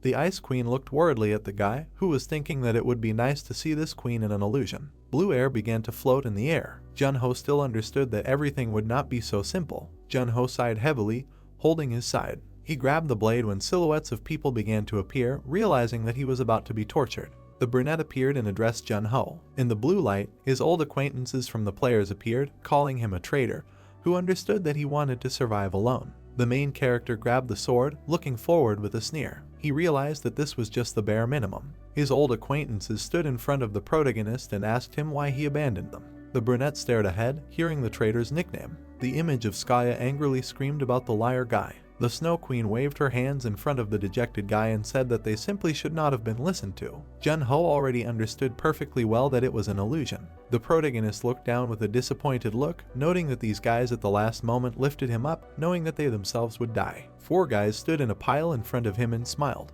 He immediately put out a glowing blade and angrily shouted that he would not allow them to insult the memory of the dead guys. The protagonist imagined the image of a big guy with bandaged hands named Ramadat, who had fast regeneration and destructive power. Then came Skaya, a sorceress, universal in defense and attack. He also introduced Gilbert with a gun on his shoulder and the brunette Mio, who had their own skills. The player knew that if he fought everyone at once, he would definitely be finished. The Ice Queen hovered nearby, worried, when Junho asked her if she could hold off Skaya and Ramadat. She replied that she could, but said that his spiritual power would be greatly reduced in that case. The protagonist stood in front of the boys, surrounded, asking the Ice Lady how many seconds she would last. She replied that it would be about 30 seconds. Junho smiled maliciously, saying that this would be enough time for him. He immediately rushed into battle with his sword at Gilbert and Mio, since he knew that they were weak in defense. The Ice Queen was about to use her magic, calling her warriors. The ground began to crumble and a bright light seeped through it. She wanted to raise the warriors' bodies from the cold ground and defeat the enemies. Huge ice monsters were heading towards the 4 boys. Skaya sharpened her staff and shouted to the guys that the monsters were coming and they had to dodge. The sorceress covered herself with a shield from the approaching ice monsters. The protagonist bared his teeth from the tension.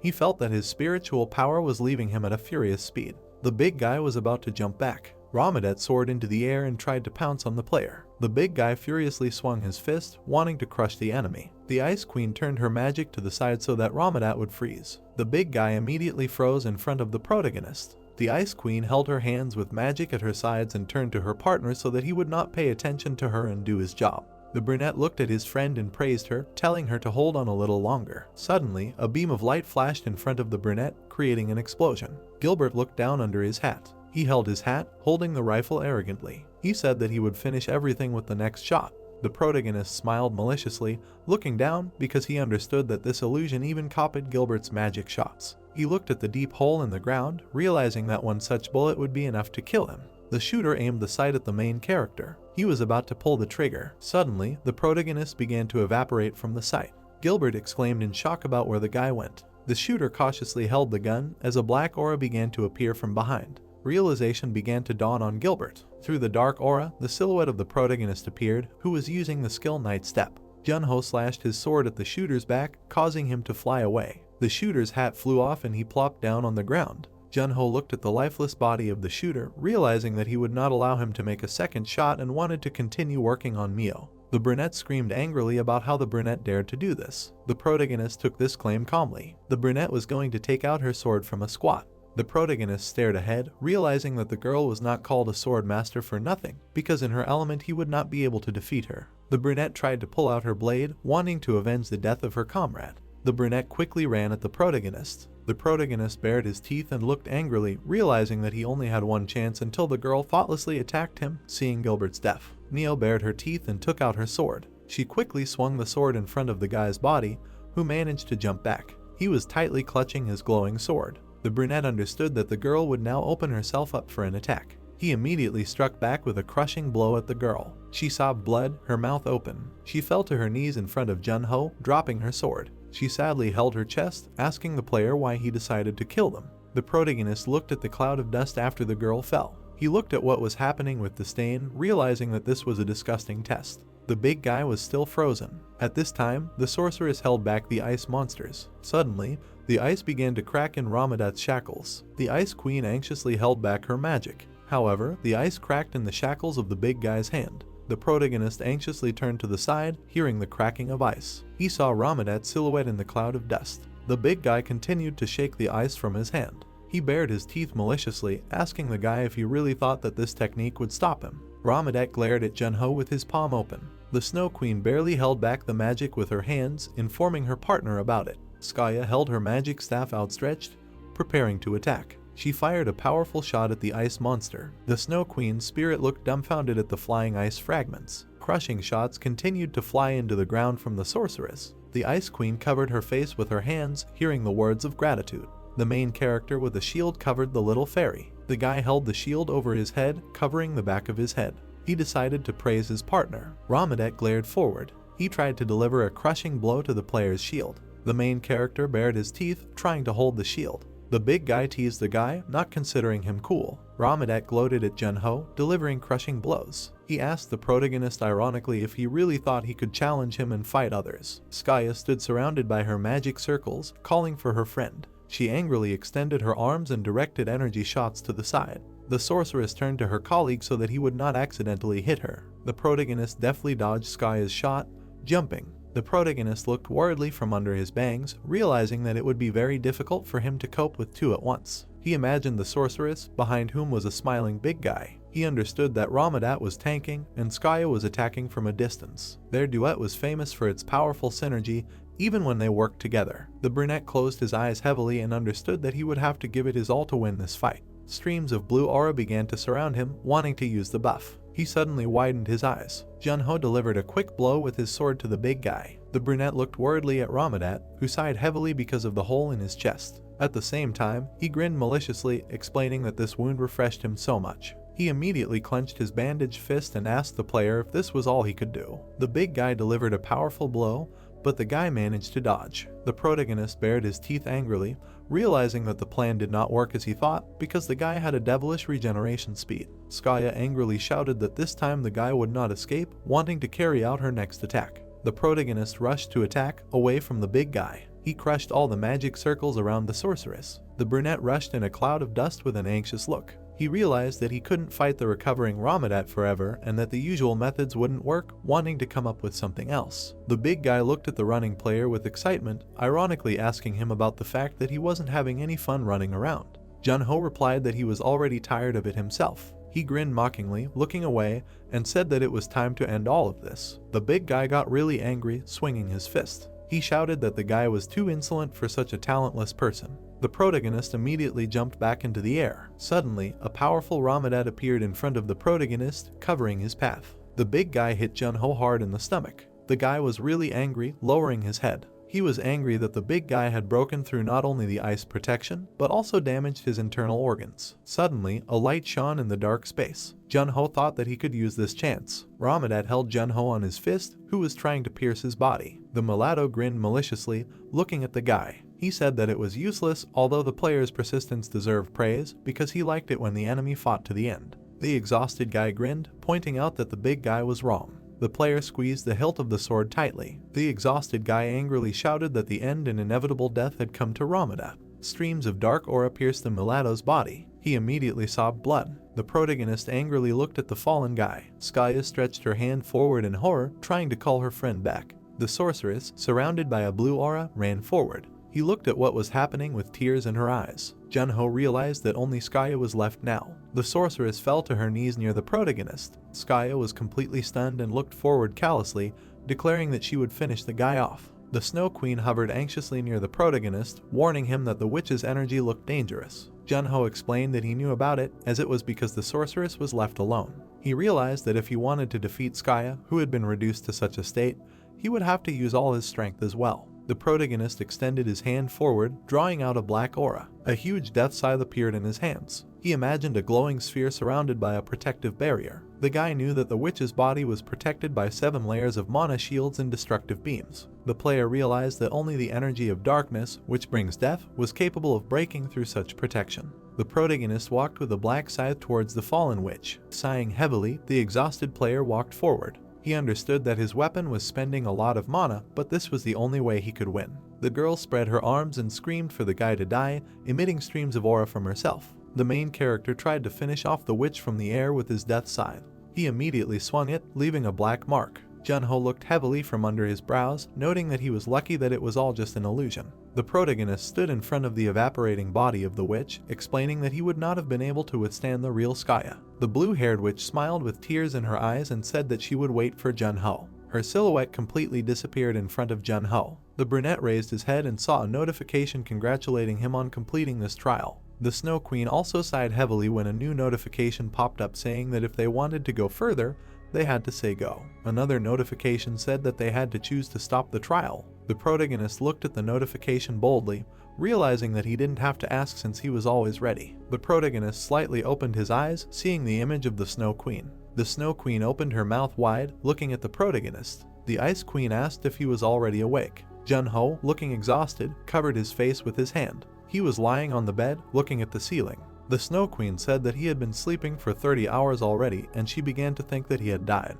Jun-ho said that it wasn't that long and that he felt like he would be down for at least 2 days. The Ice Queen crossed her arms over her chest, floating in the air. She said that his death scythe was a really powerful ability, but it took up too much of his energy. The protagonist said that even though there were illusions in front of him, he wouldn't have been able to defeat them that easily, so he got off easy. The protagonist sat down on the edge of the bed, stretching his neck. The Ice Queen asked how many more trials were left. Jun-ho said that he couldn't answer for sure. The protagonist remembered the image of Gray, who was holding a book in his hand. He said that maybe the 10th level would be the last one, but Gray changed the difficulty and theme of the levels, so he wasn't sure. The Snow Queen said that he wanted to say that there were 6 more levels just like this one waiting for them. The protagonist imagined a staircase leading to the light. He noted that the trial cave was designed to increase in difficulty as he progressed through the levels, and surprisingly it hadn't been that hard so far, but even he didn't know how far he could hold out. The protagonist opened his inventory, selecting his jacket. The Ice Queen asked Jun-ho if he was feeling okay. The protagonist pulled the jacket on, getting out of bed. The Ice Queen noted that he had to fight his old comrades. The protagonist said that they were just illusions. The protagonist touched his neck, looking sadly ahead. He said that it was a pity that he couldn't meet his parents this time. The Ice Queen looked at the protagonist in bewilderment, tilting her head. She asked Jun-ho why his parents would show up at the trial as illusions. Jun-ho said that they were both dead. The Ice Queen looked at the protagonist in shock, her mouth open. The Ice Queen got a little nervous, asking Jun-ho for forgiveness. The player said that it was nothing, since it hadn't happened the day before and he was used to it. The Ice Queen put her small hand on the player's shoulder. She stood on his shoulder when the protagonist looked at her. She said that she also lost her parents when she was 6, so she understood him very well. The protagonist looked at the Ice Queen in shock, his mouth slightly open. He said that they were in the same boat back then. The player and the Ice Queen headed towards the exit of the room. System notification. He leaves the healing room. The guys left the room and went into the cave. The protagonist said that he wanted to start the 4th level test. System notification. Level preparation. The protagonist raised his head, looking up. System notification. The theme of the 4th level is the sleepless test. Warning, after passing the sleepless test, he will not be able to sleep for 10 days. The protagonist chose to continue. A timer with time appeared above the protagonist's head. It showed 240 hours. The timer started counting down. System notification. Level 4, Sleepless Trial, begins. The protagonist created a block of ice and sat on it in front of the timer. The timer showed 219 hours. The timer continued counting down. The Snow Queen said that about 20 hours had passed. The protagonist sat on the ice with a calm expression. The Ice Queen asked the protagonist if he was still holding on. Jun-ho said that he was still holding on. The protagonist sat with his back crossed. The Snow Queen said that he was probably hungry and asked if he could eat something.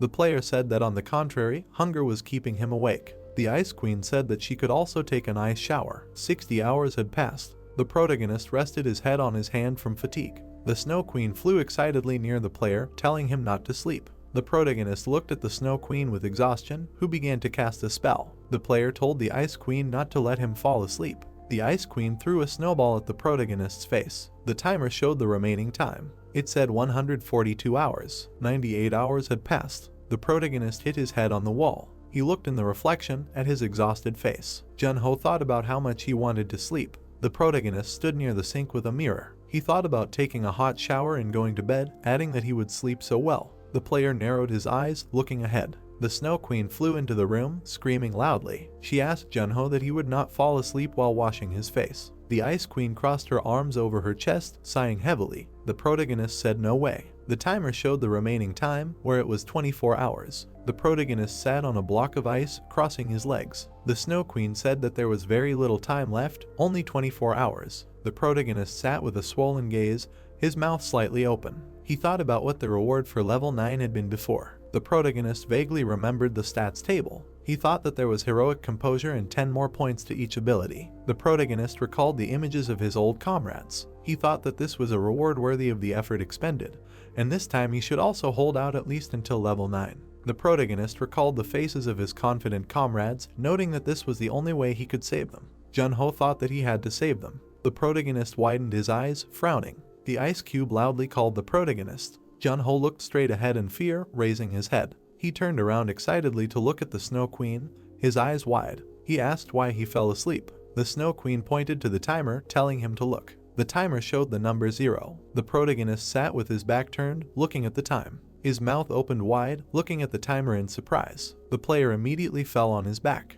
The brunette covered his eyes with his hand, lying on a block of ice, saying that he won. The Ice Queen said that for sure he won. Jun-ho noted that it was as easy as 2 fingers. A system notification appeared in front of the protagonist's face. He had passed the sleepless trial. System notification. If he wants to go to the next level, he must say go. If he wants to get the reward and exit, he must say stop. System notification. The next level is a taste test. The protagonist pursed his lips, looking at the notifications. He closed his eyes, knitted his brows, and said go. The protagonist noted that in the 5 senses test, which took place after resting, the protagonist covered his mouth with his hands while in green smoke. The protagonist leaned toward the ground, releasing his stomach. The player noted that all senses were turned on except touch. A system notification appeared in front of the protagonist. It asked if he wanted to move on to the next level. The player noted that it was smell, taste, sight, and hearing. The protagonist was sitting near the wall in a meditative pose. Test of calm. The protagonist closed his eyes, pursing his lips. He thought that the sound test and the silence test were combined into a test of calm, adding that it turns out that if 2 tests were combined into one, then they would add a new one. The player opened his eyes, seething with anger. He thought that it was okay, he would somehow endure this and would definitely get to the end. The protagonist turned his attention to the ice cube, which was drawing on the ground with a stick. The brunette looked at the ice cube with bewilderment, squinting. The ice cube was writing on the ground, asking if he wanted to eat. The player thought that apparently, the Morse code that he managed to teach her was to her taste. The protagonist looked down with an exhausted look. He thought that the next one would be the test of emptiness. Most players who come to the Cave of Trials give up at this point. The protagonist imagined a funnel. He noted that emptiness, a primal fear, which is very difficult for people to challenge. The protagonist imagined an image of a guy trapped in the dark. He thought that a person can be made so helpless just by turning off his senses, and if a person's willpower is weak, he is able to lose his own self in this emptiness. The protagonist remembered himself in the past, standing in a cave. He thought that even he in the past ran away before this level. System notification. He went through the test of calm. System notification. The protagonist was asked if he wanted to proceed to the next level. System notification. The 9th level's void trial and the 10th level's time trial will be completed together. The protagonist looked at the notifications in shock, his mouth hanging open. He didn't understand what they were. Red system notification. If he is not sure that he can pass these tests, he should abandon the passage immediately. In these tests he can lose his own self. The protagonist imagined a distorted dial, shrouded in darkness. He noted that the void trial alone was dangerous, and they added the time trial to it, adding that not only would he be alone in a complete void, but they also wanted him to not feel the flow of time. The protagonist pressed his lips together. The Snow Queen turned her attention to the player's finger. The protagonist looked at the ice cube, tapping his finger. He told the Snow Queen that he would pass it. The player noted that only if he managed to overcome all the trials would he reach the gate. The protagonist imagined the gate oozing darkness. The Ice Queen smiled, holding a stick in her hand. She told Jun-ho to go without fear, noting that she would be waiting for him. The protagonist looked up, telling him to start the level. The protagonist sat on the ground, looking at the darkness. System notification. Levels 9 and 10, the Trial of Emptiness and the Trial of Time, begin. The protagonist pressed his palm against the ground when darkness began to envelop him. The protagonist was enveloped in a wave of darkness. Junho thought he could not feel anything, not even the Ice Queen and his own mana. The protagonist closed his eyes, floating in the thick of darkness. He thought that he was Junho, a dark ghost. He had always won, and he would win now. The protagonist stood motionless in the darkness, his hands spread out. He thought that he would win. The protagonist thought about how much time had passed since he entered there. The protagonist was in the darkness, closing his eyes. He thought that the flow of time and his self, he did not feel anything. The protagonist stood near the green gate. He did not understand how he even got there, adding that he should have mastered the abilities of the ice faster, and maybe he was too greedy. The protagonist remembered how the notification about the trial appeared. He thought that last time he gave up before the trial of the void, and maybe he should have escaped this time too. Junho thought that this would not work, and this was his choice. The protagonist remembered how he bared his teeth, looking up. He thought that he wanted to have power so much that he was ready to bet his own life. The protagonist remembered how his comrade punched him in the stomach. He thought that he made this choice because he was sure that he could win. The protagonist remembered saying with a confident face that he would if it allowed him to enter the trial cave. The player bared his teeth, closing his eyes, thinking that he would never die in such a lousy place. The protagonist with a menacing look exuded a terrifying aura. He thought that he was a gloomy ghost, and he was Junho. The protagonist was lying on his back, while the Snow Queen was flying next to him. The player moved his finger. He opened his exhausted eyes, thinking that he had returned. The Snow Queen smiled happily, looking at the protagonist. The Ice Girl congratulated him on his return. The protagonist covered his eyes with his hand, continuing to lie down, asking how long he had been gone. The Ice Queen said that he had been gone for 10 days. The protagonist stood up from the ground, leaning on his hands. He thought that this damn trial cave, and he was sure that at least a month had passed, but in fact, he had only been there for 10 days. Ice Queen looked at the player thoughtfully. The protagonist looked at the Ice Queen with a serious look. Ice Queen said that she felt like something had changed in him. The protagonist stood up, saying that it was nothing special, although his body was definitely lighter than before. The protagonist closed his eyes, concentrating on the aura, thinking that he should take a look. The protagonist looked ahead in shock, emitting a blue aura. He widened his eyes, looking to the side. The player thought that the mana loss had decreased to 0%. Bright lightning flashed through the space. The protagonist thought that even when he was a gloomy ghost, the loss rate was 3%, and this was on par with Skaya, who received the blessing of mana, perfect control of mana. The protagonist began to draw his sword from its sheath, realizing what had happened. The protagonist pulled out a sword in front of him, emitting a blue aura. He narrowed his eyes and frowned. The protagonist swung his sword, striking towards the cave. The blow caused an explosion in the wall. Rock fragments began to fall to the ground. The protagonist stood with his back turned, looking at the huge cut in the wall. The guys looked at the result in surprise. Ice Princess said that it looked much cooler than the sword steel art he used before. The protagonist said that he thought that he could not achieve more. System notification. He passed the trial of emptiness and the trial of time. The reward for passing the trial cave is being calculated. The protagonist smiled happily, thinking that the long-awaited reward was finally here. The protagonist clenched his hand into a fist, hitting the system window along with Ice Princess. Junho asked why nothing appeared and that the system was glitching.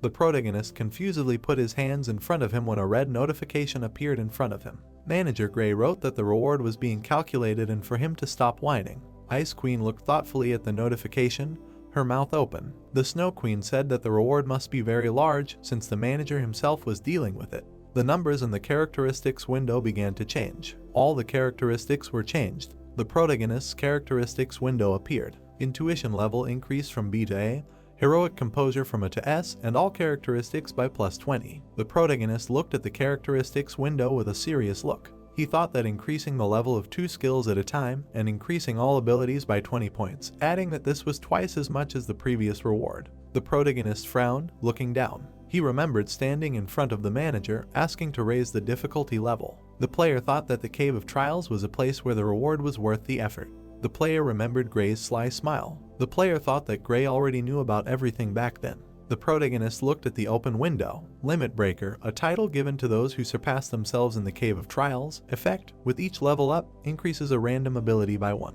The player noted that he even knew about the new titles. The protagonist looked at the Snow Queen, calling out to her. The Snow Queen asked the player what he wanted. Junho asked if she could pinch his cheek. The Ice Queen flew to the protagonist, pinching his cheek. Junho said that it hurt. Yellow sparks flew above the cliff. The protagonist thought that +1 to the abilities, adding that it does not sound so cool. But if everything comes together, it turns out that if you get to at least level 130, you will collect at least 100 bonus points. The protagonist imagined himself on top of a cliff emitting light. He thought that the further, the more the gap will increase. The Snow Queen looked at the protagonist floating in the clouds with displeasure. She told him to stop talking nonsense and that it was time to go. The protagonist looked at the Snow Queen with a smile. He said that she was right, they had to leave quickly since he himself was ready to go crazy from this place. The guys headed towards the blue gate. Junho said that luck had clearly smiled on him, although it was a bit late, telling the Iceman that he thought he was born in the wrong era. The Snow Queen asked the player why he was talking nonsense. The weather above the building was clear. The monk stood with his eyes closed, his lips pressed together. He thought that a whole month had already passed, and Junho was still there. He thought that this couldn't be. The monk looked away in surprise along with the brunette.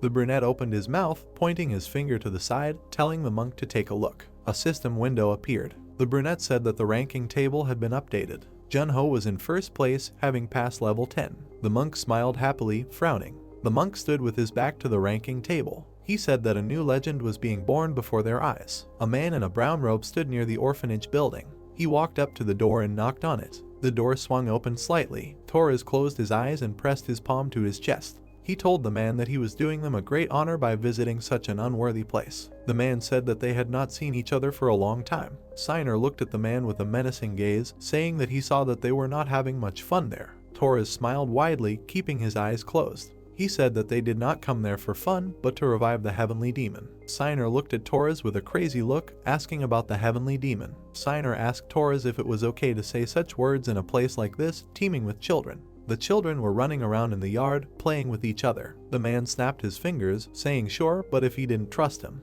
The children stopped abruptly. Their happy looks changed to soulless. The children stood motionless, looking towards the men. Torres told the guy to let him demonstrate then. Signer looked at the children with annoyance, frowning, saying that they were getting on his nerves. Torres said that they were training hard to become strong demons like him. Torres snapped his fingers. The children started smiling and running again. The man opened his eyes and smiled maliciously, saying that now they could go inside. The weather was clear above the city. Italy, Rome. In sunny weather, people were walking in the streets. Ice Girl happily pointed to the monitor where the main character was. She told Junho to just look, adding that he was even praised on TV. The Ice Queen turned around. The player said that it was not the time to look around. The protagonist put on his glasses and cap, looking at the Ice Queen. He said that they were there to find and destroy paradise, adding that they would start their search from the business district, where Torres was rumored to often appear. The player stood with his back turned, looking at the Ice Queen. The Ice Queen asked that traveling to a distant country was really the only way to find this Torres or whatever his name was.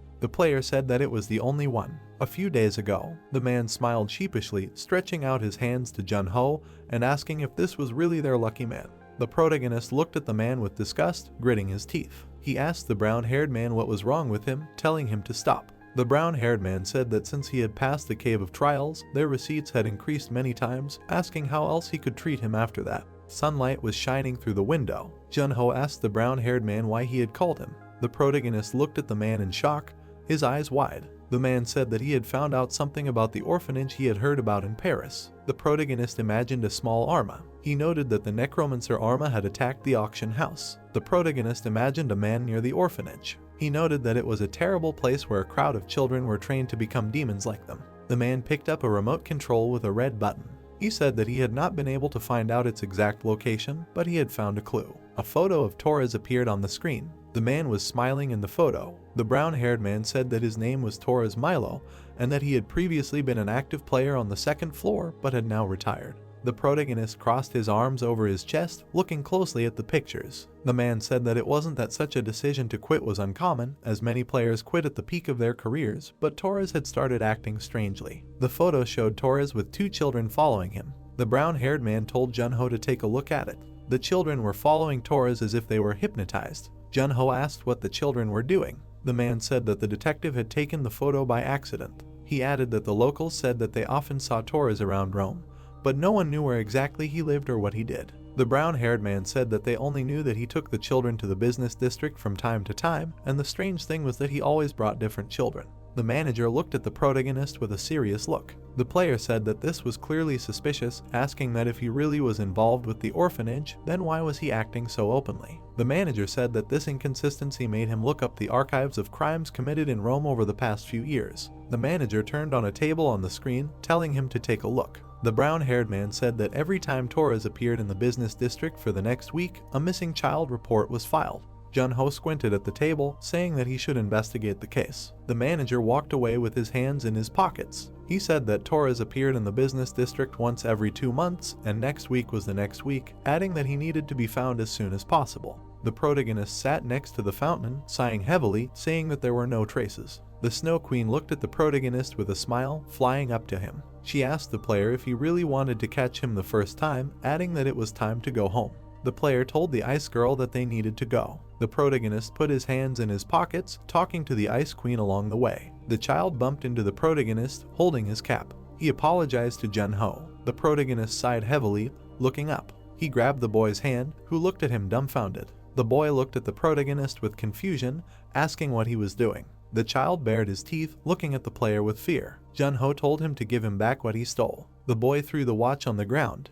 He looked at the protagonist with an irritated look. The boy said that he thought it would be easy to fool him by asking what he was looking at and that he wanted him to apologize. The protagonist said that it was not so. The child's eyes widened in horror, pursing his lips. Jun-ho said that he was just thinking about whether or not to turn him over to the police. The protagonist pursed his lips, staring at the child. He wondered if he was just thinking out loud, and what was he so scared of. The protagonist leaned towards the boy, holding his hands out to the side. He asked if he was from a family by any chance. The boy asked what if he was. Jun-ho said that it was great. The boy looked at the protagonist with bewilderment, raising his eyebrows. The player asked what was going on. He was familiar with the area. The boy happily devoured the food with both cheeks. The protagonist watched the boy intently, leaning on his hand. The boys were sitting at a table full of food. The player asked the boy what he was saying, that his name was Marco, adding that he should eat more slowly, otherwise he would feel sick later. Marco waved his hand in confusion, holding a loaf of bread in his hand. Jun-ho asked Marco what else he should order, to which the boy replied that he was full. Marco squeezed the loaf in his hands, looking down sadly. He said that it was simply because he was the only one who had filled his belly. The protagonist raised his hand, calling the waiter to the table. There was a menu with dishes on the table. The protagonist told the waiter to wrap up everything on their menu, asking Marco how many children are in his last name. Marco said there were 16 of them. The boy pressed his lips together, looking at the protagonist in shock. The player asked the waiter to bring 16 sets. The boys were sitting at an empty table. The player asked the boy if he had a home and parents. The boy said he didn't, and that he lived in a warehouse-like place with other kids in a similar situation. The protagonist looked at Marco with a serious, narrowed gaze. He asked the boy why no adults were helping them, adding that maybe there was some kind of shelter. The boy looked up, remembering the image of a priest. He said that priests came to them once a month. Jun-ho asked Marco about priests. The boy said that they were from the Vatican, no doubt. The protagonist's gaze flashed, looking at Marco. Marco said that they would cleanse them of their sins and turn them into new people, so they took one person at a time to heaven. The protagonist asked Marco what kind of heaven it was. The boy imagined books, clothes, and food. He noted that they were told that the place provided them with the opportunity to study, and that they were also provided with clean clothes and 3 meals a day. Marco looked down worriedly, saying that he was not eager to go there. The protagonist looked at the child with a menacing gaze, pursing his lips. Marco said that those priests were strange. Jun-ho thought that this meant that they were strange, and a feeling of fear was mixed in with this, adding that sometimes people who were especially sensitive to energy experienced a similar feeling when meeting demons. There were empty plates from food on the table. Jun-ho asked Marco if it was possible to see the children who went there. Marco said that it was not possible in person. The boy closed his eyes and smiled happily. He said that if you ask the priests, sometimes they bring their letters, adding that everything seemed to be fine with everyone. The protagonist closed his eyes and smiled, saying that the priests were so nice. An orange sunset began to appear in the sky. The player asked Marco when they would come next time. The boy said in 2 days, asking what was wrong. The protagonist covered his face with his cap, shedding a tear. He told the boy that he had been separated from his younger brother a long time ago, and he thought that maybe those priests could help him with something. Ice Girl thought that he was lying and was not blushing. Marco looked at the protagonist with a smile, peeking out from under his arm. The boy said that if so, he would lead him to them. Stars were visible in the night sky. Jun-ho asked Marco if he could ask him to be his guide the next day, noting that he would reward him generously. Marco said that of course. The night sky was visible above the building.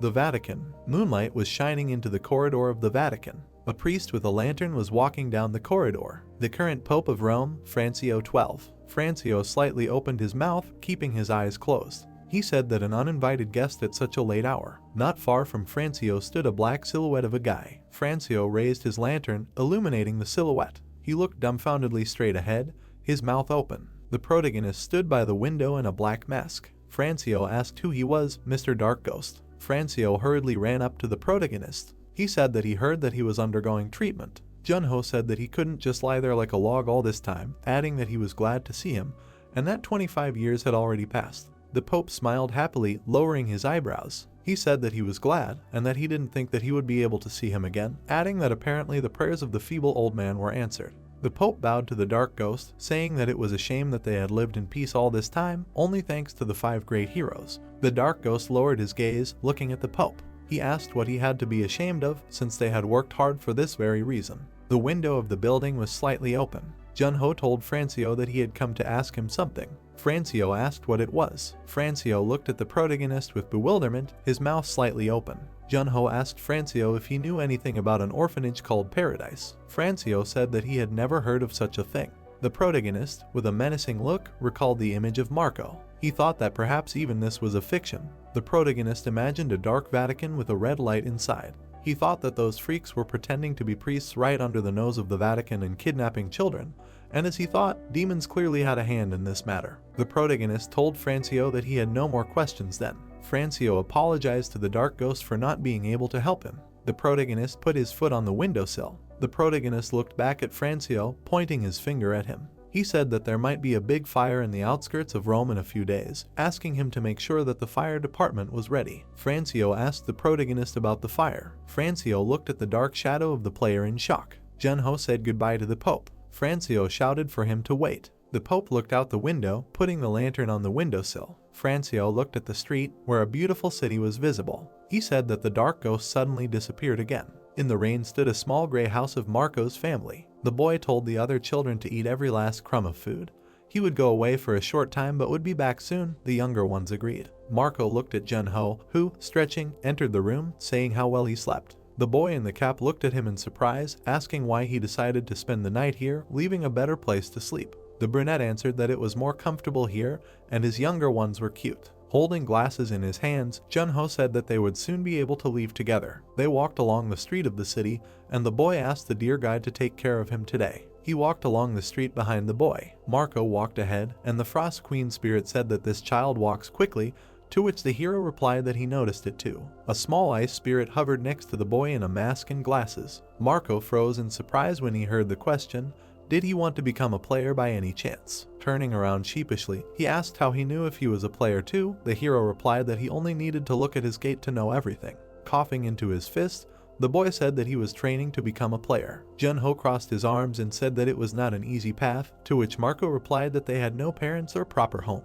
All he wanted was to protect his family. He imagined the happy children surrounding him. The priest also said that Paradise helped with training players. Junho became wary, training players. The spirit hovering nearby said that it was. The hero continued her thought that it was a ploy to gather talented children. This time he was going to join Paradise and start training, receive a certificate, go to the gate and start making money, Marco said. The boy happily imagined the cool guy in the mask, exclaimed that one day he would be a great player like Spectre. The boy asked if he was dead, and mentally added that he should not remember him as someone he had seen. Walking forward, the child stated that in any case, he was on the other side of the sea. The stone buildings had tall windows. Marco looked ahead, saying that if you go this way, there is a church where the priest lives. Suddenly, he was surprised to notice a man walking next to a girl. He looked at the girl with short hair and exclaimed that it was Anna. The masked guy asked Anna who it was, to which he received the answer that she was one of their family who went to Paradise 2 months ago. Junho looked ahead carefully. He thought that on the day Torres went out on a busy street, there would be missing persons reports for a week. He imagined an information window with a photo of a blonde man,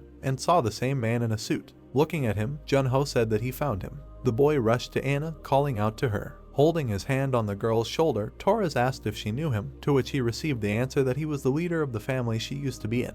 The man gloomily told her to greet him as kindly as possible. With an inscrutable look, the girl agreed. Her eyes sparkled. With a sweet smile, Anna threw herself into the boy's arms, shouting how long it had been since she saw him. He asked how she had been.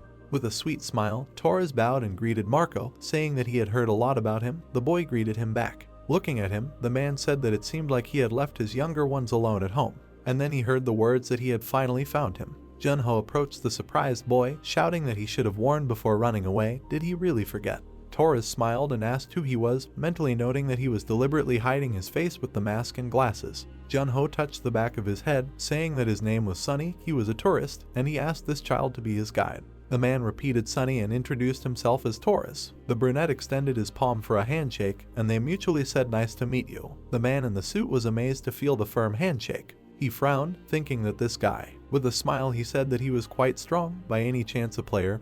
Junho scratched the back of his head, saying how did he know? That's right, his level is 27. Torres clenched his teeth in anger, thinking about level 27, this guy is useless and not worth a finger. The man in the suit was amazed to hear the question addressed to Marco, is this man from paradise? Smiling, looking at the older man, the child answered that yes, he saw him with the priests. Torres waved his hand, asking if he was a tourist, so how did he know about paradise? Looking through his glasses, Junho replied that it was actually the reason he was here. Theatrically touching his cap, the boy said that he lost his younger brother 15 years ago and came here to look for him. He pictured a tall white building, saying that while he was looking for information about his brother, he found out about paradise, so could he look at the list of names? The man frowned, answering that he was sorry, but they had a 15-year-old child at the orphanage. Torres thought darkly that no, if they left him, then paradise's existence might be revealed in that case. Torres smiled and invited them to come along, because he was mistaken. It would be better to confirm with their own eyes, and he would help the boy. Anna smiled and asked her friend if he would come too,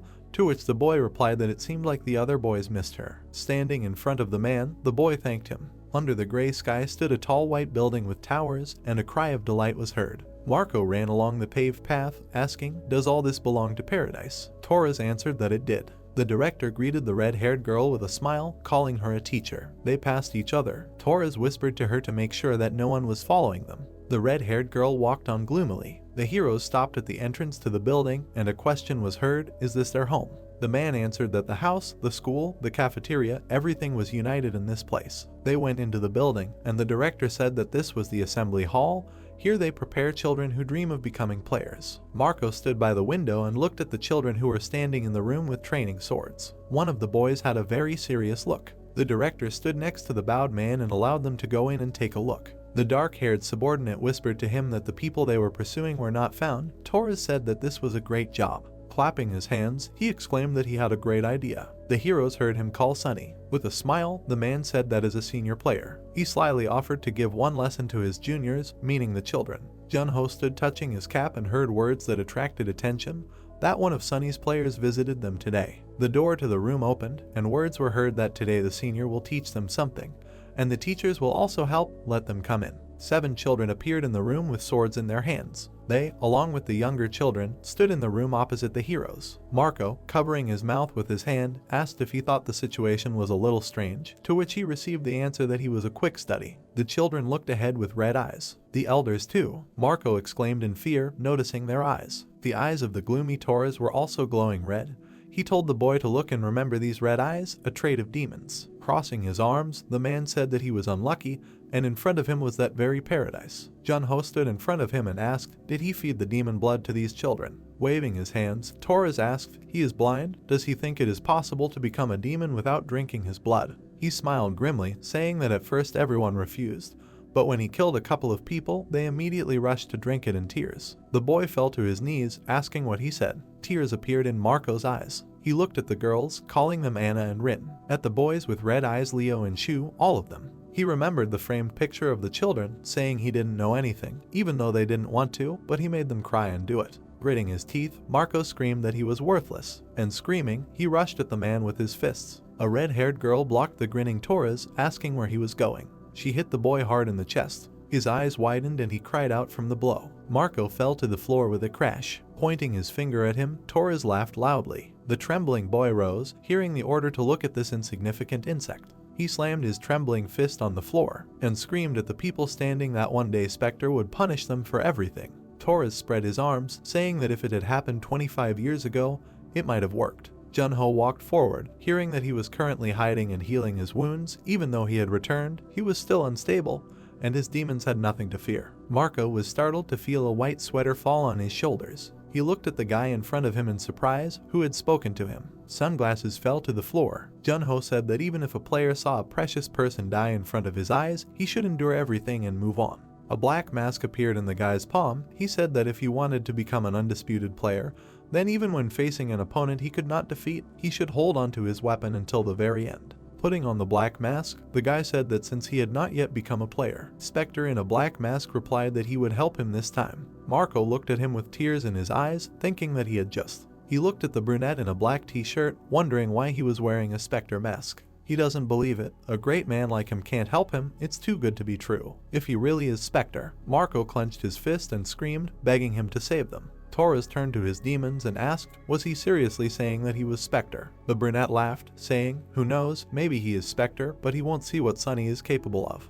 The guy stamped his foot in front of the guy and asked what kind of scene he was making here. The brunette smirked and pointed his finger at the hero's chest and said that if he is Spectre, then 5 seconds would be enough for him to defeat him. The masked guy replied that it wouldn't take 5 seconds. The red-eyed guy was surprised, asking what he said. But then a swift blow cut through his chest. The red eyes became surprised. The opponent fell to his knees, while the guy walked on, surrounded by black flashes. The red-eyed children looked at him in shock. A group of people froze in fear in the room, shouting that it was Spectre's confidant. It was a darkness skill. Pointing his finger, Torres shouted at the children, why are they frozen? Let them go and kill him. The jump left a mark on the floor. Torres frowned, thinking that it could be his confidant, or was this guy really Spectre? The man touched the dial, thinking that maybe this guy was just using a similar skill, but even if so, he was clearly a talented player. The director of Paradise looked at the brunette in the black mask, thinking that he must have pretended to be weak on purpose from the beginning.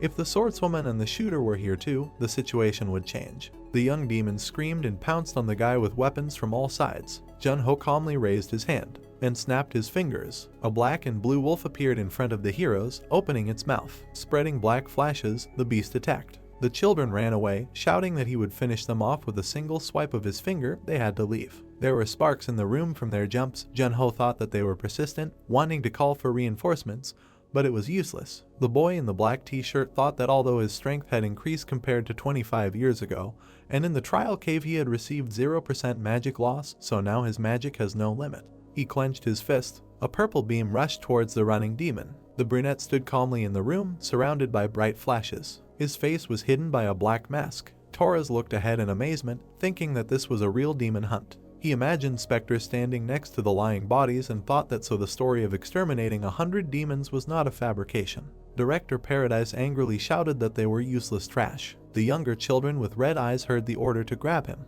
They just need to buy time until he arrives. The girl's eyes glowed red. The children were getting closer to the boy. Junho looked at them through his mask, thinking that he was using these children as a shield. Bright purple flashes appeared around the hero.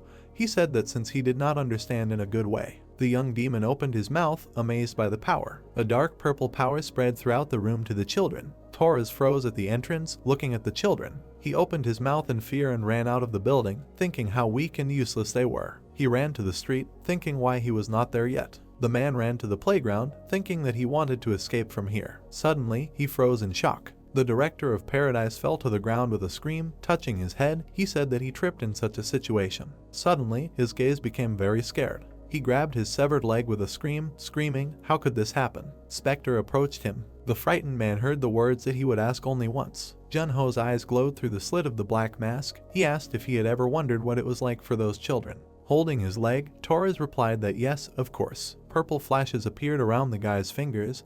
He said that it was great. Bright sparks of blows struck the man's body. He heard that it would not be so offensive even if he died. Blood gushed from Torres' mouth. Junho, with a clawed hand surrounded by a purple glow, bent over the man who begged for salvation. He forcefully slammed his head into the ground. Taking off his mask, he said that this was retribution for all the deeds against the children. His hands in black gloves were stained with blood. Torres from the past looked at his raised hands in admiration, saying that this was the blood of a demon. He sat on the ground next to the body, thinking that if he could only obtain power, he could deal with those who bullied him, and finally a blessing came to him. Blood was dripping down his palm. Torres' gaze and smile were wild. A blue information window opened in front of Junho. He looked ahead, saying that he had no intention of increasing his skills. Instead, he envied others and sought power. In the end, he only wanted to become a demon. The Frost Queen spirit crossed her arms and asked, "So this is the plot of the trivial gifts he spoke of?" The boy answered dissatisfiedly that it was not. Turning to the spirit, he said that this was the skill of the Confession of the Dead. With this ability they can look into the memories of the dead and obtain information.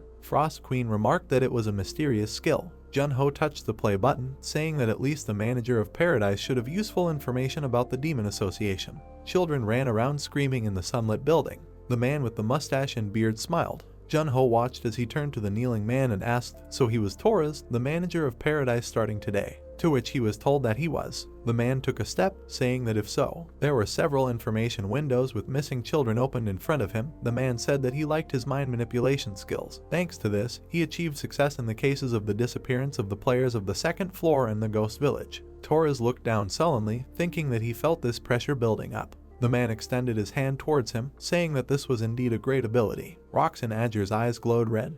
He said that there was no need to be so nervous, he just wanted to try his skill. A golden ball shone in the man's palm. He took it with his fingers and put it in his mouth. Roxanne closed his eyes and said that this was a rather specific taste, what should be mixed to get it. He could probably do it with the materials he had. Torres raised his head and heard that he was grateful to him anyway. He had a great recipe. Since he presented special ingredients, he would tell him the reason for creating Paradise especially for him. The sunset was visible through the window. The man said that a tasty dish can only be made from high quality and fresh products. The same applies to demons. Children were running around the street with smiles. Will the trash frolicking on the playground over there make a good demon if you feed it its blood? No, if you feed the demon's blood not to players, but to ordinary people, then half-breed demons come out. He imagined the children standing on the street and said that this is why Paradise has only produced 5 first-class creations in 24 years. Paradise was not originally created to make strong demons. There was a building with sharp roofs among the mountains. Roxanne said that 24 years ago, demons lurked in the shadows. Climbing to the second floor, he created an association. But suddenly 5 heroes rose from the ice. He was worried that he might be killed. Figures in black hoods were sitting at the table. At that moment, Spectre was very strong and instilled fear. The hooded man looked at the figure who approached, saying that then they decided to create the institution Paradise. He clenched his fist, saying that they needed power. While clenching his fingers, he told the others that the power must be as powerful as the 5 heroes. There is an incredible power that he witnessed with his own eyes. From the purple vortex, flashes were spreading. The most powerful power of the Dark Guardian attribute. They will make it their own. Roxanne smiled, saying that then. Words were heard on the platform near the Paradise building, so Paradise's goal is to create a second Spectre. Looking at him, Roxanne confirmed, this place is a material factory where they collect the abilities of awakened demons from children. He has the ability to improve these abilities and materialize them to a new level. It takes fine taste to prepare the same ability as Spectre. He imagined a brunette surrounded by red flashes, saying that in truth, half of Spectre's abilities, if they can be embodied at the level of half of him, then they will get their strongest demon. He imagined the smiling Shadow Brothers, saying that of course he tried to implement something like this, but only came across complete garbage. Waving his hand, the creator said that now there was a more reliable solution than Paradise, because the true owner of the Dark Guardian had returned. Closing his eyes, the man said that for now he would return to the second floor and wait for him to return, and exclaimed, "What a taste this ability has, he is waiting with impatience." The hero stood by the black glow. His hand trembled. He said that the reason for this exploitation of children.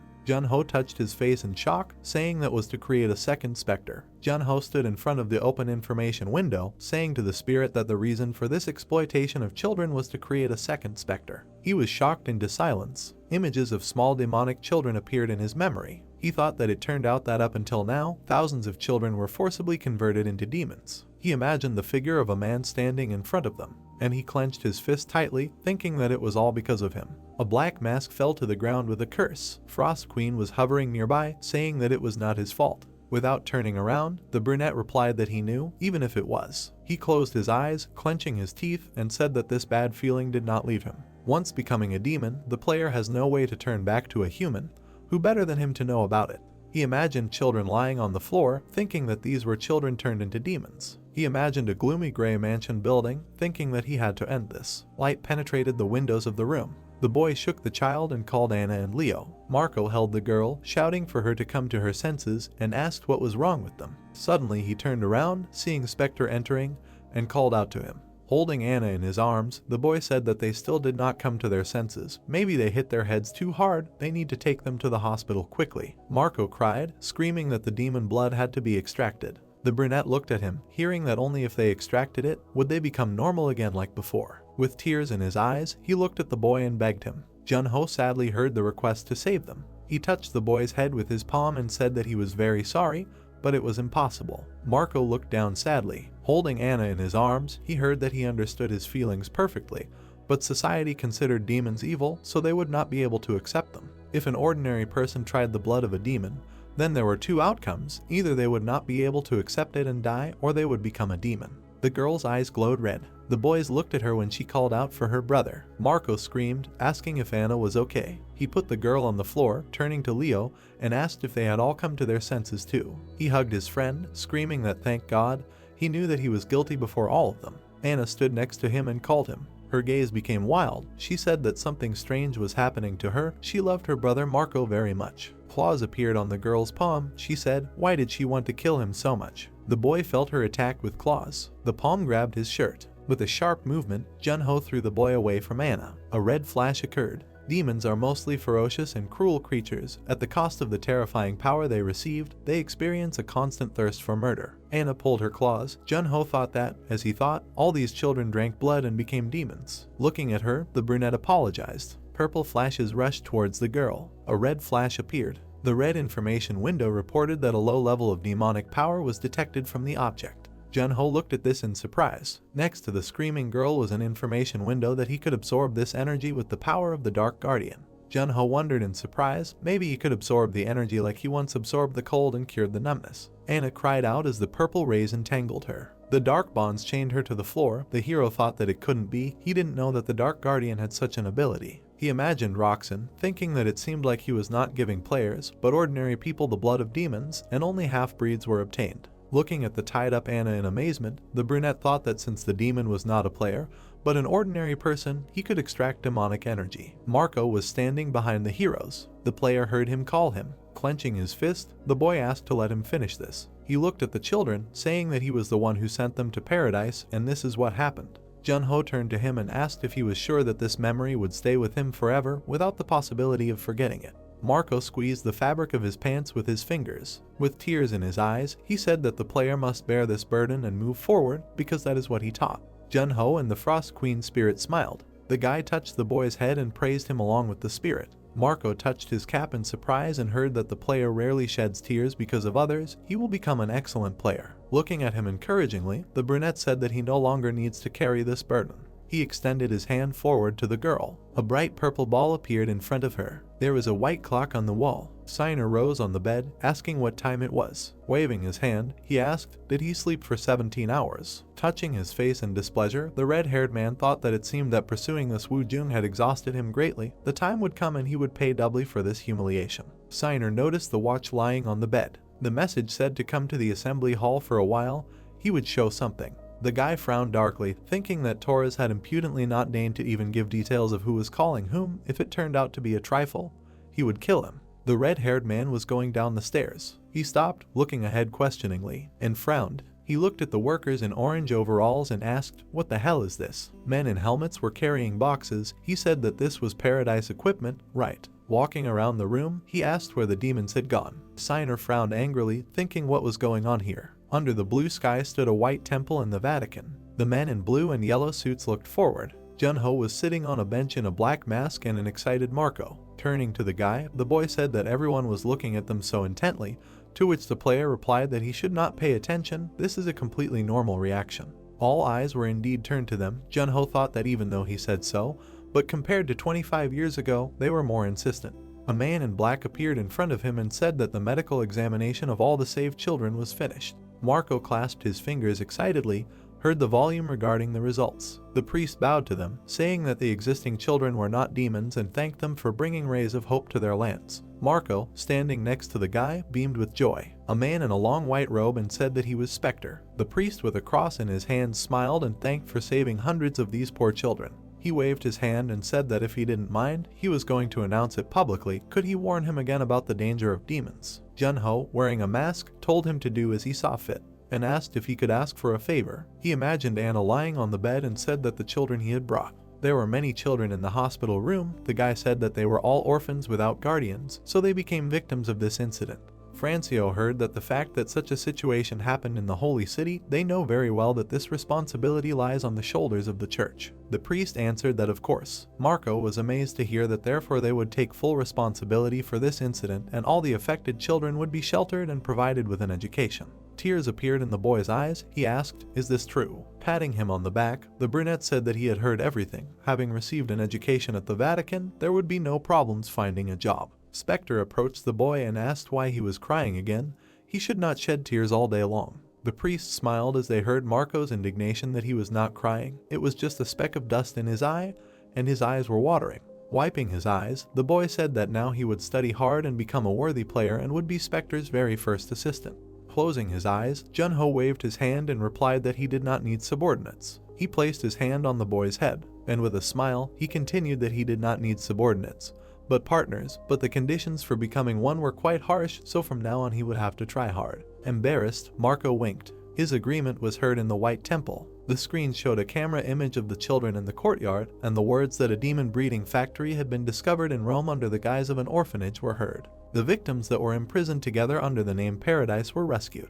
A bright flash of an explosion was seen. The members of Paradise were destroyed by one of the 5 heroes, Spectre. Signer angrily gritted his teeth, saying that Spectre had ruined their entire plan. He thought that even though I had just come to my senses, he could have defeated this Spectre even like that. Gritting his teeth, Signer thought about Junho. He was always slipping through his fingers. He imagined the image of Spectre covered in cracks and told him to wait. This time he would let him go, but once he had dealt with him, it would be his turn.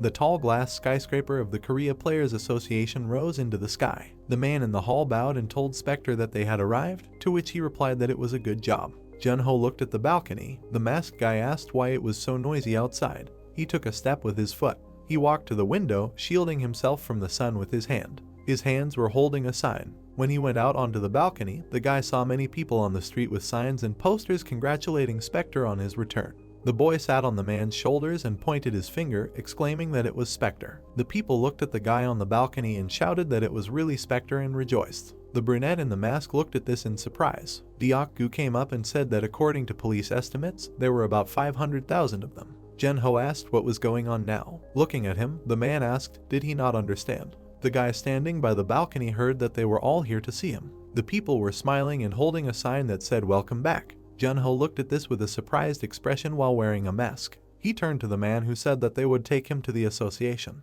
The staff members pointed with a smile and thanked him for returning. The guy walked towards them. His gaze could be seen through the slit in his mask. Junho thought that he wanted to show this sight to his friends someday. Walking around the room, Diakgu said that they had prepared a press conference as the guy had requested. Looking at him, the man said that he could only guess, but this wasn't a simple statement about the association and Spectre's cooperation, was it? Taking off his mask, the guy heard a question about what he was planning. Diakgu heard a counter question about whether he remembered the day he first woke up. Junho remembered sitting and looking out the window and said that when he first woke up and saw the current world, he thought that they had finally reached the peaceful world they wanted so much. Holding the mask in his hands, the brunette said that after looking closely, he realized that this was not the same world. He imagined the image of an angry Taurus and a crying Marco and said that the demons that were rampaging in the absence of the 5 heroes, they neglected the weak. At least in the world 25 years ago, demons could not rampage like this. Moving behind, Diakgu said that this was possible thanks to the inhibitors of the 5 heroes, but now it was his task.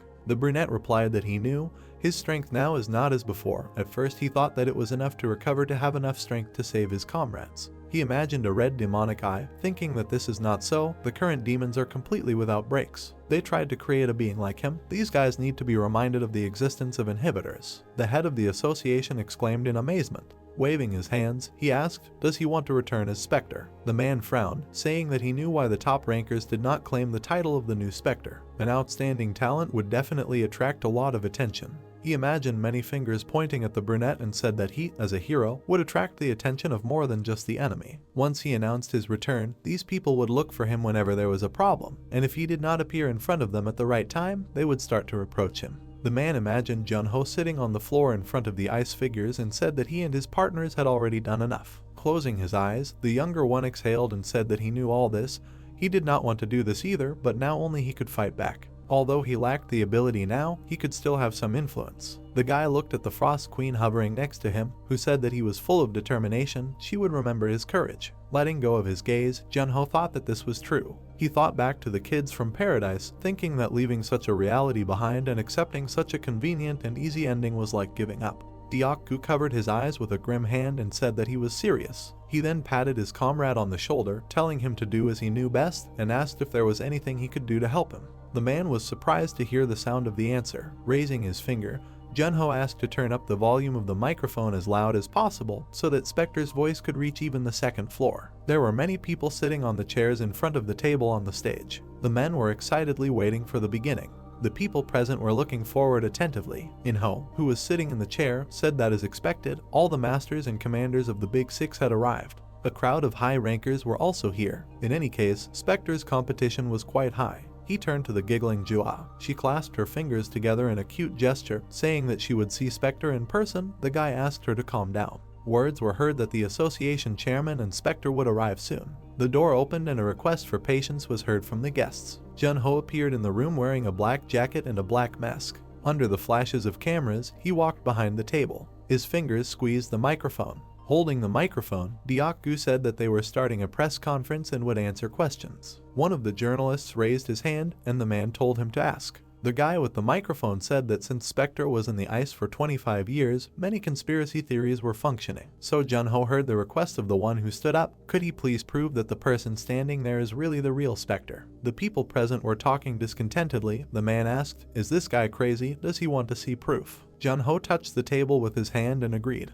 He squeezed the blade with his hand, saying that if he wanted to, he would demonstrate. A bright purple glow spread from the sword. The journalist exclaimed in amazement, noting the aura of the blade. The girl looked at it with her mouth open. Without a doubt, this is the same perfect blade. The man looked at it in admiration, thinking that even though it had been gone for 25 years, it was still the same. Junho put the blade back in its sheath and heard thanks for the answer. The guy with the microphone said that now the question is about the recent event in Rome. Could this be interpreted as the return of Spectre? The guy in the mask answered that at first he was thinking about retiring. He stood illuminated by flashes and said that when he woke up, his friend told him words. He remembered the buildings of the city and quoted that he and his partners made this world a better place. He was happy, but also sad and felt that this world no longer needed them. He imagined a black mansion surrounded by a red glow and said that, having encountered the terrible sight of paradise in Rome, he could no longer afford to retire. He introduced the children lying in blood and asked if they knew that over the past 24 years, about 6,000 children were kidnapped by demons and died.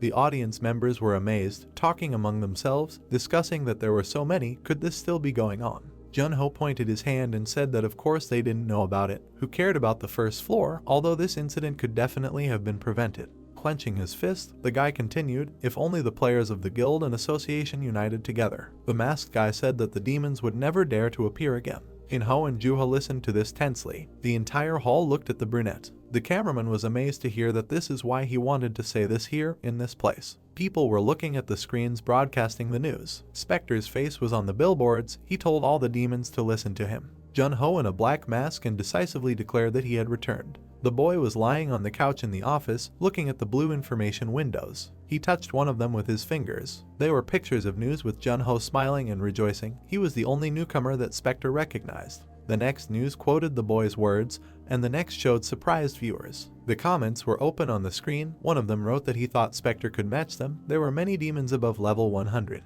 Another replied that there was nothing to worry about. He probably had some strong skill. Another wrote that he was surprised by the sword. Another agreed with him, saying that it seemed like his mana reserves were preserved. Spectre was still the same. Junho thought that fortunately, he had laid down some degree of caution. A deafening scream of his name knocked the boy off the couch. He looked out the door in shock and asked the Frost Queen spirit, what happened? The ice girl sat on the couch and turned around and said that she had already watched the first season. Let him put on the second one. Junho took the remote, saying that he would teach her how to use it so that she could switch and not scream every time. The Frost Queen spirit smiled and asked the disgruntled hero to make tea because his throat was dry. He asked if he was a slave or something. But he went forward while the Frost Queen said that she was asking him. With a sly grin, he poured soda into a glass, thinking that he would not just tolerate it. He handed the little spirit a glass with a straw and said that it was the most delicious tea that people drink when thirsty, and mentally offered to try it. The Frost Queen exclaimed admiringly that it had a very refreshing aroma. Junho gloomily watched her drink. The spirit took a sip from the straw and screamed shrilly. Junho watched in surprise as she bounced off the walls. Frost Queen pointed angrily, screaming that this drink attacked her while the guy left. He showed the spirit the bottle and said that it was a carbonated drink. What a pity she didn't like it. Frost Queen clenched her fist angrily, saying that this disgrace would not be tolerated. Junho, holding the remote control in his hand, said that while he was studying, he should watch his drama. The satisfied Ice Babe sat on the back of the sofa and declared that forgiveness was the nobility of a monarch, so she forgave him. There was a number 7 on the sign above the elevator. Junho stood at the opening doors and thought that thanks to the demon hunt in paradise, he had reached level 29. His magic quotations had also increased significantly. The brunette smiled slightly, thinking that he would be able to use old techniques little by little. The dial lit up, showing Deokgu's contact. The hero touched his ear and asked, "What's the matter?" Deokgu was standing by the table with the papers and asked where he was now. The guy answered that he was going to the hall. One of the men looked at his watch. A question was heard, could he come as soon as possible? There was a group of people sitting at a rectangular table in the room. The man said that the 6 main captains had gathered and were looking for him. Junho touched his ear, wondering why the 6 guild captains would also be looking for him, and asked out loud, or did they need Spectre? He was surprised to hear that no, they came for Junho and thought, so they didn't need Spectre, but him. He remembered the people sitting at the press conference and thought that if you think about it, it was hastily organized, but they still arrived almost immediately, not that they were in a hurry to get there early. He remembered the audience and thought that it was quite possible that they were already on the first floor to hire Spectre. Deokgu touched his forehead and heard, judging by the fact that he hadn't refused them yet, is there something he doesn't know? The man replied that he wanted to refuse them, but they were such bastards that if you didn't give them what they wanted, they would rather destroy it. He imagined 3 gloomy figures. Junho, looking ahead, replied that he understood, and said that he had an idea. 6 people were sitting at a table near a high window. A guy in white sneakers greeted the people present. Slamming his hand on the table, he asked what business the famous 6 guild captains had gathered here for. The red-haired girl, crossing her arms, replied that it was obviously to recruit the number 1 player who had passed the Cave of Trials. Junho asked what about the others. The guys looked at each other, and the man in glasses replied that they had the same goal. Junho spread his hands and replied that he was very sorry, but he could not join other organizations due to personal circumstances. One of the leaders waved his hand and asked if he was worried about paying the penalty for breaking the contract. Then he shouldn't worry, their guild will pay it for him in full. Junho held the item and replied that it wasn't that. The guy in the shirt looked at it in surprise, thinking that this was the demon decapitator's sheath. He looked at the black sheath, thinking that Spectre used it when he went to the gate at the South Pole. Junho imagined the masked guy and said that they all knew what this was. Spectre handed it to him. After declaring war on the demons, he started looking for allies on the 2nd floor. Junho said with a smile that he was chosen as his official representative. The guild leaders thought tensely that Spectre was gathering his own army. It was impossible to believe. Juha thought awkwardly that Junho and Spectre were so close that he was made a representative. She presented the golden crest, thinking that if they joined Spectre and helped him defeat the demons, it would be an incredible advertisement. He had to join them. The hero held up 3 fingers and said that Spectre had put forward 3 conditions. He introduced the man in the suit, saying that first, in order to eliminate bias towards one of the guilds, the representative had to be a member of the association. He presented the silver crest, saying that second, those guilds that accepted his proposal would gain a huge amount of information and influence on the 2nd floor. Introducing the newspapers, he said that third, the cooperating guilds must provide any information Spectre requested without hiding anything. There was a bright glow among the pixels. He said that in exchange for this, after receiving the information, Spectre would publicly announce the guild's merits. Juha thought deeply that no matter what conditions he put forward, the 6 guild captains had no choice but to agree in order to gain Spectre's recognition. She imagined the fingers pointing at the silver crest and thought that after that press conference, the guilds were constantly criticized because they couldn't control the situation with the demons, they only cared about increasing their own budget. Junho, wearing a mask, held a shimmering globe in his palm. The girl thought that all the power was concentrated in Spectre's hands right now. There were round lamps fixed to the ceiling, and she heard words of apology, saying that the person was not authorized to make such decisions on his own. Another confirmed, saying that they also needed to discuss this with the guild master. As Junho left, he waved his palm and told them to contact him after the discussion. He had a meeting scheduled, so he was saying goodbye. The 6 guild leaders remained seated at the table. The brunette exhaled, closing his eyes, and said that they were too focused on what they wanted, so they were played. He presented the player images, saying that as long as Junho remained Spectre's personal representative, no guild would be able to hire him. He waved his hand and said, was it possible that Spectre saw potential in Junho that was worthy of the 5 heroes? The girl said that it was definitely true, that was why he was chosen as the official representative. Spectre had already proven that he had a keen eye. She introduced a guy with a gun in his hat and said that Gilbert, who only had 1 D rank skill. Everyone ignored him, but one person saw potential in him, Spectre. Junho was walking down the hallway when someone called out to him.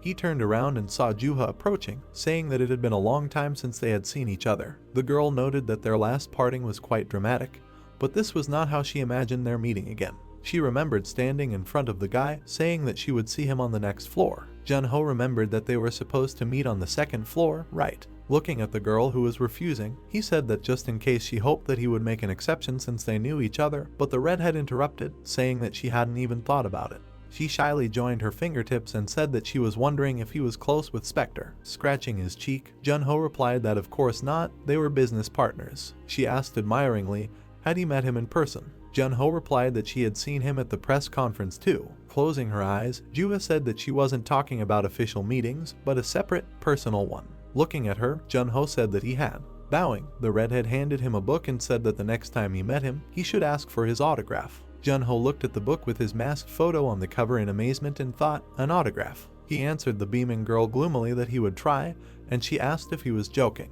With a sweet look, she asked him to write, Dear Fan Juha in a heart. Junho asked displeasedly, how could he ask to write such a thing? The girl indignantly screamed that it was not he who would write, although if Spectre did not want to do it, then nothing could be done. Words were heard in the hall that he would pass it on, and Juha exclaimed that she really asked and would make it a family heirloom. Running away, she waved her hand and thanked. Junho looked down. He looked at the book and read its title, Great People of Korea, Spectre. The square training ground was empty. Junho warmed up, looking at the blue information windows. In the information window, Junho said that level 29. Titles opening spring and 2 more. Physical strength 96, stamina 112, speed 100, mana 143. He thought that once he reached around level 60, he would be able to restore his previous stats. He imagined a tall tower of real monsters next to it, and thought about the second floor. The moment he got there, he would become a newbie again, and even using the image of Spectre, he definitely needed to get information from the 6 guilds. Junho flexed his fingers, thinking that in order to conquer the second floor, he needed to improve his techniques. He imagined blue lightning, thinking that he was using mana quite efficiently now, but due to the successful summoning, his speed and strength were dropping. Junho's palm lit up with a blue glow. He thought that there was only one technique to fix this enhancement.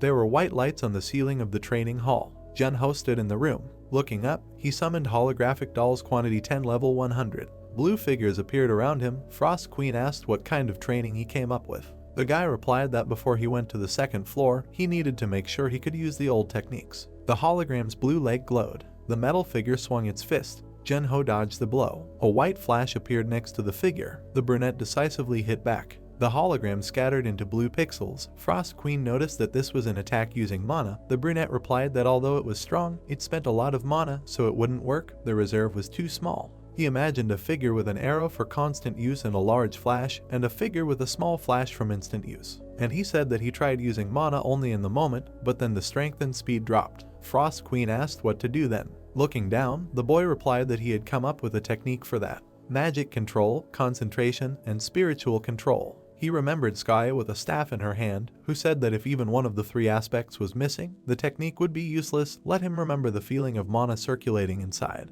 Blue lightning appeared next to the boy. He clenched his shimmering fist, thinking about the feeling of mana circulating inside him. The boy's body was illuminated by a blue glow. He swung his fist, calling for a boost. Energy rushed forward from the blow. The shocked Frost Queen was almost blown away. A trace remained on the tile ahead. The ice girl hovering nearby screamed that this was amazing. The boy was gloomy and trembling. I asked what was wrong with him. Junho waved his hand and said that when using a boost, the body is strengthened, but the brain does not have time to process it. He imagined a red-hot system unit and said that, simply put, his brain overheats. Frost Queen noted that this was an extraordinary skill. Clenching his fist, the hero said that that was why even as a Spectre he could only use the enhancement for 10 minutes, and now he needed to train until he could use it in a real fight.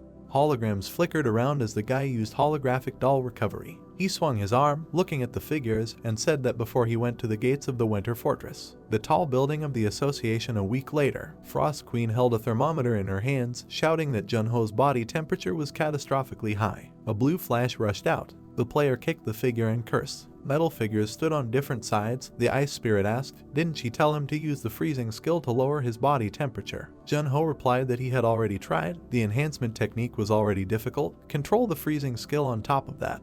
The guy hit his hand with force. Looking at the flickering hologram, he said that it would be difficult. In any case, he would need a couple of months to put her advice into practice. Frost Queen, holding a thermometer in her hands, chuckled and asked, "Does he think so?" Junho looked at her darkly. A question was heard in the room. Does she know something? The spirit answered that of course, but she will not tell him. Floating next to the thermometer in her hands, she said that since he is her contractor, shouldn't he find a solution on his own? The guy answered that he does not need advice. He stood in the room with the defeated holograms and said that it can be used in practice. His finger touched the glowing dial. Raising his wrist, the hero told Siyun that he needed a teleport, and he heard the question of when and where he was going. Looking at his watch, he answered that tomorrow to the gates of the winter fortress at the South Pole. Snow was falling in the snowy desert of the South Pole. The guy sneezed loudly. He was shivering from the cold next to the hero dressed in a long jacket and said that they had arrived. Without turning around, Junho said that he warned him to bring a winter coat. The employee replied that he only needed to deliver it here, so he was already returning. Looking at the shimmering blue portal, the employee said that he would pray for his success. An icy glow was spreading in the blue portal. Fluttering next to the disappeared teleporter, the Frost Queen said that the guy is very weak. After all, this is the perfect weather for a picnic. Junho noticed that he has resistance to cold, and even with it, he was freezing. Snow flew up. The brunette walked forward through the snow and looked up, adjusting his collar. He stopped in front of the shimmering blue portal and said that this is the gate of the winter fortress. A blue information window appeared in front of the hero when he requested information about the gate.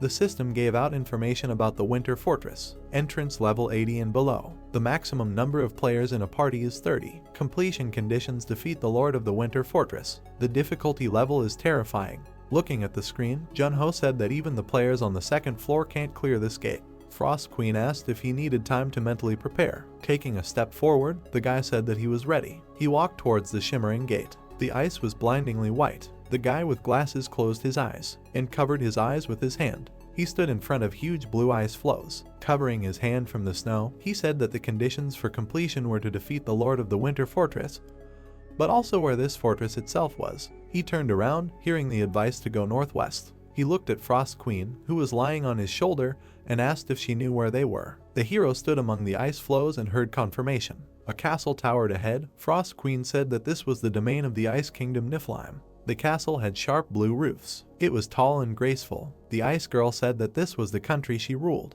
The boy stood in front of the ice palace, asking if this was Niflheim. The Snow Queen held his shoulder, saying that this was her domain, then wondered why the gates of the winter fortress still existed. Since she was dead, the boy replied that he thought they would find out when they entered. Snowflakes fell all around. The boy asked if she remembered anything else about the fortress. The girl asked what exactly he meant. The boy imagined the silhouette of a man in armor and asked who the current lord of the castle was and how many guards were inside. The boy imagined guards walking along the corridor and asked if there were any hidden passages. The girl began to hit him, saying that he was required to reveal state secrets from her. The boy smiled awkwardly and said that her words hurt his heart. The girl fell into a stupor from the words that their destinies were connected and they would be together forever. She smiled awkwardly and said that she would tell him everything, after which she asked him to calm down his nasty speech. The guy said that was why she had to tell him everything at once. The girl flew forward and asked if he remembered the gate where they first met. The young man remembered in a rotten mortar, saying that no matter how hard he tried, he could not forget the nest of the Ice Queen. The girl said that she was originally going to send all her knights there. She presented a diagram. The young man asked if he understood correctly that on the first floor they did not fight with everyone. The girl confirmed this, saying that it was only a small group, because she did not manage to bring all the troops. The guys stood in front of the castle. The young man guessed what this meant. The girl added that as far as she remembered, there was a garrison of 27,000 soldiers in the winter fortress, but since they entered the gate, it seems to her that their number has decreased. The boy frowned slightly and said that he hoped so, because there were too many of them. The girl flew up to his shoulder and said that it was quite possible that only Kiss remained in the castle. The boy asked who it was. The girl imagined a warrior in black armor, saying that this was her faithful knight and lord of the winter fortress. The warrior looked sternly ahead. The girl added that people called him the first sword of the kingdom, and that it was not without reason, because, excluding her, he was the best of the knights. The guys went forward. The boy asked how strong he was. The Ice Queen showed one finger. The boy asked what it meant. He pointed at himself and asked if she wanted to say that he would not last often. The girl answered negatively. The boy assumed that she was talking about 10 minutes or a minute. Hold your hand in front of you. The queen replied that the knight could tear people like him to pieces with just one finger. The boy scratched his cheek and assumed that it meant that he was stronger than her. The queen replied irritably that she had been very weakened during the battle. The boy smiled slightly and said that in that case he had nothing to worry about anymore. They went inside. The boy said that he was sure that the knight was weakened as she was then, but first they needed to find him. The boy looked around the room and assumed that this was the throne room, after which he asked if red was considered the royal color. The queen presented a white flag and said that each state had its own, and in their kingdom, the symbol of the crown was white. The boys stood in front of the gate at the end of the carpet. The girl explained that this place was called the Knight's Path, and that it was ruled by the strongest knight of the Winter Fortress, and also by the knights it was considered sacred, and there were rumors that the one whose foot stepped on this red carpet would become a worthy knight. The boys looked at each other. The girl added that in fact, those who wanted to become a knight came to the Winter Fortress to test themselves, and he even asked her what she meant. The queen put her hands on her belt and explained that the ceremony was called the test of knighthood. She introduced a group of knights, saying that behind that door there was a huge hall where 100 knights were waiting, and the young man would have to cross swords to prove his strength. The boy looked down and asked why. He grabbed his head and asked why she was talking about the most important thing only now, because it was literally the key to passing the gate. The boy sadly lowered his head. The queen told him not to worry, because he had not entered yet. The boy replied that if she had nothing to say, she should better keep quiet. The queen introduced a young man with a scarlet blade and a knight in armor and said that even she did not know how many knights there were, but during the knighthood ceremony he would fight one-on-one, because they would not all rush at him at once. The boy scratched his head and said that there was no point in panicking, because he had not even entered yet, after which he asked if he understood correctly that he only needed to defeat the king with that one. The girl imagined a pyramid with a star shining above it and asked if he understood who would remain after he defeated the knights and their commander. The young man stretched his shoulder and walked forward, saying that he would have to defeat 101 knights, including Kiss. The boy touched the gate. He pushed it hard. The doors began to open.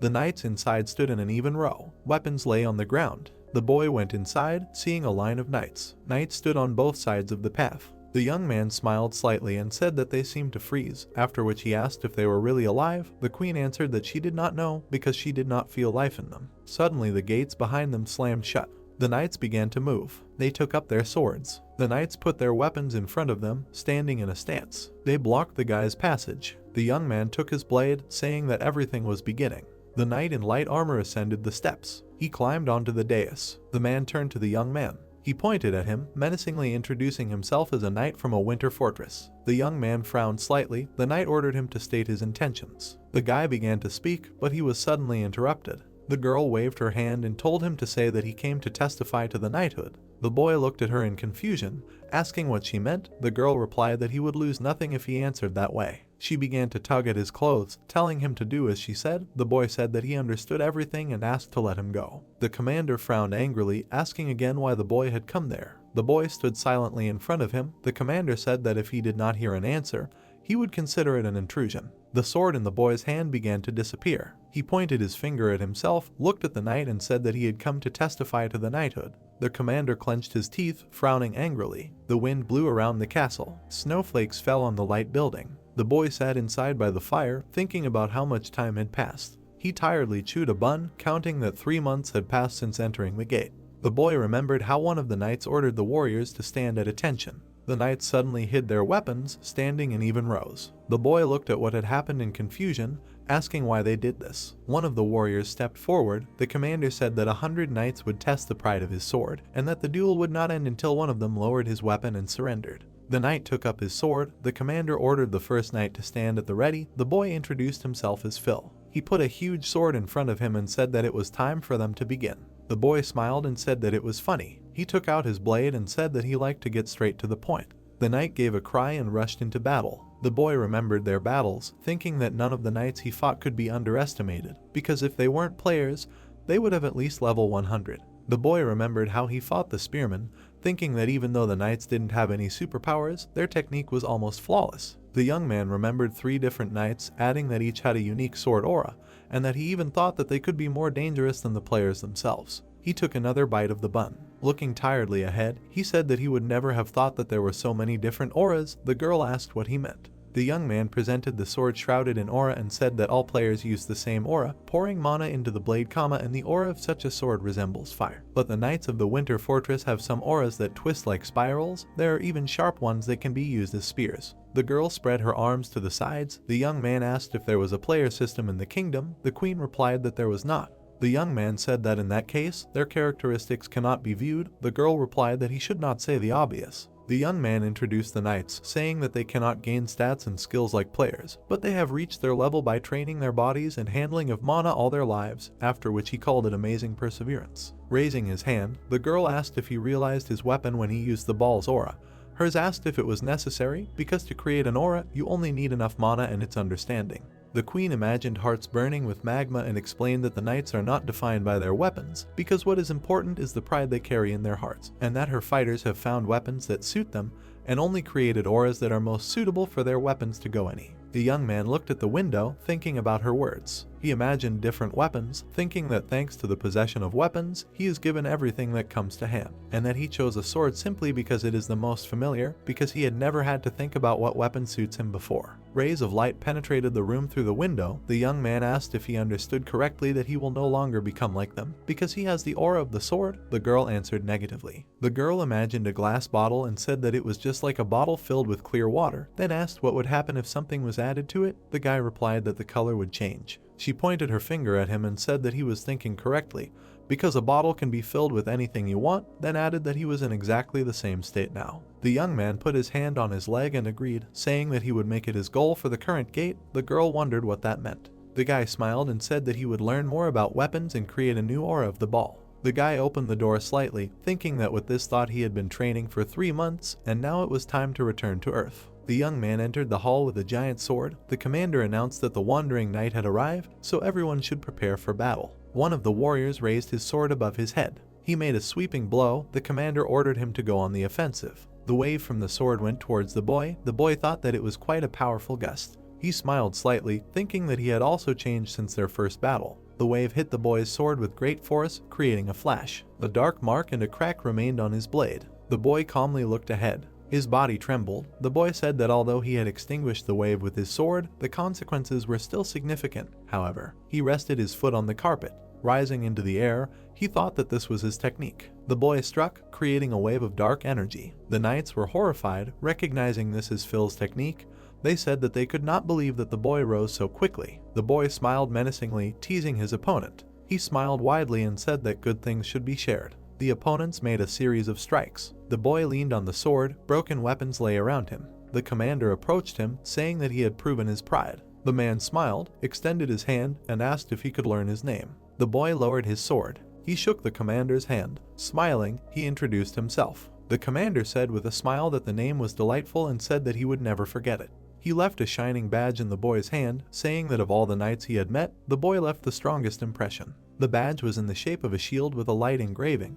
The boy asked what it was. The commander explained that it was some kind of order. The knight lined up in the corridor. The commander added that it was proof that he had proven his knighthood. The commander presented an image of Kiss and said that those who successfully passed the tests could request a personal meeting with the lord of the fortress. The boy clenched his fist, thinking that he had finally passed the test. The knight smiled and held his fist out in front of him, bidding the boy farewell. The boy waved it, thanking the knights. The boy headed towards the exit. He walked out of the hall, thinking that even the air felt different and that his body felt like something was squeezing. Suddenly, he frowned deeply. A knight in dark armor sat on the throne. The boy realized that it was because of the lord of the fortress. The girl looked at the warrior, calling him by name. Kiss looked ahead. The girl called him the best knight in the entire kingdom. The lord turned his gaze to the boy. The girl added that he really was her warrior. Jun-ho stood in the throne room opposite the knight in a black suit. The Frost Queen hovering nearby called out to Kiss Bremen, saying that he was the best knight in all of Hilfheim. He really was her warrior. Looking at him, the brunette agreed and said that he was strong, just like they said about him.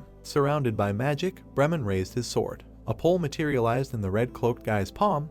The spirit said that it seemed to know that he was a player. Jun-ho replied that he was so bloodthirsty that it was impossible to argue. They were starting. With a deft movement, he twirled the long weapon in his palms and with a determined look intercepted it in a fighting stance. Bremen, holding a sword in his hands, looked at him. Sparks flickered everywhere from the attack. Jun-ho frowned with zeal, raising his weapon. Spears flew at the knight from different sides. An eye glowed in the slit of the mask. Flashes surrounded Bremen's body. The guy looked at the calmly standing knight and said that he fought back without even trying. Blue flashes flickered around the spear when the guy used a boost. Frost Queen looked at the shining guy and said that if they start the fight with such an exhausting technique, but the hero objected that there was no other way with him. How long would he be able to use the technique? Frowning, the player heard that he could now maintain it for 1 minute and 2 seconds and ordered the countdown to begin. Jun-ho with a spear resolutely rushed at the knight. The weapons collided in a blow, spreading energy around. The hero watched in amazement as the weapons crossed. His body shook. A bright blue flash appeared in space, and the Frost Queen screamed. The guy in the red cloak was hit by a wall, leaving cracks behind. Looking at the spear, he thought that it seemed like he wouldn't be able to use it. There was too much of a difference in the quality of the weapon. Jun-ho landed on the floor. Another sword began to appear in his hand. Bremen silently looked at him. The player began to take a step through the dust and stopped in a resolute pose opposite the knight. Covering his mouth with his hand, Jun-ho asked what kind of smoke it was. The Frost Queen hovering nearby answered that the ash fog was his ability. The fog itself had no special properties, but since it reduces visibility, predicts movement, becomes impossible, his attacks are very dangerous. A thick white fog hid Bremen's figure. Standing in the fog, the guy thought that nothing was visible, and the ice spirit counted off 42, 41, 40 seconds. A hand in a black glove squeezed the handle of the blade. The hero thought that time was not playing in his favor now, for now it was necessary to pause the enhancement.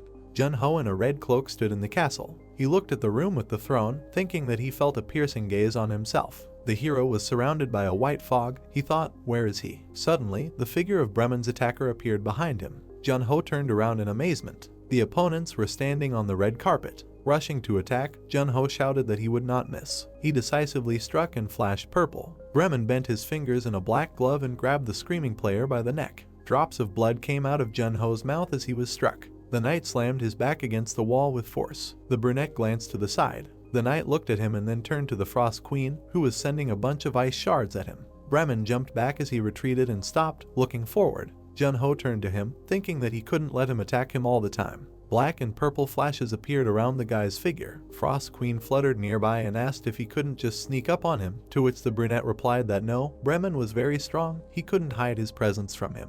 He poured liquid from the bottle onto his shoulder. Looking forward, Jun-ho laughed that this was the worst case scenario.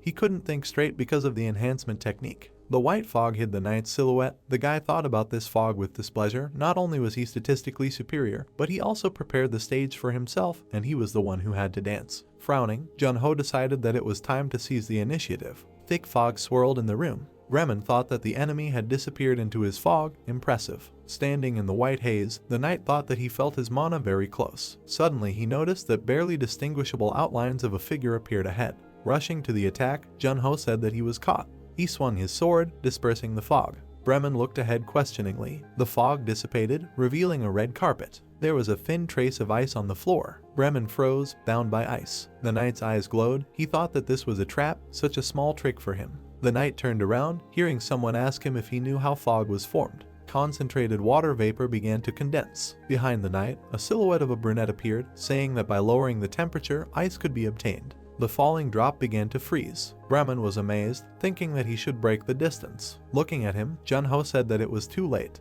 The entire area around was covered in white ice. The blade of the sword was covered with white ice. The Lord of the Knights froze like an ice sculpture in front of the guy. Looking at him, Jun-ho thought, Bremen of Hilfheim. He was clutching his sword in his hand. The Frost Queen was silently hovering nearby. The hero delivered a decisive blow. The armor was covered with ice flows. Jun-ho looked ahead in amazement, not believing his eyes. He thought in amazement, was he still alive? Bremen's body was pierced by a red sword. The hovering Frost Queen heard how Her Majesty was asked for forgiveness. Looking at the spirit, Jun-ho said that he was talking to her, did not want to appear before him. The ice girl replied that she had no right. She was hovering in a blue castle, saying that the ruler must protect his people. The knights of the Winter Fortress are also residents of Hilfheim, but she could not protect them. The guy asked what she was doing. A small palm touched the ice flows. She told him to remember this. A tear rolled down Bremen's black mask. He heard that this is what it means to be weak. Touching him, Frost Queen said that it is to scream in complete silence and not hear a response. The system reported that the boy cleared the gates of the Winter Fortress. The information window said that as a reward, he received an item, the key to the armory. Part of his stats were restored.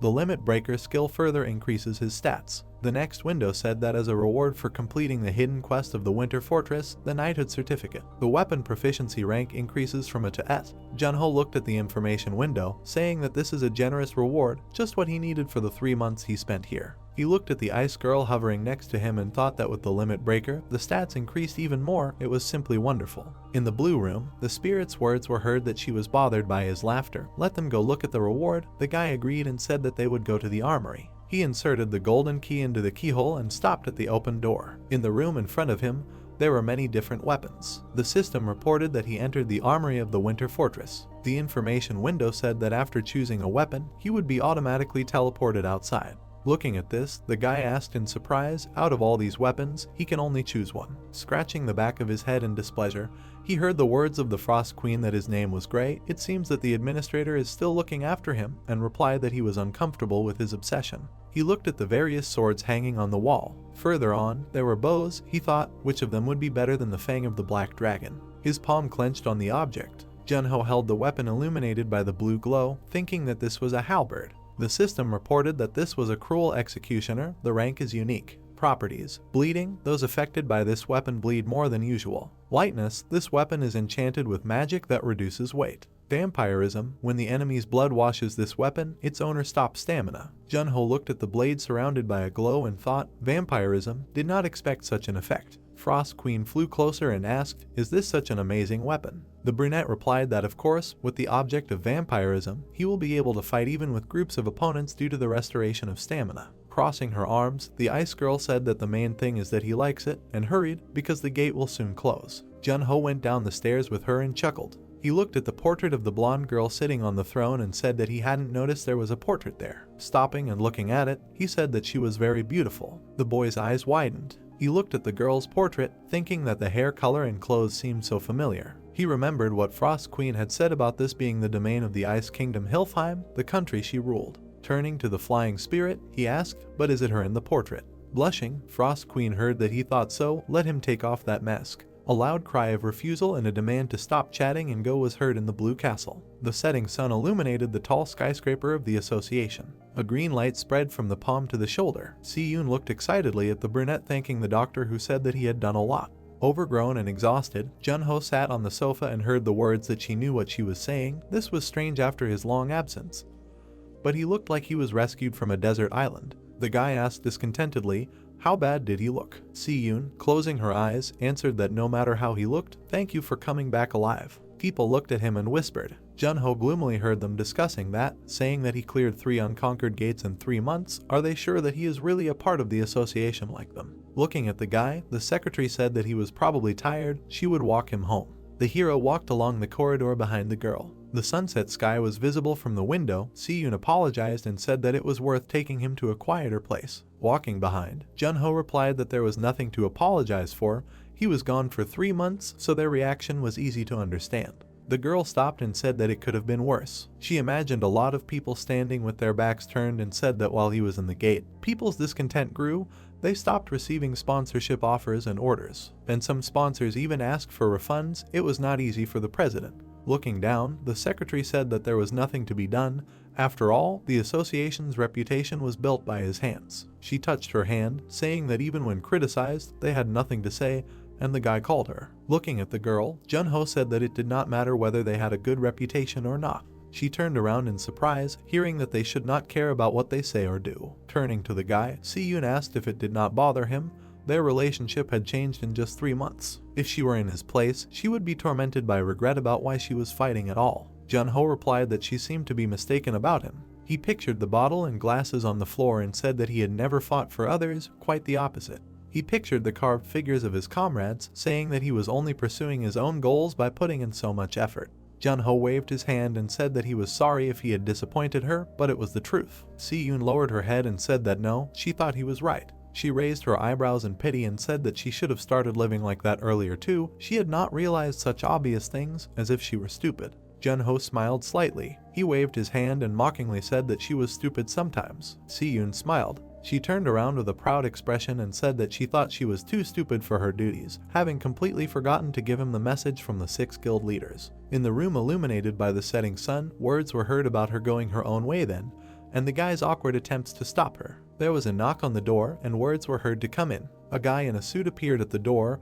and when asked what happened, he replied that they had received a message from Spectre. He was holding a tablet with papers in his hands, and words were heard that 3 months had already passed. The brunette, the head of the Dakibai Guild, Shin Sun Hyan, asked what he said. There was a shelf in the corner of the room. Words were heard about him asking to collect information about demons and send it to him within half an hour. Sung Hyan ordered to send information below average level and heard the question, is he sure of his decision? The man bowed to the leader sitting at the table and said what he thought. Spectre sent similar requests to other guilds. In the interdimensional elevator, he met other contacts. Sung Hyan thought that he would want to make the guilds compete. He must have realized that during his absence they had discussed the limit of potential information. He imagined the image of Spectre in a black mask and thought that he would refuse those who did not give enough, as if they were in the palm of his hand. The guy put his palm on the documents. The subordinate, touching his chest with his fist, heard that he was given everything except the classes, classified and top secret, and answered that he understood. Touching his chin with his hands, Sung Hyan thought that he needed to show himself properly so that the Dakibai guild would become his only partner. Junho sat thoughtfully and thought that he asked to send all the necessary information within half an hour. Putting such a condition to 6 guild leaders was a risk to turn their cunning against themselves. Suddenly, a notification came to his watch. The guy smiled, because he expected that large corporations always value their time. Less than half an hour had passed before the guild's proposals were appearing on his screen one after another. Looking at the screen, Junho said that the downside of smart people is that they think up a lot of unnecessary things. While he was in the Winter Fortress for 3 months, the 6 heads must have come to an agreement to limit the level of information they gave me. He thought about what would happen if he forced them to compete. He mentally noted that they would try to provide better data than the others. Junho read their letters. They contained information that even money couldn't buy. He said that even though they were called the Big Six, the guild still needed to train. In 10 days, Junho would be heading to the 2nd floor. Until then, he and the spirit needed to prepare thoroughly. The boy needed to remember everything that was sent to him. The hero crumpled the piece of paper in anger. While the Frost Queen spirit eating cookies, he had the feeling that he was the only one working. He turned around irritably and complained that while he was working, she was resting. Spirit pointed to the screen and exclaimed that she was studying the culture. On the table lay a huge pile of papers, which the guy would need 4 days to complete. On the borderland is only the huge Ruben Empire. In other words, most of the 2nd floor is under their control. For the past 25 years, the Big Six have been actively trying to infiltrate their people into every nook and cranny of the empire. And now there are 3 main factions. Silent Moon and Dakibai were the imperial factions. They enlist the support of the palace and their faction is supported by the largest number of nobility. The second group was the aristocracy, and here, in gaining control of the regions, the forces of Labyrinth and Sky Soul were concentrated. The last faction was the Church. The Silver Constellation took control of the Church of the Sun, the official religion of the empire. In addition, Hallam founded a new mercenary guild. It is apart from the main factions, and so far this group is the most active of all. The borderland was a completely new world for Junho and he was curious about what it would be like. He smiled with anticipation.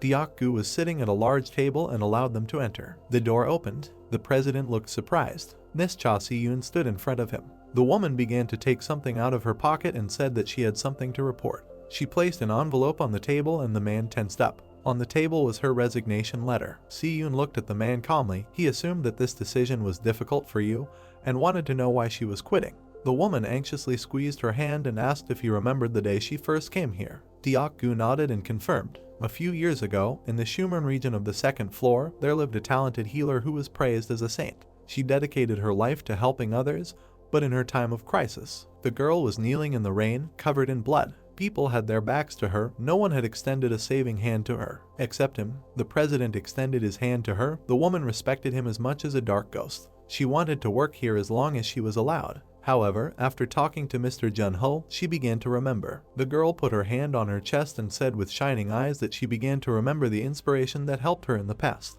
The president smiled and congratulated her. The girl smiled gratefully when he said that she had finally found her way. On her finger was a sealing ring, which she wanted to return on the day of her dismissal. The president with a kind smile allowed and congratulated her on her return. The president nervously cupped his hands. He did not believe that Junho made the Big Six gnaw each other's throats. The player showed the man the information that the guilds had given him, which shocked him even more. He put his hand to his chin and studied the information. Junho turned his attention to the man when he spoke. The president felt like they were almost hot on their heels in the association, but in reality, they still had a lot to do. The guy asked with a grin how that wasn't motivation. Diakgu agreed. Junho asked what the association was doing on the 2nd floor. The president replied that they had recruited several players from there and reorganized the informant network and expanded their influence in the borderlands. The man claimed that it was hard to compete with those who had been there for 25 years. All the useful areas were already under their control. Deokgu grimaced in bewilderment when Junho offered to sponsor some war.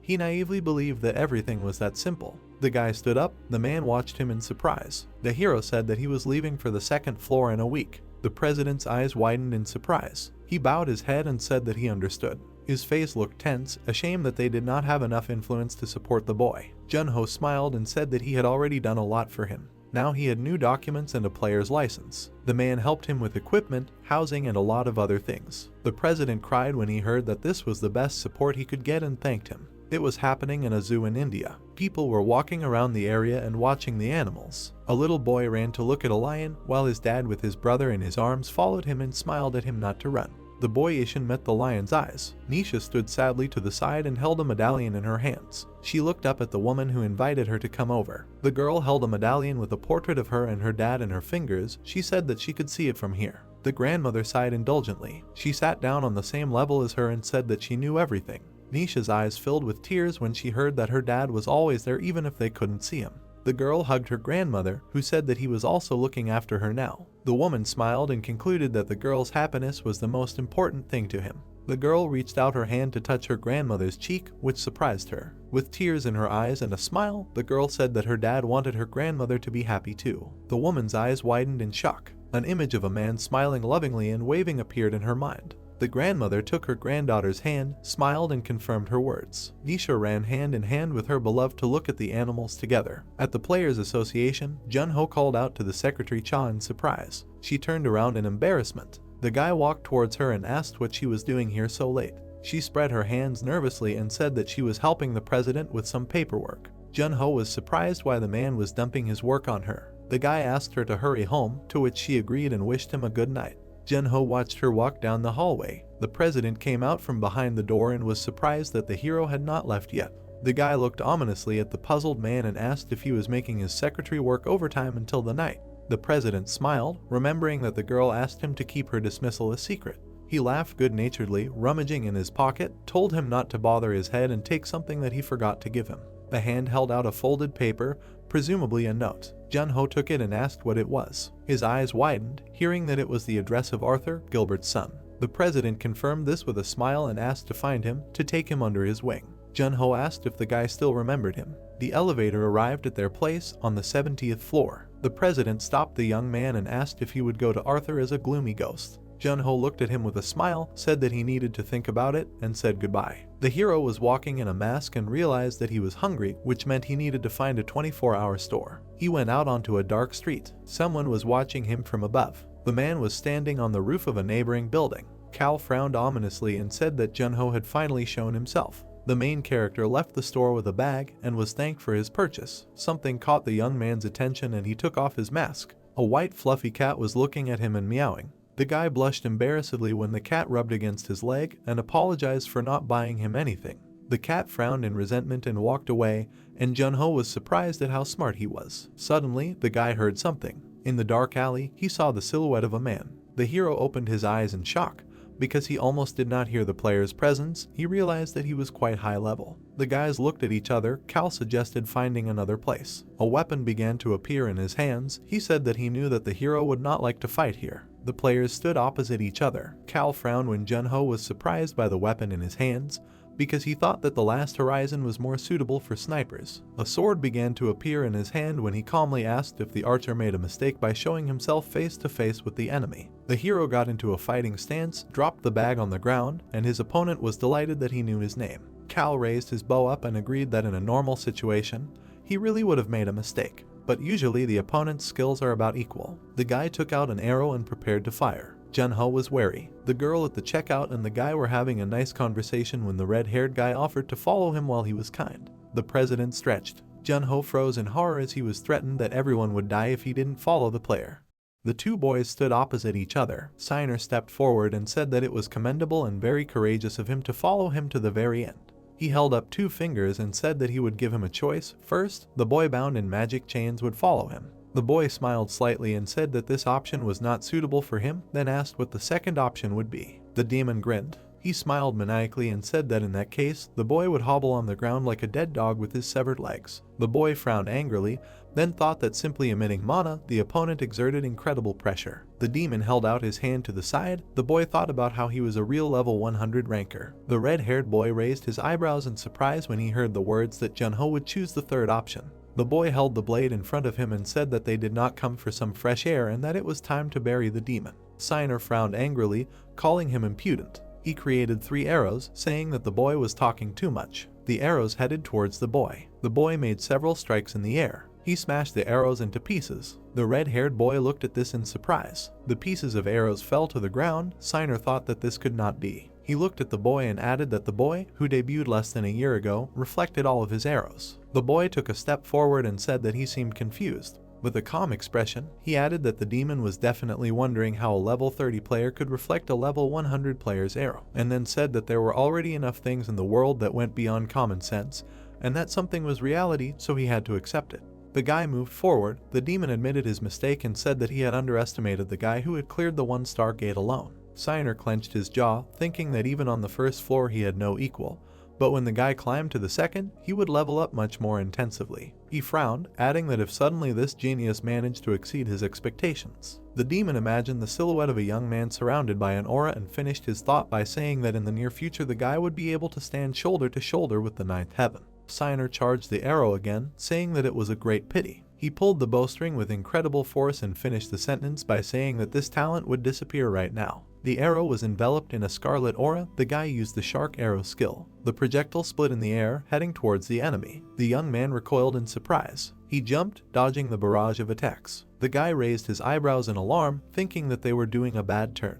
He looked at the twisting arrows, thinking that the enemy was controlling the arrow with mana. The demon smiled and said that this was his C. One of the projectiles hit the ground behind the young man with terrifying force. The guy looked back at the track that appeared. He gritted his teeth, saying that this was the power of only one charge. The young man imagined a flow of mana and said that the enemy not only controlled the trajectory, but also covered the entire area with mana, which was so dense that it became difficult to move. The boy imagined himself falling into the depths of the sea and thought that it felt like he was really drowning in the abyss. The boy activated the enhancement. His body was enveloped in mana. The boy thought that if he missed even one arrow, he would not see victory. The boy looked up at the approaching arrow. He frowned deeply. The boy made a sweeping blow, stopping the arrow. The demon raised his eyebrows in shock. He looked at the boy's blade. The boy broke all the projectiles with his blade. The demon thought that this was his technique, but the player with the 30th level was able to reflect it. The boys stood opposite each other. Siner said that, apparently, he really weakened during the time in the carriage.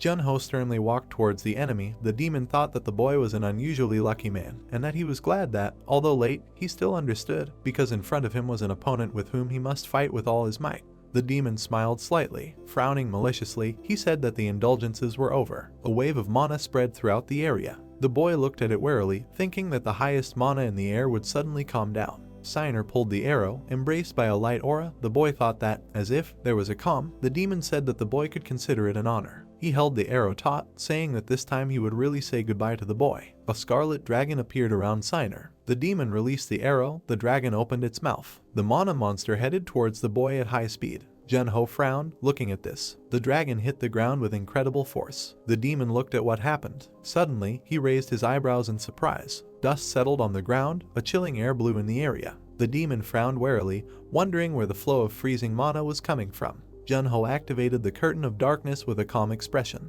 The guy's aura covered the space. The demon looked ahead in fear. He looked around in shock, thinking about the guy having 2 attributes. He was stunned, thinking about the guy hiding his powers. A piece of ice flew through the air. The demon thought about the guy being able to control darkness as well, and that this couldn't be. He looked at what was happening, thinking that this was very similar to one person. Junho said that she wanted to get by with one attribute, but the dragon behind him was covered in ice. The guy finished the sentence by saying that now he had no choice. He smiled widely and asked the demon if he agreed that witnesses were not left alive. The youth frowned, thinking that he needed to kill Siner right now. The demon frowned, saying that it meant the guy was hiding his identity, but he would make him reveal it. An arrow appeared in his hand. Demon activated his inventory. He spread his arms to the sides. A large number of arrows appeared in the air. The mana bow loaded itself with an arrow. The demon said that he would finish everything in one move. The young man lowered his head, using the amplifier. His body was burning with mana. The guy thought that he should not drag out the fight, otherwise the music would boil in his skull, and that he needed to deal with the enemy before he released the arrows.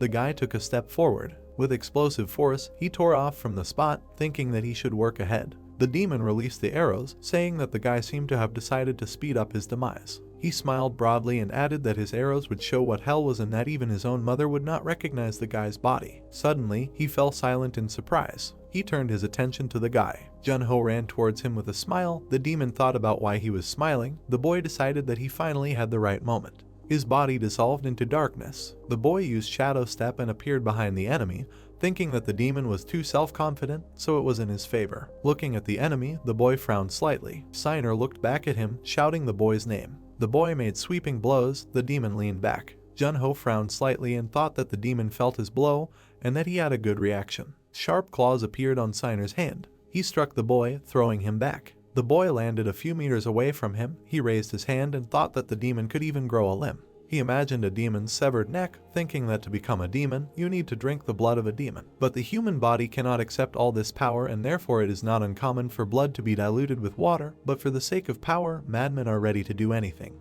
The image in his head changed to a bowl filled with scarlet blood. The guy thought that people are even ready to drink through pure blood. He imagined Signer and added that only 2 people endured this, after which they were reborn, and that they were able to use the skills of the demons whose blood they drank. Signer stepped forward and said that the guy had an interesting skill similar to teleportation, then asked why he did not use it at the beginning. The demon aimed arrows at the guy and said that he gave him his word that he would send the young man to the underworld. Blood dripped onto the young man's hand. He wondered where the enemy's weak point was, then said that he had not been to the underworld for a long time. The signer smiled slightly and said that the boy would live if he changed his mind and was ready to put on the enchanted handcuffs. The boy chuckled slightly. He pointed his finger down and sent the demon. The signer pointed his finger at his neck and said that if the boy wanted him dead so much, he should aim better. The boy planted his feet on the ground. He jerked, rising into the air. The demon released his arrows, saying that the boy was completely reckless. The boy cut the arrow with his blade, thinking that his brain was already boiling. One of the arrows hit him in the shoulder. The boy gritted his teeth, trying to concentrate. He repelled another attack, continuing to concentrate. The demon gritted his teeth, saying that the boy repelled all his arrows. He clenched his fist, thinking that this was his limit, and then wondered how he could turn the situation around. The young man was heading towards the flying arrows. He frowned sternly. The young man struck several blows, repelling the attack. The boy gritted his teeth. He made a dash and brought the sword to the demon's neck. Signer extended his hand towards him. The demon grabbed the boy by the neck. The boy spat out blood. Signer smiled widely. The young man disappeared into the darkness again, not letting the demon finish speaking. He appeared behind him, saying that he caught him. The demon looked ahead in surprise.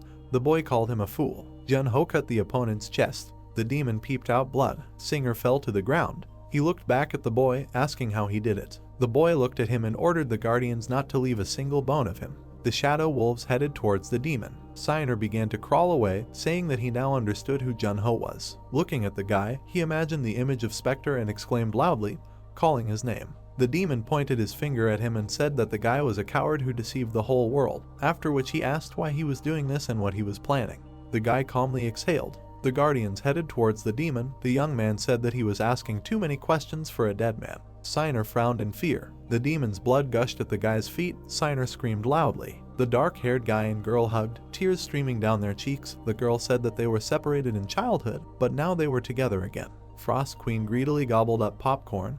The girl on the screen said that she missed her brother. The boy replied that he missed her too, after which he suggested never parting again. The queen slowly chewed popcorn. She reached into the pack. Frost Queen pushed the popcorn pack. The snacks scattered across the sofa. The girl lay on her back and called the boy's name, after which she said that she had already watched many dramas, but he was still not there. The boy stood in front of the swirling aura. The demon's hand was floating in the dark abyss. He frowned, calling the enemy an idiot. The boy remembered how he met Signer and added that he went down to the first floor even though he was being pursued. He frowned in irritation, thinking about the fact that the demon was also watching him. Scratching the back of his head, he said that this has its advantages. The boy imagined a dark castle, in front of which there were people in hoods, and said that the main forces of the demons are concentrated in Schumer. And this is just on the second floor, and the information he received from the demon's memories coincides with the guild's data. The boy looked at the system window, deciding that everything was leading to the second floor. The system announced that the dead man's confession skill had improved after frequent use. The system added that the skill could not be used again, interrupting the boy's thoughts about new memories opening up to him. He waved away the notifications with his hand, cursing harshly. The boy reached for the scarlet bow, saying that he was taking it. Suddenly, he froze in place. The boy looked up at the man who had appeared, thinking that all his instincts were pointing to danger. The man was standing on a small dais. The young man thought that he had already arrived. Wujung put his hand on the sword. The boy called it the seventh of the 9 heavens. He looked at the man's face and thought that from the demon's memories, it could be said that the man had also been on the 2nd floor, after which he added that he had gone down very quickly. The man grabbed the sword and said that he could not imagine that he would return there again. The boy was confused but looked at him. The man added that his trail suddenly disappeared, so he didn't know where to go. The two men stood opposite each other. Wujung added that some things couldn't be hidden, especially the intoxicating smell of the demon and the incense of the Great Wall, then said that he couldn't escape this time, and called the boy by the name of the demon. The boy was taken aback by what he heard. He turned pale, looked at the bow and thought that, on top of everything else, the last horizon was in his hand. He nervously waved his hands and apologized, saying that there was a mistake. The man pulled out the sword. He struck above the boy's head. The boy instantly broke out in sweat. The man said that he couldn't be fooled. He frowned angrily. His body and weapon were enveloped in an aura. The man added that his tricks wouldn't work anymore. The boy squeezed the bow and said that the man wasn't even listening to him. Junho decided that although it annoyed him, there was nothing he could do, and confidently said that he had killed Siner. The man pointed the sword at him and said that it was impossible. The guy said that he would prove it. He turned on the call on his smartwatch. The young man smiled with an awkward expression, asking the man if he had heard of him. A deep crack extended across the ground. The guy was sitting on a broken bench. The man was talking on the phone about how he could not do otherwise. He looked sternly in front of him, saying goodbye to the president. The guy looked up at him. The man bowed, apologizing for what he had done. The guy raised his hand and said in confusion that he would have done the same. The man looked into his eyes and said that he wanted to atone for his guilt, then asked the guy to raise his head. He dripped something onto his wound. The guy's body glowed purple. The sore on his face healed. The young man recognized the effect of the drug. The man confirmed his guess. Wujung held a flask of purple liquid in his hand, saying that the elixir heals wounds. The boy touched his cheek, saying that the man used an elixir of this level on such a low-level beginner. The man told him not to delude himself. Wujung put his hand on his chest and said that he just wanted to correct a mistake. The boy thought that the world, it turns out, is still not without worthy people. The boy looked up at him. The man said that he had questions. Wujung came closer and said that he knew his abilities, and that the boy cleared the unconquered gate, and also surpassed both records in the Cave of Trials. The boy silently listened to his words that even taking this into account, it is hard to believe that a level 30 player can single-handedly deal with Siner. The moonlight fell on the ground. The boy said that he could tell him everything, but he has conditions. The man asked what he means. The boy stood up, saying that the demon was dead. He put his hands in his pockets and added that he wanted the man to say that he did it himself and to never ask about his abilities again. The man listened silently to his words that the boy would like to count on his help sometimes. He calmly replied that he could help him. Frowning slightly, the man added that if the boy used his power against civilians, he would not forgive him for it. The boy lowered his head, smiling, saying that such a thing would never happen. The ice began to come off his leg. The space around them was covered with an icy crust. Ice blocks appeared from the ground. The boy said that the deal was made. The boy said with a smile that this was his secret. The man raised his eyebrows in surprise, calling it incredible. The ice cliffs emitted cold. The man said that he felt a crazy amount of energy at the level of S-class. He introduced the dungeon, asking if he understood correctly that this was the key to the heat of the 3rd floor. The boy smiled slightly and said that the man quickly guessed. Wujung looked at his face. The boy asked if he understood that this was strictly confidential information. The man bared his blade, answering yes. He struck a series of blows. The boy looked ahead in fear. The man said that he understood everything. The ice around them shattered into small pieces. The man put the blade in its sheath and said that he killed the demons about an hour ago. Night fell over the city. The boy opened the door. He exhaled heavily, thinking about taking a shower and going to bed. The queen looked at him sternly, called him a contractor. He was scared of her. The girl asked if he saw the time. The clock said 1 in the morning. The girl asked if the meeting with a friend dragged on or that long. The boy took off his shoes, answered in the affirmative and said that several unforeseen circumstances had happened. He walked forward and scratched the back of his head. The girl told him to come back earlier next time. Suddenly she noticed something. She looked at the boy's back, thinking that something was wrong. The boy opened the refrigerator door. The girl asked what circumstances he was talking about. The boy took a can of beer, calling it an interesting incident. The stars were shining outside the window. The girl asked what he meant. The boy said that he killed Siner. Junho sat down on the sofa. The girl asked who it was. The boy replied that he was talking about a demon. He opened the can, saying that Siner was much stronger than those he had encountered before. The boy took a sip of beer, the girl exclaimed, saying that he said he was meeting a friend. The boy replied that he met the one he wanted, but at the exit of the store he saw an enemy. The girl looked at him in confusion. The guy called her Frost Queen. She asked why he suddenly called her name. The guy lowered his head, saying that the world is huge and there are many people who are much stronger than them. The boy imagined a tall tower and icy cliffs, thinking about how he had met many players after defrosting. The boy wondered how much stronger the veterans had become in 25 years and thought that meeting Wujung had given him some insight. The boy imagined several fighters standing behind Wujung and thought that the guys on the second floor were the strongest. He remembered looking at the man in surprise, thinking that there was no limit to perfection. The man cut the air with a few punches. The boy thought that it was very simple, but he only realized it when he saw it in person. Jun-ho remembered how the man shared his number with him and thought that he was also a good person. The girl flew up to his face and asked what he was thinking. The boy clenched his fist and replied that he needed to work hard. He imagined 8 stars, one of which was red, and thought that besides the man, there were 8 others equal to him, but one of them was an enemy. The boy imagined Nazat Hallow and called him the King of the Dead, thinking that he was the mentor of the necromancer Arma and the demon who ordered Siner to take the boy alive. The boy imagined a small island, thinking that the first floor was easy because he was familiar with it, but the second floor was a different matter. The queen touched his head, asking the boy to listen to her. He raised his eyebrows in surprise. The girl said that he could do everything. She smiled broadly and added that before that he somehow managed to do it. Ayamawers frowned embarrassedly, asking what was wrong with her. The girl replied that she felt sorry for him. The boy answered with a smile that he would certainly cope, because he was a legend. The girl said with displeasure that now he was too self-confident.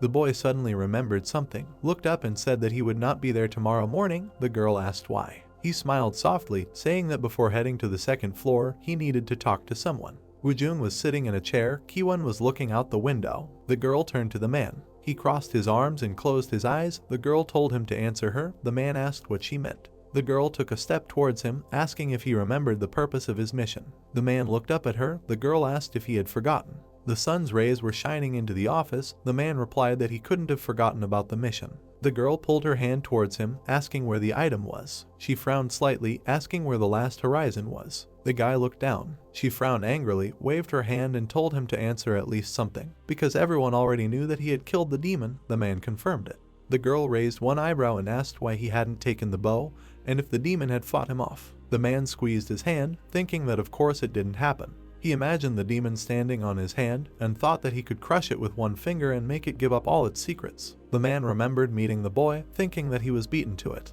He imagined the boy looking back, thinking that it was the newbie who defeated the signer. The man imagined the scarlet bow in his hand and thought that the boy defeated him in battle, so the bow belonged to him, and besides, he made a promise. With a calm expression, the man said that he did it by accident. He looked at the girl's face and replied that he killed the demon before he could use the bow. The girl frowned in annoyance, calling the man a sword of heaven and a complete perfectionist. She frowned in fury, asking if he really said that he did something by accident.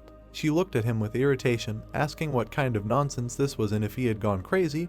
The man replied that everything was fine. She touched her forehead, saying that she could not do anything about it, so she would report it to the Duke herself. The man quietly apologized. The girl said that she did not expect an apology from him. She put her hands on her belt and asked if he would tell her the truth, after which she added that he should not dare to lie. The guy lowered his head, smiled and said that he could not get that bow. The girl came closer to him, saying that he had not smiled like that for a long time. The man added that he had received something more. The girl looked at him in surprise, asking what he meant. Wujung turned his gaze to the side. He looked out the window. White birds were flying across the sky. The man smiled softly, saying that he had received the future. A bright sun rose over the city. The young man walked along a dark corridor. He exhaled with a smile. In the middle of the hall stood the frozen bodies of people. The young man said that they met again. He looked down at the window that appeared. The system announced that the magic level was low, so removing the seal was unavailable. The guy said that the guys did not change. He put his hands in his pockets and said that there was progress because the level was no longer absurdly low.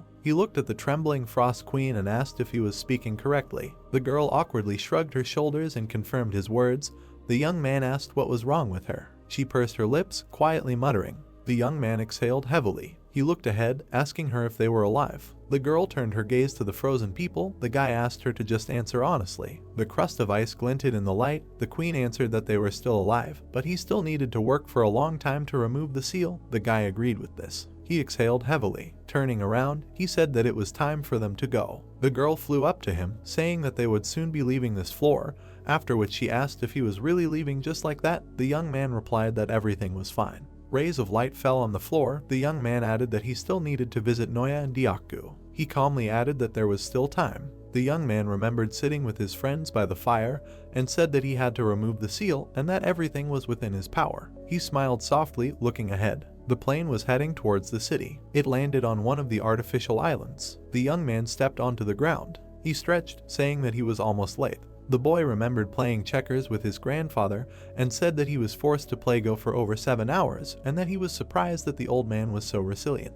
Noya moved the piece, saying that he would hope that the boy would return in good health. The old man smiled softly, adding that he believed in him. Frost Queen grabbed her cheeks in delight, asking the guy if it was true that all of this was built by people. The young man answered discontentedly that this island was created artificially. The girl called it amazing. They approached a tall glass tower. The young man smiled and told her to look at the spatial elevator. The people behind them looked back at the guy. The girl said that all the passersby were only staring at him. The guy called it expected. The guy in dark glasses came out to them, turning to Jun-ho. He looked at the sheet, saying that the association warned him about their arrival, and that he needed to familiarize the guys with some information regarding the second floor. The man introduced the palace, explaining that the first place they would end up would be the empire, and that all the power in the country was in the hands of the nobles, so it was better not to conflict with them. Then he introduced the two men and the jewels, explaining that one must be on guard at the border because many criminals take advantage of the lack of influence of the association. The young man listened to him silently,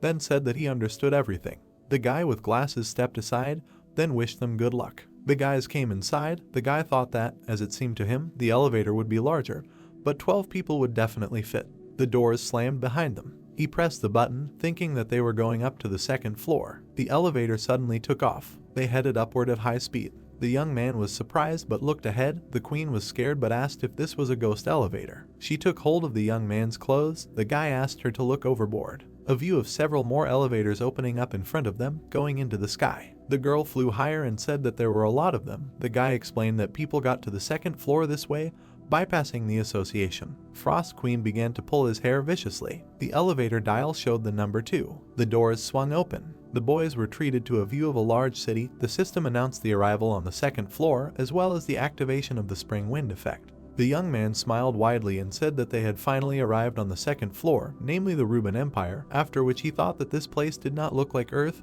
and was more like a fantasy game. He clenched his fist, activating mana. The young man smiled slightly, thinking that the concentration of mana in the air was much higher. People looked at Jun-ho. One of the boys lowered his eyebrows, thinking about what this guy was doing. Jun-ho lowered his gaze with a smile. The unfamiliar boy thought that Jun-ho looked like a newbie on this same floor, after which he wondered if he should invite him to join them. He raised an eyebrow, wondering what the guy was mumbling. The man behind him asked where so many people were coming from. He put his hand up, looking closely at the young man.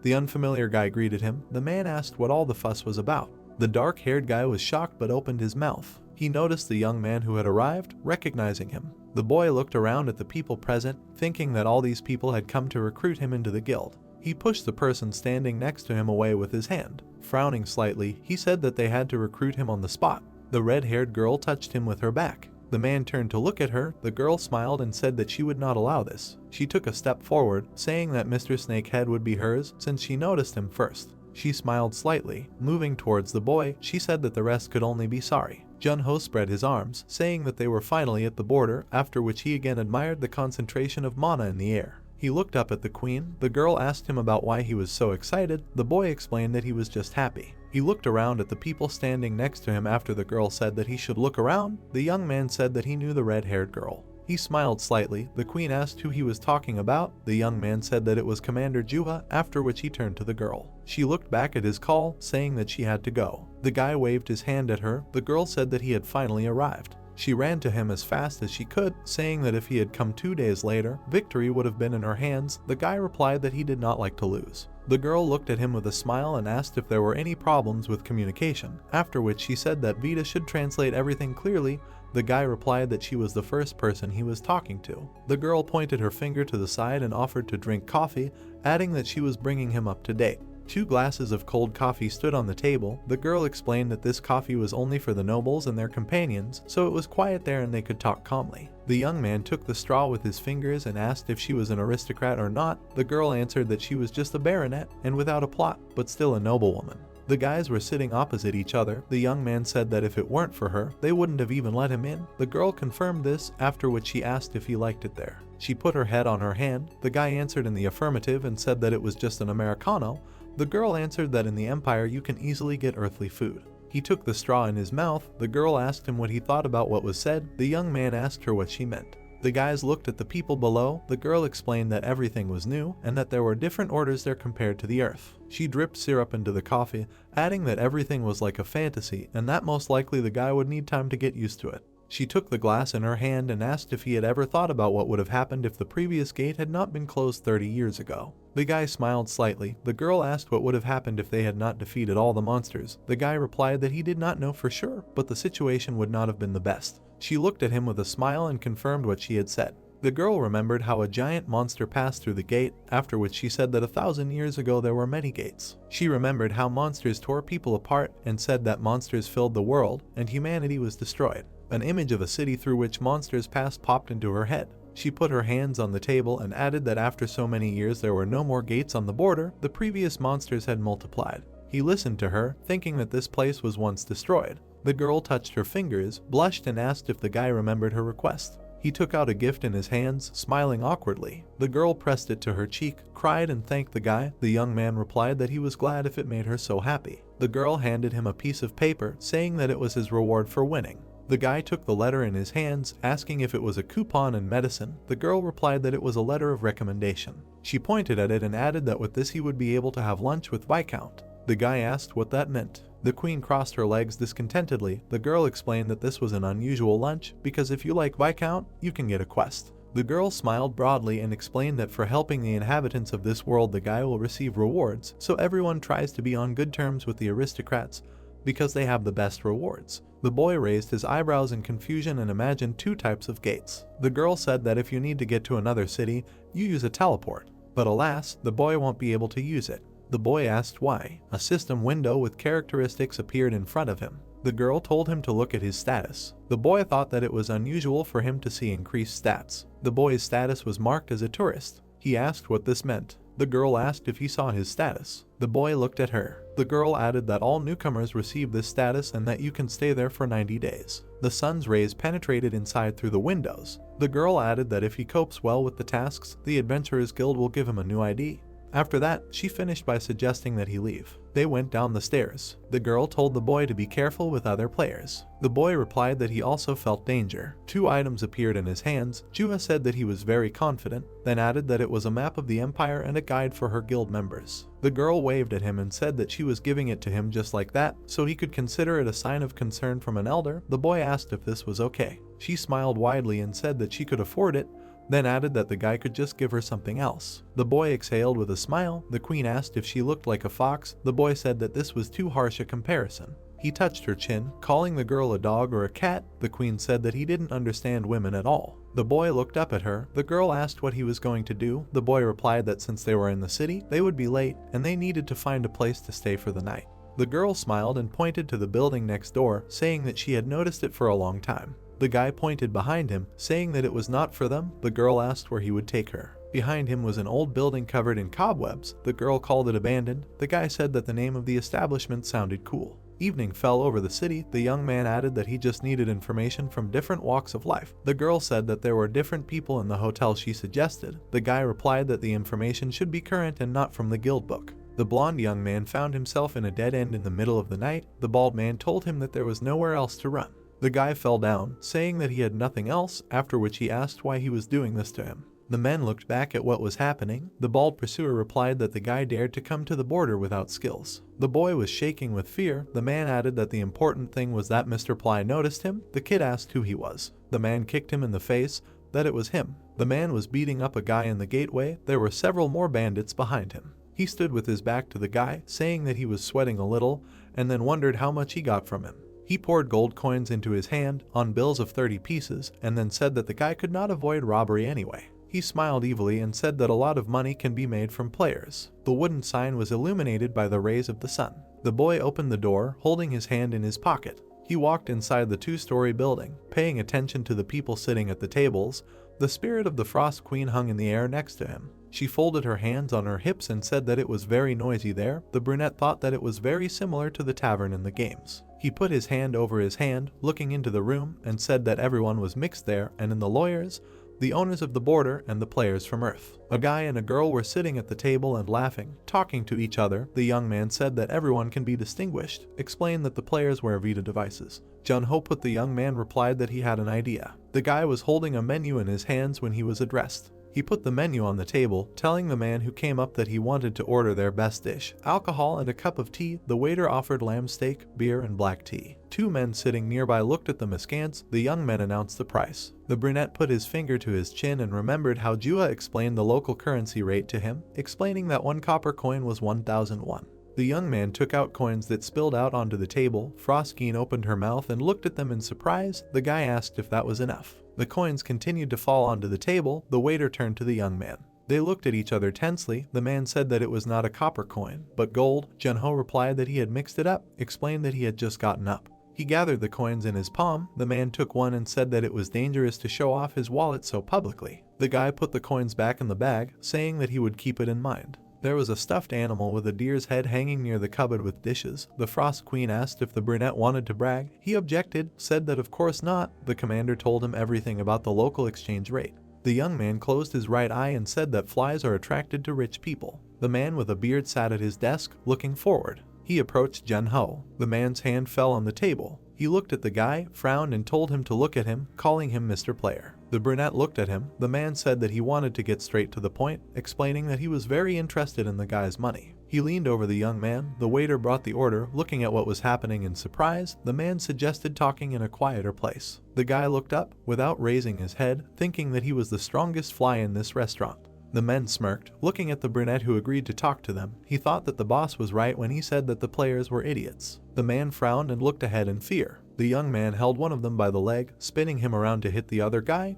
He screamed for help. The dark-haired guy hit his head on the asphalt. The man looked at what was happening, thinking about why everything turned out like this. The young man came up close to him and, taking him by the collar of his clothes, lifted the earth, asking if he had finished chatting. He ordered him to kneel down and began counting down. The man obediently sank to the ground, placing his hands on his legs. Jun-ho looked down at him as the spirit hovered around him. The man looked down tensely, biting his lip as the brunette told him to give him all the information he had, including the location of his boss. The boy looked at him ominously. The man timidly said that the boss was in a gambling house. The room was full of card tables with people sitting at them. Clouds of smoke were floating up to the ceiling. The boy coughed, covering his mouth with his hand, and asked if this was a gambling house or a badger's den. He looked around at the people present, remembering the man's words about their boss being named Ply and that he was famous. The cards and chips were lying on the table. The boy remembered the bandits' words about their boss running an entertainment business and also doing business with nobles, so he was sure the boss knew a lot more than most of them. The guy frowned, pursed his lips, and thought that the atmosphere there was very different from the one in the tavern. He went up to one of the gaming tables, pulled out a chair, and asked if he could sit down. The brown-haired man looked at the man who sat down and noticed that he was a new face in their circle. The young man explained that he had only arrived yesterday. The croupier was standing near the table, watching what was happening. The man touched his chin with his fingers and laughed, saying that since he had gone to play right away, it meant he had experienced life. He explained that the stakes here were quite high and asked if he had enough money. The young man looked ahead and said that he had enough. The croupier laid out the cards on the table. The guy started playing, looking at the people sitting opposite each other, holding the cards in their hands. The man asked if a gambling genius was playing against him. He looked at his chips, mentally counting them, and thought that he had 300 of them. No, 350, wondering who he even was. He looked ahead of himself. The spirit flew around the brunette, looking at his cards. She said that on the left there are 2 unpaired and 1 paired. Pick up that the man is not playing by the rules. The guy raised the stakes. The man stood behind the door, saying that this guy is amazing. He noted that for the first time he sees Fiver losing money. He frowned, asked what was going on. The spirit flew around the table. While the brunette held the cards in his hands, he said that it looked like fun, but the skill is excellent. The owner of the gambling house, holding his hands behind his back, looked out the window. He told his subordinate to drag Jun-ho to him. The player looked ahead tensely and thought that at this rate he would not be in the best situation. Croup began to mix the cards, saying that he would shuffle them. The queen was indignant, opening her mouth and shouted that the dealer only removes the bottom card. She grabbed her head with her hands, imagining the dark silhouettes of the dealer and two players with white eyes, and said that they were all cheating. The young man put the cards on the table, thinking that he was a little late. He asked what he should do now. The brunette began to get up from the table. The man asked him why he did not want to play again. He answered that he won as much as he did, but he was getting scared because it would be a shame to lose. He had already started to leave when a guy appeared behind him and calling him. Jun-ho turned around. He was told that the owner would like to treat him to a drink and offered to go up with them. The young man crossed the threshold of the room. He was explained that this was a VIP room that was usually reserved. The room was very dark. The young man looked away, and the Frost Queen noted that this was a very gloomy place and told the brunette to be careful. He looked ahead of himself. They greeted him. The owner stood near the window without turning to face the boy. He said that the players who come to the mountain house use all possible abilities to cheat. He asked if Jun-ho knew why he didn't stop them. He smiled menacingly and explained that he knew that he would get his money back. The boy frowned slightly. Ply said that the boy was quite famous. The boy stood in front of the table with his hands in his pockets. The three of them stared at him intently. The boss picked up a piece of paper and began to read information about the boy. He said his name and said that he was a player with a level of about 30. The boy looked down, nodding. He said that they were well prepared. The owner of the gambling house looked at him and explained that players easily give out information when drunk, saying that he should have predicted this outcome. He picked up the piece of paper and looked at it, asked if he knows why he allows players to enter, better that they have abilities that allow them to cheat. He clutched the paper with information and smirked as he said he knew he could easily get his money back. The brunette looked at him indifferently as the man continued his thoughts, saying that he owned the entire red light district, meaning he had good connections with the aristocracy. He placed his hand on the armrest and said that even though there were strong players, they would not be able to go up against the nobles. Jun-ho began rummaging through his pockets, saying that it was correct. He threw the chips on the table. The men looked at it in surprise. The young man said that he would like to make a deal. He sat down in front of the table, showing his hand the tokens. He said that he would give her all the chips he won. The man looked ahead, not understanding what he was doing. The young man continued, saying that he needed information about these nobles. He clenched his fist, angry, and said that he got them by deception, and now he wants information for his money. He emphasized that damn, it seems he did not fully understand the situation he found himself in. Two men in vests stood in front of the brunette. One of them was holding a sword in his hands. The man said that he would just take his money by force. The young man looked at him, clenching his hand into a fist, and said that he tried to resolve everything peacefully, but apparently he just wasted his time. The gambling house worker ran up, swinging his sword. He tried to hit Jun-ho, but he easily avoided his attack. The young man swung his hand. The man looked at the approaching hand in confusion. The guy grabbed his face. He forcefully slammed the man to the floor. The opponent hit the boss's table. The young man kicked him and said that they should listen when they are spoken to nicely. Hwai clenched his fist and shouted, calling the men idiots. The guy dropped to the floor. He looked up at his opponents. The young man took a chip in his hand and charged it with energy. Jun-ho made several throws, hitting the men in the faces. Jun-ho sighed, closing his eyes, and said that it seemed like they needed a little beating to come to their senses. The man, frowning, pointed the barrel of a gun at him. The young man tensed, looking ahead of himself. He was ordered to stop. The brunette turned his head, looking at him, asking again if it was a gun. The man smirked, looking at him, and agreed with him, specifying that the players liked to use them. The guys stood opposite each other. While smoke enveloped the room, the boss ordered him to leave all the chips on the table and fall down, then he would spare his life, and he asked if he was not going to give him any information. The man got angry and shouted that she would not tell him anything. Purple energy spread throughout the room as the man continued to scream at the brunette to leave while he was still alive. The gun disappeared from his hand. The young man agreed. The weapon appeared in his hands. He looked at the interlocutor, surrounded by energy, and said that now he needs to save his life. The owner of the gambling house looked at him tensely, thinking about the moment when everything went wrong. He was outraged, thought about why he was told that he was only level 30. He trembled, looking at the brunette, and asked him to think about everything, meaning. He began to puke sweat. His pupils narrowed. He continued, saying that if he pulled the trigger, he would face great consequences. The guy said that he did not care. The man touched himself with a trembling hand, thinking that he, Ply, was going to die here so easily. The young man smiled arrogantly, saying that, as it seemed to him, it would be even better. Ply raised his hands and, trembling with fear, began to scream that he would tell everything, begging him not to shoot him. Ply closed his eyes. He opened one eye and saw a bullet flying at high speed straight towards his head, and Anasu managed to stop it in flight, and the man froze in horror. He said that he should have said it much earlier. Jun-ho added that he could take his time and tell everything in detail. Bright rays of sunlight illuminated the two-story house. The brunette smiled. Holding a book in his hands, he said that they had worked hard this week, added that thanks to them, he now had a lot of information about the second floor. The two men sat opposite him, frowning. The young man said that they could go. Ply and his subordinate clarified if they were really allowed to go. They hurriedly ran towards the door when the young man told them not to make him repeat himself twice. The brunette sat on a chair, holding a book in his hands. The spirit of the Frost Queen hovered in the air next to him, folding her arms across her chest. She said that she had finally become quiet. The youth replied that they were quite noisy, but at least he learned a lot of useful things. He touched his chin with his finger and looked ahead of himself, saying that the first thing they had to do was, they had to complete a quest. Jun, who stood in front of a notice board, surrounded by a large number of people, the Frost Queen was flying above his head. She yawned, covering her mouth with her hand, and the youth looked at the notice board and thought about what he should choose, deciding that he needed to practice hunting a little. He picked up a piece of paper which had the name of a D-rank quest written on it, the essence of which was to kill 50 whip wolf that appeared on the field, and upon successful completion of the quest, a reward of 3 silvers, 27 coppers, and 50 reputation was given. The boy walked forward. The spirit reminded him that they said that the hunting competition would be in 10 days. The boy replied that in that case he would have to hurry and reach level 50 before them. The Frost Queen held onto the boy's hair, trying not to fall as he walked. She said that she was shaking too much and asked him to go slower. The boy replied that they needed to watch and told her to fly herself if she didn't like it. She climbed onto the top of his head and said that she would put up with it.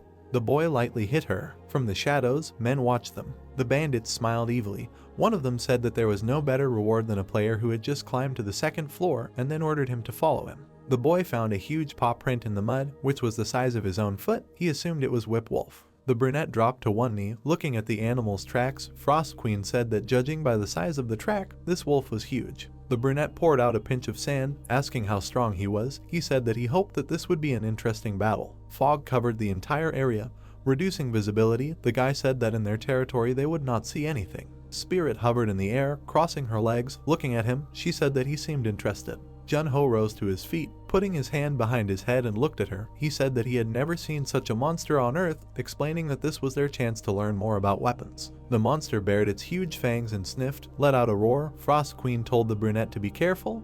He agreed and interrupted her, asking what that sound was. He stood up, a weapon in his hand. He looked at the monster, saying that here it is, a cold-blooded killer. The boy stood nearby, while 3 wolves were in front of him. The monsters came closer to the boy. Looking at him, the boy noticed that their tails really were like whips. The girl said that they were not called whip wolves for nothing. The boy pushed off the ground, running towards the monsters. The boy covered himself with his weapon from the attack. The tips of the monsters' tails glittered in the light. The boy said that now he understands why players did not choose this quest, and that these creatures are not as simple as they seem. He rested his foot on the ground. Jun-ho smiled and said that he was going to have a little fun and quickly end it all, but the whips headed towards him. The boy swung his weapon, finishing the phrase by saying that plans, apparently, changed. The wolves bared their teeth viciously. The boy smiled enthusiastically. The young man rose into the air, saying that it was time for the spring messenger to test new stats, and here was a suitable target. There were people watching the fight behind the stone. They said that he was alone there. The boy held onto the stone. Looking away, he said that there were 4 of them and he did not understand the essence of the problem, and he was asked again if he knew Jun-ho, emphasizing that he seemed to be from another world. His interlocutor added that he was a famous newcomer from the first floor. His abilities could be compared to Wajung. The red-haired boy came to his body and, looking up, said that he had just recently come to the second floor, adding that he was only level 30 and their average was above 70. Dell smiled and said that his weapon could be exchanged for 100 gold. He added that if they attacked together, they would catch him off guard. The trio looked at their ally with a disapproving look. He added that he would get closer and they would cover him. The guys rushed into battle, exclaiming that they had 100 gold in their pockets. The brunette stepped on the corpse of a monster. He looked towards the Frost Queen, who was hovering in the air near him, and said that they had to complete the quest and increase their reputation. The spirit added that yes, the fox said that with an increase in reputation, more opportunities open up. She rose above the air. The brunette, pursing his lips, looked at her discontentedly from below and asked about the fact that she would continue to call her fox. He added that in this case he did not think that it was possible to increase reputation on quests alone, because catching a criminal would be more useful. The spirit told him not to overdo it. He closed his eyes, raising his hand to his face, and said that nothing would happen from one time. The girl opened her mouth, folding her hands at chest level, and exclaimed that she hoped that the contractor's wish would come true. The brunette turned his attention to the ground, asking Frost Queen what she meant. She replied that there were other footprints here and asked if he noticed it. The guy looked back, and the spirit, a pillar, looked at him in surprise. He suggested that it could be his fan. The girl asked how he came up with such a thing. Dell came closer to them. They paid attention to him. The young man said that he was sure he was a real fan since he overcame obstacles from monsters, and asked again if he was right. The man excitedly came closer and confirmed the words of the young man. He smiled and, trembling with excitement, closed his eyes and asked if he could get an autograph. Jun, who smiled widely and raised his eyebrows, he asked if he had a pen and paper. The spirit of Frost Queen looked at what was happening condemningly. The young man said that they could take a photo if he had Vita. The man said that autographs would be enough. The men in the bushes frowned tensely, mentally encouraging their ally. The girl clutched her stomach, laughing at how they were tricking the boy. The boy exhaled heavily, whispering if they thought he wouldn't notice them. The dark-haired man suddenly noticed something. The boy whispered if they thought he was that stupid. The man recoiled, noticing the corpse of the monster, and then thought about how many wolves he had killed and that the boy was only level 30. The boy's interlocutor extended his hand to him and asked if he could count on a handshake. The boy agreed. He sternly lowered his head and asked if the four would stay. The man asked him what he meant. They shook hands. The boy froze his palm, saying that he would not let him go after such a daring trick. An icy crust began to rise up his hand. The boy frowned slightly and said that he should have taken at least 40 people with him, and then he could have fun. The man with the scar on his nose grabbed a knife, rushing towards the boy. The boy pointed his hand at him. The man, running into it, suddenly stopped. The boy threw him back with a blast wave. The dark-haired man aimed a volley of fire at the boy, shouting at his ally to leave. The boy looked back at the approaching attack. He stepped to the side, using the enemy as a human shield. The fire projectile headed for his head. After the attack, the boy rushed towards the dark-haired man. He pointed his palm at him. The guy grabbed his face. The man only apologized. The boy activated his ability again, killing the man. The man with the scar on his nose ran away in fear, asking for help. The guy put his finger out, accumulating energy on it. Ice projectiles headed towards the man. The guy stood in the middle of corpses and falling snowflakes. The girl flew up to him and said that it would be difficult to clean up all this mess. The guy said that they deserved it. He smiled broadly and added that even if they handed them over to the guards, his reputation would still increase. The girl exhaled and confirmed this. There were animal tracks on the ground. The girl added that the reputation level would definitely increase. The guild coat of arms hung on the brick wall. The guy entered the room. The worker sitting at the table paid attention to him. The boy came closer to him. The Frost Queen hovered over his shoulder. He was asked if he was the one who came for the cross in the morning. The brunette agreed. He threw a stack of monster skins on the counter. The worker raised his hands and looked at them in surprise. He exclaimed that they were of excellent quality and asked if the boy was really capable of killing Whip Wolf with one blow. The guy looked down, frowning slightly. The guy asked his name. He answered by giving his name. He stood up and behind the counter, clenching his hand into a fist, and with a wide smile said that if so, catching the bandits was also his doing, calling him a real savior. The brunette grinned smugly, thinking that rumors had already spread. He was told that tomorrow he would receive a quest appropriate to his level. He opened the door and walked out of the room. The guy put his hands in his pockets. The spirit of the Frost Queen enthusiastically hovered in the air near his shoulder. A system window appeared above his head, which said that his reputation had increased by 550 units. He said that now he doesn't have to look for quest boards. The girl asked how he liked his first battle on the border. The guy's face was illuminated by the soft light of the moon. He smiled and said that he had fun, explained how he feels in the game. The spirit said that he seemed to like the new monster. She looked ahead in surprise, seeing something, telling the guy to look there. The young man turned his gaze to the arguing men. The dark-haired man asked his opponent for something. The bald man replied that this would not happen.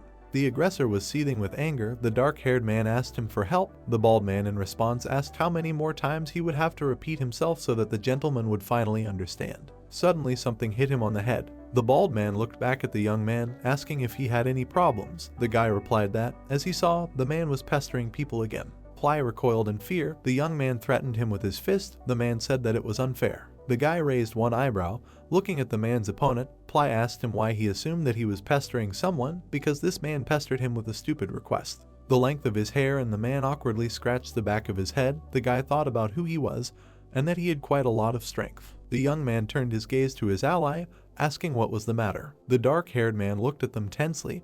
Ply said that they had better go to his office, because, as it seemed to him, such things should not be talked about in this place. The men sat at the table. The bald man said that the guest's name was Hacken, and that he used to be a mercenary, but was now retired. The man said that he still had the strength to fight. The boy raised his mug to his mouth. Ply introduced him, saying that he was much. Hacken frowned, looked at the man and interrupted him, asking if the boy was stronger than him. Ply replied that the boy was about 3 positions higher. The boy pointed at him, looked at the guest and said that he had come to fulfill his request. The man said that he really needed help. He introduced a room with 2 tables, explaining that despite being retired, he needed to go down to the dungeon, but going there alone was not the best idea. The boy touched his chin and thought about how the bosses had a lot of money there, then asked if he had any information about it. The man frowned, telling him that this was the tomb of Sheraphim, a great thief. He remembered how he and his wife were sorting through treasures, telling him that 10 years ago they went down to the dungeon and found ancient texts. The man recalled the inscription on the tablet, saying that it spoke of a 5-colored goddess who, according to legend, could cure her master, and so they began their search. The man recalled how he and his wife searched the library, telling the boy that searching had become their main occupation in retirement.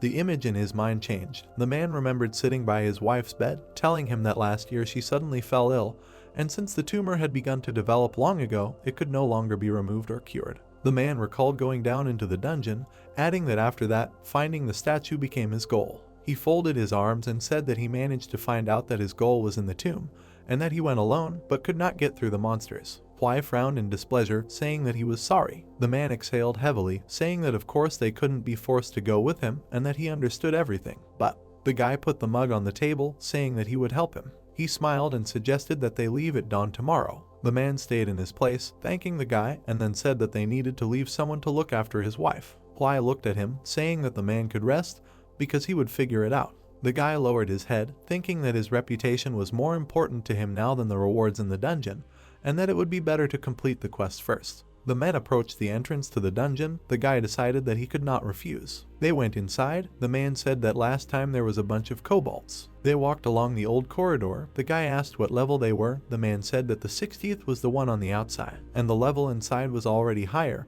and that their skin was red like blood, and their height was twice as big as usual. Hacken interrupted the guy's words about it being blood kobold, saying that they didn't care about the wounds, so they would fight to the last. The man lowered the lamp to the ground. He fired from his crossbow. The bolts hit the monster. The young man looked at this, that the man had good skills. Hacken frowned and said that he still had strength, but they were on the right track because he could feel it. The guy walked forward, thinking that this was more likely not a tomb, but an ordinary cave, because everything was going much better than he expected. The earth suddenly shook. The man exchanged glances. The guy said that it didn't look like an earthquake. They stood back to back. The man said that they were definitely monsters, and judging by the noise, there were more than 10 of them. The boy took out his weapon, saying that it did not matter. The monsters walked towards them. The boy fully activated his weapon. Steam came out of the monster's mouth. They surrounded the men, baring their teeth. Hacken looked at them, saying that there were more than 50 monsters, then assumed that they were expected. The boy raised his weapon, saying that the kobolds have a good sense of smell, so he thinks they remembered his scent. The man raised his eyebrows in fear, thinking about what would happen if this happened. He remembered his sick wife. He frowned, took aim and decided that he could not stand against them, then told the boy to run. The monsters prepared for battle. The man shouted for him to gather people and return, and also bring the statue to his wife. He recoiled a little, adding that this was his last request. The guy replied that he would decline it. He smiled calmly, telling the man to deliver it personally. Hacken looked back at him in surprise. The guy added that his wife would definitely be happy about that. The young man dealt a couple of blows to the monsters. The kobolds bared their teeth. The guy moved forward. He made a dash, simultaneously striking the monsters. The young man stopped. The man shouted his name. He swung his weapon, freezing the wolves. Hacken looked at him in confusion. The guy said that he had already told him this. He looked back at the man and added that he did not care about the number of monsters. The guy swung his weapon. He smiled slightly, counting 2 opponents in front and 1 on the left. The young man dealt a sweeping blow. The man was horrified by his skills. The guy thought with a smile that there were 3 more kobolds on the right. He swung his weapon. He cut off one of the monster's heads. The boy made a few hits, stopping the weapon behind his back. Frost Queen flew up to him, saying that it was fast. The boy said that it was all thanks to training. The man looked at him in confusion, thinking that this was the first time he had seen such a strong player in his 30 years of working as a mercenary, and that this skill was comparable to players who were above level 80. He smiled slightly and said that if it weren't for the boy, he would have been in the grave a long time ago. The boy looked back at him. The man added that the boy had excellent abilities. The boy said that the man was talking about the grave too early. Ice particles were floating in the air. Junho said that the man was good with a crossbow, so they could handle this together. Hacken thanked him for his help. The corpses of the monsters lay on the ground. The men moved forward. Hacken said that the enemies were finished. He looked around the cave, adding that when all this was over, he would leave his job and live happily with his wife. The young man replied that he should wait a little, and that he would tell everything when they cleared the dungeon, and that he had never seen anyone who spoke like that and then came out of the dungeon untouched. Suddenly he noticed something. The man shouted at him to watch his step. A mass of spikes opened up in front of the young man. A human skull looked at him. The man approached him, saying that the guy was undoubtedly strong, but even so, he would fall into such a trap quite easily. He pressed himself against the wall, walking along the ledge, did not say that the boy should keep an eye out. He smiled slightly. The boy said that if it were not for the man, he would be in trouble. Haken replied that an old man like him could still surprise the boy. Jun-ho suddenly stopped. Frost Queen warned him that there was another trap ahead. The man stopped right in front of the stretched rope, saying that the owner of the tomb must have had a bad character, but traps were his specialty, so everything was fine. They bent down to the floor. The man asked if the boy wanted him to teach him how to disarm them. The boy agreed. He looked at the man, saying that he would try. Haken replied that it was easy, because you just need to remember the method. He drove in 2 pins, explaining that if you fasten everything like this, then in case the rope breaks, 4 will remain in place. The man cut the rope, releasing the blade on the ceiling, and said that it was now deactivated. The men walked forward. Jun-ho asked if he understood correctly that if he wanted to set a trap, he should do everything in reverse order. The man confirmed this. The boy thought that it would work well with the freezing ability. Haken touched the stone door. He opened it, looking inside. The man smiled happily. He noticed the shining figure of the 5-colored goddess, and then exclaimed, saying that they did it. The figurine of the goddess was sticking out of the gold coins. The boy said that this happened thanks to his efforts. Haken ran forward, saying that it was all thanks to the boy, and that meant that the entries in the diary were not lying. His wife would be able to recover. The boy frowned warily, thinking that everything could not be that simple, and there was definitely some kind of catch. The man smiled hopefully, wishing his wife was near. A monster looked at him from the ceiling. The man said that he would return to her very soon. Suddenly, the young man noticed something. He rushed towards the man, shouting for him to hide. The monster's face appeared behind Haken. The guy struck him, but the kobold dodged. But the wolf landed on the floor. The enchanted leader of the blooded kobolds was level 83. He bared his teeth viciously. The young man stood in front of him, thinking that someone had definitely done this on purpose. He put the weapon in front of him, calling the monster. The young man rushed into battle, thinking that it was time to attack. He struck the monster in the chest. The wolf grabbed the shaft of the weapon. Holding the halberd, the monster imposed the effect of both bleeding and vampirism. He opened his mouth. The system announced that the strength and speed of regeneration increased by 600%. The guy took out a gun. He fired at the enemy. Frowning slightly, he looked into the monster's face. The guy grinned confidently. He fired a series of shots, hitting Kobold. The wolf bared his teeth angrily. The monster struck, which the guy dodged. Slightly bending down, the guy raised his hand to strike and thought that it was close. He quickly got up, hitting the monster. Jumping up, the guy struck with his foot. He straddled the prone enemy, saying that he finally got a serious enemy. The monster looked him in the eyes. The young man struck a series of blows to the monster's face. Kobold's face was crumpled from the hits. His head was pressed to the ground. The young man frowned, yelled at the monster and said that he wanted to see how long he could last here. He struck with incredible force. The guy's fist crushed the monster's cheek. The man rushed towards the exhausted Jun-ho. The guy fell to the ground. His armor began to disappear. He said that it doesn't matter how much magic he absorbs, a monster is a monster. Frost Queen used magic on him. The man exclaimed, asking why his body was burning. The guy replied that everything was fine, it happens. Haken helped him up. The system announced that the level was increased. The man offered him a drink of water. The guy took a sip from the bottle. The system announced that all indicators were increased by 3 units. The young man said that it was better to deal with one big monster instead of a bunch of small ones. The man raised his eyebrows in confusion.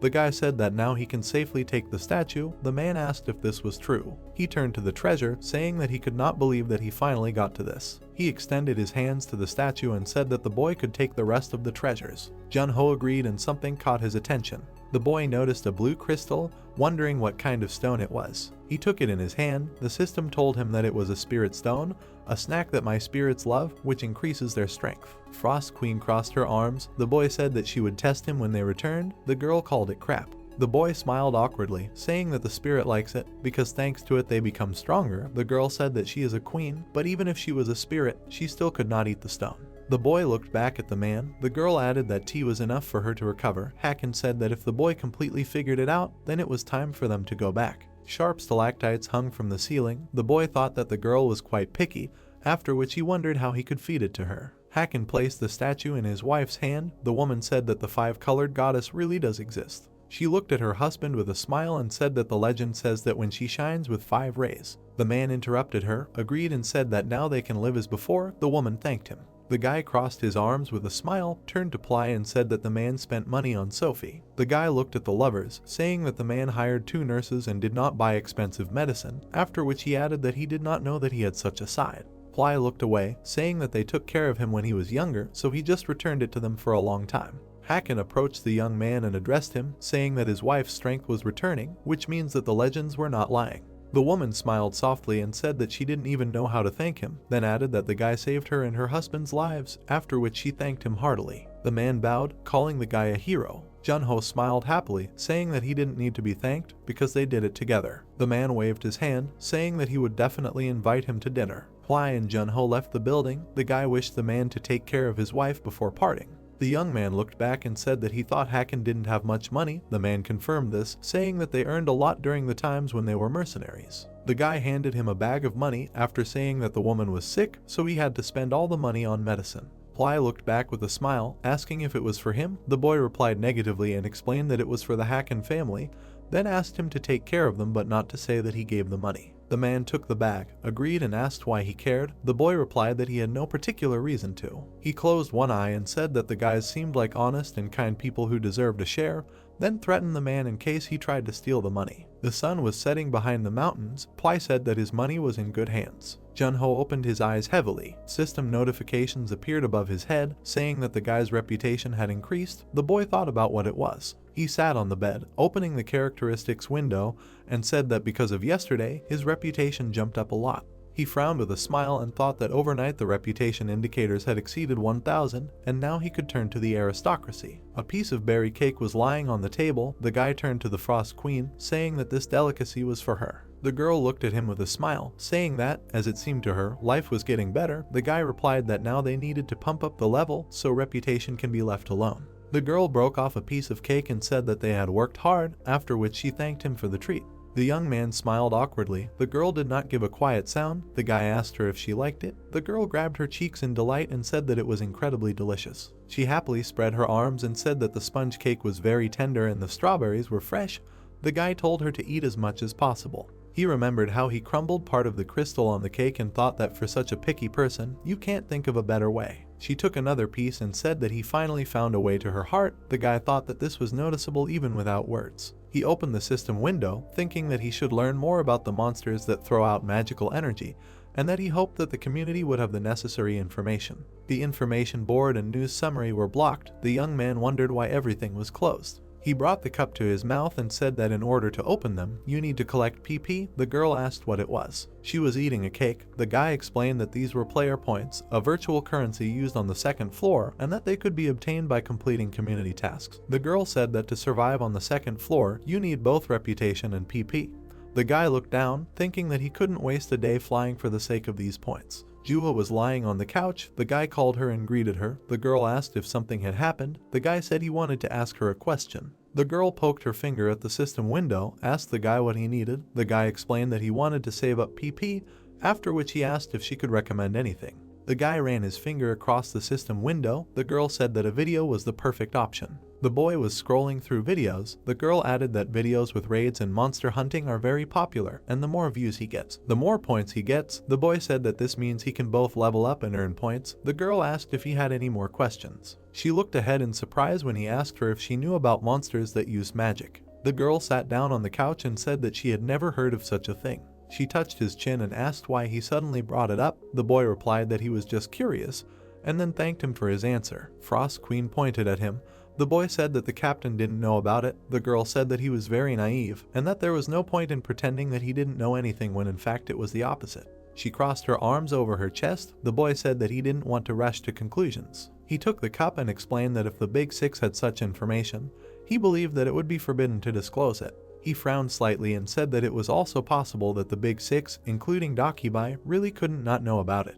He remembered the monster from the dungeon, thinking that 25 years had passed since the opening of the boundary and there was still no record of monsters that could use magic. He remembered the shining eyes of the kobold and decided that such creatures had appeared only recently. The youth stood up from his seat. He put his hands in his pockets, deciding that they couldn't waste time. Lightning struck outside the window. The girl asked if he was going hunting. The boy confirmed that he was. He looked outside the window and said that he needed to become stronger. The toy was sitting on the ground in the hunting grounds near the kingdom. The boy scared her away by saying that they had a deal, then said that he would definitely even their scores next week. The girl said that she was already looking forward to it. The boy looked at her and asked if she could handle the swamp slimes alone. The girl looked at him, asking what that meant. The boy smiled and said that he wanted to see how much power was hidden in her. The girl chuckled and called it a good idea. Slimes began to appear from the water. The boy asked if she needed anything for the fight. The girl replied that she needed to think. The slime rose up behind them. The girl added that her strength directly depended on the input of his thoughts, so he should try not to think about anything extra. The boy looked at her. The girl sat on his shoulder. He said that she could be sure of him. The girl added that it was not the first time he watched her hunt. She smiled widely and said that she was sure he enjoyed watching this. A bunch of slimes surrounded them. The boy looked at the girl and said that this was the first time he had met such slimes, then asked if she was okay or not. The girl snapped her fingers and said that he was underestimating her. Suddenly, the area was covered in ice and the slimes were completely frozen. The monsters froze in place. The boy looked around. The girl clapped, saying that that was not all. She suddenly fired ice projectiles, smashing the monsters into pieces. The boy smiled slightly. The girl asked him how he liked her power. The guy said that it was cool, but she caused a real pogrom. The girl scratched her head. The guy said that for the quest you need 100 lime cores, so there is no point in killing them if the cores explode during the quest. The vines hung from the trees. The girl said that they needed to go to another place and she would show her powers there. The guy asked her not to blow anything up. The slimes rose up behind the boy again. A bunch of monsters slowly followed him. The girl snapped her fingers again. The monsters were covered in ice. The girl spread her arms, creating ice projectiles. She pointed her finger at the monsters, directing the attack. And how much ice broke through the monsters' bodies, pulling out the cores. The guy collected a handful of cores, saying that they separated very easily. He looked up at the girl and said that her speed was simply excellent and her hit percentage was high, but the guy looked at the shapeless clots of slime, saying that this method was not suitable for the slime's bodies themselves. The girl said that nothing could be done about it. The guy stroked her cheek and told her not to be upset, because her help in battle is simply invaluable, so she will help him, after which he suggested fighting an ice golem. The guys looked at each other. The guy added that last time because of the lively battle he was not able to watch her. The girl called it a good idea. An ice structure appeared in the air. A giant golem stood in front of the young man. The guy was surprised by its size. A light steam emanated from the golem. Junho asked if golems can think, after which he noted that they are quite agile. The girl confirmed his guess, saying that they are still stupid. She pointed at herself and said that in battle she would be better off acting on her own. The guy asked if she would be able to both attack and help. The girl introduced the palace and a couple of golems, then said that she, the Ice Queen, was able to freeze the entire world, and although she was not in the best shape, it did not matter. The guy smiled softly and told her to prove it, then offered to find more slimes. Sunset fell over the forest. Ice spikes stuck out of the ground. The glass was full of cores. The girl said that there were 100 of them, then added that they collected as many as needed. The young man sank to the ground and said that she tried her best. He looked up at her and thought that, as she said, golems do not have much intelligence, and that their intellect does not reach even the level of a child. The destroyed golem lay in the water. The guy said that they had excellent results, and that she defeated 4 golems while helping him. He touched her chin and said that they had something to work on when they got to the city. The girl scratched her cheek and asked if he was planning to level up in this hunting ground. The guy replied that that was exactly his plan. He stood up and said that after assessing her ability, he decided to act differently and then thought that his main goal was the cobalt hunting competition. He smiled slightly and added that all hope was that by performing flawlessly in the competition, they would attract the attention of the Lord, so the chances of winning were high.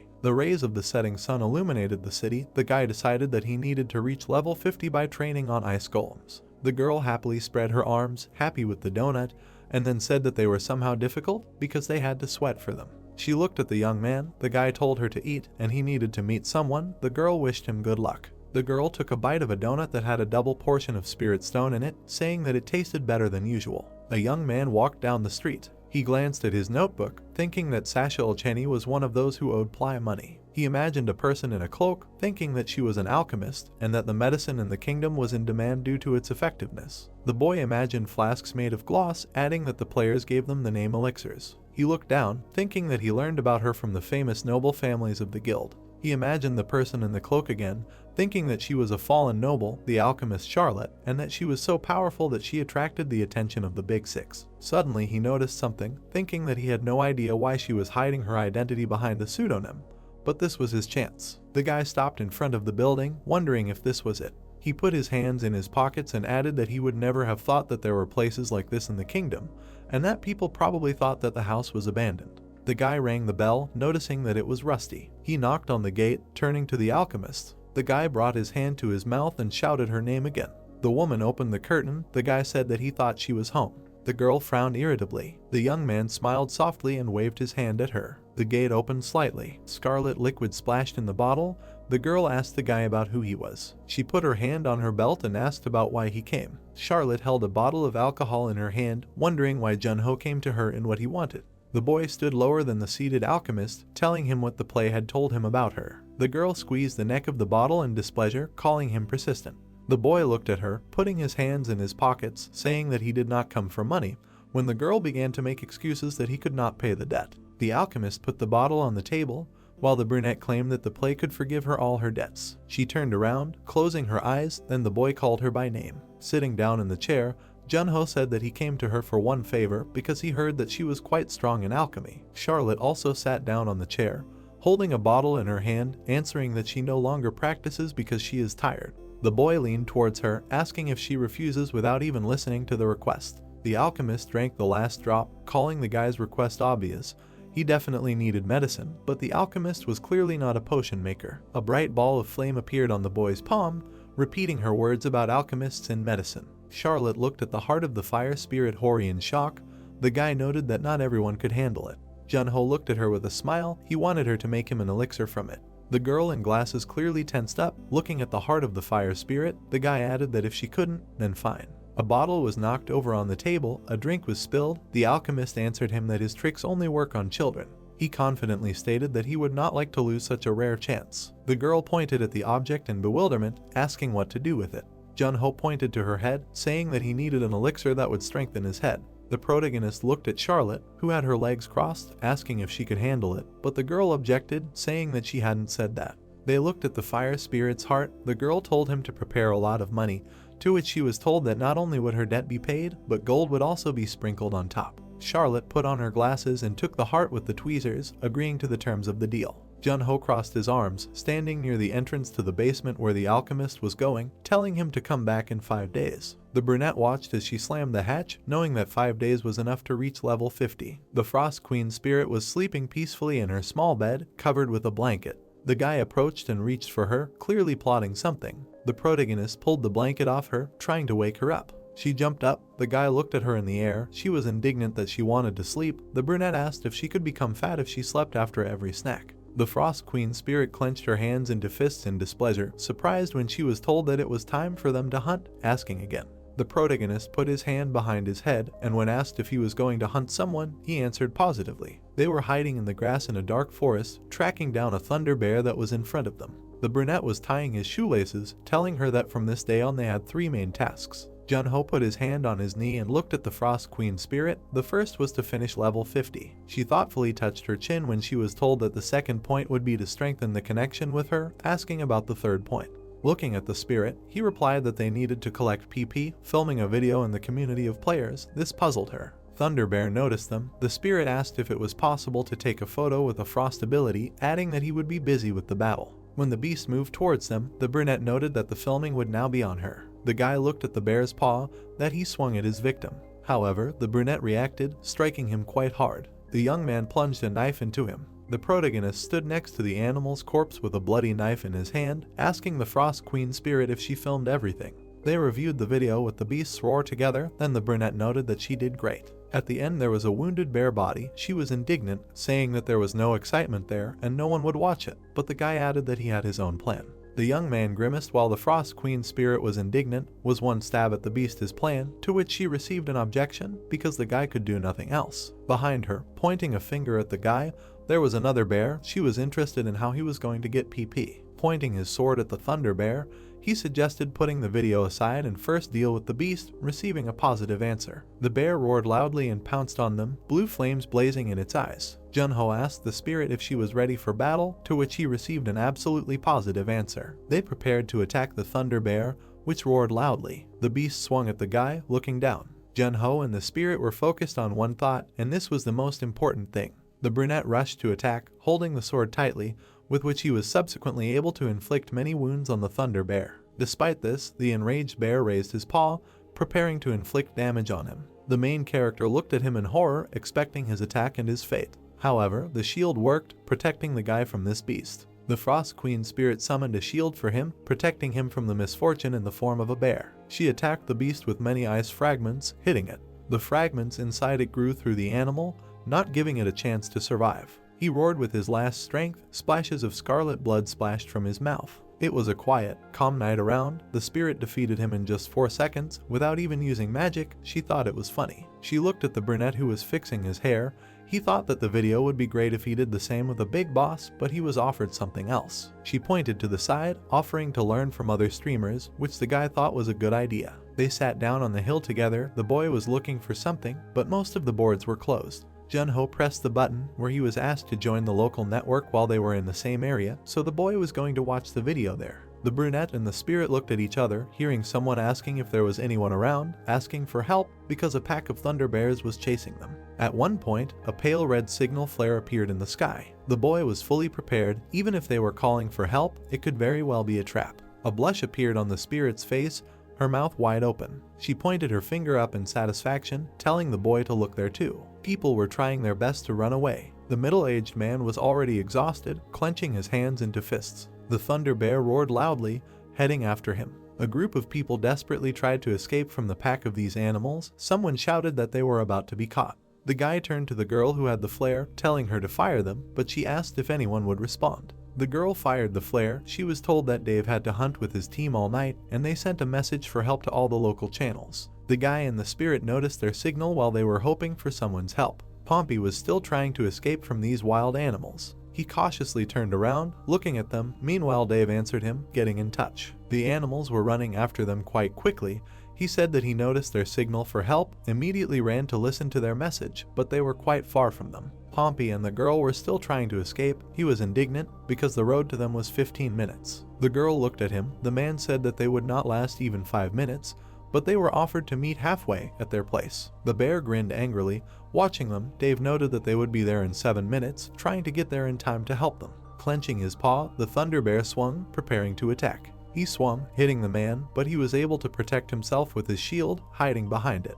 The bear managed to shock him through the shield. Hiding behind it, Pompey knew that he needed to break through it. Noticing the swing of the paw, he covered himself with the shield again. The guy behind him told him to wait. The man took out his sword, filling it with magic for the blow. He managed to hit the bear with it, stretching his hand with the sword straight up. Its tip did not penetrate the bear's flesh, leaving a wound only on the surface. The bear left him without a weapon. Waving his sword aside, the man still remained under the shield. His comrade shouted his name loudly, noticing the bad circumstances. He was knocked down by one of the bears that attacked the whole team. They tried to defend themselves from these beasts. Pompey was completely pinned to the ground. The bear continued to strike at the shield. He was in a completely hopeless situation, pinned by his own shield, realizing that they had to run. The brunette turned to them, calling them idiots, while his teammate behind tried to hold the bear back. With a blue flame in his eyes, the thunder bear swung for another blow. The man's eyes widened, waiting for the final blow. Realizing that he was finished, suddenly the main character appeared, who attacked him, thrusting the spear deeper, thereby saving Pompey. The man's eyes widened in surprise. Jun-ho said that thanks to the signal lights, he was able to find the players. The entire team, including the thunder bear himself, looked at this spectacle in shock. The guy noted that things were not so good for them. He straightened up next to the man, looking at the camera, saying that in his opinion, they could definitely use his help. The camera lens sparkled, filming everything. The spirit filmed everything, saying that it turned out great, and the young man looked good in it. When they saw the signal for help, the spirit immediately offered to rush to help, adding that if it turns out that they are in the right place at the right time, then their views and PP will skyrocket. The guy was skeptical about this, calling it reckless to rush out to hunt in the middle of the night. The spirit pointed to the sky, saying that they should still go there, even if it was a trap set by a man. They watched the red signal in the dark sky. She explained that even if this distress signal was false, they would be able to catch the people who were hunting the players. The protagonist smiled, continuing her thought, saying that both options would leave them in a win-win, calling her a genius. Looking at the wounded bear, holding a dagger in his hand, the young man understood that he should not film absolutely everything. Thinking about it, he understood that he cannot make himself look weak. He must be able to use his skills on camera. The spirit noted that throwing a dagger at these huge beasts was quite a tempting idea, pushing him into a duel. Clutching the dagger in his hand, the guy agreed with her. The players were saving their leader and also holding back the bears. The young man understood that the chance of winning was small and it was risky because most players do not go hunting with only a dagger. He stood in front of the beast that wrapped itself around him. The brunette understood that whoever went after such a beast with only a dagger would have a hard time. Jun-ho managed to dodge his attack, squeezing the weapon in his hand. The guy struck him in the shoulder from different sides until the opportunity arose. The Thunder Bear roared loudly, watching the boy injure his paw. The main character was focused, frowning, looking this beast in the eyes. The beast straightened up, roaring from the wounds inflicted by the guy. The spirit of Frost Queen was filming all this on camera, noting that other animals noticed this. The brunette looked at her coldly, dryly told her to get to work. The other bears noticed this and got very angry. Pompey and his team were shocked by what they saw. He asked who this man really was. The guy looked at the next bear, who was his target, declaring that this time he would show them his true strength. The protagonist rushed into battle, again with only a dagger. The bear put his paws to his muzzle, from which bright lightning emanated. The protagonist watched as he swung his paw at him. He stopped it with his dagger, putting it to his claws. From the interaction of the object with the object, he transmitted electricity and lightning struck the brunette himself. Squeezing the weapon in his hand tighter, he ran the blade, saying that he had one friend who was a walking pile of muscles. Cutting off his claws, he said that such tricks do not affect him. The bear looked in bewilderment at his paw, on which only one claw remained. The young man swung his dagger, realizing that this was the right moment to strike. Swinging, the brunette managed to cut off his head with one blow. The players were shocked, gaping at what they saw. Jun-ho stood contentedly next to the decapitated corpse of the bear, wiping the dagger from the beast's blood. Together with the spirit, he looked at the remaining two bears that were running away. The young man decided to leave them. It was enough. The girl approached the guy, expressing her gratitude to him. The brunette paid attention to her. Pompey said that he sent a signal for help, but did not even think that someone would respond to it, and then he realized something. The man recognized Jun-ho in this figure, who confirmed his guess. It was himself. Putting his palm to his chest, he said that for them this is a big part. He also saw how they write about him in articles, acting as his fan. He also congratulated the guy on first place in the shell of the tests. The girl opened the panel, looking for something there, noting that she owed him her life, so she could not help but thank her savior. The guy was surprised when he heard that she was going to give him the PP. He received many notifications that anonymous users gave him the PP, which surprised him greatly. The man held onto his teammate, saying that the second floor was the hardest to collect PP. He would have given more if possible, but if he was noticed in the community, Pompey would definitely recommend him to everyone. A severed bear head was lying nearby. The guy was pleased, but he noted that he did not do all this for the reward. The young man sat down, opening a window with a recording at the moment where he thanked the guys for the PP. The spirit of the queen was nearby. They were going to watch what they filmed with her. She supported his idea, joining the viewing. At the moment where he rushed at the bear, the editing function was turned on, allowing you to quickly and easily edit materials. They were sitting over this video. The brunette cut out the part where he was given a PP. In some moments the camera was high, somewhere he did slow-mo.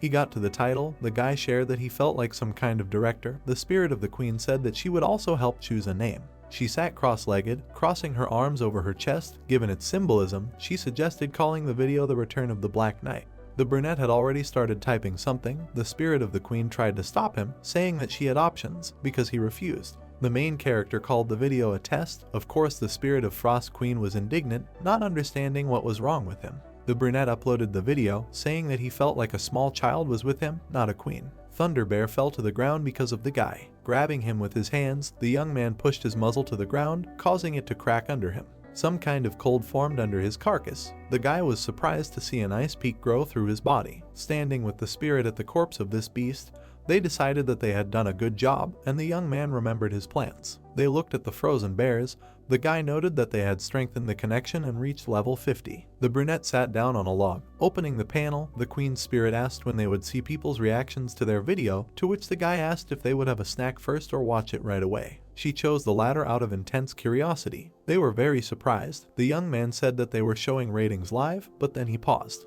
There were a lot of views under that video. He asked the queen's spirit how she was enjoying the views, to which she hesitated, justifying this by the presence of hundreds of other videos. She pressed herself against his cheek. The brunette asked how many PPs he had received for that video. In total, he received almost 3,000 PP, a little more than 1,000 from sponsors, and just PP in the amount of almost 2,000.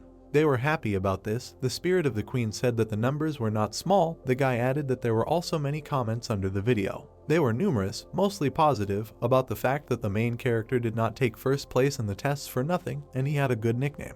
The brunette read about how people guessed about his level, someone thought above 50, someone above 80, someone denied it. The spirit of Frost Queen read the comments with popcorn about how they belittled the merits of the brunette. Someone asked why he did not run after the last 2 bears. He scratched his head, confused, reading that this was not a chase at all and he most likely missed them. One of the comments said that the guy was simply in armor from the Kwon Noya workshop. The boy frowned, carefully studying the comments about who could do the same, even if they were wearing this armor. The Frost Queen spirit noted that the Earthlings could start a quarrel over nonsense, calling them pathetic because of this. He menacingly told her that he would have to show all his capabilities in the slaughter of kobolds so that no one would doubt him. They were watching the video of the main character, the part where he attacked the beast. In-ho and Juho watched the video, noting how amazing it was, understanding why the girl recruited him. The girl tensed up, saying that he no longer needed to be called a snakehead. The blonde was surprised and asked what Juho meant when she asked where the brunette learned it from. Looking at the video, the redhead replied that she had studied and read all the articles about him. His technique of wielding daggers reminded her of something.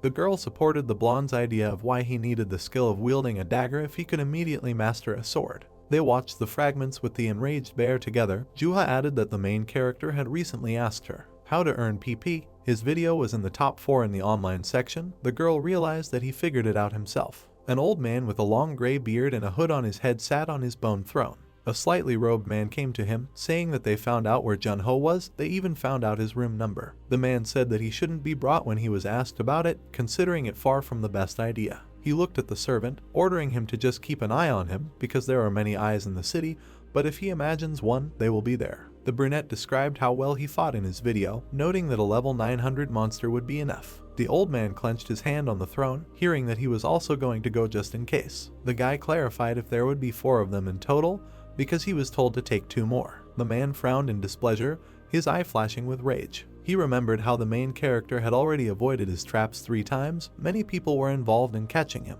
He noted that Call Signer was the strongest of the 3, ordering him to avenge him properly. The guy thanked him. The old man closed his eyes, propping his head up with his hand, thinking about something. He frowned, making some assumptions in case he survived this time too. The man remembered the face of the protagonist. He said with displeasure that he would deal with him himself in such a case. The sun was shining through the window of the room. Frost Queen was sleeping, lying in the middle of a roll of toilet paper. Looking at her, Jun-ho said that he would definitely buy her a normal bed, and thought that he could not believe that she was using toilet paper as a bed. A foot in a white sneaker took a step, the words that now were heard. Covering his eyes with his hand, the guy said that he would go hunt kobold. There were several people in the crowd. Regret was heard that the line was not moving at all. The man said that he heard that they would be able to meet the nobles if they did well in the hunt. One of the guys in armor turned around and asked, "Isn't that him?" The guy from the video with the dagger. Jun-ho walked forward. People looked at him in surprise, discussing that this is the one who ranked 3rd in the keyword search rankings. It's really Jun-ho, the Black Knight. He is the hottest super rookie right now. People looked at the guy and pointed. In the square near the round fountain, many residents gathered, and they heard words that there were too many people here. It seems that there are not just players here, there are also adventurers. Jun-ho said that as expected. There were many details about this on the news and information boards. The blue information window said that there were 76 people waiting to apply. The hero said that he still had to get more information through individual transactions, but he could definitely use the notice boards to receive quests. The brunette with a small beard chuckled questioningly. Jun-ho heard him order them to stand still and ask if he wasn't Jun-ho's player, to which he replied that he was. The villagers turned around in surprise when they heard the man's happy words, that it was nice to meet him. He was Max, the head of the guards, and had heard about him from the knights. The head of the guards pointed behind him, saying that he was sure that his skills would be of great help in the hunt. He shouldn't waste his time and follow him. He would recommend him to the captain himself. Jun-ho thanked him with a smile. They approached the passage and Max said that they were going this way. A busy street appeared ahead with a round training ground where 2 people were training. A man with a beard parried a blow to a wooden sword, and words were heard that entrance tests were being held here. Max put his hand on the brunette's shoulder and told the figure commander that this was an experienced player he had recently learned about, and told the guy to say hello to the knight, the figure commander. A man with blonde hair tied in a ponytail, a mustache and a beard heard the words that he was Jun-ho, nice to meet you, and replied that he looked pretty strong.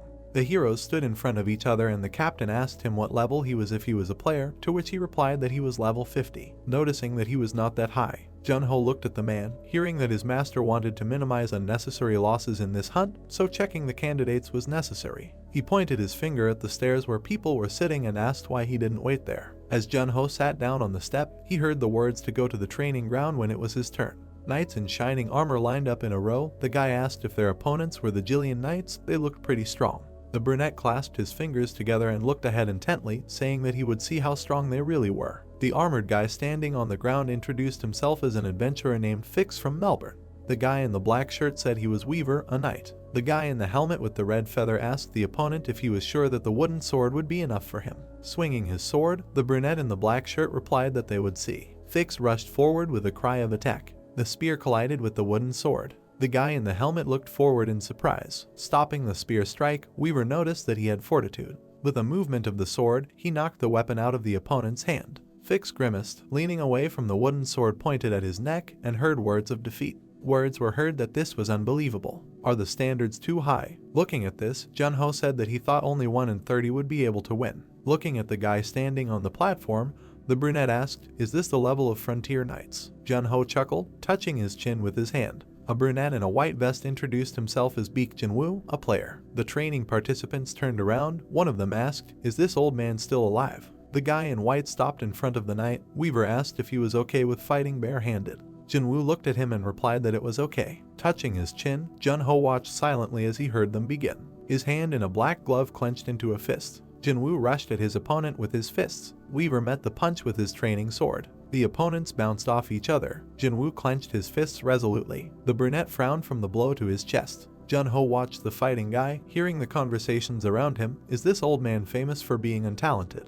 The interlocutor replied that he debuted as a player at 16, but even after 16 years, he has not grown at all. Jinwoo threw a punch, but the opponent dodged it. The spectator said it looked like he was going somewhere to train, but his skills were the same. A knee slammed into the guy's torso. Words were heard saying that effort doesn't matter as much as natural talent. Look at Junho, he's had a crazy rise since his debut. The hooded guy pointed and said that anyway, why does he train so hard? The light-colored guy replied that he heard it was for revenge. Jinwoo fell to the floor when Weaver struck him with his sword. Words were heard saying that his family was killed by demons. The guy was breathing heavily. Junho looked at this, thinking demons, revenge, and lack of talent. The opponents stood opposite each other on the training ground. Jinwoo swung his fist with a shout. Weaver resolutely clutched the wooden sword with his fingers. The bodies collided in a swift attack. Blood appeared on the brunette's face. He fell on his back from the kick. Junho was watching on the steps. The palm of his glove touched the ground. Jinwoo attacked again with a deft movement. The knight looked on sullenly. The player swung his fist with a shout.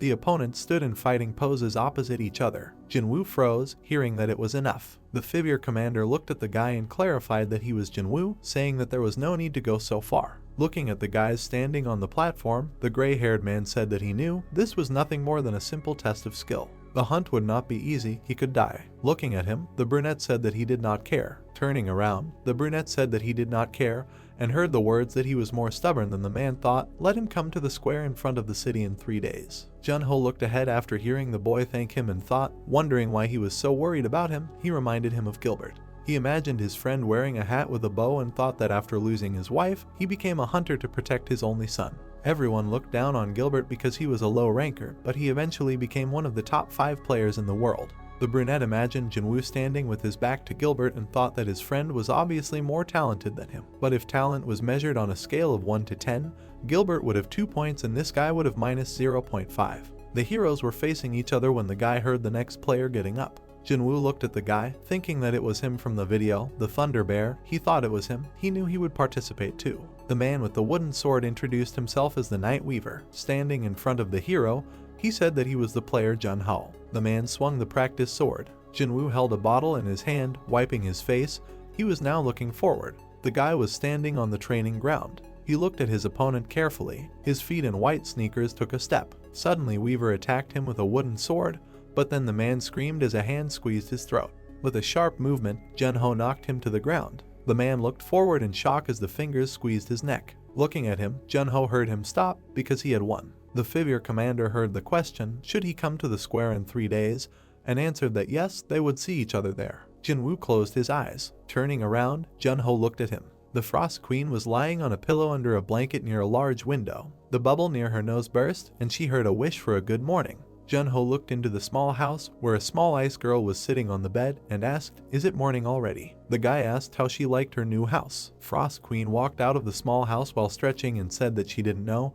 It was a bit of a pity that there was furniture, she only had a bed. Sitting with a cup of tea by the blue information window, Jun-ho asked, "Isn't it better than before?" In front of him was the news about Jin-woo with a photo. Jun-ho thought that the only survivor of the tragedy in which a monster killed his entire family, he once debuted as a player. Looking at the information, the guy thought that he was making efforts in vain. Why is he still the same as 16 years ago? Frost Queen put her hands on her hips, saying that she didn't know who he was, but he chose a difficult path for himself. Jun-ho said that he saw him at the hunting qualification exam. Touching his finger to the information window, the brunette heard the words of the ice spirit that he has a pretty bad reputation. Don't they know that laughing at people who challenge themselves is impolite?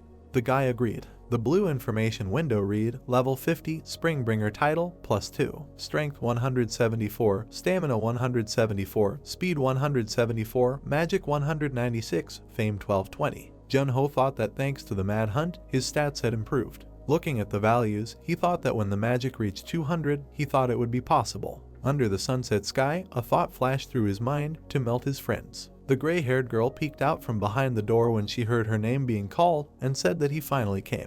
Jun-ho stood outside next to the floating Frost Queen and asked if everything was okay. She looked terrible, to which he replied that it was very difficult. He looked at the vessel with the purple liquid and asked how she was able to complete it. Charlotte said that of course, she was a genius alchemist, he could count on her. The boy opened the cap and heard that the potion would strengthen his mind. The system said that it was a mind-strengthening potion, unique. The girl held a plate in her hands, saying that everything was fine, but the ingredients he gave were so powerful that it would be difficult to digest. If it seemed like he had taken too much, he should just spit out the excess. Jun-ho drank the steaming liquid from the vial, hearing that if he took too much, his brain would simply fry. The boy's face twisted as he squeezed the neck. Wincing, he leaned down, letting go of the vial. Charlotte walked up to him, asking if everything was okay. Why try to drink it all at once? She touched the hot, wrinkled forehead of the boy and asked. He did not listen at all. She said it was dangerous. The alchemist winced because her hand turned red. She said that he was burning. Frost Queen touched the guy's forehead, freezing him,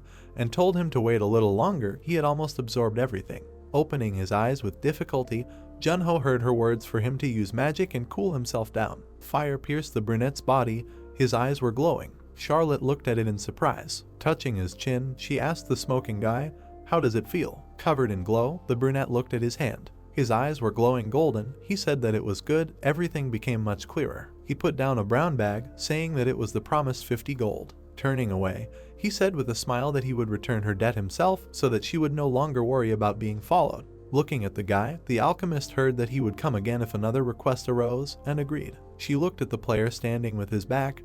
They say that it seems like the potion has borne fruit. His eyes look completely different than when she first saw them. White clouds floated in the blue sky. Jun-ho, wearing a tracksuit, approached a group of people. He heard that 671 members of the subjugation force were here today. The man wanted to thank everyone for coming here for the future of Jillian. Fivir clenched his fist, saying that in recent months, the eastern gate of Jillian had been closed due to the aggression of the kobold that had settled in the Hainal Mountains. The people standing in the crowd by the fountain heard that therefore they had only one goal, to subjugate the kobold in the mountains, to destroy their leader. Jun-ho approached Jin-woo.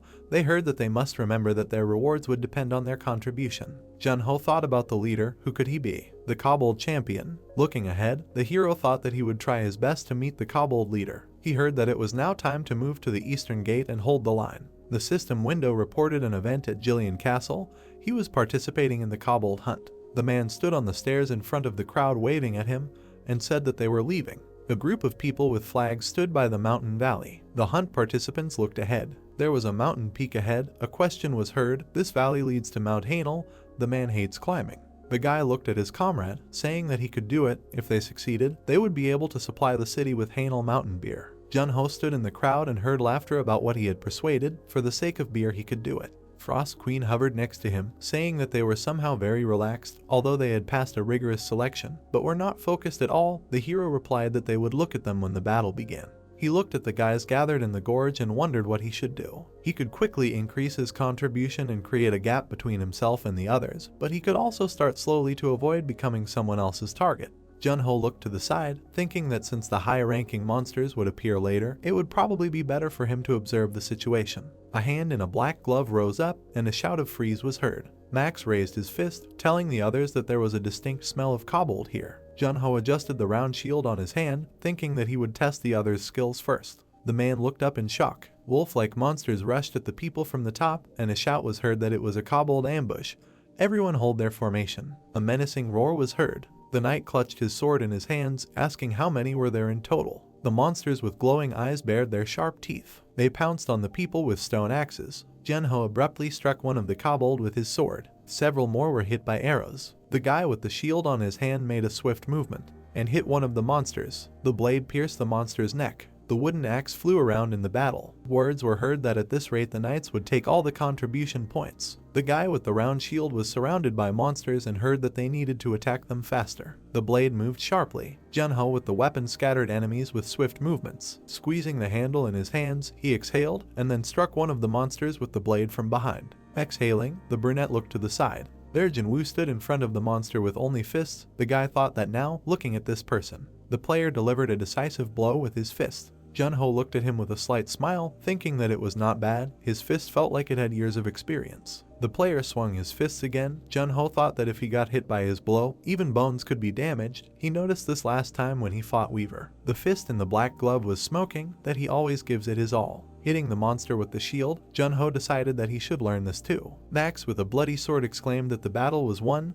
They were running away. Adjusting the round shield on his hand, Junho heard the words that someone killed only 5, and those who were in front were left with the advantage. The guy looked at the silhouettes of the monsters standing above, did not hear blood kobold there. One of the boys asked again. The other one asked with his hand covering his eyes, didn't someone say it was blood kobold? They looked at the brown rocks, saying that it seemed like there was something there, but he had never heard of them appearing here. Looking up, Junho thought that this wasn't very good, as if they were using an ambush to test their strength. As if someone had ordered them to do so. Night had fallen on the gorge, and there were white tents. Jinwoo was sitting by the mountain, eating a rice ball. He noticed the boy who asked if the seat next to him was empty. Looking at him, Junho introduced himself and heard permission to sit down. Sitting next to the boy by the fire, the hero said that he wanted to ask something. Eating his food, Junho asked why he didn't use a weapon. He wasn't asking to make fun of him, he was genuinely interested. The boy in the white vest chewed silently. Looking at the fire, he replied that it was related to his abilities, so he would not say. Frost Queen told the boy that the atmosphere was extremely heavy, she could barely breathe.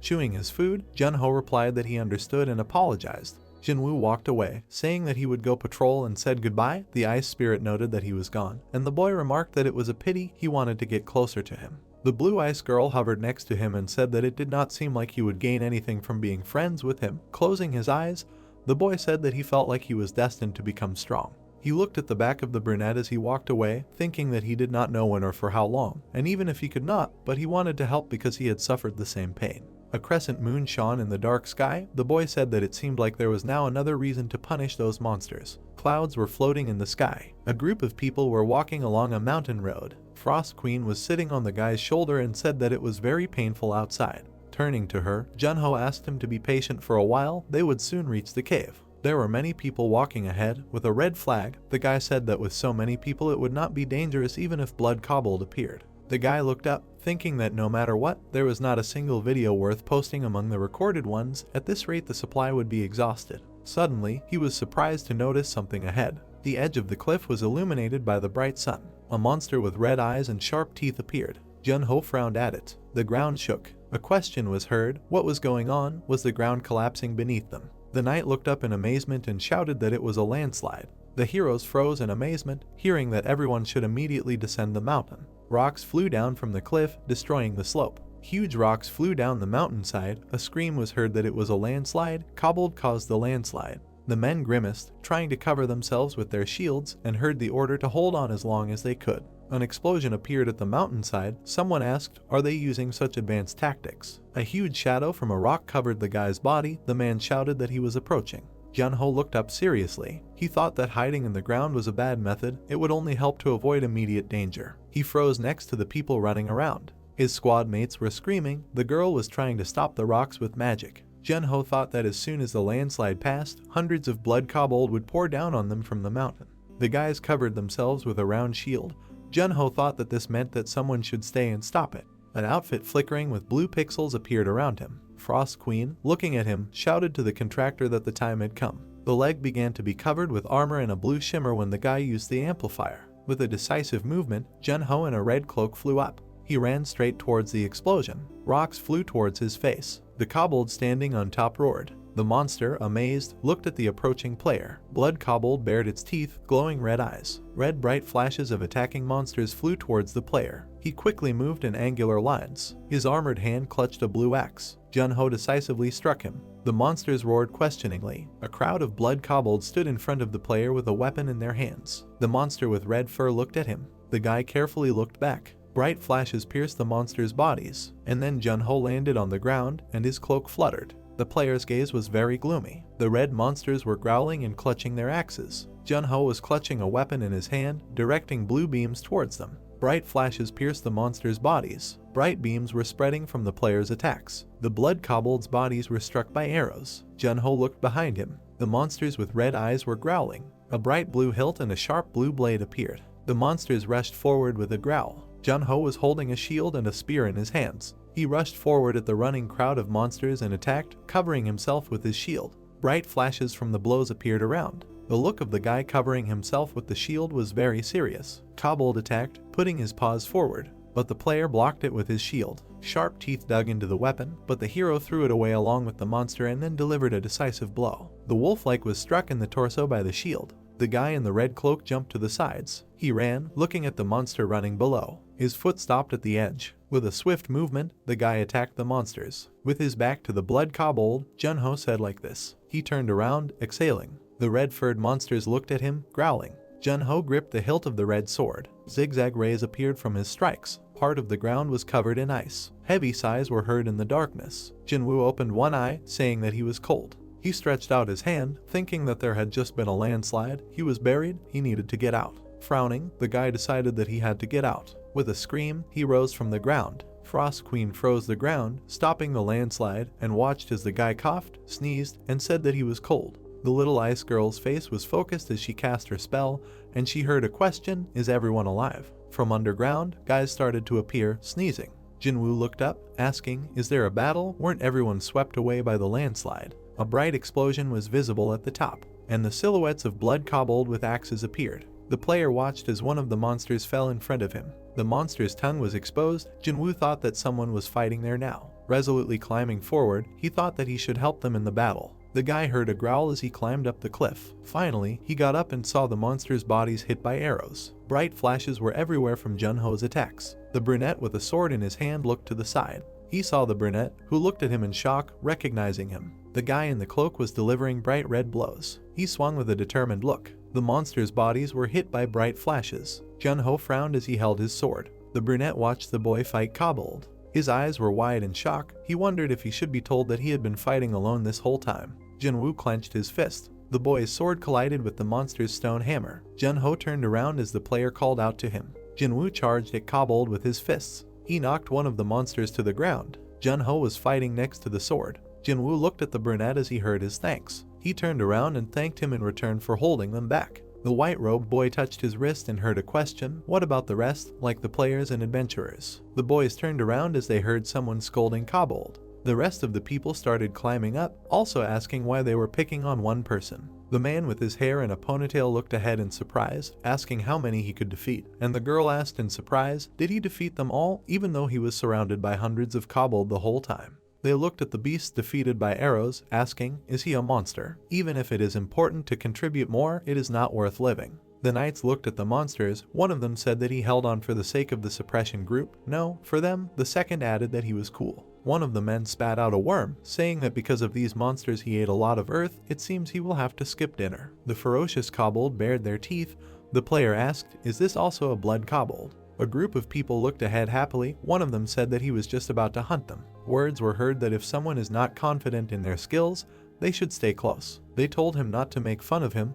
It was better for him not to get in the way. Jun-Ho looked at this, exhaling. The group ran forward. The kobold with red eyes, growling, ran at them. Fivir held the sword, calling for suppression forces. Standing among the attacking warriors, he ordered to cut them all down here and now. The warriors rushed to attack. The monsters growled fiercely, looking at them.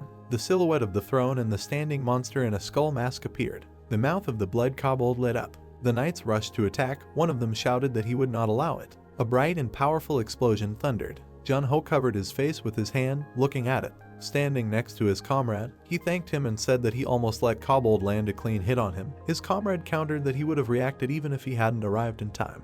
clenching his fist, Jinwoo said that he should go. The boy asked where. A throne was visible ahead. The player replied that he was going to Lord Blood Kobold. He had earned the right to hunt him first. He rushed into the fog of battle, telling him to leave these to them. Frost Queen flew up to the boy and asked how his head was. She was sure that he had used a lot of mental energy awakening these slowpokes. The brunette replied that it was nothing. He thought the potion was quite effective. The flying girl crossed her arms in displeasure, saying that in any case, she was waiting for the battle to end. She should scold him well. Junho closed his eyes, thinking that he hadn't bothered himself too much, and answered out loud that then he didn't want this fight to end. The boy with the bandage on his head turned around. He and another boy were looking forward with a smile. The other people were also looking at the player in the red cloak. The hero was looking at the towering throne. Junho frowned and asked why he didn't come out of his booth. There were colorful rings on his clawed fingers. The beast-headed monster had golden armor. It was the Blood Kobold Lord. The wolf-like monster lord jumped from his cliff. Junho saw him land next to him. The red monster was baring its teeth and growling. The boy clutched his sword in his hand. The Blood Kobold Lord, with his claws outstretched, rushed to attack. Junho parried the blow with a sharp movement. Red marks spread through the air from the movement of his sword. There was a mark on the golden armor of the monster. He thought that it did not even twitch. The boy's body was surrounded by red flashes. The huge lord towered over him. A red flash crossed his body. Junho swung his sword with a sharp movement. He looked ahead with a stern expression. A bright light spread from the monster's attack. The player flew back, looking ahead. His foot kicked off the ground, and he pounced on the monster from behind. Blood Kobold Lord shifted his gaze. Junho jumped on top of him, striking with his sword. Red and black lightning flew out from his red eyes. The guy clenched his teeth with zeal. The red monster threw back its head and roared, spreading bright rays around. The other players looked at it in amazement. Junho's gaze was directed forward. He was sitting down, jumping from a high place and landing on his knee. There were colorful rings on the monster's long clawed fingers. Junho looked at it, thinking that this was a simple kobold mage, and yet how could he cause such a landslide? A red sword was sticking out of the fur. Junho thought that this guy could use magic too. Looking ahead, the player thought that, moreover, the energy he was feeling now was not just a simple magical force. The monster opened its mouth, sparks flew from its eyes. Looking ahead, Junho thought that it was demonic energy. In the guy's hand, the matter was realized into a new blade. He thought that he was running out of amplifiers. Standing in front of the enemy, Junho thought that he needed to deliver a fatal blow. Red rays appeared from the monster's attack. Junho dodged with the weapon in his hands. He carefully looked ahead and then rushed to attack. Blood Kobold Lord swung his paw with a growl. The paw with rings struck forward. White sparks appeared. The player in the red cloak flew back. Lightning spread from the red clawed paw. Junho flew at the monster from above. In his hands was a blue shining blade. Stones flew down from a bright explosion. The carcass of the monster also flew down. The blade shone brightly. The hero flew back. He frowned. A huge fist with multicolored rings was approaching him. Before the strike, Junho closed his eyes and then made several quick jumps, dodging and using flow manipulation. A bright trace remained from his rapid movement. The brunette clenched his fist. The monster growled questioningly. The brunette's eye glowed golden. He squeezed the handle of the weapon in his palm and then delivered a decisive blow, surrounded by red rays. Drops of blood appeared from the monster's mouth. Many stones flew down. Frost Queen hovered next to the guy and asked if he was okay. She told him not to tire himself out too much. The ice spirit touched her mouth with her fingers, hearing the request to watch carefully, and asked why. Looking down, Junho thought that this was the Blood Kobold Lord, imbued with demonic energy. Last time, due to the incident in Hakken, he was unable to use it, but now. The guy extended his palm to the monster and used the confession of the deceased. On the ground lay the carcasses of defeated monsters. Blood Kobold Lord. He was destined to become a lord from birth. Every day his strength grew, as did the kingdom. The monster's body lay in blood. He united tribes through invasions and wars. Kobold raised their paws. Two turned to the side. A question was heard, is it him? It must be him. There can't be two lords. One man's feet were in boots, and the others in slippers with black nails. He said that he would start right now. Two in masks and hoods looked forward. Junho stood by the defeated Blood Kobold Lord, thinking that these guys were his. The brunette closed his eyes. There was blood between the clawed paws with rings. Two in masks and hoods dealt with monsters. Junho thought that they were obviously higher than his level, even higher than Siner. The masked man looked down, saying that he had no time. Let him feed him the magic stone. A red shining stone appeared in the girl's hands. She said that it was the dog's favorite stone. A trace remained from the decisive movement. The girl said that she would put it in the heart so that he would remember it. The clawed paw opened, relaxing. Sharp teeth clenched with a growl. The red eye burned with fire. The monster lay on the ground and growled. The man asked, Blood Kobold Lord, The people in cloaks and masks looked at each other. The girl said that it seemed like they missed a few steps, and the guy said that other teams were putting pressure on them, so they needed to show results. Why were they interfering with their field? The eye of the growling monster glowed red. A question was heard, were they trying to sabotage them? Just make sure that the guild leaders don't catch him. How were the results of the experiment? The girl touched the monster's nose with her finger and said that his strength had increased significantly. Considering that he was acting calmly, it seemed that his intelligence had also increased. This was a success. Looking at the blood-cobbled lord, the girl asked if he knew where Jillian Castle was. Now his task was to attack and capture this castle. There was no time limit, so let him try. A blue glow spread from the guy's palm over the monster's body. Junho thought about the magic stone. According to his memories, it was currently in the experimental stage. He recalled the explosions on the cliff, thinking that if they collected more data, they would be able to tame much more dangerous monsters that the guild would not be able to handle. Sitting next to the monster, he decided that he needed to become stronger as quickly as possible. He walked forward, and the Frost Queen, waving her hand, said that it was removed, but no good. The guy asked again in surprise. The little ice spirit with a megaphone in her hands pointed her finger and said that it was sad this scene would not be released. It should be like in the movies. He should stagger, wipe the sweat off himself and walk away slowly. You can also lean on the wall. Looking at her, the guy said that he was no longer sweating. Frost Queen asked why he didn't use an amplifier. Junho exhaled tiredly. Dust rose in the space. The people looked forward. One of the men told them to look there. The squad noticed that it had become quiet. Jinwoo looked forward and said that it was over. Everyone looked at the two cliffs towering in front. A question was heard, I wonder who won. Junho couldn't win. Suddenly, they saw the silhouette of a guy. One of the men asked who it was. The knight asked in surprise, could it be? A player in black armor leaned on a cliff. The people called him Junho. Tears of joy appeared in the men's eyes when they recognized him. Someone said that they knew he could be trusted. The squad rejoiced, raising their hands and shouting that they won and chanting the guy's name. The brunette approached Junho and asked if he had filmed the video. The second confirmed that if he had, he should edit it quickly and post it on the forum. The crowd surrounded him. One of the guys said that if he came to their guild later, he would treat him.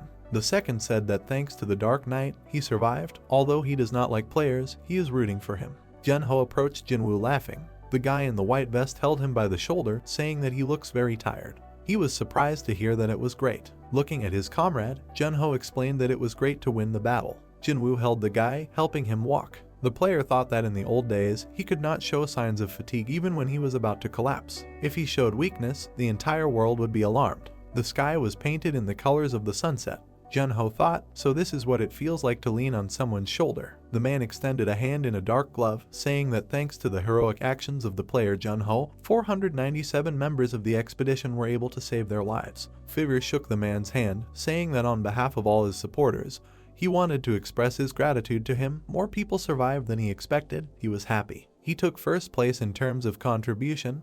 The captain will call him soon. Junho stood in front of the team and said that he will wait. Frost Queen sat on a tree branch. Words of farewell to the guy and requests to meet him again were heard. Jinwoo held a backpack on his shoulder, telling the guy that he thought participating in the expedition was the right decision. Junho asked, did he level up quite well?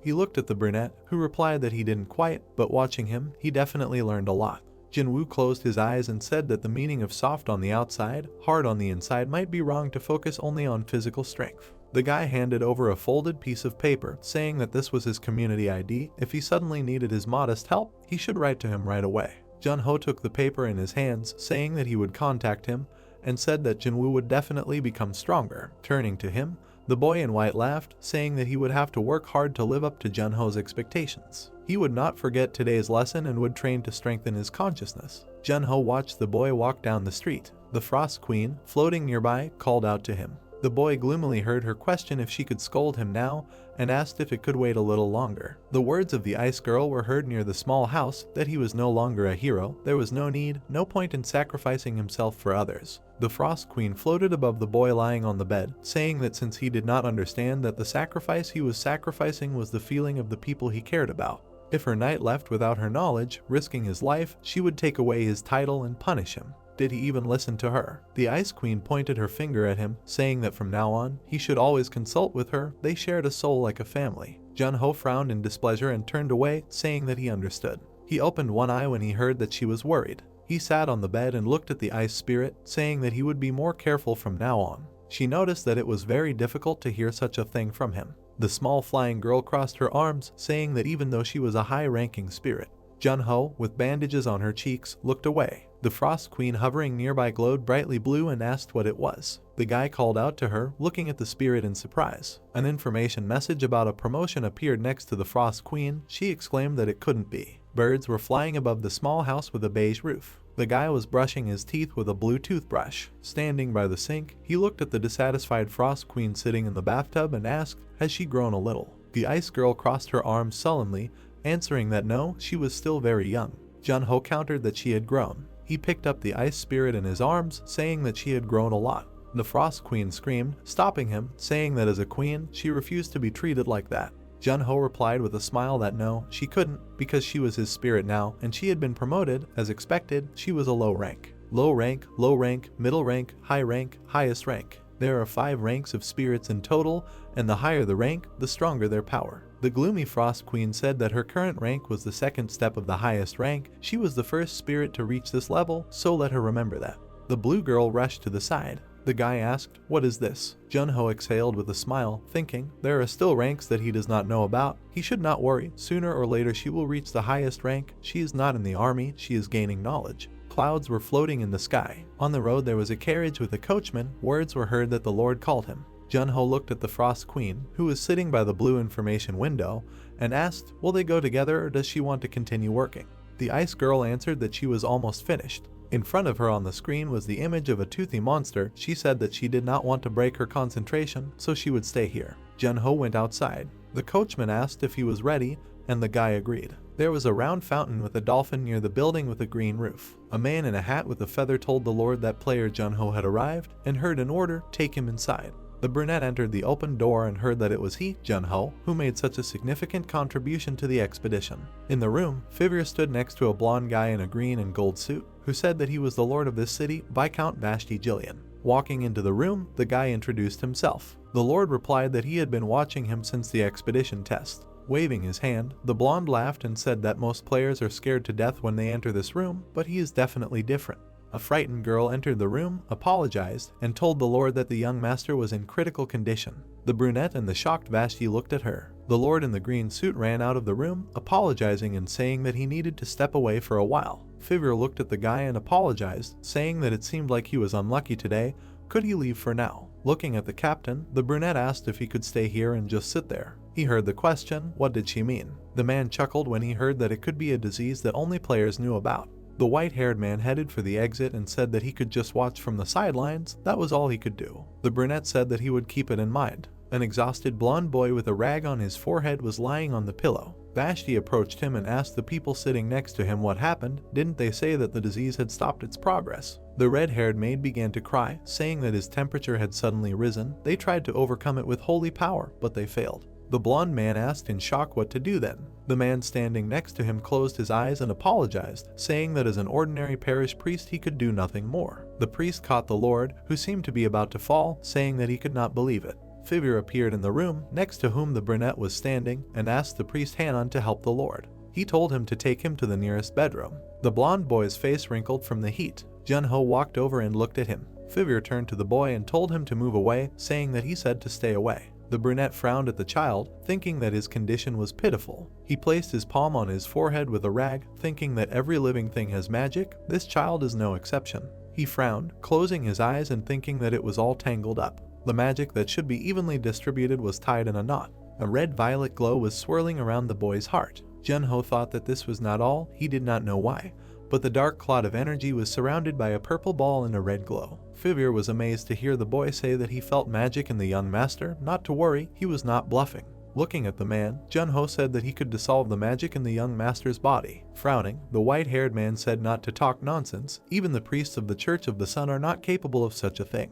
Junho asked, is he sure? He is a player. A question was heard in the green-walled room. How can he dissolve it? The boy answered that it is related to his ability. Standing by the bed with the young master, Fivir told the boy to try, but if he does something suspicious. Pulling a chair to the bed, Junho answered that then he can cut off his head. He took the boy's hand in his hands. The red information window reported that it sensed a dark power emanating from the target. It can be absorbed using the ability of the Dark Overseer. Junho looked down at the child. The system reported that when he absorbs it, his magical ability will increase. Junho closed his eyes, holding the child's palm. Purple flashes appeared around it. He thought that in order not to get hurt, he should act carefully. The purple curl went to the glow in the center of the boy's heart. The red power of magic deepened inside. Junho thought that in order to untie such a magic thread, there were red rays around the clot of energy. The player frowned, thinking that he needed the help of Skya Killiland, the strongest archmage of the earth. Too bad there was no other choice.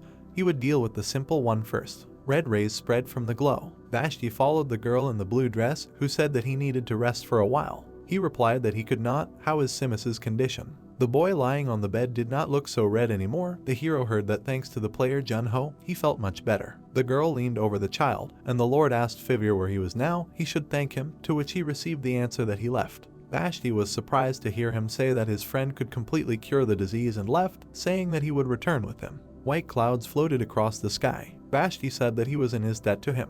Above the door was a sign for the director's office. Diaku opened the door and walked in. Junho was sitting on the couch, eating noodles from a bowl, asking if he was there. Diaku pointed at him with annoyance and asked what happened. He didn't even contact him. Chewing his food, Junho, with chopsticks in hand, said that something urgent had come up. He came to meet a friend. Entering the room, the man asked again about his friend. The guy with noodles in his mouth looked up when Diaku asked if he really missed him that much. The brunette noted that he didn't say it was him. Sitting down on the couch, the brown-haired guy said that he didn't have any other friends. Junho exclaimed that he actually does have friends. The man threw a snack into his mouth and froze when the player said that he came for the ice seal. The guy began to open a soda while his friend asked him if he meant the heroes of the past and was everything ready already. Clenching his hand into a fist, Diaku exclaimed that the heroes of the past were finally gathering again. The brunette replied that it was not certain yet. He frowned and asked if he had any news from the border. Looking at the snacks on the table, he said that those demons were planning something bad again. Clenching a tin can in his hand, he said that everything was already happening, and although he was able to stop them this time, if the scale increased, it would be impossible. Diaku replied that they would start taming even stronger monsters, and then they would be finished. Junho looked down, asking for some information from the guys from the guild. He noted that he could not stop it alone, and he wondered if they already knew about it. Turning his attention to the view from the window, the brown-haired man replied that he would tell them since it had offended Lord Jillian. He asked again about whether these magic stones could be implanted into the residents of the borderland. The guy replied that he did not know yet. The brunette touched his chin and replied that there was no sign of the stone and he hadn't turned into a demon yet, so he thought that maybe a shard of the stone, or a smaller version of it, was implanted in him. While touching his chin, he listened to the man's words about what if the nobles or the royal family of the Ruben Empire were to suffer. Junho noted that it would be a disaster. Diaku furrowed his brows and said that he would bring this up at the next World Confederation. Imagining a large city, he added that he wanted to live in a world without those demons. The man perked up when the player said that he would make his dream come true one day. He asked what he meant. The brunette crossed his arms over his chest and said that if those frozen guys really woke up. He added that he was planning on going to the second floor first. The brunette pursed his lips tensely as Junho spoke about how they couldn't wait any longer and that he needed to do something. He began to think about the 5 heroes of the past going up to the second floor together. Imagining the people sealed in ice, Diaku mused that even the mention of it was breathtaking, but no one knew the true feelings of those involved. The girl from behind the sofa waved her hand when the man asked if she came with you. The spirit exclaimed that she came. Diaku asked what she was doing there. While the fairy with headphones sat in front of the screen, the player explained that she was watching movies. When the man raised an eyebrow in confusion, the guy asked not to look at him like that since this was all for him. As the sun was shining on the city, the player asked if he had always had this skill. Diaku replied that it was very interesting, and then noted that he had even been promoted yesterday. The sunset covered the city. Junho handed over the tablet and said that he would go. He asked to download a couple of movies on the tablet. Standing near the door, he said that when he went up, he would take it with him. The man replied that he would do everything, and then asked what genre he was interested in. The spirit asked him with a smile to remember that the classics are eternal. The brunette nodded and replied that he would download classic masterpieces. He noted that Junho's house was still empty. The guy replied that in that case he would quickly put everything on the shelves. The sun was shining on a multi-story building. The brunette walked towards the frozen figures. He looked at the faces of his friends. The player raised his head. He was standing in front of his comrades. Frost Queen, standing at his feet, addressed him. Junho pursed his lips, thinking about how much time had passed. Remembering how he broke out of the ice, he mentally replied that he woke up 9 months ago, and it seemed like a long time, but it also seemed not. In his memories, he was sitting in a hospital room, thinking that they killed many monsters, cleared the gate. Recalling all the events that had happened to him earlier, the brunette reflected that they had seen a cityscape that he could only imagine and had gained new, completely unfamiliar experiences and established new connections. Putting his hand behind his head, the player noted that he felt guilty about being alone.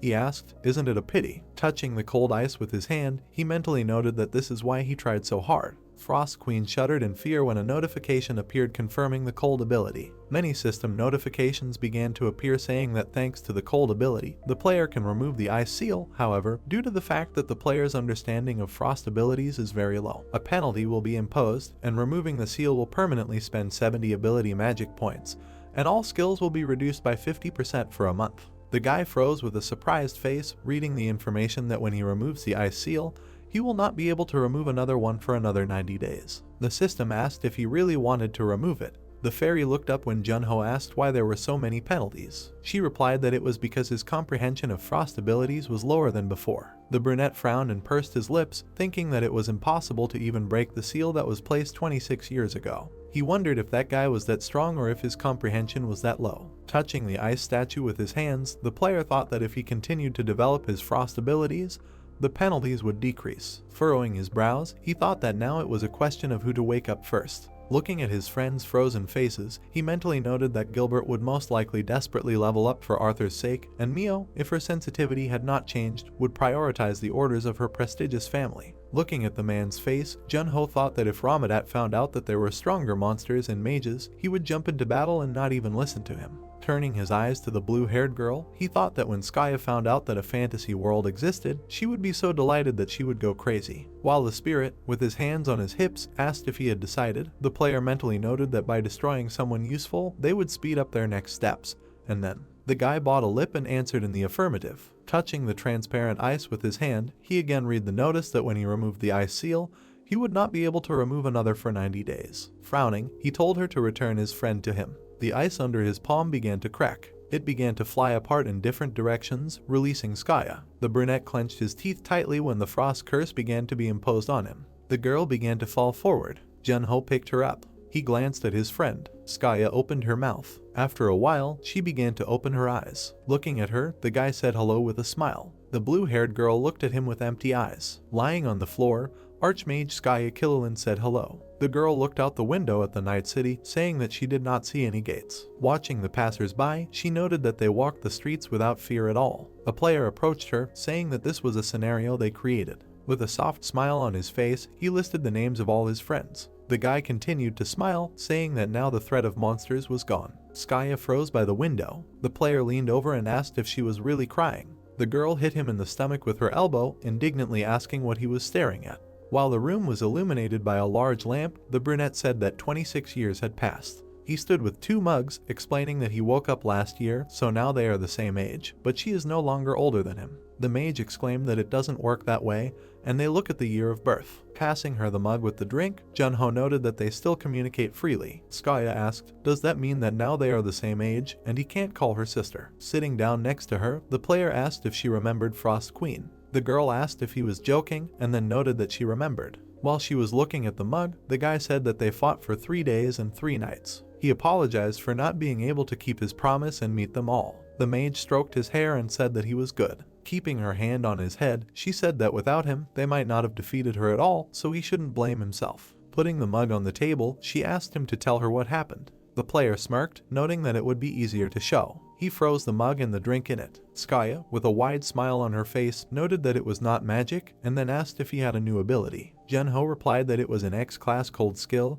which was most likely the first of its kind. The girl spread her arms out to the sides, saying that then he most likely has a title as well. Sitting next to her on the couch, the brunette replied that this was not so. The mage said that when she used magic, she received the title First Step in Magic, and he should receive titles for achieving something new. She touched her chin with her hand when the brunette said that when he cleared the 10th floor of the dungeon, he also received a title. The girl asked if he was at the 9th step. She wondered if even if he tried again, he would not be able to pass 30 floors. The player exhaled heavily and asked her to check her status, noting that she was now most likely the first level. Skaya opened the system screen and saw that she was level 80. She noted that the cold curse lowered her stats, but when the Frost Queen flew up to them, Junho asked what happened. The spirit said that it could be because he touched the core of the Ice Queen. He asked if it meant that out of the 5, he was the only one thrown off. The girl replied that she was not sure. Skaya glanced at them sideways and asked who he was talking to. The guy looked at her with confusion. He and the Frost Queen exchanged glances. The girl looked at the spirit in surprise. The fairy nervously muttered that she was the Frost Queen. The mage hugged her sharply, exclaiming that she was very cute. The spirit began to call for help. Grabbing him, Skaya clenched her teeth while the girl muttered that she was the Frost Queen, the queen of the ice dimension, and the one who froze the entire world. The brunette watched them tensely. The fairy hung on Skaya's shoulders, continuing to say that she was an invader who attacked their planet. The girl moved away from her and asked with fear if she was really that Frost Queen. The girl flew away and began to apologize for the fact that her greed had caused a lot of harm to people. She bowed her head when the mage said that she was a calm person and accepted her apology. She asked with a wide smile on her face to satisfy her curiosity in return.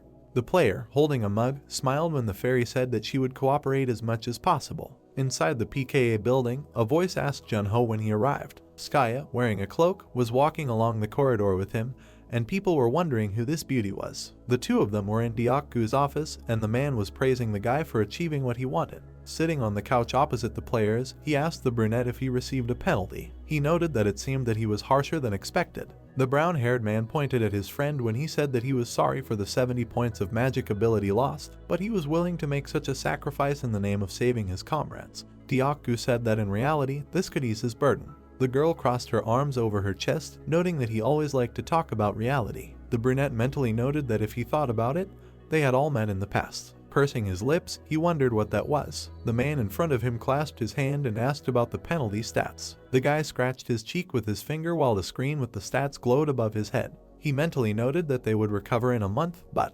folding his arms and bowing, Deokgu said that for the second floor, this might be too much. He asked why not just heal the Lord's son and go back, or spend a month as a teacher at the Nest, a training ground for young players. Junho, on the other hand, closed his eyes and replied that he was not in the mood for that now, and would raise his reputation in Jillian. He turned his gaze to Skaya and asked what she would do. The girl asked again. Introducing the Dark Tower, the brunette noted that she said that her level remained the same, after which he asked if she could go to the border right away. The sorceress answered in the affirmative. She asked if there was a magic tower at the border. Skaya grinned smugly, noting that it would be possible to look at new magic. Deokgu began to say that if they were going to be active, they would need to announce their return today, and then, just in case, they would need to move the ice statues. The player frowned and said that he had already done so. He noted that the demons would not turn a blind eye to this, so he immediately asked Skaya. The girl threw him a displeased look, grumbling that she had slept for 26 years, and she was immediately asked for something. The frozen players were hidden in a cave. The brunette put a mask on the table, suggesting to change the plan and postpone the trip to the border for a while. He smiled widely when he was asked the reason. He replied that there were dark mages on the ground and great wizards on the border. The girl and the man exchanged glances when the player noted that they could limit themselves to demons. Deokgu said that it was a good idea and would hold a press conference at lunch. He asked Skaya if the demons avoided her since she was so fierce. The girl asked him not to worry, saying that once she tore a couple of them apart, they would not be able to avoid her. The brown-haired man frowned at the tablet when Junho suggested sharing this photo. The photo showed frozen players. Bringing the screen closer to his face, Deokgu asked if he was trying to lure the demons. The guy frowned, noting that they rarely showed themselves. Looking with a dark gaze, he said to use this opportunity and gradually kill them. Many people gathered in the hall. The player put a mask on his face, saying that he would go first. The sorceress crossed her arms over her chest, noting that she had returned 26 years ago, so she wanted him to defuse the situation. Frost Queen flew closer, asking the brunette to be careful. Looking at the light through his mask, Junho mentally noted that it was time to show himself. He walked onto the stage. Looking at the people and the paparazzi, he began to say that despite the sudden press conference, he was grateful for those who came, and then suggested that they begin. The people wrote down information that there were 3 cases of demon attacks on their world in the past 4 months, and lately their activity seemed to be declining. Standing in a black mask, the player said that he had the following data, although the crime rate on Earth was decreasing, but at the border it increased by 37%. Deokgu and Frost Queen watched with interest, listening to the words that they were doing everything possible to destroy the demons. The brunette stood behind the stands, his face broadcast on the screen, and he said that he didn't even regret that he couldn't split himself in 2 to help eradicate them faster. He said that this thought had been bothering him. The guy looked up with a worried look and said that everyone knew that he was from the Silver Constellation Guild, and their guild had always helped in the past. He asked if there was a solution to the problem.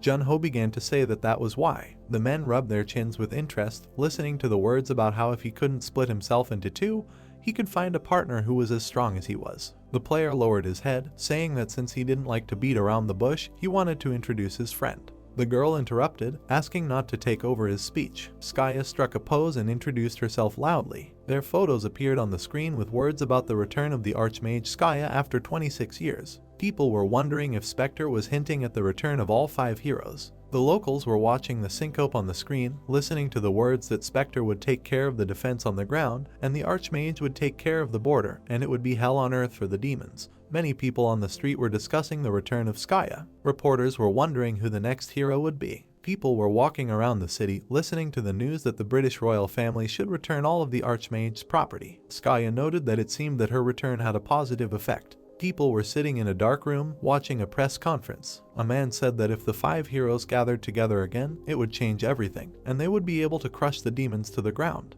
A tall building was illuminated by the light of the moon. 2 men were walking down the street. One of them pointed to himself, saying that one of the heroes was waking up. He added that you could say that he was their protector. The guards passed by the bushes, and the man asked his comrade not to talk nonsense since his contribution was nothing. Suddenly, a sound was heard from the bushes. The guard's face darkened. 2 men collapsed to the ground. The unknown person pricked one of them in the face with a needle. The guy in the cape licked his finger, saying that if this was the border, he would have finished them off already. The old man asked her to be careful. He frowned his light eyebrows, saying that players' Nadbil or associations automatically send a signal to the headquarters, and if their veins are torn or death occurs. He said to just read the information. The guy with red eyes said that he will do so because there are only 8 players here and they are all weak. The bodies of the 2 men flew into the bushes. The old man said that the heroes are still frozen. He asked what about the location of the Archmage and the ghost. The wind began to blow around them, and the parquet replied that they most likely did not know because they were low-ranking guards. The old man replied that they should still be on guard because these 2 were not so simple. On the ground lay a bloody corpse. The old man stood among the corpses. The guy next to him was squatting.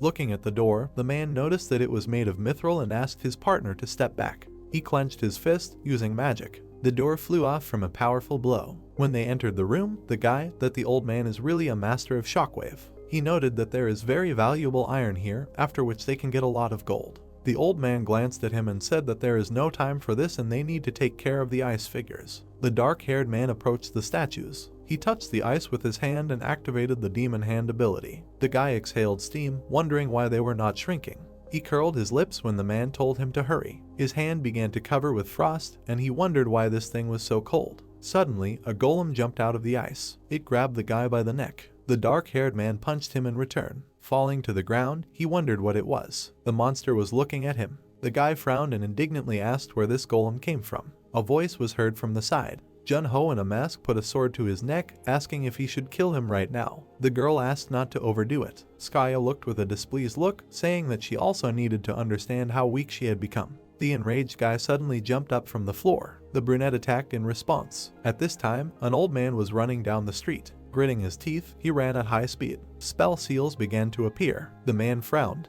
A sorceress appeared above his head. Having fallen into her trap, the old man began to fall down. The girl noticed him in a cube. Putting out her hand, she directed a stream of electricity at him. The old man grinned while the current was hitting him. A bright flash of lightning was heard, and a moment later, an explosion was heard. The man was kneeling on the broken asphalt. He looked up and started coughing up blood. Jun-ho appeared above him and called out to the demon. The guy grabbed his face. A black and purple light appeared as he used darkness veil. The old man started to get to his feet. Looking at the approaching player with a sword, he noted that he did not leave them alone. The brunette asked him not to worry, as he would soon die. Jun-ho glared at him, while the demon said that he was arrogant as always, but in the end this trait would become poison for him and lead to his death. The guy asked if he knew him. The man bared his teeth in anger and asked how he could not know him. Standing in front of his opponent, he said that 27 years ago, on the night of the massacre in front of the Arc de Triomphe in Paris, he got into a fighting stance and said that he was there too. The player in the black mask said that in that case,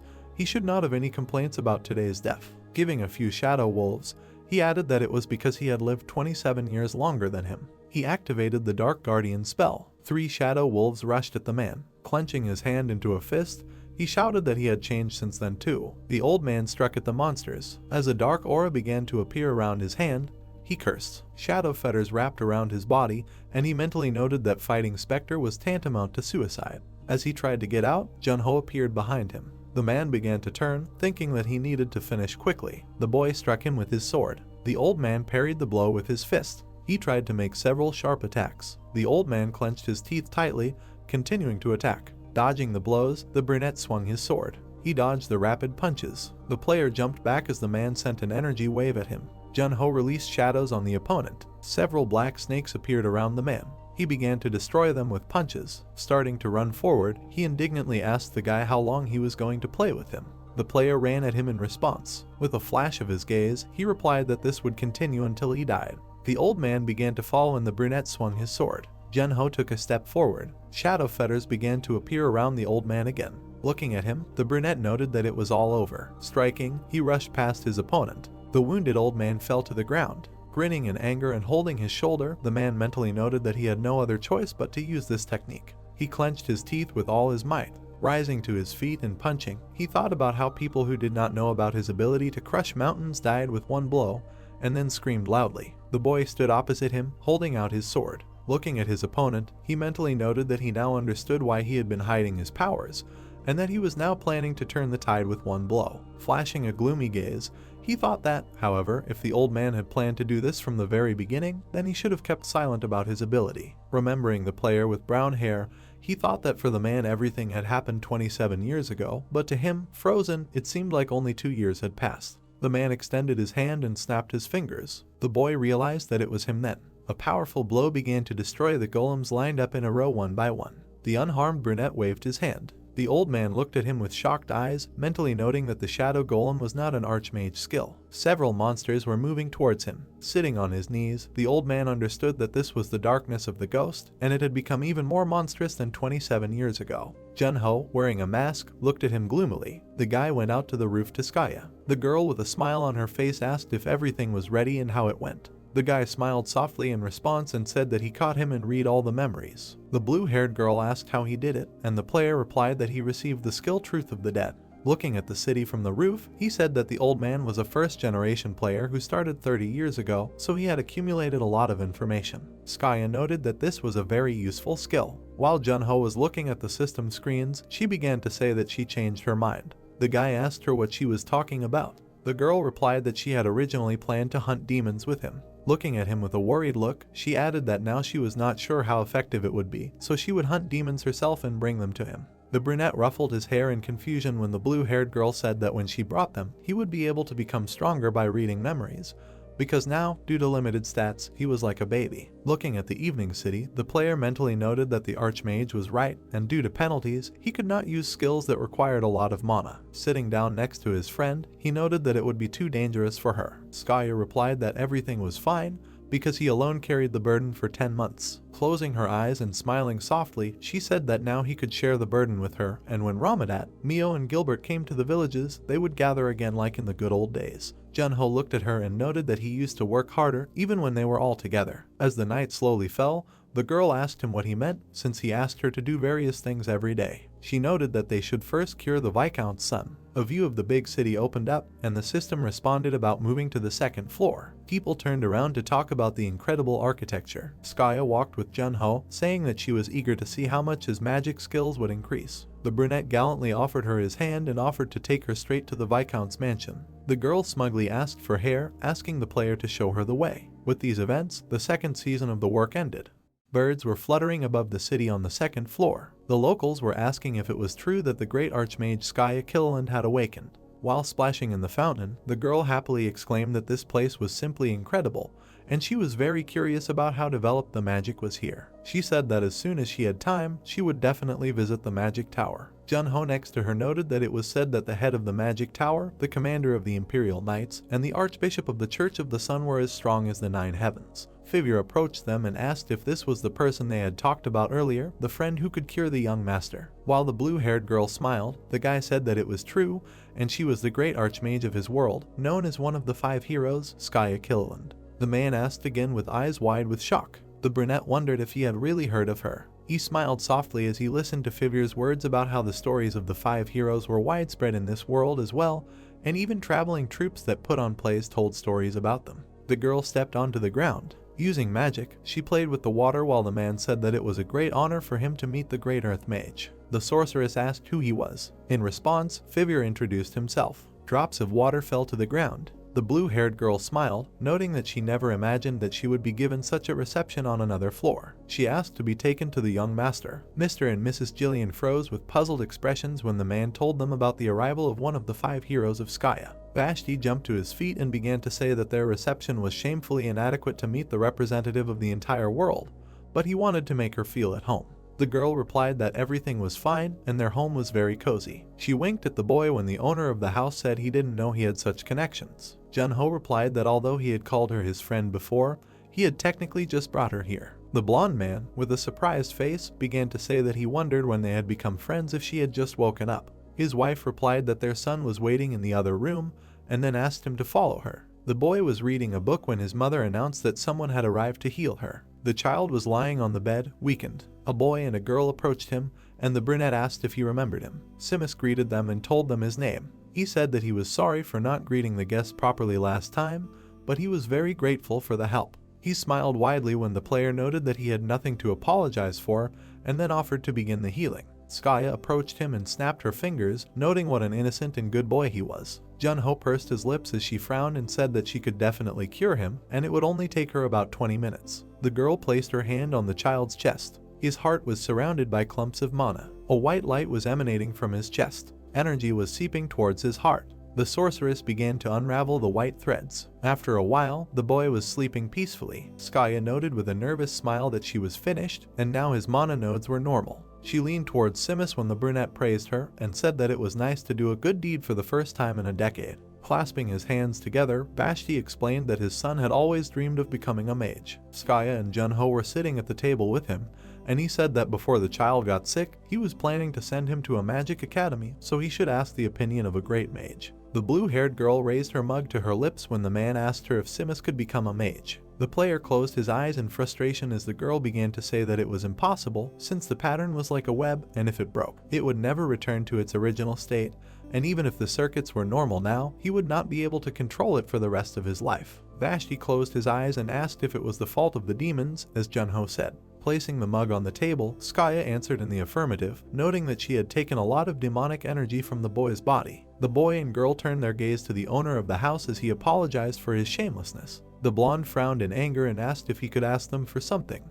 He said that he wanted them to find the demon that destroyed Simus's dreams and bring it to justice. The blue-haired girl closed her eyes as the man said that this was a request from a father who could not protect his son. The brunette frowned, hesitating to answer. He said that he accepted the request. A system notification appeared with information about a new C-class quest. The man held a B-level skill book in his hands, saying that this was his way of thanking them, and it was a book he kept for his son. The player handed the book to Skaya, saying that this gift would be more suitable for her. The girl replied that now, on the contrary, he needed it more because with the help of the book, he could double his strength. The sorceress, with her mouth full, asked if he hadn't thought about it, and then asked him to stretch out his hand. Holding her palm over the brunette's hand, she explained that his magic circuits looked much stronger than before, but at this level, he shouldn't lose his magic power. With a sparkle in her blue eyes, Skaya asked if her friend knew that she studied at the Faculty of Natural Sciences. When she snapped her fingers, a hologram with a computer appeared above their heads. The blue-haired girl said to let him explain something as a former engineering student.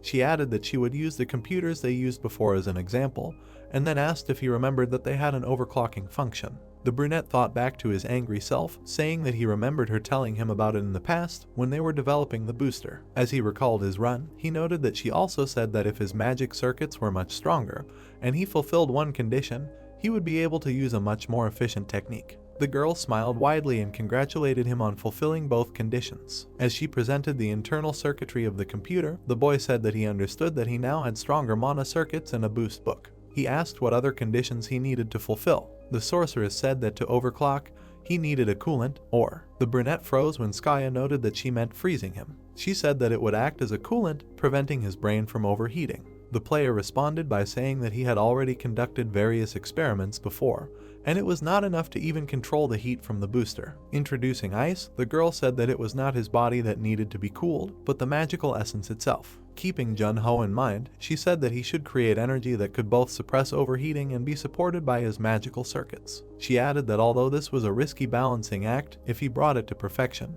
he would receive a technique that would be faster and stronger than the booster. Getting up from her chair, Skaya said that it was up to him to decide what to do next, but if he did the necessary calculations, he would get an answer. The guy asked if she was leaving already. Frost Queen watched their conversation from the side. The sorceress said that she wanted to explore the surroundings. She asked if she had said earlier that she planned to visit the local attractions after the treatment.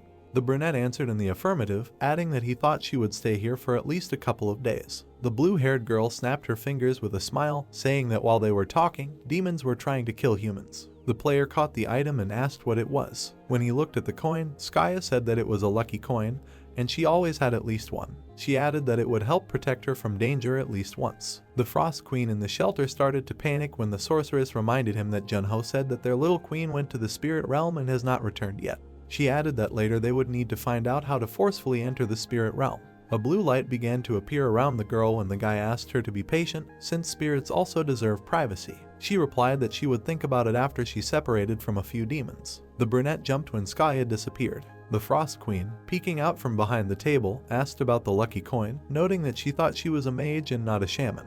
The player noted with a displeased look that Skaya tended to overdo it, and he was a little worried about her. The girl moved to the roof of one of the buildings, while Jun-ho mentally noted that now that she realized that he had been fighting for a year to save his friends, she would probably decide that now was not the time to carry the clock and would work until exhaustion. The sorceress frowned her light eyebrows. The guy thought that in the end, she was one of those who repaid even the biggest debt with interest. Remembering the frozen people, the player thought that he needed to quickly restore 150 clinics of each stat, as well as quickly level up and restore skills to catch up with her. Skaya stood there with a confident face. Jun-ho, looking gloomy, thought that his first step on this path would be overclocking. He mentally noted that he cannot depend on his friend for long. Inside the tall building, a voice was heard asking the boy what kind of black lump was this. Looking at the armor fragments, the player answered that it was black armor. The large man smiled nervously, asking if he wanted him to fix it, since it was easier to peel off a new one. The boy laughed in response, while the craftsman said that after such serious damage, even if it was not fixed, it would not be as durable as before. The man grabbed a piece of armor and began to apologize, since he thought that this black armor was practically indestructible. Jun-ho replied that it was his fault, since she had saved his life many times. He asked if it was possible to make a new one. The man, holding the pieces of armor, asked if the brunette really wanted him to do this. The player replied that he wanted him to do it. The master glanced at the part and said that he had one request. He began to tell that since they would be creating everything from scratch again, he would like to add new functions and make it even more perfect. The Frost Queen sat on the guy's neck while the master asked him to bring some mithril. Remembering the gate destroyed by the mage, Jun-ho realized that this gate was made of this material. He asked how much was needed. The player began to smile when the man told him that the more, the better. The brunette replied that he could get mithril. The master, with shocked eyes, loudly asked where he could get so much. Looking at the material lying on the table, the guy asked if this was really not enough. The man exclaimed that this was more than enough. The boy thoughtfully touched his chin with his hand as he said that he would mix them.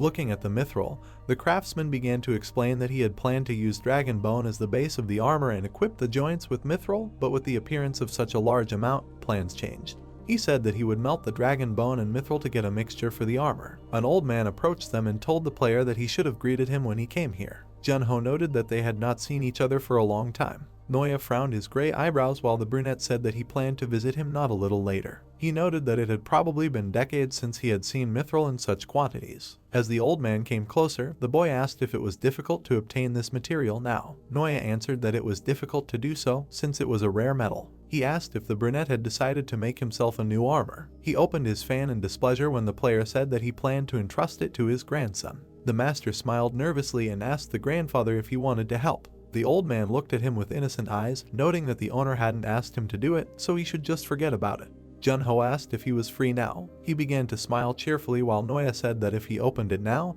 he would be fully booked for the next 10 years. The brunette noted that in that case, he wouldn't be able to make it even if he asked. The master said with a nervous smile that he wasn't taking orders right now. The old man covered himself with his fan and said that in that case, they should quickly come up with a design and a drawing and not just stand there. The player crossed his arms when Noya noted that he heard that he woke up Skaya. The guy replied that he defrosted her. While the furnace was heating up in the forge, the old man asked why she hadn't visited him yet, noting that he would have to reprimand her later. Junho asked to be lenient with her, as she had a lot to prepare. Noya placed a hand on his shoulder and said that he would leave everything as is. He asked to tell the girl that she could come here if her weapon or armor broke, adding that he knew it must have been very difficult for the player. The old man crossed his arms and noted that he had done a lot more this time. Without turning around, the brunette said that it was too early to praise him, as he still had 3 friends who were still frozen. The man with a satisfied smile on his face said that he could do it, as he had the ability. The player replied that he really could do it. As the city was covered in darkness, he thought about how many people in this world were lucky enough to have people who supported and believed in you for no reason.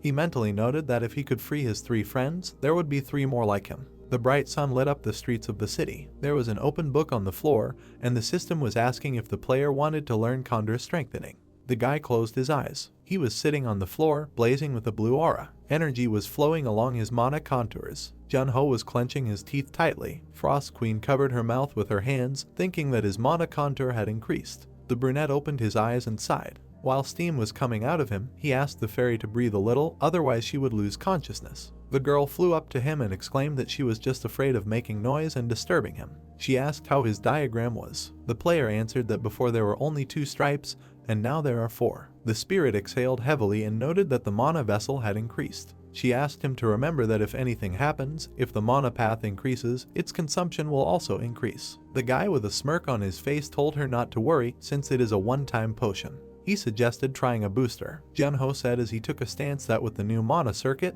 his effect should double. The blood vessels in his heart bulged and the girl asked him to be careful. The brunette clutched the tennis ball in his hand as he said that the speed at which the body heats up would be much faster. The player threw the ball abruptly, thinking about how the previous limit was 13 mana rotations per second. He took off. Running and grabbing the ball, he mentally noted that it was now 7 rotations per second. The boy gripped the ball tightly. Sweat poured down his face as he thought about how the amount of mana for physical enhancement had doubled, but that didn't mean that the mana consumption had also doubled. Energy was flowing in his mana streams and he thought about what would happen now if he changed 10% of the mana in the circuit to freezing energy. Junho sat on his knees as frozen ribbons swayed above his back. He was breathing heavily and his eyes were red. The brunette hit the wall. Frost Queen, who was watching him, asked if he was okay. Looking at the ice chunks on the floor, the player thought that the temperature drop was very noticeable and the difference from simply cooling the body was too strong, and after cooling down, there was still a feeling of heat. The girl pointed her finger when the guy said that 10% was not enough. She said that if 10% mana was not enough, then they could try increasing it to 15% and then add 1% at a time.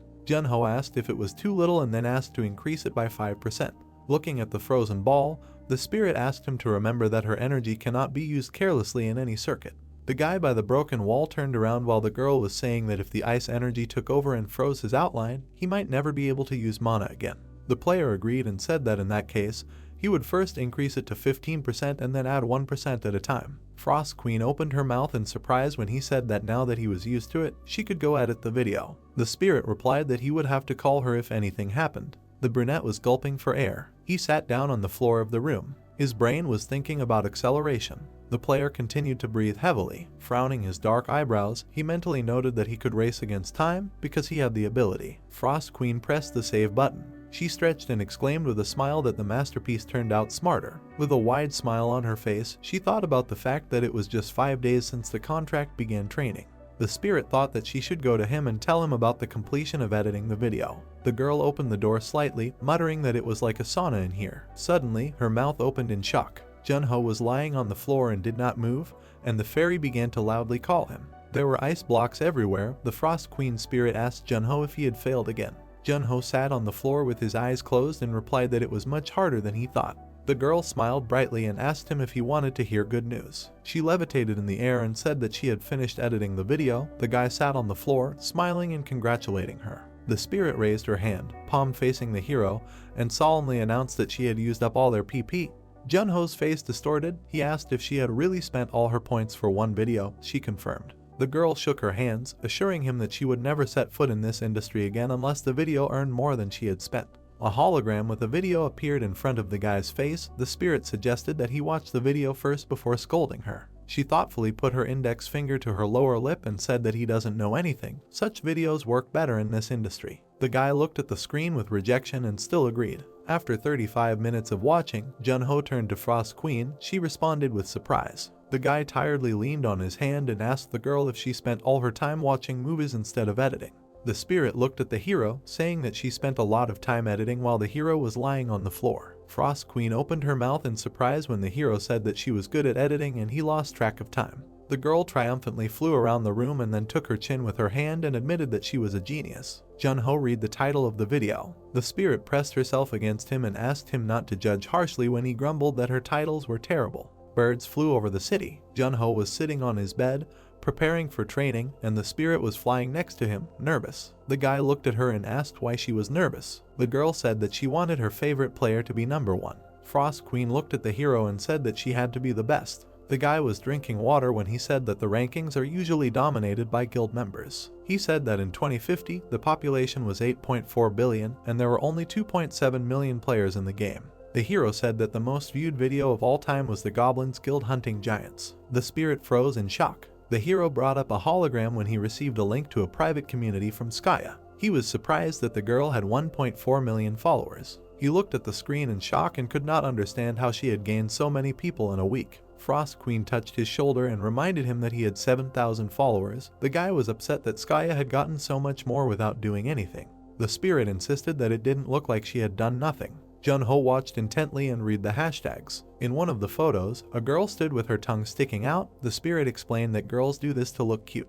Vines with thorns twisted men. Skaya looked at them grimly, preparing to snap. The girl snapped her fingers and the men were crushed. She asked why after 26 years they were still so weak. The man ran, preparing to attack from behind. The girl studied the received footage and did not turn around. The man raised his sword and shouted, and the girl smiled slyly. Jun-ho smiled. Looking at the screen, he realized that the girl was hunting demons. The guy was surprised to read the correspondence, which said that he was now a superstar. Frost Queen nervously turned around and said that 10 minutes had already passed. The guy approached the screen with a smile and offered to see how people reacted to her work. There were many admiring comments on the screen. The hero looked at the girl and asked if she wanted to check the rating. She agreed. Jun-ho happily looked at the rating in which they took 43rd place, and the fairy sullenly curled up into a ball, saying that she wanted more. Information appeared on the screen that the heroes earned almost 40,000 PP.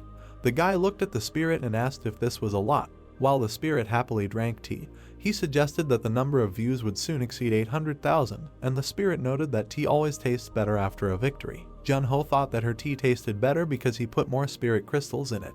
The stranger looked at the video with the main character and asked if this was the guy they were looking for. The brunette looked at him and confirmed it, adding that 6 guilds took the initiative to get information about him. Sun Hyan looked at his employee gloomily and held a metal object in his hands. The man asked to bring the documents that the brunette had drawn up, to which he replied that it was a bit difficult. The guy looked at the boss and said that the hero grew up in an orphanage, studied well in school, and then became a player. For such a special person, his past. Sun Hyan looked at him and continued the sentence, then his past is quite ordinary. The brunette shared the assumption that perhaps the association had a hand in Seo's past. The boss asked if he had any information other than his fake profile. The guy apologized, saying that it seemed like the chairman of the association had set everything up. A hologram appeared in front of Sun Hyan and he looked at it, wondering if he had refused to join them before. The brunette conveyed his words that it was better to be the head of a snake than the tail of a dragon. Looking at the photo, the guy said that Gong Juha and the chairman were best friends. Sun Hyan said to ask her to invite the man over. He put down the nippers and thought that the chairman thought of himself as a snake head. He looked at the photo of the protagonist and continued the thought that the chairman thought of himself as a dragon inside. He looked slyly to the side and thought that it would be better if the man cooperated. The candle stood on the table. Jun-ho was exhaling steam.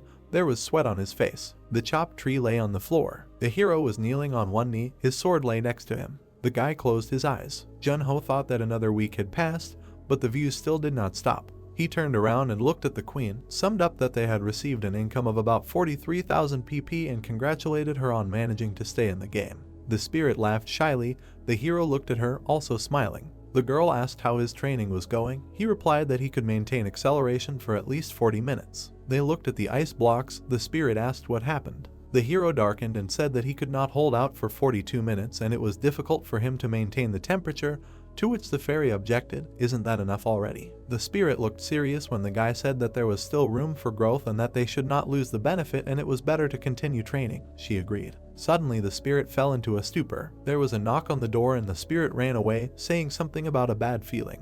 Skaya went to the hero. She was carrying a dead guy and asked to read his memories. The body fell to the ground, and the main character agreed. The players sat and looked at each other. The guy said with regret that this was a failure and her victim was at the very bottom, to which the girl replied that she expected more from level 120. She asked why there were so many strong people here. The hero replied that it had been a long time since she had last fought and that it was normal. Skaya looked at the boy and asked how he was doing. He replied that he was working on stabilizing. He thought it would soon be over 50%, asked her opinion if he could cross that line, to which he received the answer that it had only been a couple of weeks. The girl looked at him and told him not to rush. The blue-haired girl tilted her head questioningly, asking where the little queen was, to which the boy nervously replied that she was busy. The boy walked out of the door and saw an unknown person behind them. He asked his friend to take care of herself and come back when she finished hunting.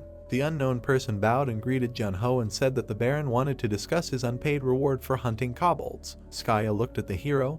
His mouth opened in surprise because he thought the book was already a reward. Fivir and Baron Vashti watched as the hero sat in front of Simus, saying he was glad to see him and asking how he was feeling. The boy replied that he was feeling much better thanks to him. Simus smiled and said that he had a wonderful dream, that he would become a great lord like his father. Jun-ho smiled kindly and agreed with the boy. The hero turned to Fivir, who apologized for calling so late, as he did not want to disturb him, as he heard that he had not left his room. The boy explained that he had been training alone. The Baron was stunned as to how this was possible in such a small place and suggested a rehearsal room. Fivir objected, as players were reluctant to reveal their abilities, and offered a private training room. Jun-ho raised his fist with determination and agreed. He thought that there was no reason to refuse. Vashti reminded him that he had called him here to reward him for his participation in the kobold massacre. The player stood with a bored spirit on his shoulders and admitted that he thought they had already given him the reward, and the Baron explained that it was for healing Simus. Vashti held out the box and asked him to open it. The hero froze in amazement. He asked the Baron what it was,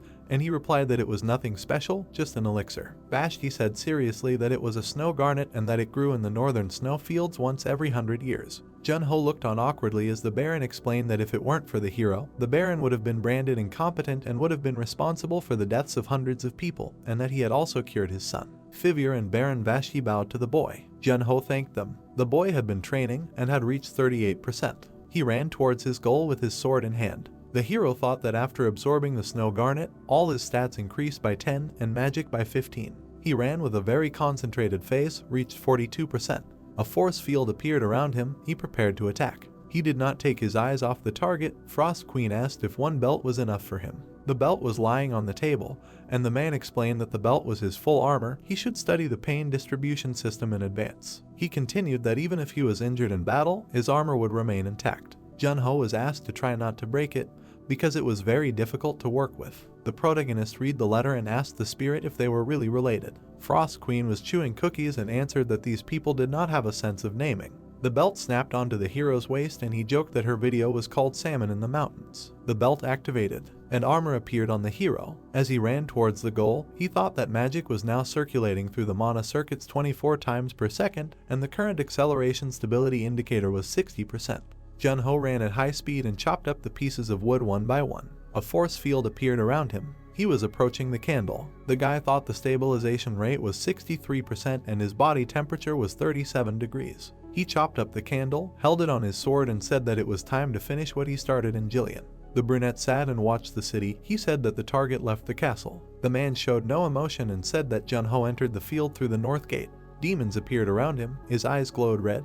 He was glad to finally find him after a month and a half. Someone asked about Skaya. The woman smiled predatory and said that 3 weeks ago Jun-ho walked her to Jillian. The man with one eye looked into the distance and said that he checked her community account. Now she is in the Wulong Forest. The man with one eye looked at the leader when he said that they will kill Jun-ho before she has time to understand it. He stood without turning to them and said that he has waited long enough, so they will act right now. The man looked gloomily into the distance and said that the hunt had begun. The boy stepped onto the grass, happy that the hunt had begun. Frost Queen crossed her arms over her chest.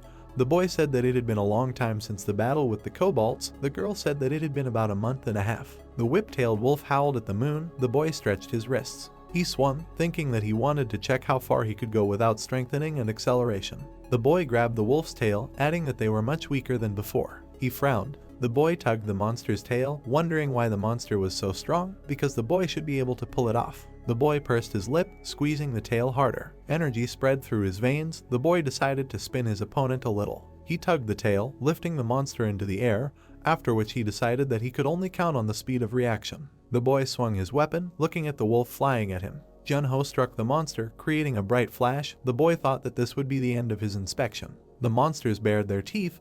The boy said that they were the first ones he met there. The boy rose into the air, swung his weapon, and added that he still hadn't received the Whip Wolf quest. The man split a log with an axe. He wiped his forehead. The boys from the bushes watched him, discussing that looking at Jun-ho's past behavior, one could say that he often does heroic deeds. If he sees an outsider suffering in front of him, he will not leave it. The dark-haired boy frowned angrily, saying that this is where they will start. The two boys agreed with him. The brunette added that he will control the course of the battle from the spot, so they should be more careful. The boys rushed into battle. The brunette told the one sitting next to him to go with them. The boy looked at him. They both said that they would do it for S1-3. The brunette imagined Jun-ho and Woo-jun, thinking that the boy was just a stepping stone to the final goal, because their real goal was the swordmaster. He frowned angrily and added that S1-3 said that the boy was quite lucky, but he could promise that his luck would not help him. The moon hung over the forest. Jun-ho said that his stats should have dropped by 50% a month ago, but he felt stronger, after which he assumed that it was because of the acceleration, because the lions had also become stronger. Frost Queen flew forward and asked if he wanted to try fighting demons instead of monsters. The boy replied that no matter how many demons there were, the frontier was too big, after which he asked how he could even find them. The girl pointed to the side and said that he knew the answer, because demons can be in such places. The young man turned his gaze to the lonely house. The guy leaned towards the rope, telling the girl that there was nothing like that there, because even a trap for monsters was stretched, after which he said that mercenaries and hunters used them, and that a mage would not buy something like that. Suddenly, they noticed blood splashes on the ground. The girl smelled it. The guy turned his head, saying that he felt it too, after which he asked her to search the perimeter. The gray-haired man was splashed with his own blood. The girl said that there were no monsters there. Jun-ho said that he was killed with one blow. The young man reached out to him and used the confession of a corpse. The girl said that he hoped that the woman's words would not come true. Suddenly, someone called the young man. One of the attackers looked at him in confusion, asked the guy if he did it. Jun-ho stood up. The guy asked him to answer, and then repeated the question. The brunette frowned in confusion. Jun-ho asked him why he was asking him about this. Jun-ho frowned sternly, saying that the guy killed him 10 minutes ago. The hero pierced the guy with a blade, interrupting his words, and then thought that he set a trap for him. Jun-ho frowned slightly. He noticed the images of the other guys, thinking that he was probably not alone, and then counted 3 more. The enemy frowned sternly, activating the creation of a battlefield of another world. The space around Jun-ho began to change. The guy raised his head. Under his feet the ground changed to sand. The bright sun was shining in the sky. Jun-ho thought about S1-3 being a trusted right hand, and that he saw these skills in his memories. The opponent stepped onto the sand. The two brothers took a stance. The blonde said he hated the heat. Jun-ho gripped his blade. The brothers discussed who would be first. Jun-ho blew steam from his mouth. The blonde frowned, calling him a super newbie. The second brother glared at him, asking if he was running from a fight. Jun-ho dodged their attack. The brothers continued to throw punches, which the young man dodged. The blonde frowned, thinking about the repulsive force of their magnetic field exceeding the speed of sound, and then wondered how the boy managed to cope with it. The young man turned his gaze to him. The blonde thought that he saw everything.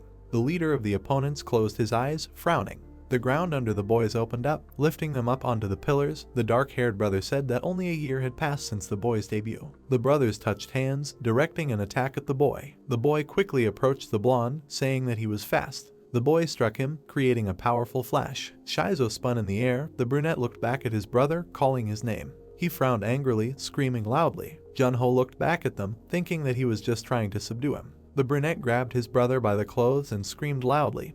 Jun-ho thought that the speed and effect of a moving target is completely different, then realized that the enemy was moving at the speed of sound. The brunette frowned, looked at the boy and exclaimed, saying that he would kill him. Jun-ho looked at him and asked if they always do this. The enemy was seething with anger. The boy added that they do not feel absolutely anything when they kill, but become so emotional when it concerns themselves, then called it disgusting. The brunette told him to apologize. Jun-ho frowned sternly. The brunette asked if he wanted him to forgive him for killing people before. The guy answered negatively, asking him not to say anything so that he could continue to consider him a scumbag. The leader kept his hands folded. He turned to Nino and asked how long he could control the magnetic field without his brother. The brunette frowned. Clots of mana began to swirl around him. He replied that he could maintain the field for about 10 minutes. The mage clenched his teeth and said that he would cover him. Jun-ho suddenly looked down. A high wall appeared under the guy's feet, lifting them into the air. Nino said that the mage should just help, and he himself would kill him. The brunette smiled maniacally and said that his ally was the best. He put out his hands, sending projectiles at Jun-ho. The guy looked up at them, activating his boots. He jumped to meet the arrows. Frowning deeply, he thought about the concentration being 63%. The young man pushed off the air and the projectiles, dodging them. The opponents gritted their teeth. Nino insulted him. The guy rose higher and higher. The magician asked his comrade if he was finished. The brunette answered that he was not yet. Jun-ho rushed upward at high speed. Nino spread his arms, creating a pillar of sand. He said that the guy would not be able to dodge anymore. Jun-ho dissolved into the darkness, dodging the attack. He moved behind the enemy, using shadow shift. A bright flash appeared in the darkness. He struck the enemy. The brunette spat out blood. Jun-ho swung, aiming a blow at the mage's face. The enemy leader frowned, telling the boy to wait for him in hell. The boy asked him why he had to go there. Jun-ho dealt him a crushing blow. The mage hit his head on the floor. His subspace began to disintegrate. The boy crashed into everything at high speed. He gritted his teeth, saying that he was losing control. Frost Queen shrugged her shoulders, exclaiming in alarm. Skaya put her hand out to the boy and ordered him to slow down. The boy suddenly froze in place. The girl's hair fluttered in the wind. The boy asked her how she got there. Skaya stroked her hair and asked if she had given him a coin, and explained that she had cast a spell on it and could immediately tell when he was being attacked with magic, and then offered to extract information from them using a confession from a dead man. She grabbed Frost Queen, the spirit asking for a conversation. Night fell over the city. The boy and girl were sitting at the table. She brought a drink to her mouth, saying that one of the branches of the demon association in the Canal Mountains, and that besides them, there was at least one more demon related to the association, and then asked if they would make a move or wait to make sure. The boy frowned slightly and said that they were meeting on the full moon of an even month, so there were still 5 days left. The moon hung over the surrounding area. He added that they were weakened, so they needed to strengthen, and that he had been hunting, leveling up, getting used to overclocking, training with golems, so that was already something. Frost Queen greedily gobbled up her sandwich.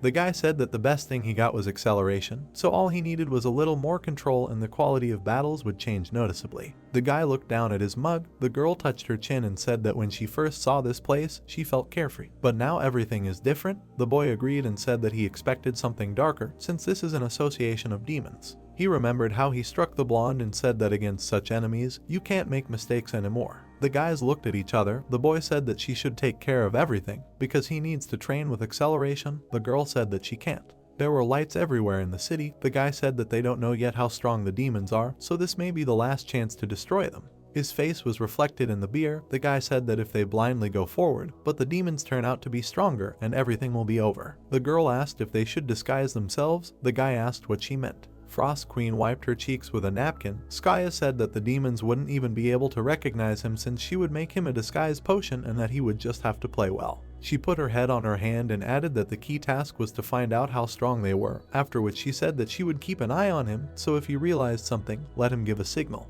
The starry sky hung over the surroundings. The girl told him to try using acceleration during the hunt, since then he would learn how to use it perfectly. The guy smiled slightly and thanked her for the advice. The girl wished him luck. Jun-ho and Frost Queen walked across the field. The guy asked about why they had to go so far to hunt. The girl pointed at him and said that he shouldn't attract people's attention. The guy said that she shouldn't worry, since there were definitely no players there. A monster appeared in the distance. The girl asked if the steel bear was strong. The boy replied that he had never seen one like that. The queen said it was obvious. She sat on the boy's shoulder and said that his whole body seemed to be made of steel.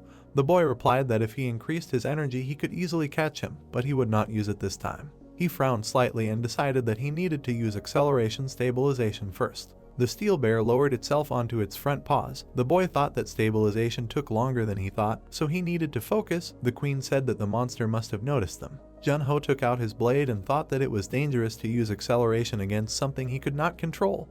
But more importantly, the bear raised its paws, preparing to attack. The boy ducked and decided that he needed to control the speed. The boy frowned slightly, wondering if it really was a mountain monster, since it looked more like a weapon on legs, and if it lived on the ground, it would be difficult for people to attack it. The bear struck with its paw. It threw the boy back a few meters. The boy landed, stabbed the blade into the ground. The queen raised her hands to her mouth and said that it was stupid to fight Basili's monster. The boy was enveloped in streams of aura. He said that he knew it, since he could not compete with a bear, after which he thought that he would act as lightly as possible. He frowned slightly. The boy made several jerks. He struck the monster, creating sparks. The boy turned his gaze to the bear. deciding that he needed to be faster. He flew further, blood gushed from the monster's belly. The bear fell to the ground. The boy asked if he was dead. The queen spread her arms and said that he was having trouble controlling his power. The boy said that he just wanted to hurt him, but it didn't work. A light fog spread across the field. The girl said that she thought he wasn't ready to fight yet. The boy asked what he should do since he needed to hunt and they had little time. The girl suggested trying her method. She sat on his neck and told him to stay in high frequency mode at all times except when hunting. The boy asked if she was serious, after which she said that it could work in principle. Birds flew across the sky. The queen said that the method was primitive, but he would definitely notice the effect. The boy said that he would probably have hard times. The boy circled the monster at high speed. The bear bared its teeth. The boy frowned slightly. He made a sweeping blow with his blade. The boy cut the air. Standing on the ground, the boy cut off the monster's arm. He looked back, thinking that he had used 15%, after which he decided that he could control this frequency, and he also got level 65. The girl pointed to the moon, saying that it was a full moon now. The boy replied that they should go to Skaya. The young man took a step forward. The queen grabbed her head and said if she should hide somewhere. The boy asked her about why he should hide during the mission planning, after which he thought about the fact that there were only 7 hours left until the curse of bitter cold. There was a flask with an elixir on the table. Skaya asked the boy if the curse was complete, after which she said that when he got the energy back, he would have to move carefully because it would be more difficult to control the purity. The boy took the flask and said that he knew she would complain, then asked if this was the potion she was talking about. The girl confirmed it and said that the effect would only last for 6 hours and that she was in a hurry, so the effect was not the longest. A skull appeared on the boy's shoulder. He asked what kind of patch it was. The girl smiled and said that it was magical and that sound was transmitted through it, so if something happened, she would come to him right away. The boy looked at the patch and said that it was interesting and that he thought the preparation was finished and he could move out. Frost Queen took the flask in her hands and asked if the boy was confident in his acting skills. The boy replied that thanks to the confession of the dead man, he had the memories of that boy. He took the flask from her and said that in other words, whoever appeared, no one would recognize him. The queen said that she would see everything through his eyes. Jun-ho took the form of a brunette mage. He thought about how loud he was shouting. One of the people present asked him about how impudent he had to be to come there. The boy stood with his eyes downcast in front of the crowd of people who said that they thought he went after the twins, but it turns out he survived and that they thought he would go right after Siner. The boy frowned, thinking about what Goof could have done, and then said that if they mentioned his name again, he would personally rip their lungs. The dark-haired Echidna boy smiled, saying that his master died but he was still loyal to him. The girl said with a smile that she envied the teacher with such a loyal servant, but he still died, so there was no point. The man with a scar on his face asked if everyone was there. The boy looked up at him. He introduced himself as Wang Hyun, a member of the Pride Medal. He looked at the people present, saying that as they already knew, the reason they had gathered was to help destroy the dungeon. The young man raised his head. The man added that he had gathered them specifically based on the recommendations of high-ranking players. Wang Hyun looked down and said that they were just tools and that on the field, his orders were absolute, so if they obeyed, they would pay with their lives. The guys below said that they understood this. The man jumped over the fence, telling them to get ready because it was time to move out soon. Jun-ho frowned as he thought about how there were only 2.5 hours left on the potion's effect and he couldn't use frequency boost while the curse was active. He took a step forward, adding that maybe his skills as a gloomy ghost would be enough, but it was better to see what a man could do. The group approached the gate. The boys looked at them. The man said that it was a closed-type dungeon and that they couldn't leave until it was cleared. He extended his hand towards the gate and said that it was time for them to enter. The doors opened slightly, releasing a bright light. The boy closed one eye, frowning deeply. The boy with sunglasses raised his eyebrows in surprise, wondering what happened and where the others were. The girl raised one eyebrow in confusion and asked what was going on. The boy frowned deeply, recognizing the gate they came out of. The girl asked where everyone went and if it was an illusion. She punched the wall and asked the guy if he did it. The guy answered that there were already similar gates on the ground, and when they entered, everyone was transported to random places. Frost Queen looked at the guy and asked if he was okay. The guy said that she should not worry. He smiled and stretched his neck and thought that this was a labyrinth gate where you need to destroy the monsters living in these walls, and that such gates were his favorite in dark times. The guys looked up. The girl said that they were probably really separated from the rest of the group, after which she added that they first need to find the leader. The man asked if they really had no other choice. The girl frowned in displeasure, saying that it was true and that he himself knew that with a leader they would be calmed for their lives. The man agreed with this. Jun-ho touched the wall. The girl said that they should not let down their guard and first need to check the equipment. The young man thought that if he killed them, he would learn everything about the leader through the confession of the dead. He looked behind the slightly open door and thought that now he needed more information. For example, how big was the gate? whether the rooms were connected or not, and so on. The girl extended her hand to him, asking if he was crazy. The man replied that he first needed to consult before opening anything. The guys entered the corridor. The guy thought that the walls were very high, there were many traps around, but everything looked like an ordinary labyrinth. The guys looked around. The man said that the gate was bigger than he thought. The girl added that there weren't even any monsters inside. The man asked the young man why he didn't tell them his thoughts. The girl looked at the guy with displeasure. After his words later that even if he told them, they would not understand anything, she insulted him, asking what was wrong with him. The young man touched the wall, releasing mana. The girl said that she did not like the guy from the very beginning, and that the boy only believed inside her. The guy's energy rushed forward along the corridor. The young man thought that it was unlikely that he would be able to find demons in such a labyrinth. Frost Queen put her hand on his head, asking what he had decided. The guy replied that he wanted to reduce the amount of sounds, and everything would become clear to him.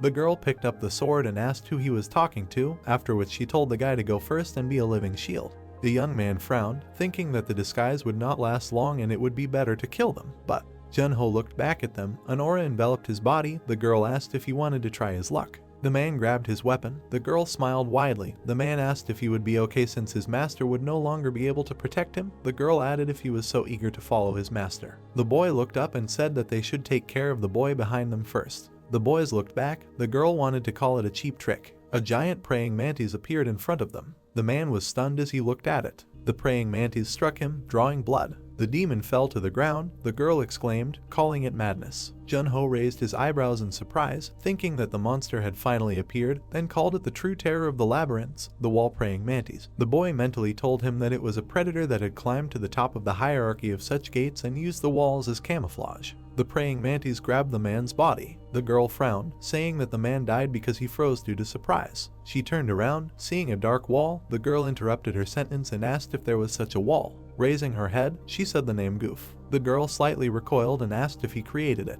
Frowning angrily, she said that it was obvious to her that it was not a wall and that she did not know what his plan was, but he would not fool her so easily. The monster bit off her head. The guy looked up. He dispelled the wall, thinking that if the wall mantis mistook something for a wall, it would rush at it without hesitation. The man's body lay on the ground. The young man decided that now he could get information without getting his hands dirty, but there were definitely other mantises there. The guy put his hand in front of him, activating the ability.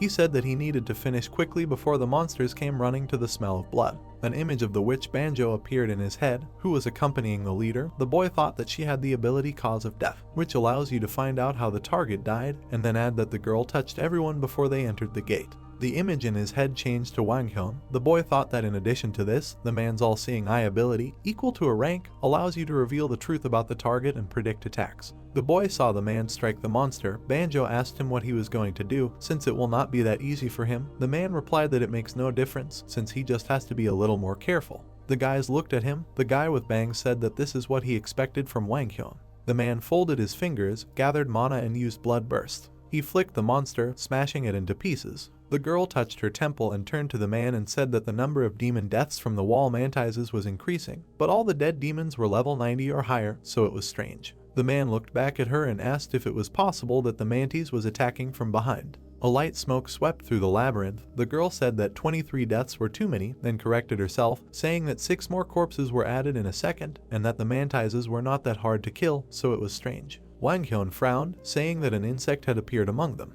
Junho raised his hand, recalled the moments of the demons' deaths, and thought they were finished, then mentally ordered the release of the Dark Guardian. The mantises were splattered with blood. The youth exhaled slightly. He made a dash, destroying the monsters. Frost Queen flew towards him. The boy said he was wondering if his facial muscles would contract if the disguise was broken. The girl asked if the ice curse would wear off soon.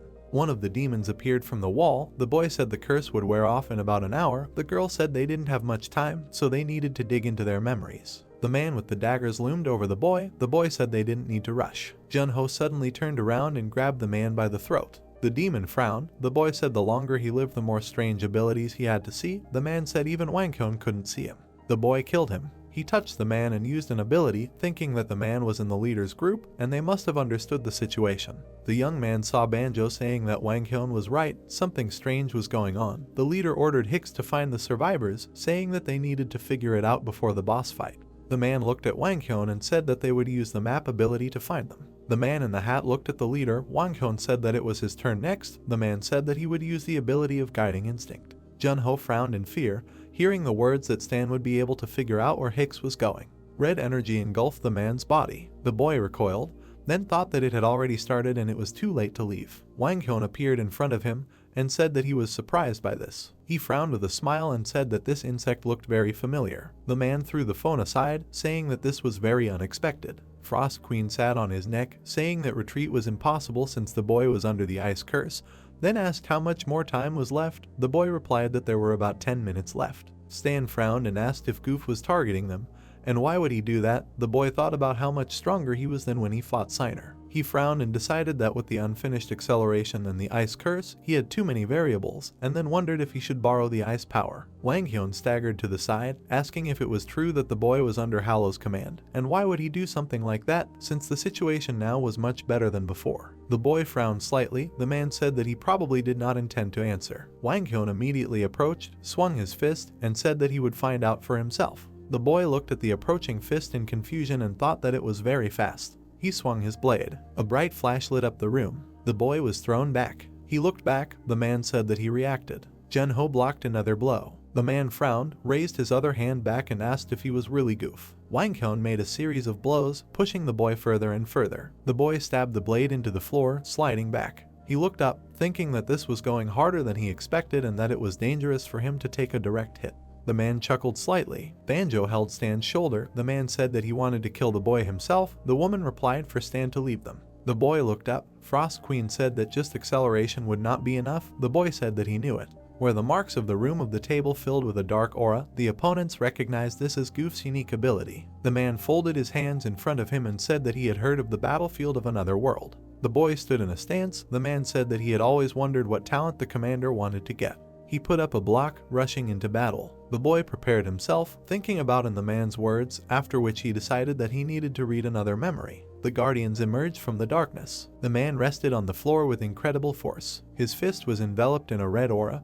He thought about the battlefield controlling even the darkness, after which he called it useless. He smashed the guardians with one blow. The boy looked at this in confusion. The man approached him, swung his sword, and said that he now understood why the commander wanted him so much, because with this skill, he could create a second shadow army. Ice began to fill the space next to the boy. The queen exclaimed that Jun-ho was in danger. The man's fist hit the ice wall. He smiled widely, swinging his second fist.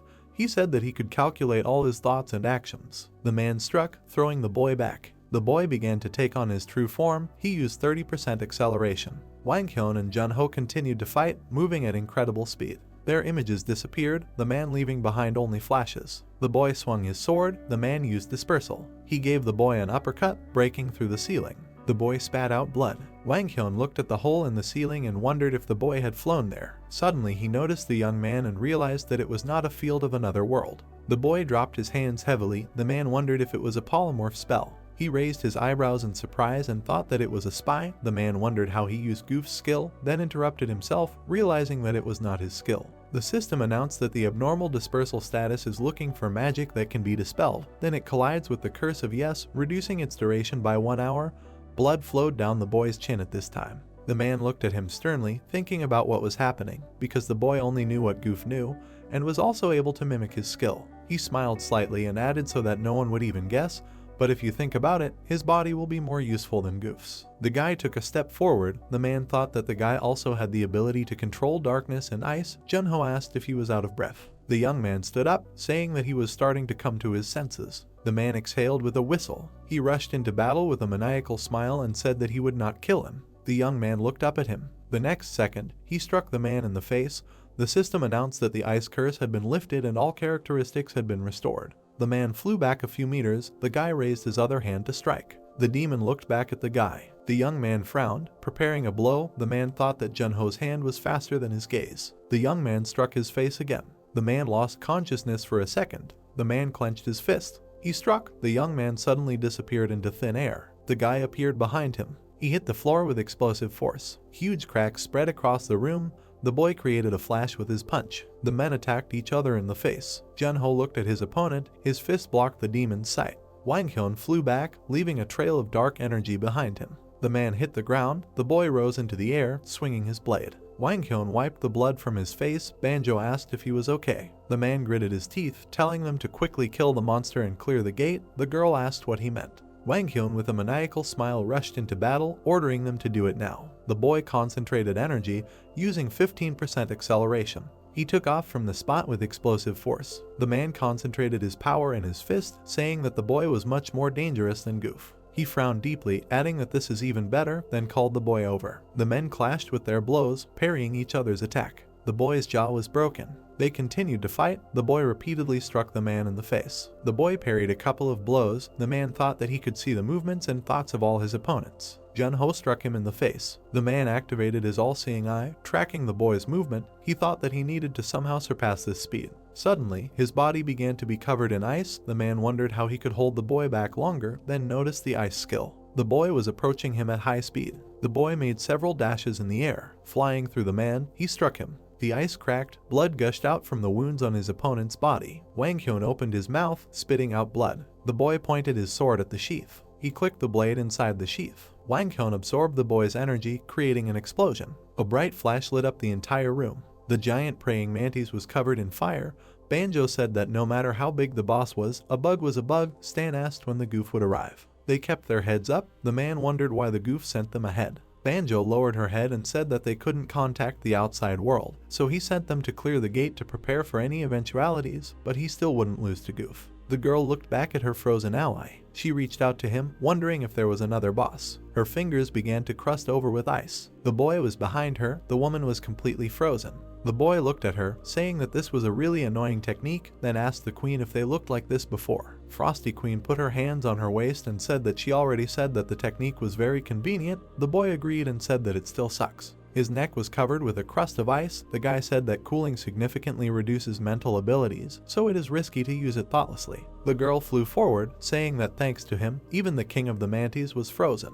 The young man looked in front of him and said that he had to deliver the final blow. The giant insect was surrounded by dark energy. The guardians opened their mouths. Dark mana began to gather near the sphere on the floor. The young man asked the girl if she knew when he was most worried while going on raids. The girl asked if it was when the reporters and the crowd were screaming. The young man looked at the sphere, saying that he was most worried at the moment of receiving the reward, after which he called the sphere the core of the queen of the wall mantis. He picked up the artifact in his hands. The girl touched her face and asked what it was. The guy looked at her and said that it was the queen's core on the wall of mantises. The girl said that monsters leave behind a variety of loot. She looked at the young man in confusion after he said that she also left behind a core. The sphere in the guy's hand began to dissolve into thin air. The girl asked if there was something like that inside her and where it was. She touched her stomach, saying that she felt uneasy. The guy said that she shouldn't worry because 95 bosses have a core. She scratched her cheek in confusion and said that when she signed that contract, nothing like that was said. The young man looked at her and asked what contract she was talking about. The girl replied that she was talking about the contract with the floor administrator. She lowered her hand. I don't understand what memories came to her. Frost Queen remembered standing in the middle of a destroyed ice palace. She said that when her kingdom fell in ruins, she met the floor administrator. The girl's eyes were streaming with icy tears. The young man asked who she was talking about, after which he assumed that she was talking about Gray. The girl remembered the silhouette of a man with long hair and said that it was not a man,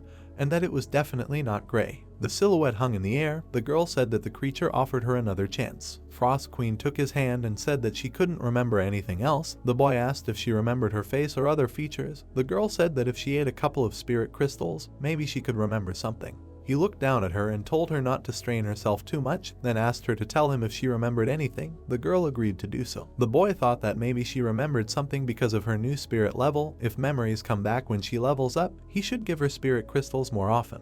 The girl held her head, saying that she won't eat spirit crystals. After all, no one eats stones, so she refuses. Light dust spread across the floor. The boy said that this must be the reward room. A wooden chest stood in the middle of the room. The boy opened it slightly. The system announced that he received 100 gold. The boy estimated that this was equivalent to 1,000,000,001.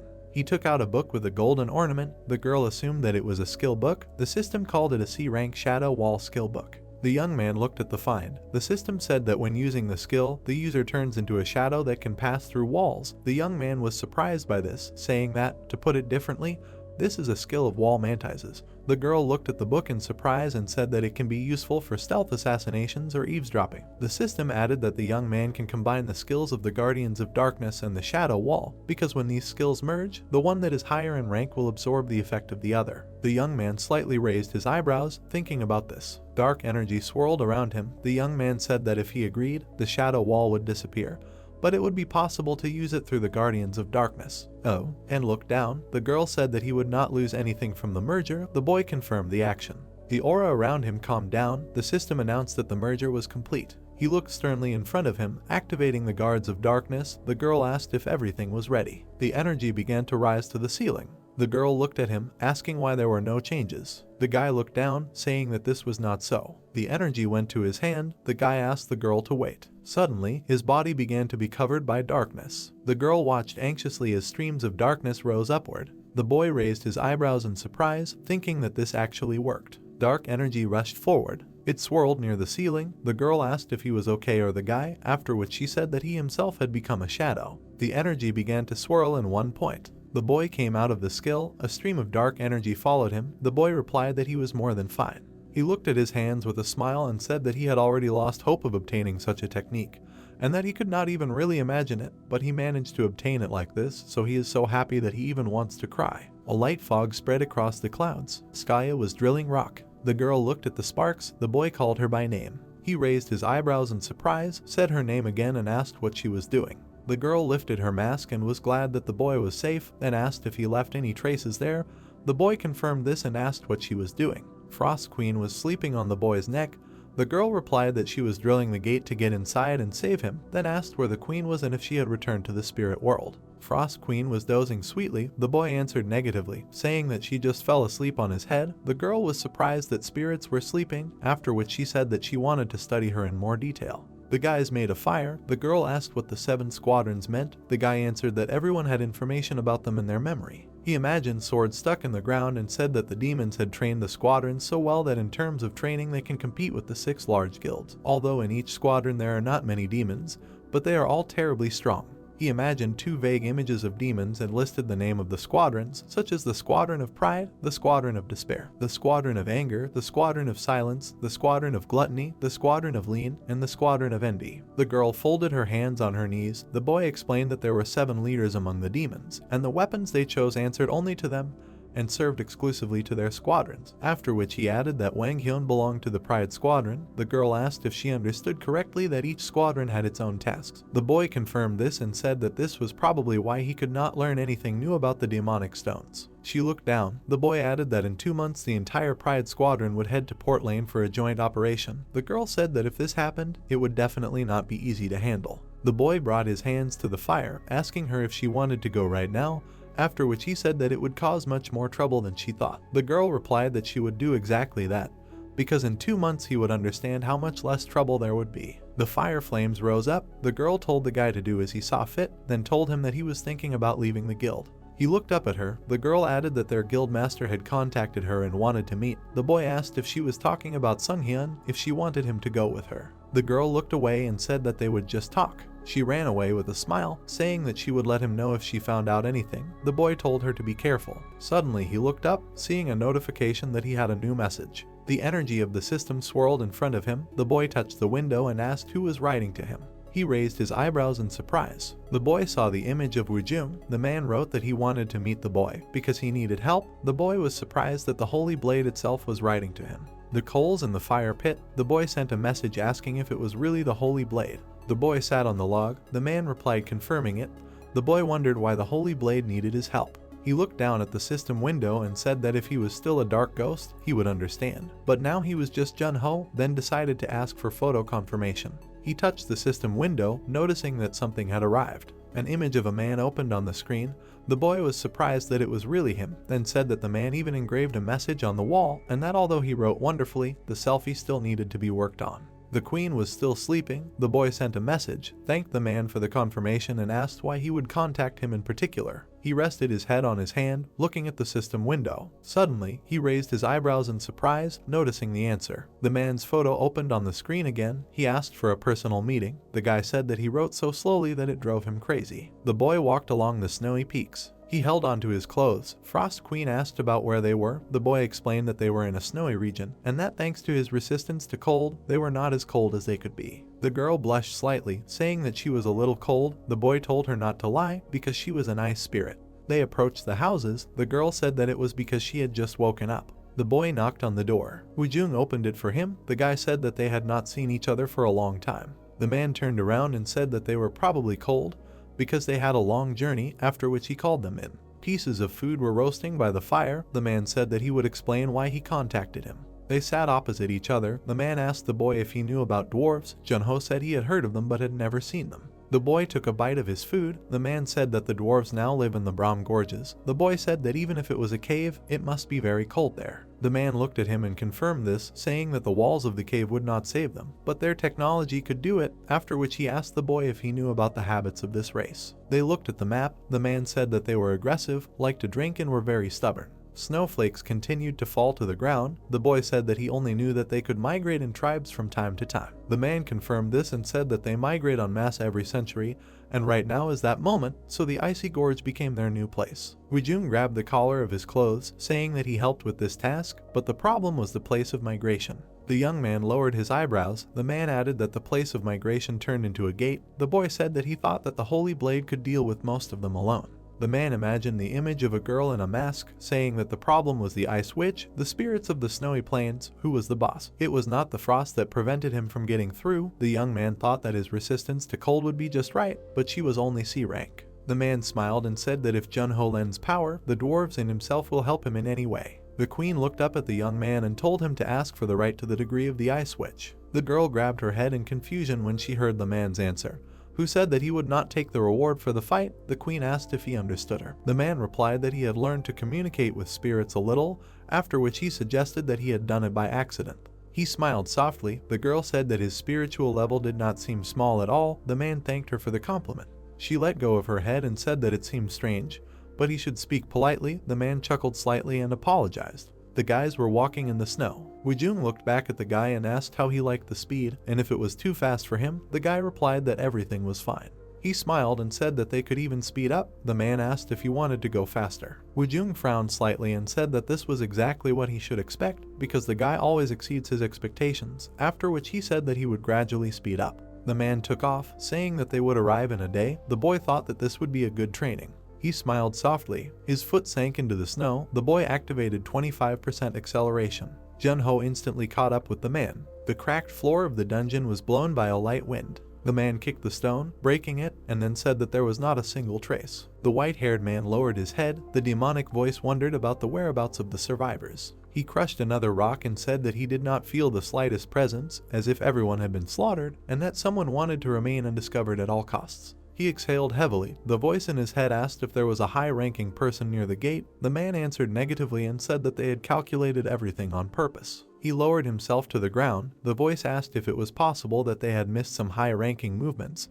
The man suggested that it could be Wujung or Lightning Lord. Light dust rose into the air. The man said that Skaya's location was still unknown, but the 5 heroes were just a relic of the past. He frowned slightly. The demonic voice said that he had never met them and could not judge them, that if the investigation was finished, he should immediately return without any nonsense. The man said that the leader need not worry. He stuck out his tongue and said that his body was so eager to act, and he might want to play with someone on the way back. The men entered the ice cave. Wujung said that they had arrived at the residence of the dwarves, the White Anvil tribe, Del Ice. The man looked back at the boy and asked if he understood correctly that the boy had never seen them before. The boy confirmed it. Below them were the houses of the villagers. Junho said that he was not sure about what their village should look like, since before the gates opened, he had only seen them in movies. The boy looked at the 2 villagers, wondering what they really looked like. The man said that it was stupid to explain it now, since he would see everything for himself. The boy walked up to the boys sitting on the fountain. He thought about how they were dwarf children, but there were no adults in sight.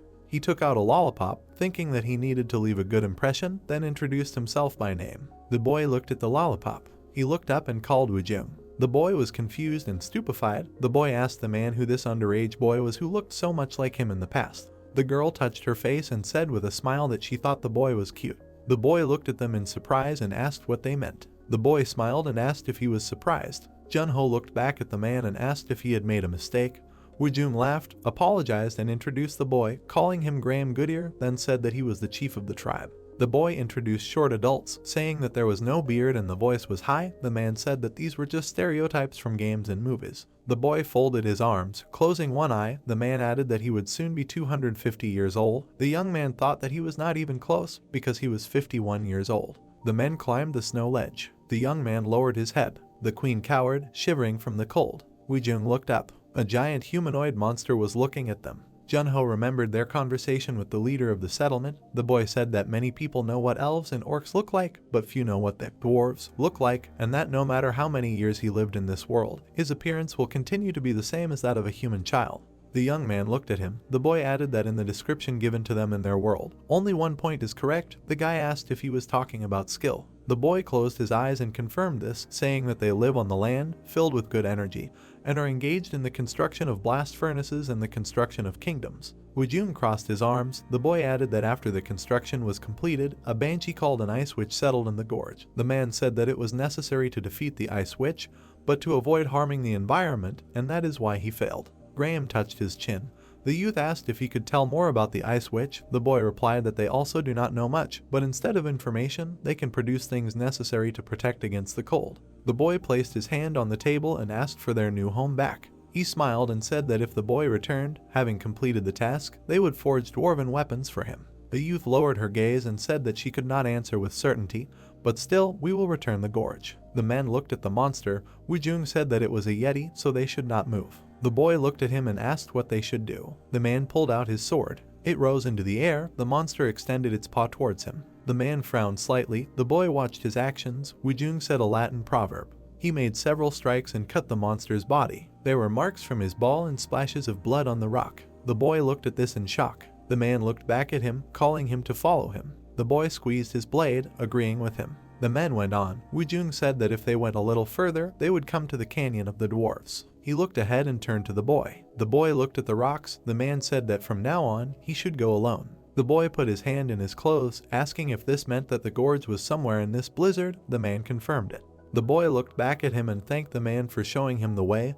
Wujun wished him luck. The boy walked on alone. She exhaled heavily. The man opened the gate, falling inside. He looked in front of him. The dwarf dwellings were located inside a dark icy gorge. The frozen Frost Queen fell to the floor. The system announced that the boy entered the dungeon of the Ice Witch's castle. The boy said that the dungeon had a deadly atmosphere. The girl split the ice sharks, saying that she thought she would die from the cold. The boy said that he could not believe that the Ice Queen, who loved the cold, would say something like that. The spirits flew through the air, languidly warning the boy that if he passed, he would die. The girl grabbed his shoulder. The boy took out something from his clothes. The queen asked if everything would be okay, then said that if he was scared, there was nothing wrong with that, because they could just go back. The boy hit the ground with his stick, saying that he was not scared at all, then asked her if the Ice Queen was afraid of the Ice Witch. The signal fire flew up. The girl said that she was not afraid at all. The torch stuck in the ice. The queen asked why he was standing there, and if he was going to go faster. The boy said that he had already heard her, so there was no need to grab him like that.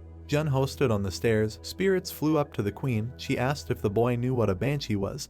The boy answered that it was a crying ghost and a harbinger of death. He suddenly stopped. The girl said that he was right, because there is a saying that if he hears a banshee cry, he will most likely die, after which she told him that usually vengeful spirits who have suffered an unfair death become banshees. The guy looked around the settlement. The girl said that they were looking for someone who would listen to them. He stepped onto the floor and said that, as he was told, the local banshee is a ghost that has existed for several hundred years. He took a step forward and said that fortunately, this is not a difficult opponent, because the guardians of darkness are good at eating spirits, so it is easiest for him to deal with them. The queen touched her lip and said that she can already feel the energy of the ghost, after which she asked what he plans to do. A dark aura began to emanate. He said that he will destroy the first one who appears in front of him, so everything is simple. A heartbreaking scream was heard in the air. The Frost Queen slept in a frightened stupor. The young man noticed the witch who appeared. The queen armed herself with icicles, saying in a trembling voice that she would cover the young man. The young man said that the enemy had a spiritual body. The girl replied that in that case she would fill the Kalmanoi and pierce her. The young man asked her not to waste spiritual power as she pleased.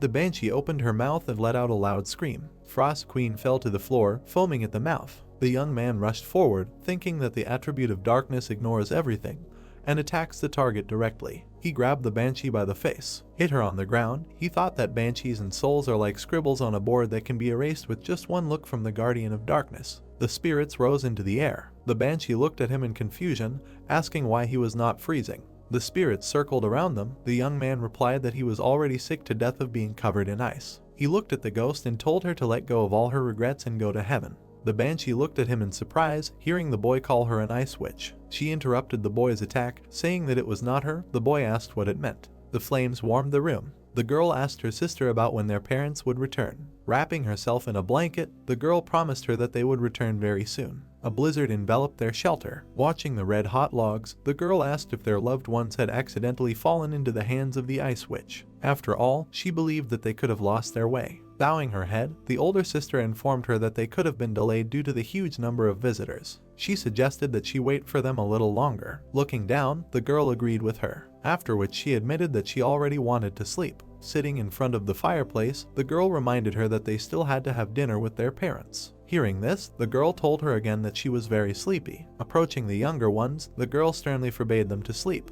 She closed her eyes. A bright light appeared from the window. Waking up early in the morning, she opened her eyes. Raising her head, she began to call out to her mother. She was looking at the door when she called her father. She burst into tears and asked them why they were so late yesterday. Meanwhile, the door handle jerked down. The heroine watched it with concern. In the room, illuminated by bright light, the protagonist touched the creature's head. Grabbing the chin, the Frost Queen spirit suggested that the witch was in another place since she needed her own double. Looking at the copy, she said that the witch had cast an ice curse on the child and his family in order to make such a bait.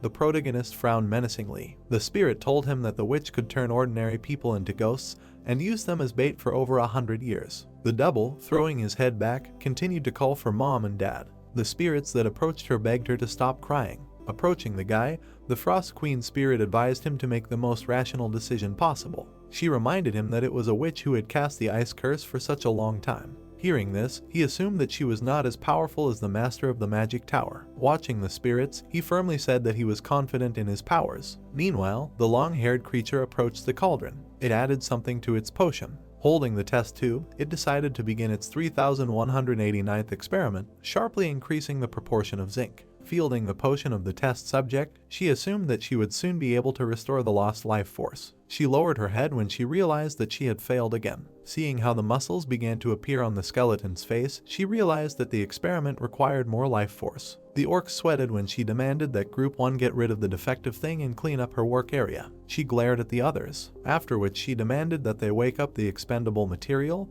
because she needed more test subjects. Her servants became very worried. She threatened them that she would use the group that finished the assigned work later than the others as expendable material. The creatures ran to carry out her order. Sitting on the throne, she thought about something. Looking at the portrait of the girl, she thought about how many times she had already failed since becoming an immortal mage. That was why she even abandoned the attempt to enter the count. Looking up, she admitted to herself that she wanted to return everything back. She looked into the depths of the cave, saying that she wanted to acquire touch, taste, a sense of pain, and even the sound of a beating heart. After all, she dreams of becoming a human again at least once. Approaching the icy passage, the protagonist assumed that they had come to the witch's dungeon. Her double warned them that they would die if they entered inside. Standing behind him, she asked him what he intended to do when he met the witch. He confessed to her that he had to calm all the souls. Frowning deeply, he told her that he planned to send her and her loved ones to rest. After all, he knew that they had been trapped in this world for hundreds of years. The creature, covered in sweat, asked him if he was confident in his strength. Without saying anything, he asked her to hide behind the snowstorm with her younger ones. Exhaling heavily, he admitted that he did not want to drag them into this. He snapped his fingers sharply when he decided to proceed with his plan.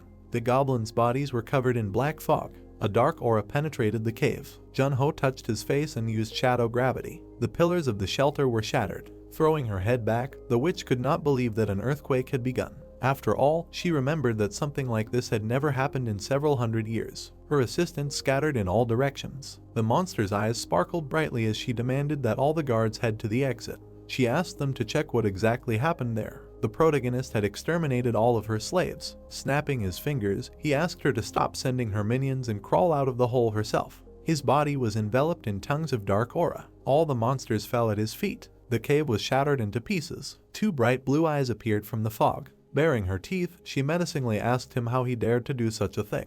Looking at her, he was glad that the ice witch had finally come out of the shadows. The ground beneath her feet began to crack. Devouring the protagonist with her gaze, she asked him how he was able to break through Banshee. He looked back at her as he used shadow gravity again. Her eyes sparkled brightly. She tried to dodge his attack. Her ancient sheets of paper flew into the air. Looking at them, she admitted that all her research notes were written on them. Frowning deeply, Ice Witch menacingly said that her efforts were to become the world's property in the future. Summoning monsters from the ground, she asked him if he understood what he had just done. He was surrounded by armed monsters. She told him that people, hundreds of years ago, feared and revered her power. The protagonist grabbed his weapon. She admitted to him that even the teacher, like everyone else, could not understand her grandiose ambitions. Watching the explosion, she said that today she wanted to follow the will of fate. After all, she herself understands that it is time to say goodbye to this canyon. Towering over everyone, she confessed that she plans to return to the world with her head held high. Her monsters surrounded Jin-ho. Clenching her hand tightly into a fist, she warned him that she would show everyone who was right and who was wrong in everything. Folding her hands in supplication, her double advised the guy to run. After all, she believes that he will never be able to defeat Ice Witch. Meanwhile, the spirit of Frost Queen, looking closely at her, advised her not to be a coward. After which she told her that they are the ones who are also afraid now. Riding the dragon, Ice Witch realized that they are trying their best to stop her. The guy looked back at her when she confessed that she plans to overcome death. His eyes sparkled when someone called out to him. The spirit of Frost Queen covered him because she wanted to continue acting herself. Wrapped in strong mana, she confessed that she could not watch someone commit evil with the power of cold. After all, she was the one who froze the world. After which she asked Ice Witch how she dared to throw that dirty piece of ice in her direction. Summoned creatures appeared behind her when she called out to the white horses. Upon seeing them, the witch realized that she was somehow connected to them. She bared her teeth and asked her why they did that. After all, she believed that there was no reason for such hostility towards her. Clenching her hand into a fist, the Frost Queen spirit asked the contractor to rush into battle. Looking at her, he spoke of blue eyes. Hearing this, she reminded him that her eyes were white. After which she asked him what kind of nonsense he was talking about. He rushed into battle when he realized that it was her. Knowing everything, she resists. The monsters opened their mouths angrily. He rushed straight at them. The witch fell from her dragon. She closed her eyes and realized that the main character was more outstanding in terms of efficiency than she was. Meanwhile, a bright light penetrated through the window sashes. The girl, transformed into a spirit, stared at him. Hugging the younger ones, she began to call out to Ice Witch. The door opened slightly. Bowing her head, the girl begged the witch to spare them, and she also asked that she punish only her without doing anything to her brother and sister Banshee. The door handle jerked down. The girl raised her head sharply when she was called a daughter. Their parents entered their shelter. Her father told her that they were a little late because he decided to sell all the tiger skins. Interrupting him, her mother confessed that they had bought them sweet rolls as an apology for being late. At that moment, he realized that he had left without putting an extra bundle of firewood for his children. His eldest daughter burst into tears when he asked her if they were very cold. Without answering, she asked him why they were so late. Hugging his children, the man realized that he had greatly offended them. Meanwhile, sitting on the ground, the protagonist asked the Frost Queen spirit if the children's souls had flown to heaven. She confessed to him that she didn't remember anything about heaven. But despite this, they hoped that those children were happy now. He touched Ice Witch when his partner suggested that he go back. Hearing this, he confessed to her that he needed to do something. After all, the witch had told him something strange. Approaching them, the Frost Queen spirit asked him what he was talking about. The guy assumed that she hadn't heard because she was focused on the battle. Lowering his head, he told her that Ice Witch had suddenly mentioned them, after which he used the confession of a dead man. He was able to penetrate her consciousness. She remembered standing near the cauldron. At that moment, someone noticed that she was completely alone in such a place. There was a blue brooch on his jacket. He confessed to Ice Witch that it was a pleasure to meet her. The man touched his hat when she asked him who he was. Without answering her, he apologized for his sudden visit and decided to introduce himself to her. She frowned deeply and sternly reminded him that she had not asked his name. She attacked him and asked him how he dared to step foot in her cave, after which she demanded that he leave. Looking at her, the man admitted that he had simply hoped to have a casual conversation with her. Her ice flows shattered into pieces. He informed her that this would not have happened if she had not released the spikes herself. Winking at her, he told her that he was a sorcerer who was looking for monsters like her. He also confessed that he was a member of the Demon Association. He introduced himself to her as Isaac. The Frost Queen spirit covered her mouth with her hands. The protagonist confessed to her that he had seen Isaac from the 9 heavens, about whom he had only heard rumors. Hearing this, she asked him if this was the first time he had seen him. She approached him when he told her that the personal information of the occultists who considered themselves to be from the 9 heavens was classified.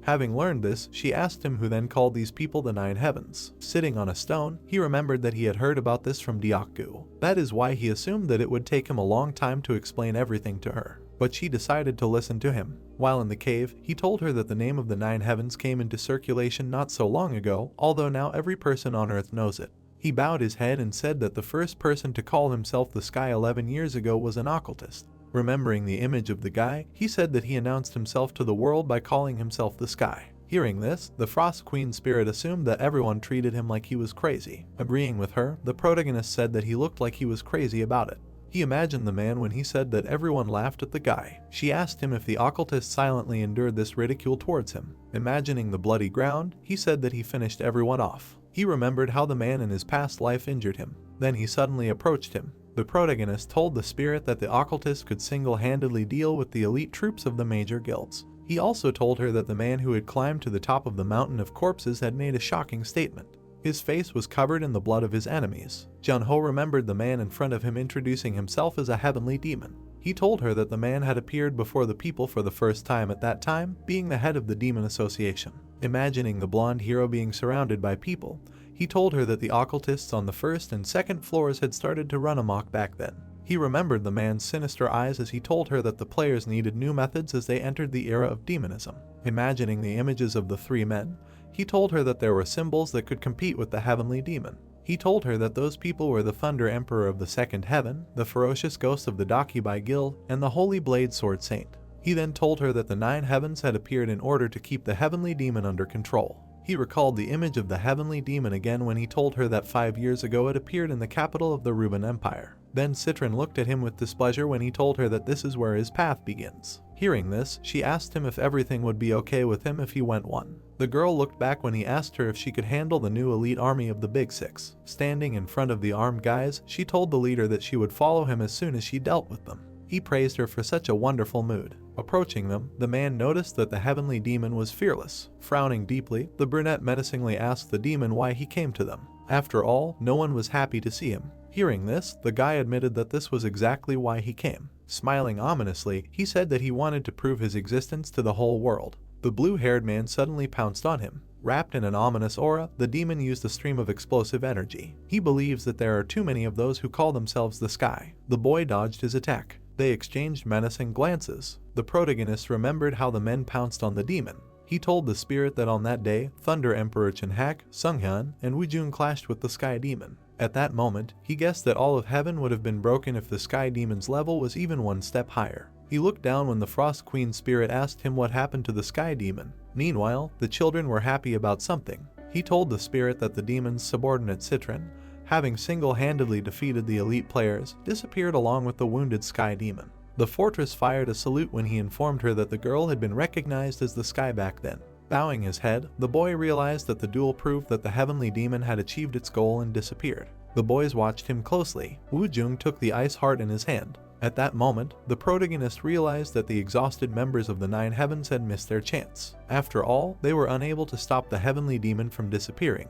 Frowning deeply, he assumed that the heavenly demon was not hiding because of those healed wounds. He recalled the image of the creature that had decided to join the 9 heavens. Then the heavenly demon warned them that he was giving them 6 years to stop it. Jun-ho's eyes sparkled when he realized that the demon was aiming for the top of the world, rising to a higher level. Holding the crystal in his hand, he decided that he had to become stronger. After all, he believed that the world could only be destroyed by one person. Meanwhile, the Frost Queen spirit took a bite of the cookie. The partner approached the protagonist and asked him what weapon he wanted to ask the dwarves for. He admitted that he had several ideas about it, after which he reminded that they never said that they could only make one weapon. Woojung smiled widely when he was convinced that his interlocutor was very interesting. That is why he hoped that he would be able to quickly climb to the 3rd floor. Looking back at him, the brunette asked him if he would share information with him about the conditions necessary to go to the 3rd floor. He awkwardly scratched the back of his head when the man admitted that he could not tell him about it. After which Woojung asked him if he knew about the Cave of Trials. He raised his head sharply as he said that he and the Sword Saint Guild assumed that there was a floor master on every odd floor. Looking back at the flesh spirit, the protagonist remembered that Frost Queen was the final boss of the 1st floor. He grabbed his chin and wondered what the conditions were to advance to the 3rd floor then, since he had not met the final boss on the 2nd floor. At that moment, his interlocutor told him that many people were unable to fulfill the conditions to advance to the 3rd floor. Raising a finger, he said that many were unable to even begin active activities due to the peculiarities of the environment.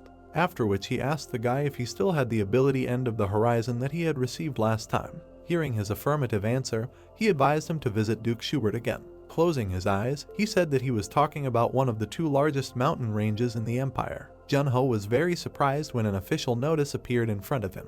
The man, having read the message of the second-floor administrator, assumed that he did not need to go to the store so urgently. Pressing the blue screen, the protagonist asked him why the official notice was written in such a manner. Hearing this, his partner told him that the administrator's character was to blame for everything. After which he asked him if he had enough power points. Smiling slightly, the brunette admitted that he had a little more than 80,000 points. Hearing this, the man told him that this amount was not enough. After all, he believed that he should have at least 200,000 points. Looking at him intently, she told him that there were many valuable items in the store that he would need this amount of points to purchase. He also admitted that he made money by uploading videos of his activities to the guild. At that moment, he asked his interlocutor if it was difficult for him to earn points alone. Watching the Frost Queen spirit, the protagonist asked Woo Jung if there was a good way to replenish power points. Looking at his watch, the man advised him to periodically check the bulletin board in the community section and look around. After which she suggested that he start with the bulletin board. Meanwhile, the Frost Queen spirit took another bite of the cookie. Jun-ho praised his partner for a job well done. Climbing onto the railing, he admitted that if he were in his place, he would have simply cut Banshee. He looked back and suggested that the brunette switch to informal you in the future. After all, he believes that their age difference is not that big. The protagonist smiled slightly when he admitted that he was not against it either. At that moment, he realized that he had almost reached the same age as his father. Woo Jung jumped down, saying goodbye to him. All that was left of him was a bright flash. Meanwhile, the boy asked Jun-ho if they should do all this. Confirming his thought, the guy asked him if they could do it. Marco exhaled heavily when he asked him if he should remove a few daggers. Hearing this, the blacksmith admitted that he called Woo Jung a brat who fleeced dwarves when he made the sword for him. The guy nodded slightly when the boy realized that the real bloodsucker was someone else. Closing his eyes, he reminded the boys that they had all had a great time at the festival. After which, he suggested that they get to work. Flames burst out of the furnace because he demanded that his assistant stoke the fire even more. Armed with a hammer, he began to sharpen the blade. Meanwhile, the protagonist clicked on the blue screen, deciding to check the bulletin board. He learned that he needed 500 power points to open it. The Frost Queen spirit began to pull his hair and suggested that it was too expensive. Hearing this, he admitted to her that he could not do anything about it.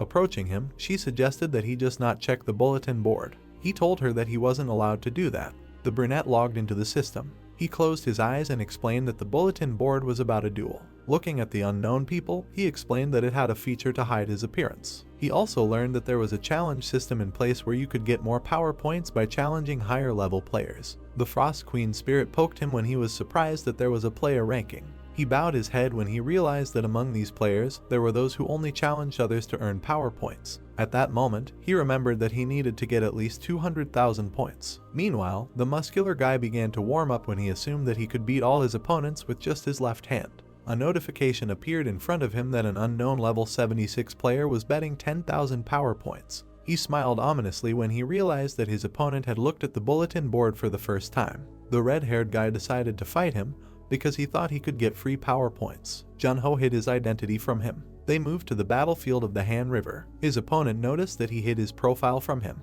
He smiled ominously, remembering that hunters, when in a duel, are faced with a lack of 1v1 combat skills. He grabbed the hilt of the dagger tightly. The protagonist watched him closely as the countdown went on. His opponent stepped forward, determined to kill him. He jumped high off the ground. At that moment, he mentally apologized to his duel mob. He rushed straight at it. The guy suddenly approached his opponent. Jun-ho punched him in the face. The ground under his feet was destroyed. Meanwhile, watching what was happening on the server, the girl assumed that there was some kind of error in the selection of opponents. And also, an unknown player confessed that he lost the second the fight started. The dark-haired man remembered dying on the battlefield when someone reminded him that his opponent had struck at the speed of light.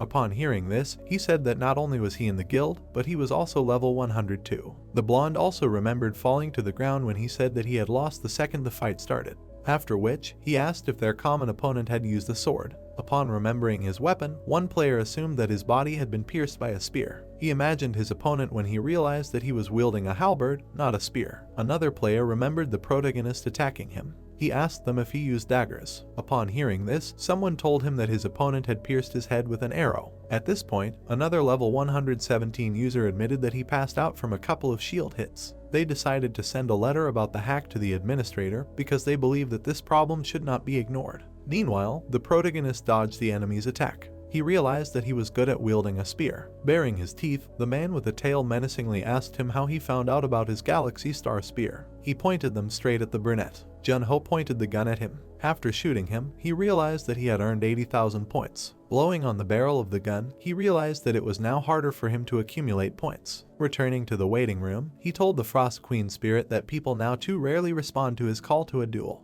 She told him that rumors were spreading that he was using illegal programs. Hearing this, he confessed to her that he planned to collect at least 500,000 points. Raising a cup of tea, she reminded him that he had already saved up a lot in such a short time. Then she asked him about the amount of money in the account of the one who collected the most points. Smiling slightly, he assumed that such a user had 10 million or maybe even a billion. The protagonist was surprised that Rage wanted to see him. Seeing the notification, the Frost Queen spirit asked him if she was the administrator of the second floor. They abruptly moved to another room. At that moment, he thought about what he did wrong. Notifications appeared in front of the administrator asking her to solve the hacking problem. Grabbing her chin, the girl thought about how some user dared to send her 100 emails a day. She admitted that she would simply run a macro after receiving a bunch of emails. Looking at her, Jun-ho realized that he should be more careful around her. Raising her hand, she called him over. The Frost Queen spirit threw her head back and asked why they needed to get closer to her. The brunette began to examine his body when Rage admitted that she was a calm person. But now she was completely overwhelmed with work because her superiors had asked her for a detailed report. Leaning her hands on the bed, she said that she wanted to quickly check on him. At that moment, he realized that she should have been called lazy instead of Rage. Slightly embarrassed, she realized that his username was not a nickname. She also learned that he was originally from South Korea. A drop of sweat ran down his cheek when she learned that he was already 50 years old. Looking down, she assumed that Earthlings had already improved their cosmetic technology significantly, after which she noticed that he had attacked the first floor master 6 years ago. Her pupils widened sharply. The Frost Queen spirit bared her teeth when the administrator realized that this guy was that dark ghost. Hearing this, she could not believe that Rage could not immediately recognize him. The girl smiled widely. The Frost Queen spirit hugged the protagonist. Rage admitted that she did not even try to find him, because she was too lazy. At this moment, the spirit asked her how she could be so tactless. He frowned deeply when the second floor administrator called him a dark ghost. She admitted to him that she still believed in them. Baring her teeth, she asked them to quickly get to the 10th floor, after which she said that she wanted to retire as soon as possible because she was fed up with all these investigations and checks. Hearing this, Jun-ho realized what her true intentions were. A slipper fell off her foot when she remembered that now was not the time to discuss this. She winked at him and suggested that she had taken up too much of the dark ghost's time. That was why she offered to reward him with something as an apology. The brunette was very surprised to hear this. She approached him and reminded him that the store would open soon. She also advised him to save up 800,000 points. He felt awkward when she demanded that he promise that he could collect such a sum of points. He said that he would try his best because he was doing this for his own good. Meanwhile, in the panoramic office, someone noticed that the girl was very stubborn. The red-haired heroine looked back, hearing that her partners were discussing the one using the hack. At that moment, the guy told the guys that the administrator had already sent an official letter stating that these were just rumors. Armed with wooden chopsticks, the brunette noticed that a certain user managed to win a series of victories in the challenge system, relying only on his skill. His partner suggested that this player was not interested in fighting those who had a lower level than himself. The brunette looked back when Juha asked him about what they were discussing, but he reminded her that she had grown a little yesterday. She glared at him when she admitted that she had actually become shorter, after which she clarified whether she could take a couple of centimeters from them. Hearing this, the guy did not allow her to do so. Looking at the laptop screen, she asked about whether they discussed duels. At that moment, her partner remembered that she, too, had once gone crazy about these fights, after which he told her about the appearance of a newcomer who defeats everyone in his path. She opened her mouth when he told her that many people began to consider this user a hacker because he began to win duels from the very first day. He also informed her that this unknown player had now defeated a level 120 opponent. Looking at the system layout, he reminded them that the user was only level 76. He also knew that this player had already defeated opponents 27 times due to his excellent command of all types of weapons. The girl's eyes sparkled. She asked them about the nickname of this player. The heroine applied to participate in the challenge. They found themselves in Antarctica. Looking at her opponent, she assumed that such rumors were spreading about him. Seeing that he had armed himself, she realized that she had not heard the sound of a sword being pulled out of its sheath. At that moment, she wondered if he really was level 76. He jumped back abruptly from the starting point. She smiled widely when she realized that this user had a light body. The ground beneath her feet shattered into pieces. The battlefield was enveloped in tongues of flame. She frowned deeply, noticing that her opponent was too fast, but she decided that she would not give in to him. He suddenly appeared in front of her. Juha did not expect that he would attack her straight in the forehead. Her mouth dropped open when she noticed that her opponent was an excellent swordsman. Sweating, she realized that she had to dodge. His blade stopped when she used the ability Invincible Fire. He jumped back. Concentrating on the fight, Juha decided that she could not lose so easily to an opponent who was at level 76. His blade approached her face. Kneeling, she realized that she would die a miserable death. Her opponent raised his weapon. His eyes flashed as she assumed that he was giving in to her. She bared her teeth and remembered that she was the head of the Takibai Guild department. While tying her hair into a ponytail, she admitted that she had made a mistake. She threw her hand back and promised her opponent that she would fight hard. The protagonist glared at her as she admitted that she would try her best. He dodged her flame attack. A clot of mana appeared in her hands again. She aimed it at the opponent's face. Junho covered his eyes from the bright light. She kicked him. He turned away from her. The guy dodged her kick attack. She glared at him. The girl swung her leg again. He fell back from her attack. The protagonist grabbed her leg sharply. He threw it away from himself. The guy rushed straight at her. They devoured each other with their eyes. Seeing him kick her, she realized that her opponent had started using her technique. She fell face down on the ground. Her finger burst into flames. Junho stabbed his weapon into the ground. Looking at him, she realized that her opponent did not look like a genius. She realized that he was a monster like Sunghyun and Woojung. She then asked him if he knew the Dark Ghost. Sweat dripped down her face as she guessed that there was no way he didn't know it. She confessed to him that she respected this player the most. Looking at her intently, he agreed that their fighting styles were somewhat similar. Snapping his fingers, he advised her to not think about defense when attacking with an attribute-based skill. After all, he believed that it would cause her body to stiffen. Putting her weapon back in its sheath, he advised her to fake an attack first or pretend to follow her opponent's lead. He thinks that by filling in the gaps and adjusting the angles, she will be able to see the flaws in the opponent's techniques. Sweating, she asked him why he was telling her all this. The protagonist tilted his head to the side. She blushed when he admitted that he was doing this because she was cute. Stepping back, she gave up her rights to fight. She said that this was how she paid for the lecture he gave her. The guy was slightly embarrassed when she promised to pay him back properly for his kindness. She said that she would try to correct her shortcomings and challenge him to a fight again. Bowing before him, she thanked him for the lecture. Junho scratched the back of his head, thinking about something. Raising his head, he assumed that the owners of the flame attribute often had a red face. Hearing this, the Frost Queen spirit accused him of talking nonsense again, completely missing the atmosphere. He looked down when he remembered that he now had 800,000 points. Sitting on the couch, he reminded the spirit that the administrator's shop would open in an hour. The Frost Queen spirit choked on her water when the guy decided to call Skaya. She pulled his cheek and asked him why he needed to call that sorceress. He confessed to her that he had some kind of request for her. Someone poked the Ice Queen spirit. Raising a finger, Skaya told her that she couldn't visit her like that. The brunette smiled slightly and asked her if the meeting with Sunghyun went well. She asked him if he was talking about that fierce ghost. Baring her teeth, she admitted that sooner or later she would get rid of him, despite the fact that their meeting had gone well. The protagonist asked her about what had happened to her again. Skaya was sitting at the table with a cup of tea in her hand in the company of Junho, indignant at how he could call himself a space player, noting how awkward she felt at that moment in time. The brunette looked at her skeptically and noted that she herself was an archmage, clearly not being on her side. The girl looked at the guy with irritation, bringing the cup to her mouth, asking the young man whose side he was on. The protagonist answered without embarrassment that he was on Gilbert's side, Mio and Ramadat, and to the indignation suggested to start by telling in detail how shocking the situation was in general. The girl put a cup of hot tea on the table, sighing rather heavily. Shin Sunghyun took a mug of tea from the saucer, thanked the girl for responding to his call, introducing himself, calling himself a space player. The guy looked at the tea, adding that in the world he is also called a fierce ghost. But he was asked to get down to business right away, then he admitted that he had one request. Skaya was surprised when she was asked to publish information about the hunt for occultists, naturally asking what the reason for this request was. There was another person behind them. Shin Sunghyun clarified that the girl had literally just recently come out of a frozen state. In his opinion, it would be rather reckless to hunt alone now. Skaya closed her eyes, listening to the fact that the recording itself on the networks will reveal her movements. Asking what she will do if the demon association surrounds her, the girl clarified if this is a hint of her weakness. She also asked if they are hinting that she had better not show off. The guy answered positively, being serious, adding that at this rate she will die, calling her an older comrade. She looked at him ironically, saying that she was confused about whether they care about her or give her an order. The man with glasses was worried, hearing how the guy told her that now is not the time when she was the strongest and it is nothing for her to be taken hostage. Skaya looked at him, listening to how this was not the era where she could do whatever she wanted. All of that was in the past. The archmage remained silent.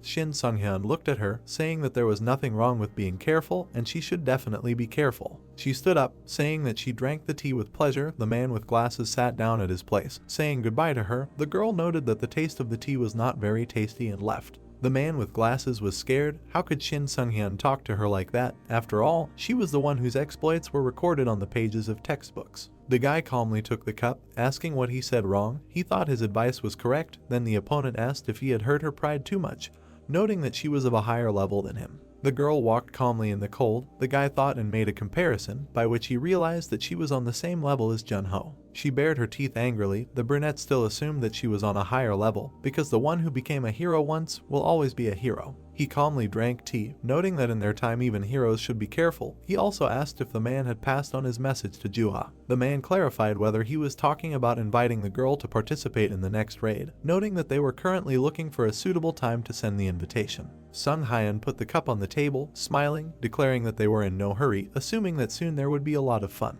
Skaya's anger caused the mug to break, and the tea inside bubbled so much that even the wooden table cracked. Junho told her to calm down. The girl looked at the guy who was scratching his head, saying that the guy was right. Then she was indignant. Why was the young man rude? Spirit Frost Queen was worried, hearing that the boy had thought about it too, noting how much Sung Hyun had thought it through to directly warn her, but the girl stated that if it weren't for the freeze, they would have been stronger. The brunette pointed at her, saying that they were still stronger no matter what the reason, advising her to go to Sung Hyun when she became the strongest again. She looked at the boy with displeasure, who told her to tell him that he didn't dare give advice to others, to ask how a green youth had the right to tell an older comrade. The brunette looked at her in confusion and asked what she was talking about when she asked what was wrong. Skaya sighed, saying that the boy came to her, saying that he had a request, offering to get to the main thing. The boy understood what she was talking about. He recalled the shelves in the workshop, saying that last time, during the hunt for occultists, he had a good catch in his hands. On the table lay a strange rounded object. The girl noted that it was mithril. The guy offered her to add some of her mana to it. She took it in her hand, asking the guy behind her if he wanted her to cast her spell on it, receiving a positive answer. She turned to him, saying that she was too lazy to do all this, so it would take a lot of time, but the brunette offered her something in return. He showed her some papers stapled together, saying that it was Lick's spell book, adding that he looked over the notes with chalk and thought that they would help her improve her magic. The girl was surprised, listening to the fact that Lick was able to even think through his retirement flawlessly. Even the contents of the lecture on magic were described in great detail. Skaya reached for the notes, but the protagonist did not allow her to take them. Junho held the notes in his hand, holding up 3 fingers with the other, asking her to cast 3 spells, asking if she could do it. The girl with a satisfied grin said that it would take about a month. For the sake of becoming stronger, she was ready to fulfill his request. Junho looked at the Spirit Frost Queen, who fell to her knees, declaring that her life was over. The guy asked what happened. She said with tears in her eyes that the Archmage attached a location tracker to her, declaring that this was fate, that she could not escape.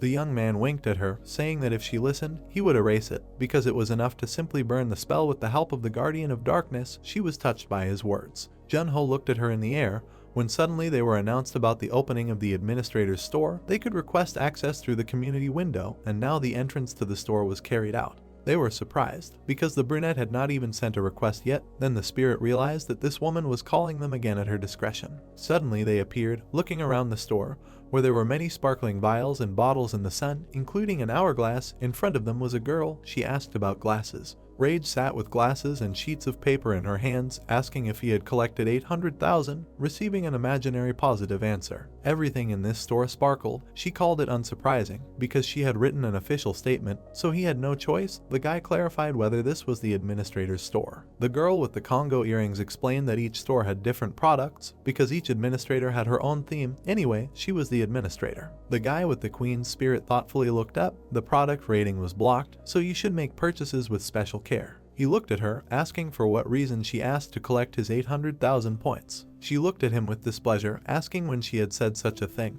and to his indignation she replied that now everything is recorded everywhere. If his words are heard, everyone will have trouble. The brunette looked at Rage, who told him to shut his mouth and choose what he needed. The spirit of the Queen whispered that she really does whatever she wants. He looked at the root that lay on the red velvet pillow, asking if it was a restorative elixir, noting that it looked good. His eyes widened when he was told that it was 100 years of snow and water. Sitting on a chair, the girl said that it was a dog apricot, which has a bright effect the size of some rat's tail, noting that it was the worst value for money. The young man seriously thought about whether he should take this. He touched a small bottle. He was told that it was a concentrate of freesia. It has a distinctive effect of increasing a person's physical strength. The aroma of flowers envelops the entire body. The guy smiled, noting that it said that a surprise attack and cover are impossible, adding that this information is good. Rage adjusted her glasses, saying that there was no time limit for staying in the store. All the numerous bottles on the shelves sparkled brightly from the sun's rays falling on them. Various weapons, shields, and halberds were also placed and hung on the walls of this store. The guy looked at all this rich variety. The administrator asked if she could find what she needed on her own, addressing him as a gloomy ghost. She looked at him with a smile, noting that even though she would have to retire, she was still an honest administrator. He looked at her with a satisfied smile, not even daring to assume that she would help in this way. The brunette examined the goods, pointing at them with his finger, noting how insidious the store was. He looked at the glowing box, indignant. How could he buy something without knowing information about the product? For example, should he buy a Psychiclops core for 700,000 points? It got to him a little when Rage started grumbling that he was messing around for so long. She was indignant at how the hero could be so smart. She was studying something in the newspapers, telling him to just throw all his points into the air. The guy's eyes widened, realizing that these words meant something. There was a way to effectively use 700,000 points. He looked at the shelf where 2 boxes were lying, realizing that he figured out where to spend the money. They were holy water in the heart of the Dog of Darkness. The guy with the spirit over his shoulder thought about it. He was told that holy water is an elixir that represents yin, noting that if you can't overcome the cold, you can freeze to death. Rage was surprised that people who do not have abilities with the attribute of darkness are not able to even touch it, suggesting that each of these elixirs costs 400,000 points. The guy took the box in his hands, realizing that these 2 elixirs suited him perfectly, unlike the others, as if deciding to buy them. These 2 elixirs began to disappear. The young man realized that she told him to collect 800,000 from these things. The girl noted that he spent exactly the right amount. He looked at Rage, thanking her. She pretended not to understand, but the brunette noted that she should apply to be an actress, also deciding on one question. She hurried him. The young man looked at her and asked if any player could use the store, clarifying whether occultists could also use the services of her store. Rag squeezed the newspaper in her hands when the guy asked why she did not take any action, saying that the administrator does not interfere in the affairs of players, or rather, he cannot.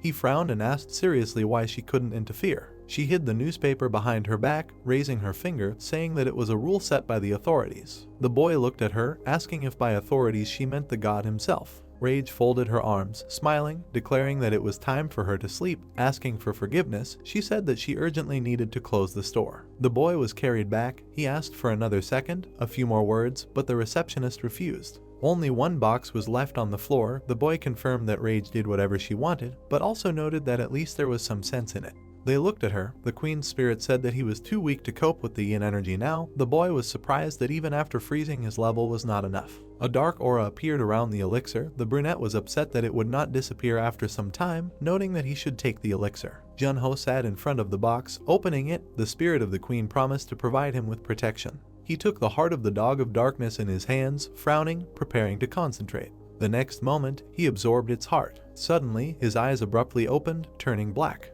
Everything around him sparkled. He actively absorbed the elixir. Leaning on his knees, after a while, the mana was increased by 50, affinity for the attribute of darkness. He exhaled heavily, closing his eyes. A moment later, he opened his black eyes, realizing that he surpassed himself in the days when he was a ghostly ghost. The brunette thought, realizing that now he can wake up another comrade. But in this case, the characteristics will drop again. He has something to think about. In front of Junho stood a small boy with Skaya, putting his foot on the chest, telling him that initially, the Avarfs never forged weapons for those with weak hearts because they were unable to use their weapons. He looked at the protagonist with a smile, urging him to take it. It was no different from the one Wu Jung had, assuring him that the rest would soon be ready. The brunette looked at him with a smile, thanking him, also adding that he was counting on them. Skaya opened a portal and winked, saying goodbye to him. Junho, in his training clothes, went for a run, realizing that a big fight would soon break out in the port lane. His hair fluttered in the wind. He wondered if it would be more convenient to have another hero in his arsenal. Spirit Frost Queen flew after him. The guy thought about whether it would be better for him to concentrate this power in his hands for now. She watched from afar as the young man ran after a herd of deer, being on their tail. They deftly moved their hooves. The brunette noted that his skills surpassed his in the past. Soon the guy ran with them in a pack. His confidence was still quite low. His gaze became more serious and focused. He could not be self-confident while there were so many overly strong people in the world.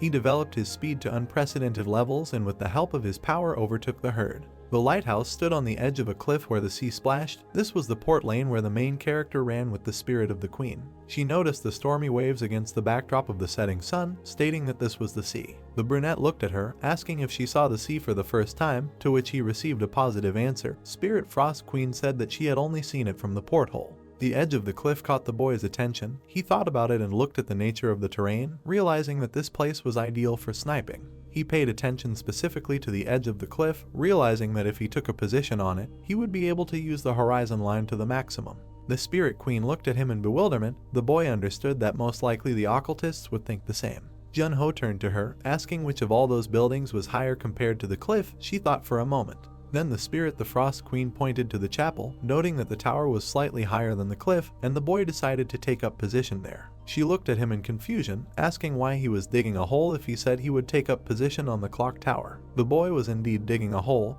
and he suggested that she think about it herself, asking why she would intentionally give up an advantageous position to the enemy. She looked at him in surprise, asking if she would set a trap there. The boy answered positively to her guess, noting that the occultists would obviously be aiming for this advantageous position. Seagulls were flying high above them. The protagonist intended to make sure that they were all under his cap. The waves mercilessly beat against the rocks. Soon the boy finished his trap, sighing heavily, being covered in sweat. They looked at their shadows. Spirit Frost Queen remarked that she never would have thought that the dwarves would give him a bomb, but the young man replied that this bomb was not so special. He took the control panel with a huge red button, explaining that he had installed it and all he had to do was press the button.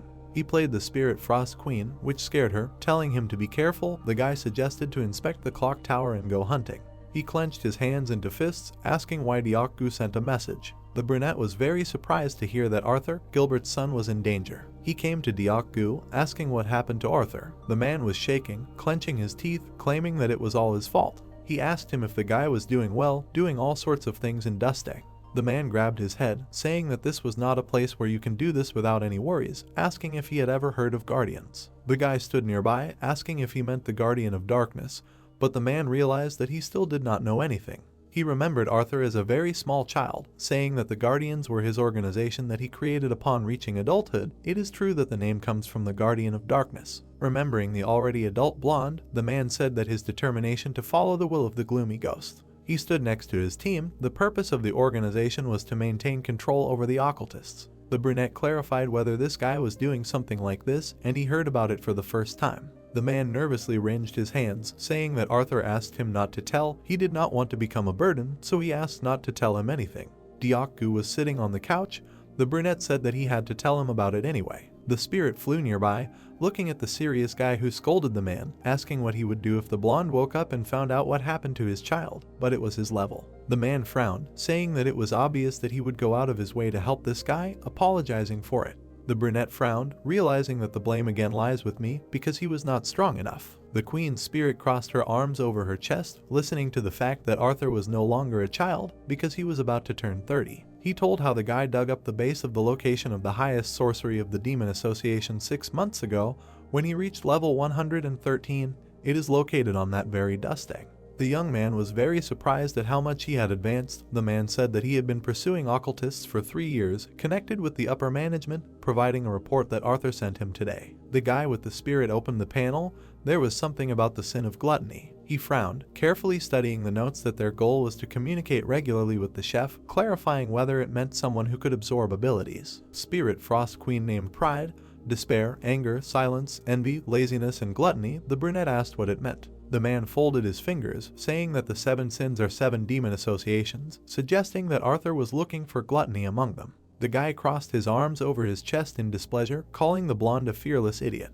He showed a photo of a dilapidated house, saying that after receiving the report, the connection with him was cut off. The young man wilted, sternly telling him to urgently contact Skaya so that she could take everything she had. The man looked at him resolutely and answered positively, agreeing with him. The girl appeared above them. She asked why he called her urgently if she warned about the deadlines, but she was told that Arthur was in danger. The girl at first did not understand who he was talking about, asking who he was. The man frowned and looked down, while the girl tried to remember who it was, but guessed that it was Gilbert's son. She was indignant, remembering that he was in danger. Then she asked who were those who dared to make that sweet little boy cry. The brunette looked at her seriously, saying that they were going to the Reja. The man and the girl looked at the young man, who said that they should go and wake up his father. The brown-haired man frowned even more, saying that he was responsible for everything that happened, because he couldn't cope with the role of an uncle, asking them to definitely find Arthur. The girl looked at him, telling him not to worry, because they would return him safe and sound, advising him not to frown, otherwise he would look too old.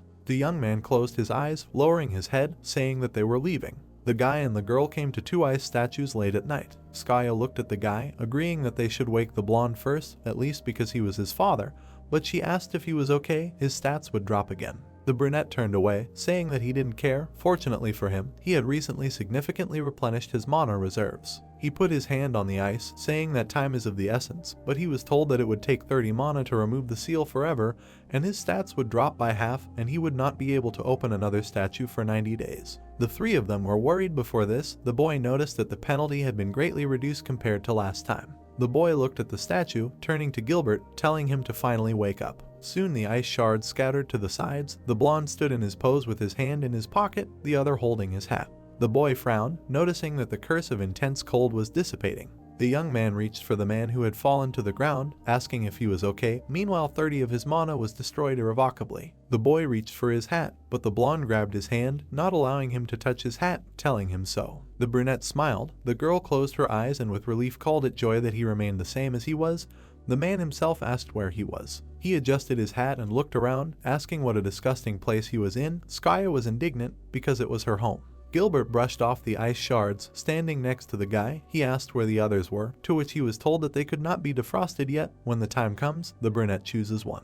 The girl closed her eyes and asked discontentedly if he considered them toys from a machine gun. The blonde noted how good it was that they trusted the Twilight Ghost at the last moment. The young man was very surprised, noticing how Gilbert puts the barrel of his revolver against the Spirit Frost Queen. She was very surprised, putting her hands up. He frowned, noting that because of this friend he still felt the cold. He looked at the young man in bewilderment, who put his hands up and tried to calm him down. The blonde told him to explain what kind of situation this was. The young man promised to tell everything, but now they had a problem that was clearly more serious than this. The protagonist mentioned his friend's son. He opened his eyes in shock, hearing that Arthur was missing. The blonde remembered his little son. They tried to explain to him that they all woke up almost 26 years later. Gilbert lowered his revolver. They told him that his son had already grown up and began to persecute occultists. The young man noted that he was puzzled, but there was a very important reason why they had to wake him up so urgently. The blonde calmed down and passed by the guy with the girl, asking them to tell him on the way and also to lead him further. Standing behind his comrades, Junho asked if he could hand over the bracelet now before they left. Skaya turned to the boy and asked if he really wanted to do that. Gilbert also turned to his friend and heard that yes, the situation was not the best, since he and Gilbert both received a debuff from the freezing curse. The boy presented a blue bracelet and said that it was better to use their preparations right away. Frost Queen was sitting on Junho's shoulders. The boy said that they had prepared a trick just for such a day. Junho imagined the image of a man swinging his fist and said that he had once met a player named Wanghyun, and when he saw his dispelling technique, he thought. Junho looked ahead, saying that the freezing curse could be removed by himself. Adjusting his coat, Gilbert asked how long it would take. Skaya put her hands on her hips and said that it depended on his efforts. Even though she cast the dispel, he would need to feed it his magic powers until the curse was gone. Gilbert repeated the dispel gloomily. Junho cried out, squeezing his wrist, from which bright rays were emanating in all directions. The system reported that the freezing curse was resisting dispel. The ice girl in the mask was worried. Skaya crossed her arms in concentration. The system reported that the dispel was getting weaker. Gilbert looked at the guy. His palm was squeezing his wrist with a smoking bracelet. The system reported that the duration of the curse was decreasing by 30 minutes. The guy's wrist turned black. He was breathing heavily. The brunette leaned on his knees, exhaling tiredly, and said that his head was spinning. Gilbert adjusted his hat. The hero thought that even the best conductor of magic from minerals, mithril, was already heating up. This was the result of work done in 5 days instead of the planned month. Skaya looked ahead. Junho thought that it was impossible to predict what would happen first, whether the mithril would burn out or the magic power would run out. Skaya had already made all her efforts, and Gilbert needed to find his son as soon as possible. The brunette's gaze was gloomy. He thought that in such a situation, he could not let them down. His comrades turned around in surprise, hearing his command to dispel. Jun-ho clenched his teeth tightly. He fell to his knees and screamed, holding onto the shining bracelet. Beads of sweat were running down the guy's face. Frost Queen hugged his head, freezing him. The guy thought his consciousness was blurring. His comrades watched as a bright glow rose from the guy's wrist. Skaya waved her hand, asking if her friend was okay. The guy touched the ground with his hand with the smoking bracelet and apologized to Gilbert. The system said that the duration of the freezing curse was over. The brunette stood, leaning on one knee, and said that it seemed that he would not be able to immediately remove his curse. Skaya indignantly exclaimed that he should not make her worry so much anymore. Gilbert replied that he should not worry. His condition was important now. Jun-ho put a black mask on his face, saying that 2 hours. The guys stretched out their hands to the blue-haired girl. Jun-ho said that during this time they would save Arthur and go down to the first floor. Were there any questions? The blonde replied that there were none. Skaya looked at them, exhaling, and said that they had not used the Skaya taxi for quite a long time. To make a great magician a transport of teleportation. The girl smiled and said that it was an honor for her to accompany her friends. They must save Arthur. A glowing round portal appeared around the heroes. Smoke and sparks flew in space. These were the outer lands of Dustang. The man held a knife in his hands, shouting to his comrade to catch him. There was an order to catch him alive. The guys ran forward, hearing that they should not miss it. The leader was asked, "This is a warp point, what next?" Looking ahead at the shining space, Arthur shouted not to ask and jump. The guy in the hat jumped into the water with his comrade. He squinted and held his breath. The system reported that the watchguard's recognition was completed, moving to the selected location. Arthur glowed blue, kneeling on one knee. He carefully looked ahead and thought, why is the passage open? In the cliff, the watchguard's shelter, there were open doors. The guy told the general that they landed incorrectly. Let him go more carefully. There was a red fog around the guy in the hat. He said that the blood fog was Mr. Jang's skill, and asked what was happening. Why was the gate open from the outside? There was a black bag on the man's head, he moaned. On the ground sat a group of tied people with their faces covered. The man standing behind said that he had finally arrived. Arthur asked what was going on. The guy in the hat was surprised to hear. Did he need to explain anything? The man with the black beard said that the players would be here soon. That was enough. Arthur asked why he betrayed them. His comrade looked ahead in surprise. The man asked, did he betray? Mr. Jang, whom he knew before, died a year ago, and he liked his abilities. The guy frowned. A screaming face appeared on the stomach of the man with a bottle in his hands. He said that that was why he took them and then learned of its existence. Arthur touched the holster, hearing how he was called the son of Gilbert. Birds were flying in the blue sky. Words were heard to look there. The blonde guy turned and told the brunette that this was Skaya. The villagers looked ahead. The guy pointed his finger and asked, is Spectre next to her? The brunette asked in surprise, it seems like there is someone else there. The guy pointing his finger asked, is this really the sniper? Let everyone come here faster. The brunette was delighted. Spectre woke up another member of the team. A glowing eye was visible in the slit of the brunette's mask. A question was heard, are they moving to the second floor? Skaya walked between the guys and waved her hand to the others. Pseudo, Mr. Jang stood, surrounded by a red haze, and said that the only child left from the 5 heroes of the past. They were trying to find him with the Demon Association. Arthur thought that they didn't kill him right away only because they were targeting Jun-ho. The man with the beard said that it was unlikely that anything would change, so let them help each other. The guy frowned and remained silent. He heard that if he calmly followed him, he would spare the lives of his colleagues, who were like family to him. The man with the bag on his head mumbled. The man asked why Gluttony Squadron was not here yet. The comrade peeked out from cover, hearing, who knows how they will behave with his colleagues when they arrive. Let the leader of the watchguards think faster. The blonde gritted his teeth grimly, thinking that he did not think they would be helped. He closed his eyes, thinking that the watchguards were his family, and apologized to the guys. The demon crossed his arms and said that it would be useless to spill blood. Arthur's eyes glowed blue. He fired his gun, thinking that he wanted to try to protect everyone. White clouds floated in the blue sky. A green fire glowed on the guy's wrist. He said that 800 kilometers to the west. Gilbert sat on one knee and said that it was still far. The brunette said that they would run from here. Jun-ho had a mask on his face. He said that the teleport creates a flow of magic, so it can be read. The guy in the hat heard that if he gets tired of running, let him tell him and they will go forward, and answered that no problem, they just need to know where his son is. Skaya looked at her comrade and said that Jun-ho asked why the child needed a tattoo, but she thinks that now he is even glad that he has it. Yes. A mountain peak towered ahead.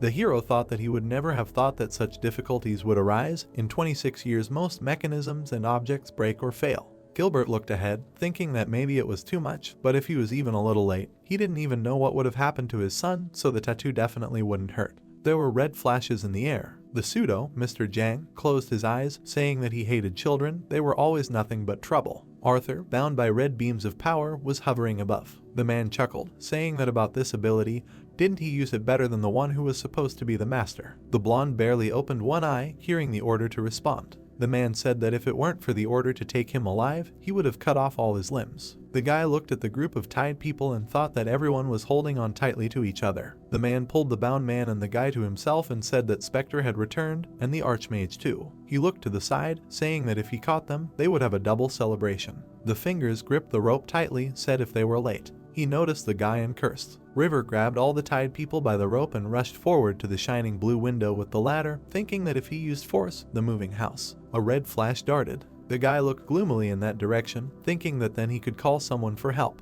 Forward, holding the tied people, the guy jumped into the blue window. Dropping them, he landed in another place. River opened one eye, exhaling. He was lying on the floor. In the house next to him were tied people. The man with a bag on his head shook his head and moaned. The guy exhaled long and thought that he did it. The knife cut the ropes. The man thanked River and said that he was good. The guy in the green cloak untied the rest, hearing that he needed to ask the association for help. Someone said no, we need to go back to the guild. The news broadcast was heard. Spectre and the Archmage were on the second floor. On the screen was an image of a guy in a mask. The words were heard that it was confirmed that a sniper was also present. It is known that there was no official announcement of their entry yet. River looked at the screen in surprise, thinking about attracting attention. Spectre was buying time. You can't miss this chance. The mountain slope was illuminated by the bright sun. A man asked why they were late. A group of people were walking along a path among the trees. A question was heard. Did not watch the news. Spectre came to the second floor. It was necessary to control and monitor the guys, so it happened. The blonde's mouth was tied. The man carried him on his shoulder and said that they were behind schedule by several hours. He held a tied Arthur on his shoulder, saying that they would catch up with them in the same amount of time. And he heard that they were worried for nothing. River sat in a tree and thought that they had not gone far. He needed to aim when he was further from the leader. He sat on a branch, looking at the man, and thought that it was good that he was still alive. A silhouette of a man looked ahead. The guy heard the question, still hiding. A man appeared behind River and grinned. The demon turned around and looked back. The guy with a knife in his hand knocked River over, saying that this was the man who, as he said, was able to move in space. Hughie came back to save his boss. The man looked at the guy who screamed to be let go. The demon said to kill him. He was too annoying. The man pressed the brown-haired man's head with his palm. The guy thought that he was inattentive and also weak. The demon pointed a knife at him with a grin, but he did not have time to attack because his head was blown off. River's eyes widened in horror. The members of the Palinda were alarmed, looking around, asking, a sniper. The man with the knife in his hand squeezed Arthur's neck, asking, Spectre came to save his nephew. Make one more shot, and he will shoot him in the head without any nonsense. Roots wrapped around the man's legs. The demons were surprised. The man asked, what is happening to the earth? They froze in shock in the blue glow, hearing the words, Shadow Wall. Jun-Ho in the mask swung his sword, using the skill, Inevitable Death. The decisive blow smeared the silhouettes of the opponents. The man with the beard laughed wickedly, saying, what an amazing ability. He must definitely devour this ability.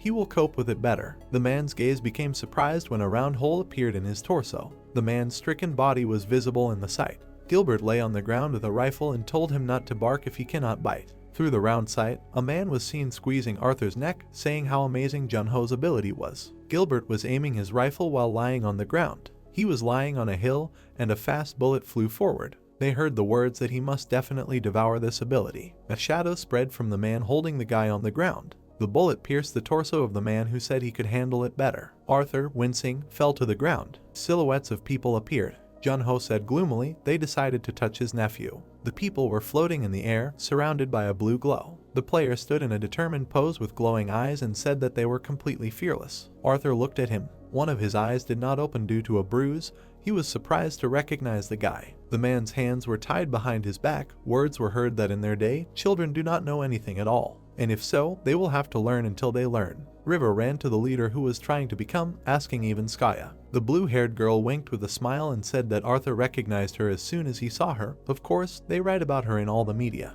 The guy stood up, holding his injured hand, and said that no, although very vaguely, but he remembers, and thanked them for their help. Jun-Ho in a mask closed his eyes and heard the blonde apologize for having to come here. Skaya put her hands on her hips and joked about the guy, telling them to just look at him, so big and so awkwardly behaved. Arthur looked at the brunette and said that thanks to the necklace of endurance that his uncle gave him, he was able to hold out for a long time. Looking at him with one eye, he thanked him, and then he noticed the shadow of a man in a hat. Opposite him, among the trees, stood his father. Gilbert approached the boy and said that he had grown so much. The sun was shining on the man in the hat's face. He asked how he had been. Arthur looked at him in surprise. He opened his other eye with difficulty and asked, "Dad." Looking at him, the man in the hat apologized and asked, "Had you been waiting for him for a long time?" "Huh." Arthur, with tears in his eyes, threw himself on the man's neck. He hugged him so abruptly that his hat flew off. His comrades looked at this. Skaya wiped her eye. The boy in the hat was crying, clinging to his father. There were tears in Gilbert's eyes too. The sun was shining, and beyond the slopes and the mountains, there was a TV on the wall. A question was heard: was this a hallucination? The boy looked at his comrade and asked if he really saw a specter, and next to him was the Archmage. The comrade asked what he was whispering. And also the Grey Reaper. Spectre was sitting with his arms crossed at a round table. Arthur, with a bandage on his arm, was talking to Skaya, standing next to his father. "It's like a dream." The guy's eye was covered with a bandage. He said that thanks to River, the guys are alive, but now that the underground is open, they need to quickly move to another location. Skaya looked at him and replied that for a start, their security magic is at the level of 2019, in which case it would be easier to just lock the door, right? This is a protection spell created by their mage, and it is quite complex. He is great, of course. Gilbert touched his chin and heard that everyone will be transferred at once. And the question alone. The blonde adjusted his hat, heard the question, why is he surprised, forgot who she is. The Flying Frost Queen held skewers of hot potatoes and asked her partner what he was thinking. Junho, wearing a mask, was surrounded by a purple glow. The system reported that the confession of the dead had risen to rank, and now the memory images were saved automatically. He imagined an image of a man with sharp teeth and a red eye, who said that he would make them strong. The man's eye looked forward. The words were heard that his dishes had no failures. The people with bandages on their mouths were tied in chairs. The demon asked, because if 10 people ate this, all 10 would die, they would not notice it, right? Now they will begin to select the strengthening treatment. The tongs held a red-hot stone. The words were heard. Behind it, if the man spits out the oil, he will die. The man's eye was wide open in shock. The demon bared his sharp teeth in a smile. Advanced treatment with a survival rate of 10%. The place where the mages created in this way are put in first place. Gluttony Squadron. The man surrounded by red flashes stood on the bodies of people. He turned the gaze of the red eye to the side. The role of the cleaner of the demon association. Through trial and error, they acquired a large scale. Their numbers can be compared with most large guilds. The man with the beard folded his hands behind his back. Next to him squatted the second demon, sticking out his tongue. Their leader, Gul'dan. Touching his chin, Junho heard the words of the ice girl. The most terrible enemy is the one whose skills cannot be measured. He asked how the demons held back until then. If even one squadron was really at this level, they would conquer the whole world. Touching his chin, Frost Queen said that apparently the difference in strength is still great. She looked forward with the guy and heard that someone would help the Lady Archmage. Let her not strain herself. Skaya closed her eyes, saying that in any case, teleportation over a long distance requires energy. The girl with the flowing hair stood in front of the group of people, surrounded by a glow, and said that it was hardly possible to ignore it. A powerful energy rose from the round portal on the floor. Then the girl's hair fell into place. She said that it would be easier for her to do it herself. Skaya smiled. A group of people stood on the platform in front of her, making delighted sounds. A question was heard, all 30 at once. Gilbert looked at his son, who told everyone to unpack their things, carefully prepare. Words were heard that Skaya was cool. The girl shyly closed her eyes and, scratching her hair, asked Arthur if he was seeing this for the first time. She had already done this when he was very young.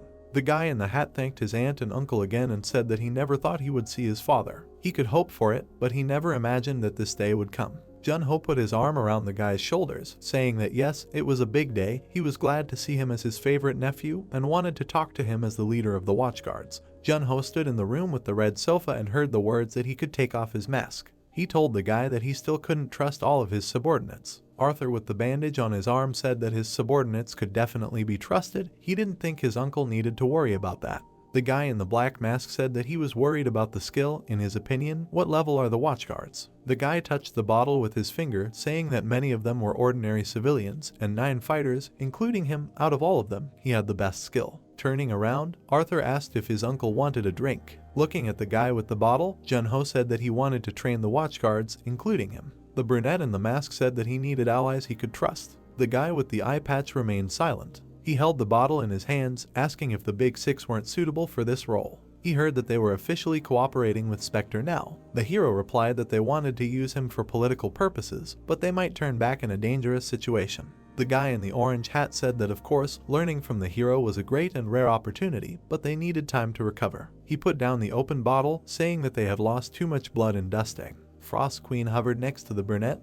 They heard that they were truly honored to receive such an offer. Arthur looked forward, saying that as the leader, he was now choosing to reorganize, and heard that the guy understood. Jun-ho turned away, the blonde called him. Arthur looked forward, saying that his father, he heard there was a time when he was called a trash can. The player turned slightly, hearing the question, is it true? This is the lower class of society. Arthur frowned when he heard that his father Gilbert had done all the dirty work he could for a while. Jun-ho presented a photo of his friend held together with tape and said that was how he lived before he met him. Arthur said that maybe it was all because of him, always wondering if his father was disappointed after he was born. The guy in the black mask said that parents who have something to protect have no time for that. There was not a single moment when their son was a burden to them. The blonde looked at him and heard that rather, he became his hope that helped him overcome all the troubles. Arthur looked at the bottle on the table and heard Jun-ho's words to not forget about it. The guy in the hat raised his head up. Gilbert looked ahead. The full moon was shining in the sky. The sniper stood at the mountain peaks with his hands on his hips and said that even after 26 years, the stars were just as bright. The son standing behind him said that he was the same as he had been 26 years ago. Looking ahead, Gilbert said that yes, it was amazing, his son had become a captain. Arthur smiled, hearing that to him he had been a mere baby just a few days ago. He held out the bottle, saying that he did not know if he liked butterbeer.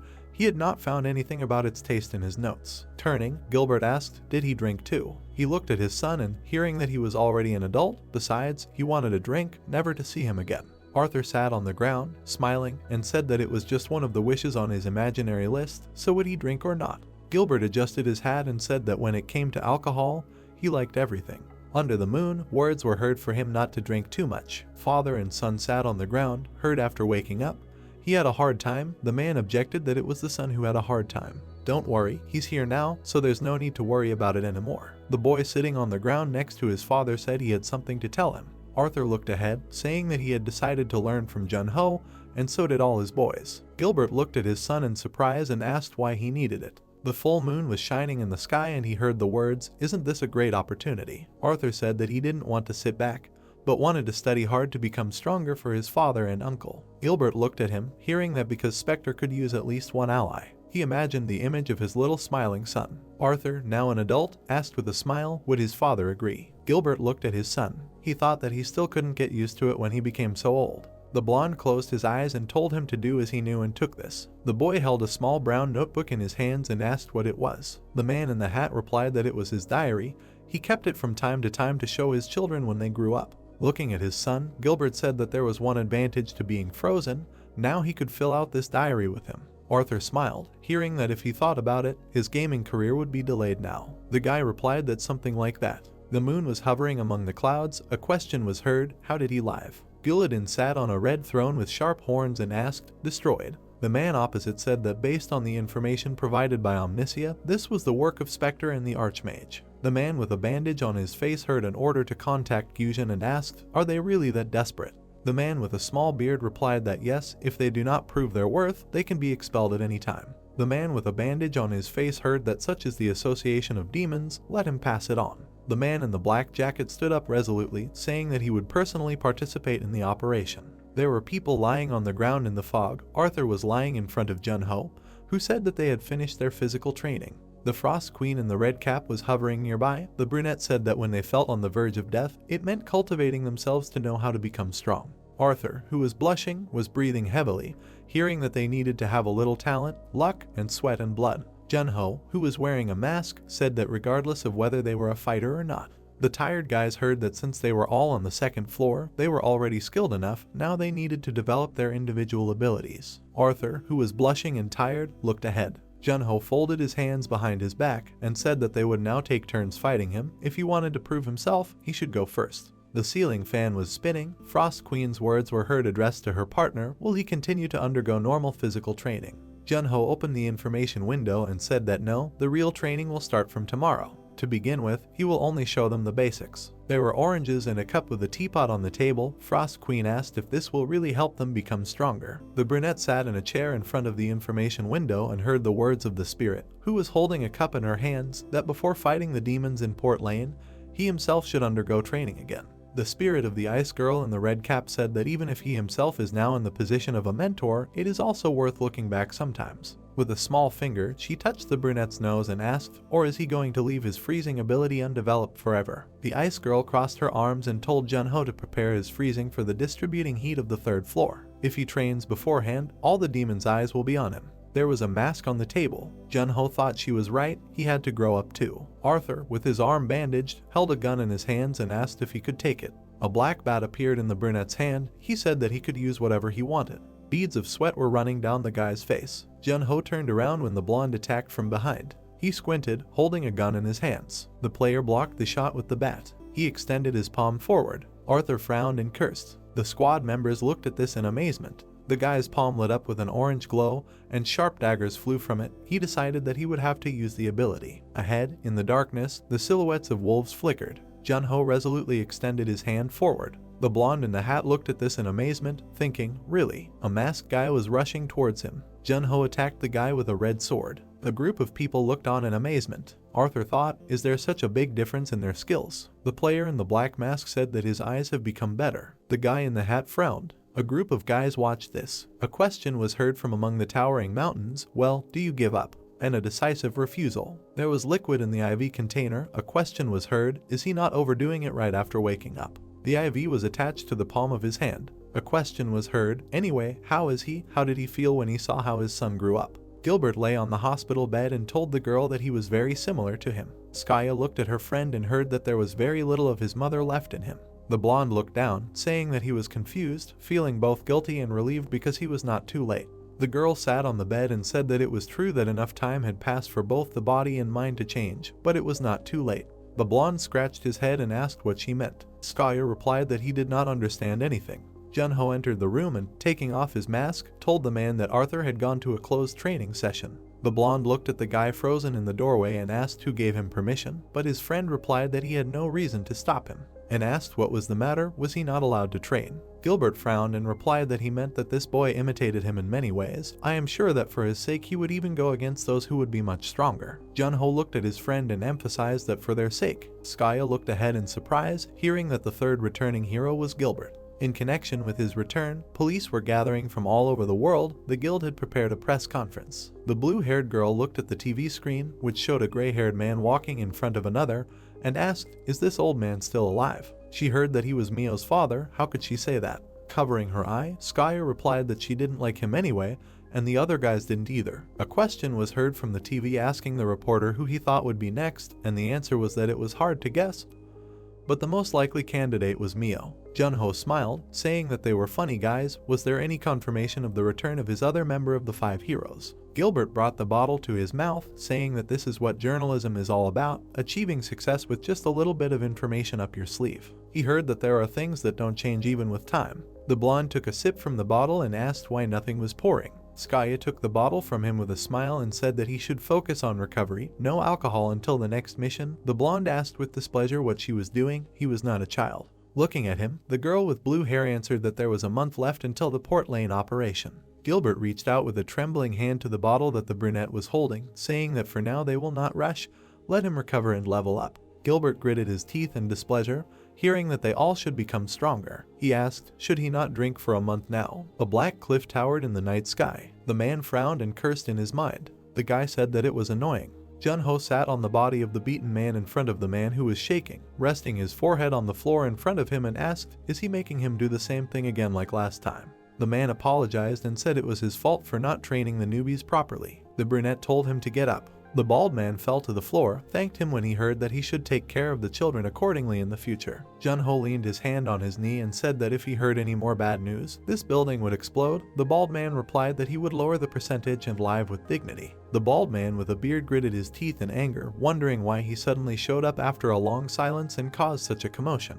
The guy turned to Ply. The man beamed embarrassedly and asked him to continue. Looking at the excited man, Jun-ho asked if there was any way to make a lot of money legally. Ply clenched his fingers, asking if he was looking for a mission. Could he offer a quest for a special reward? Jun-ho inquired if it was a special reward, then the target was a person. Frost Queen was sitting on the guy's shoulder and chewing cookies. They heard that nowadays even dangerous monsters are given out like that. Jun-ho asked what the payment was and was told it was 150 gold. He asked 1.5 billion. He thought there would be quite a lot of competition. The man imagined a body lying on the ground and said that there had been, but not anymore. The man with a beard said that it was because he was so strong that more than 100 players and mercenaries had been defeated. He imagined the silhouette of a screaming monster. Raising his finger, the bald man said that sooner or later the guild would take care of this monster itself, and then he didn't know what would happen. In any case, the location was the Western Possessions. Jun-ho asked if he was recommending this quest to him specifically to see how he would screw up. The man asked how that was possible. If he took on the matter, he would definitely cope. There were skulls and bones on the ground. Jun-ho closed his eyes, thinking that he hadn't hunted for a long time and should go stretch his legs. The hero stood with his arms crossed in the center of the blue glow. The system reported the activation of the gate and movement to the west. Location: Twin Peaks. Jun-ho, together with the Frost Queen hovering next to him, stopped and looked at the city located among the mountains. The Frost Queen clasped her fingers and said that these twin mountains were truly majestic. She was happy to see them. A castle with red towers towered in the city, Jun-ho said while standing. Entertainment, sleep, now also teleportation. He spent all his money and there was still a lot of time before the association would be paid. Closing his eyes, Jun-ho said that his current balance was 1 silver coin and 22 pieces of copper, which was about 120,000 Korean won. A little depressing, but there was a quest for 1.5 billion ahead. Then for starters they would go to the Adventurers Guild. The masked ice girl made a delighted sound, saying that it seemed like this mountain was absorbing the sun. The setting sun illuminated the two sharp edges of the cliff. There was a beige paper with a quest pinned to the board. Jun-ho pointed and read, "You need to defeat the mutant troll near the western sun. The reward is 150 gold and 600 reputation, so the target is a troll." Frost Queen thoughtfully asked, "Doesn't he have a low regenerative ability?" There was a sign in the form of a shield and swords on the wall. Words were heard that it might be troublesome, but they should try. The hero stood near the notice board. The ice girl hovered above. He tore off the paper with the quest when Frost Queen asked about it. Turning around, Jun-ho replied that there was no need. Everyone was afraid to do this quest and ran away from it. The men in the room looked at the guy carefully. The ice spirit said that they had already attracted the attention of others. The boy looked at them sullenly, hearing that the envy of those who have no power does not change at all. Looking at the people, Jun-ho replied that they should try it themselves. Even if asked, they will not agree. A large white feather moved. A man in a hat with a feather appeared behind the guy and asked if he was the player. Jun-ho, "Thank you for accepting this quest, sir," said that he would like to personally meet those who will take it. The man in the wig bowed, saying that if he does not mind, let him invite him to breakfast tomorrow. Frost Queen leaned towards the guy and, covering her mouth with her hand, said that this is very familiar behavior. Is it some kind of cliche? The brunette replied that all lords are just the same. The dog sniffed. The dog and the black cat lapped up water from bowls. Words of greeting Jun-ho were heard. On the table there was a plate of crayfish. The man introduced himself as Pavo, Lord of the West Sun Fief. Before he goes hunting, the Lord must make sure that he is full. The man in glasses sat at a richly laid table, which was groaning with food. A cook was standing next to him. Pavo said that he was a very famous person. He would see Spectre here. The guy sat at the opposite end of the richly laid table and said that he was an ordinary person, just a little famous. However, we need to get down to business. Is there any more information about the target? The Lord stabbed the salad with a fork and said that, first of all, this is not just an ordinary troll, it is about 4 meters tall. Pavo looked at the guy and said that he is bigger than an ordinary representative of the species. Frost Queen ate a cupcake and hummed. She heard that apparently he has a high regenerative capacity and uses all sorts of cunning tricks against people. Looking at the man, the brunette said that it is not surprising, considering how many people he has already defeated. Pavo intertwined his fingers, saying that yes, this is a real headache. The man with glasses said that the reward was originally 10 gold, but he thought that it was not enough. But even after raising the reward to 150 gold, he still cannot get rid of this splinter. The light dog sniffed the little duckling. Words were heard that the Lord was very responsible. If the territory was free of these creatures, it could prosper. Every time he saw the fear on the faces of the inhabitants, he was overcome with guilt. He imagined an image of a huge grinning troll. Jun-ho wiped his mouth with a napkin and told him not to worry, he would relieve him of this problem. He heard thanks and the information that he was active when the sun went down. Frost Queen took a sip from her glass. A warning was heard to be careful. Clouds floated among the sharp peaks. The sky was painted in the red colors of the sunset, and the spirit of the ice girl said that she thought this lord was cute. With a bag on her shoulders, she floated next to the brunette, who said that of course, he even allowed them to pack dessert with them. The ice girl said that it was so delicious that she could not help but ask if he thought he could handle it alone. The guy turned his golden eyes to her. They walked along the path illuminated by the setting sun, and Junho asked, alone, she with him. A human leg appeared behind. 3 men stood, looking at the brunette. The man with a scar across his eyebrow said that the reward for the mutant troll should belong to their guild illusion field. The Frost Queen hovering next to the guy said, was the valley really that big? And it seemed like they had been walking for a long time. Junho closed his eyes, and then with a smile said that it was true, someone decided to make them work. The girl asked what he was talking about. A blue shimmer shone under his palm. The man with the scar said that they needed to make sure they kept a tight rein on this puppy, otherwise they would have no chance in a direct confrontation. He told the guy to wander endlessly through his phantom space. Junho walked forward, his hand in his pocket, his grinning cop is walking next to him. The man said that while he was trying to destroy his barrier, the guild would already get rid of the troll. The smiling guy was multiplied into several copies. The man wished him to be a little late, and he would have time to slip away. He closed one eye. The foot in the white boot took a step. He said that they were so well prepared, but he was in a hurry to disappoint.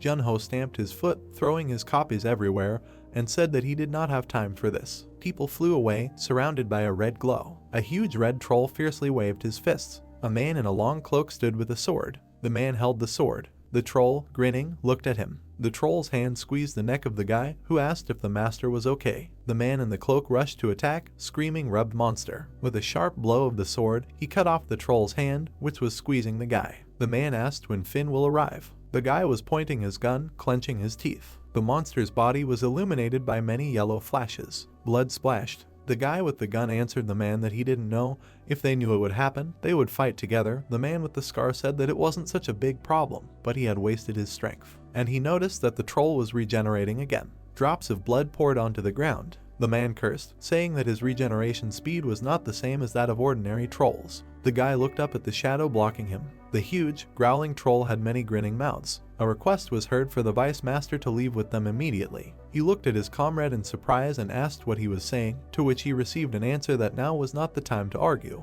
One of the guy's eyes was closed. He said that one way or another, everyone here would die. The comrade said they should just wait for Finn. The man with the sword said he was frozen to death. What would they do when he got here? Let them go, otherwise what would they do without him? The man in the shirt tried to get up. The man with the scar said to ask the Big Six to pacify this monster and hold a magnificent funeral for him.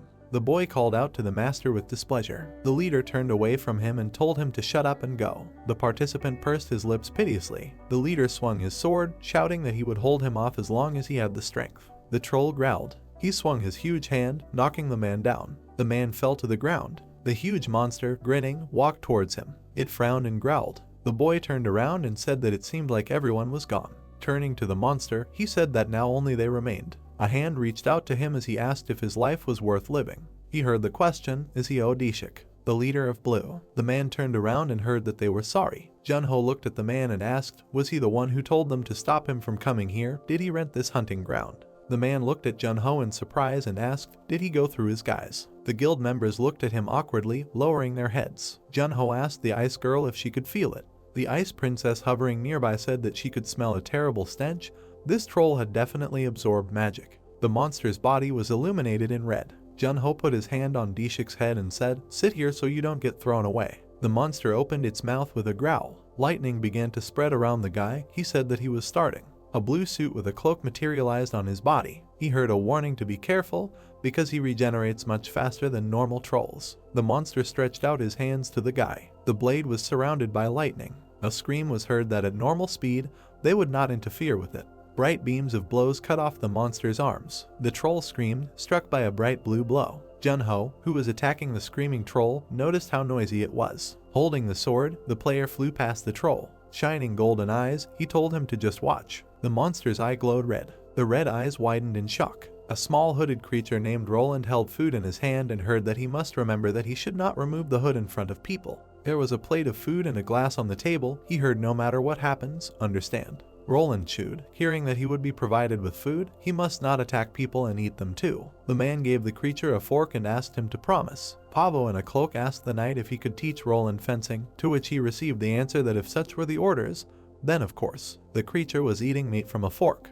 Pavo said that in the past, elves and dwarves also counted with monsters. The first step is very important. Roland will become the first troll mercenary. The sky was painted red. Frost Queen hovered next to the guy in armor and asked if he was finished, to which he replied that all that was left was to wait and watch. The monster's head was lying on the ground. Frost Queen said that no matter how much trolls mutated, even they have a limit. There was blood on the ground. The ice girl touched his chin, saying that the speed was simply amazing. If it were, she would freeze and break into small pieces. The guy's armor glowed blue. He said that next time he would definitely try to do this. The monster had sharp teeth. Words were heard that this is Spectre. The guy raised his hands, shouting that this battle was amazing. His comrade said that he knew it would be difficult, but he did not even imagine that it would be so much. The monster lay on the ground. Junho's words of gratitude were heard. The disgruntled Frost Queen hovered next to Junho, who told Dishik to remember the freedom of competition. Does he even understand what happens when one guild monopolizes the hunting grounds? He is setting a bad example for future generations. The man laughed, saying that they showed the younger one something he shouldn't have seen. In fact, he is worried that he might interfere and get into trouble. Junho exhaled, closing his eyes, and heard that if he knew he was so talented, he would have asked for cooperation.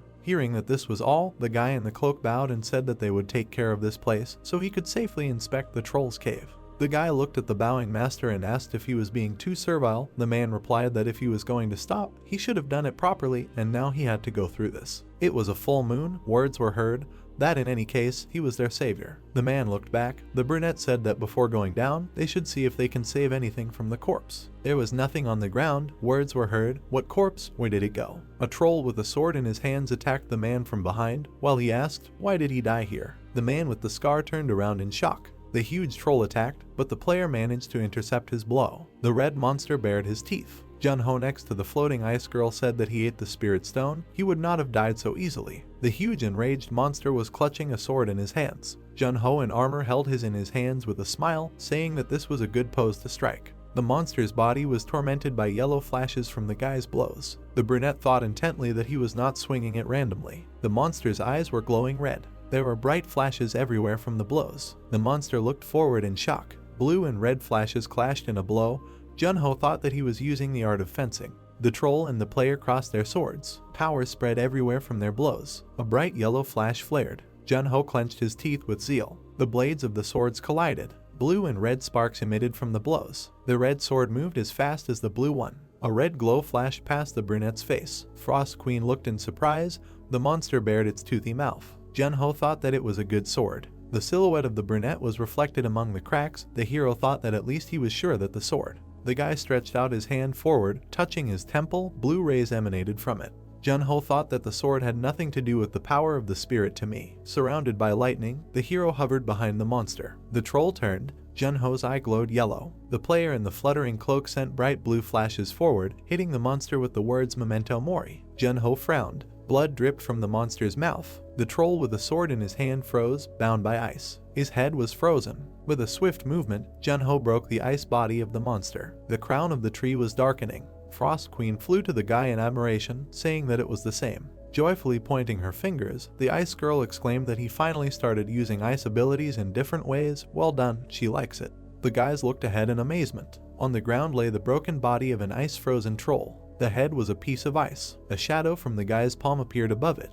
Junho looked at the defeated monster. Raising his palm, he used the skill Confession of the Dead. He saw Pavo standing next to the knight, who said that the regenerative power of his kind is a great blessing. If it works, it will be a huge advantage. Roland made a sound. The man looked at the troll in the cloak and said that he sent a letter to the mercenary guild. He is a civilized troll and owns a sword. Roland listened attentively. The man in glasses said that this is why he was allowed to become an entrance exam and congratulated Roland, saying that he can even become a star. The knight heard the troll growling and saying that he should not worry too much, he will succeed. There was an empty plate with cutlery on the stone. Words were heard that even if he fails, he should not lose heart. Pavo with a smile ordered to show everyone that trolls can also get along with people. The monster in the cloak looked at him. The rest of the candle on the plate was burning out. The troll was sitting by a large stump on which the candle stood. In the notebook it was written that today he also ate well with a fork. The main thing was done, although learning fencing is hard. The troll heard the question, this freak, and the answer is correct. A foot in a boot took a step. Words were heard that it was interesting. The troll was raised by people.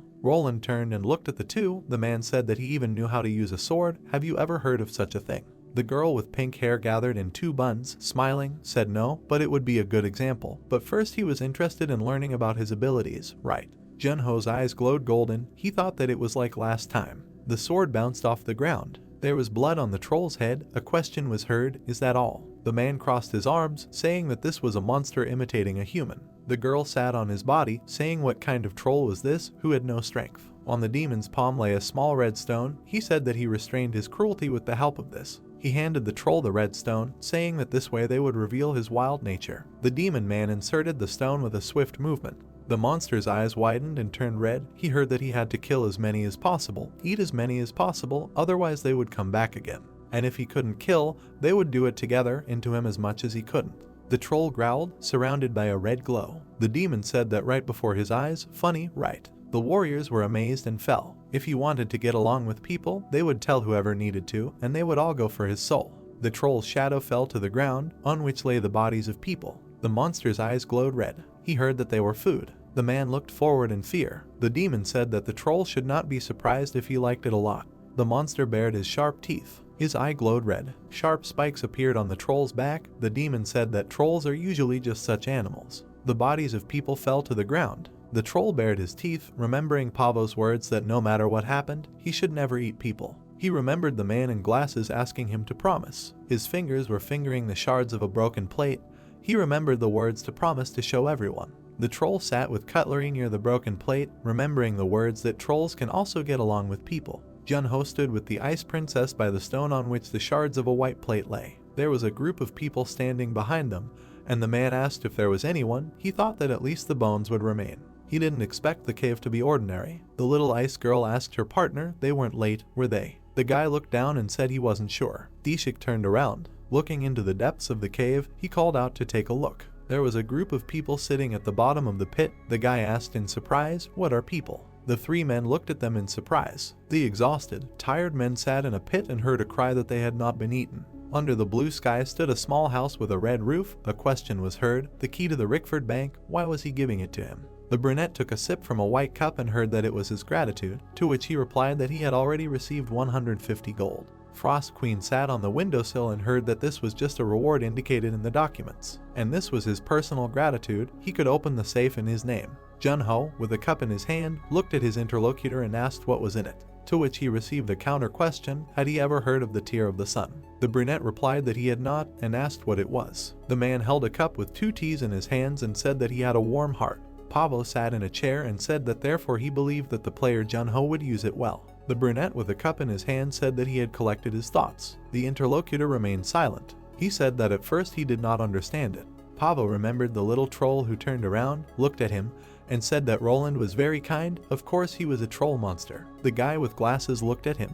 He said that he had never seen him harm anyone. Looking forward, the Lord thanked the player. The brunette replied that he had done nothing to deserve gratitude, no matter what anyone said to him. Pavo heard the question, aren't they family? Frost Queen heard with concentration that if he had not raised Roland. The man introduced the monster, saying that he would have become an ordinary troll who harmed people even without the intervention of demons. Pavo closed his eyes and said that he taught him everything he needed to pass the exam for Roland's mercenary for him. In his hands, holding a cup, the man finished, "Son." Frost Queen sat by the window and looked at him. Junho imagined a fire, telling the Lord that there was once a man who lit a fire for his comrades who were sleeping and shivering from the cold. He imagined a man with glasses on his forehead looking at the fire. There was a tent near the fire and people were lying in sleeping bags. Junho said that he was new to the group and very kind. Since it was cold in the camp, he was afraid that his comrades would catch a cold. But that was not what he should worry about. The horned beasts were looking at the fire. There were night monsters there, attracted by the light. They all attacked the camp. The boy ran away, turning around to see the blood. The newbie quickly ran away. A wedding of fighters who had gone on reconnaissance. Silhouettes of people looking at the bodies appeared. When they returned, everyone was already dead. There were tears in the boy's eyes. He raised the gun to his head and fired. There were drops of blood on the brunette's face. Junho turned away, saying that the newbie did not know then that not all good intentions lead to good. Pavo looked down, hearing that sometimes good deeds have to be taken into account. He asked if the boy wanted him to stop being like them before the law, leaving the world. Junho, looking at him, remained silent. The Lord looked ahead. He was very similar to the guy with glasses. The hammer pounded on the stand, calling for silence. A day ago, people were sitting in the courtroom. Pavo stood behind the podium surrounded by knights and heard the question. how did he come up with the idea of raising a monster. He answered that it cried sadly after losing its mother, and it seemed to him that it was not much different from humans. The judge adjusted the eyepiece and asked, did it look like a human? Trolls are classified as monsters because they are not capable of communicating with people, although they are intelligent, but they are animals, no different from primates. But he compared it to a person who has intelligence. Jun-ho, along with others, sat in the audience, hearing that this is actually true in theory. A guy with glasses stood behind the podium, answering that trolls can be rid of their inherent aggression if they are trained from a young age. There are no problems, since it was confirmed that it is possible to control it. One of the men in the audience shouted that this is not something he can decide on his own, another, that the owner's dog will not bite. The judge sat on the platform and said that as a result, many people died because of this troll. What does he say to that? Pavo replied that it was all his fault, he was not careful enough, he should spend more time training him after that. The man with glasses looked down when he was asked if he thought that the training was the reason that there were injuries but not deaths. A hand touched the railing saying that there was an objection. Jun-ho had a blue orb shining on his palm. He said that the reason for this behavior was external factors. He remembered how the demon man held a red stone in his hands, saying that with this they would bring out his wild nature and he should kill and eat as many as possible. The troll with red eyes heard that it was fun, he wanted to be like humans, but it was just an imitation. After all, he was a monster. The judge touched his chin when he heard the boy say that they introduced a demon stone that ignited anger and killing urges. There were documents with red seals on the table. He heard that the mercenary Jillian Hacken and the Knight Commander Fivir. Jun-ho looked at the judge, saying that the evidence provided was the testimony of these surviving humans. The purpose of the demons is not only experiments to increase violence, but also to create strife and conflict among humans. Pavo closed his eyes. He heard the words that he had heard about this somewhere. Wasn't this the knight who helped in the incident with the kobold? The blonde guy on the bench scratched his cheek and said that if the trolls did not exist in the first place. The brunette looked at him, hearing the question of who considered the troll a child in the first place. The judge touched his chin, saying that if the interference of demons was true, he would pass judgment. The guy with glasses looked ahead. The judge said that due to the defendant and his unauthorized breeding of monsters, many injuries were received, chaos was caused. He also admitted that he personally trained the monster. The judge opened his mouth, saying that the defendant was therefore found guilty. From this moment on, the defendant would be stripped of his position as Lord of the Western Sun. The man towered over the defendant, saying that the defendant would have to serve 5 years in the Imperial Department of Interracial Interaction. The spectators asked if that was too harsh or not, that he should be sent to prison. Pavo looked ahead with a slight smile. The little troll growled, hearing the apologies and that the man would not come any closer. Young Pavo waved his hand, telling him to calm down, he just came for mushrooms. The boy held out a cookie, asking if he wanted to eat. He fell back in fear and screamed. Then he adjusted his glasses with a smile. The little troll was eating a cookie. His cheeks were stuffed with food. Pavo asked with a smile if he wanted more. There was a bag of cookies on the ground. The boy with a smile told the little one to eat slowly, otherwise everything would fall apart. He said that even under the pressure of demons, Roland retained his humanity to the last. Pavo in a cloak turned around, saying that if he could do it, then other trolls would definitely be able to. His son's dream has not yet been fulfilled. Jun-ho, crossing his arms, said that if there is a chance, they will meet the Lord again. Pavo closed his eyes, saying that the Western Sun will become the new Lord, so when they meet, he simply calls him Pavo. Frost Queen touched the guy's shoulder, saying that it reminds her of her father's words. The guy in glasses and a hood looked ahead. The Ice Girl said that although it is important to punish 10 criminals, none of them should be unjustly convicted. The heroes watched Pavo walk away towards the sunset. Frost Queen said that he saved one. A loud joyful cry was heard in the tall multi-story building. In-ho heard that an answer had come and asked what it was. Jua sat in front of the open information window and said that it was from Jun-ho. She sent him a message and finally got a reply. He didn't tell her to fuck off because he was busy. She heard that he didn't seem like that and asked with a smile, did he trust him? The blonde held a white mug in his hands and said that it was hard to see her suffering, just let him check. There was a message on the screen saying that he was going to leave. Did something happen? The girl said that it was on time. There was a message on the screen saying that the thing was that the guild would like to go to a dungeon, and the master officially invites him. The girl's eyebrows frowned. She turned to her partner displeased and said that he didn't answer. What was wrong? In-ho took a sip from the mug, telling her to let him think and wait a bit. There was a drink with ice in the glass. The redhead screamed that she couldn't wait. This time the master would go too. I wonder what master will think of him when he and Jun-ho meet. The blonde looked down, saying that he was sure he could impress master. Jua turned to him and asked if the incident with the kobold wasn't impressive enough. The boy replied that in fact, that's what most players do. The blonde walked over to the sofa with the girl, saying that maybe they'll go to the dungeon this time. The answer appeared on the screen, "Okay, let's go together." In-ho looked at the screen with Juha.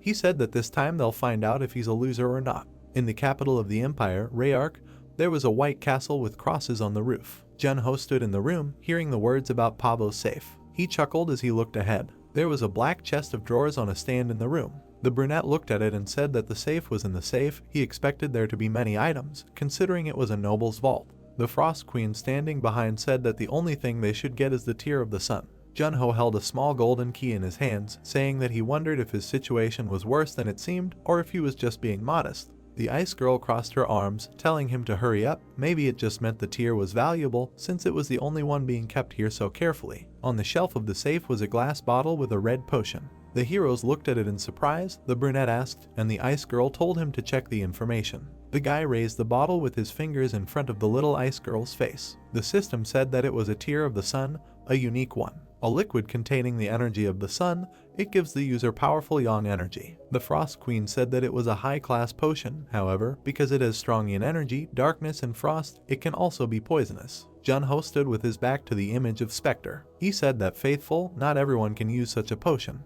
He imagined a brunette with a sword in his hand and a red-haired girl with fire in her palm. Jun-ho touched his chin thoughtfully, thinking about how troublesome the sun's tear was. It was a very good item, but he couldn't use it. Woo-jung could use it, and Jua too. A sandwich appeared in front of the guy's face. He asked what it was. Frost Queen smiled and handed him the food, saying that he had skipped breakfast and that he could think better while eating.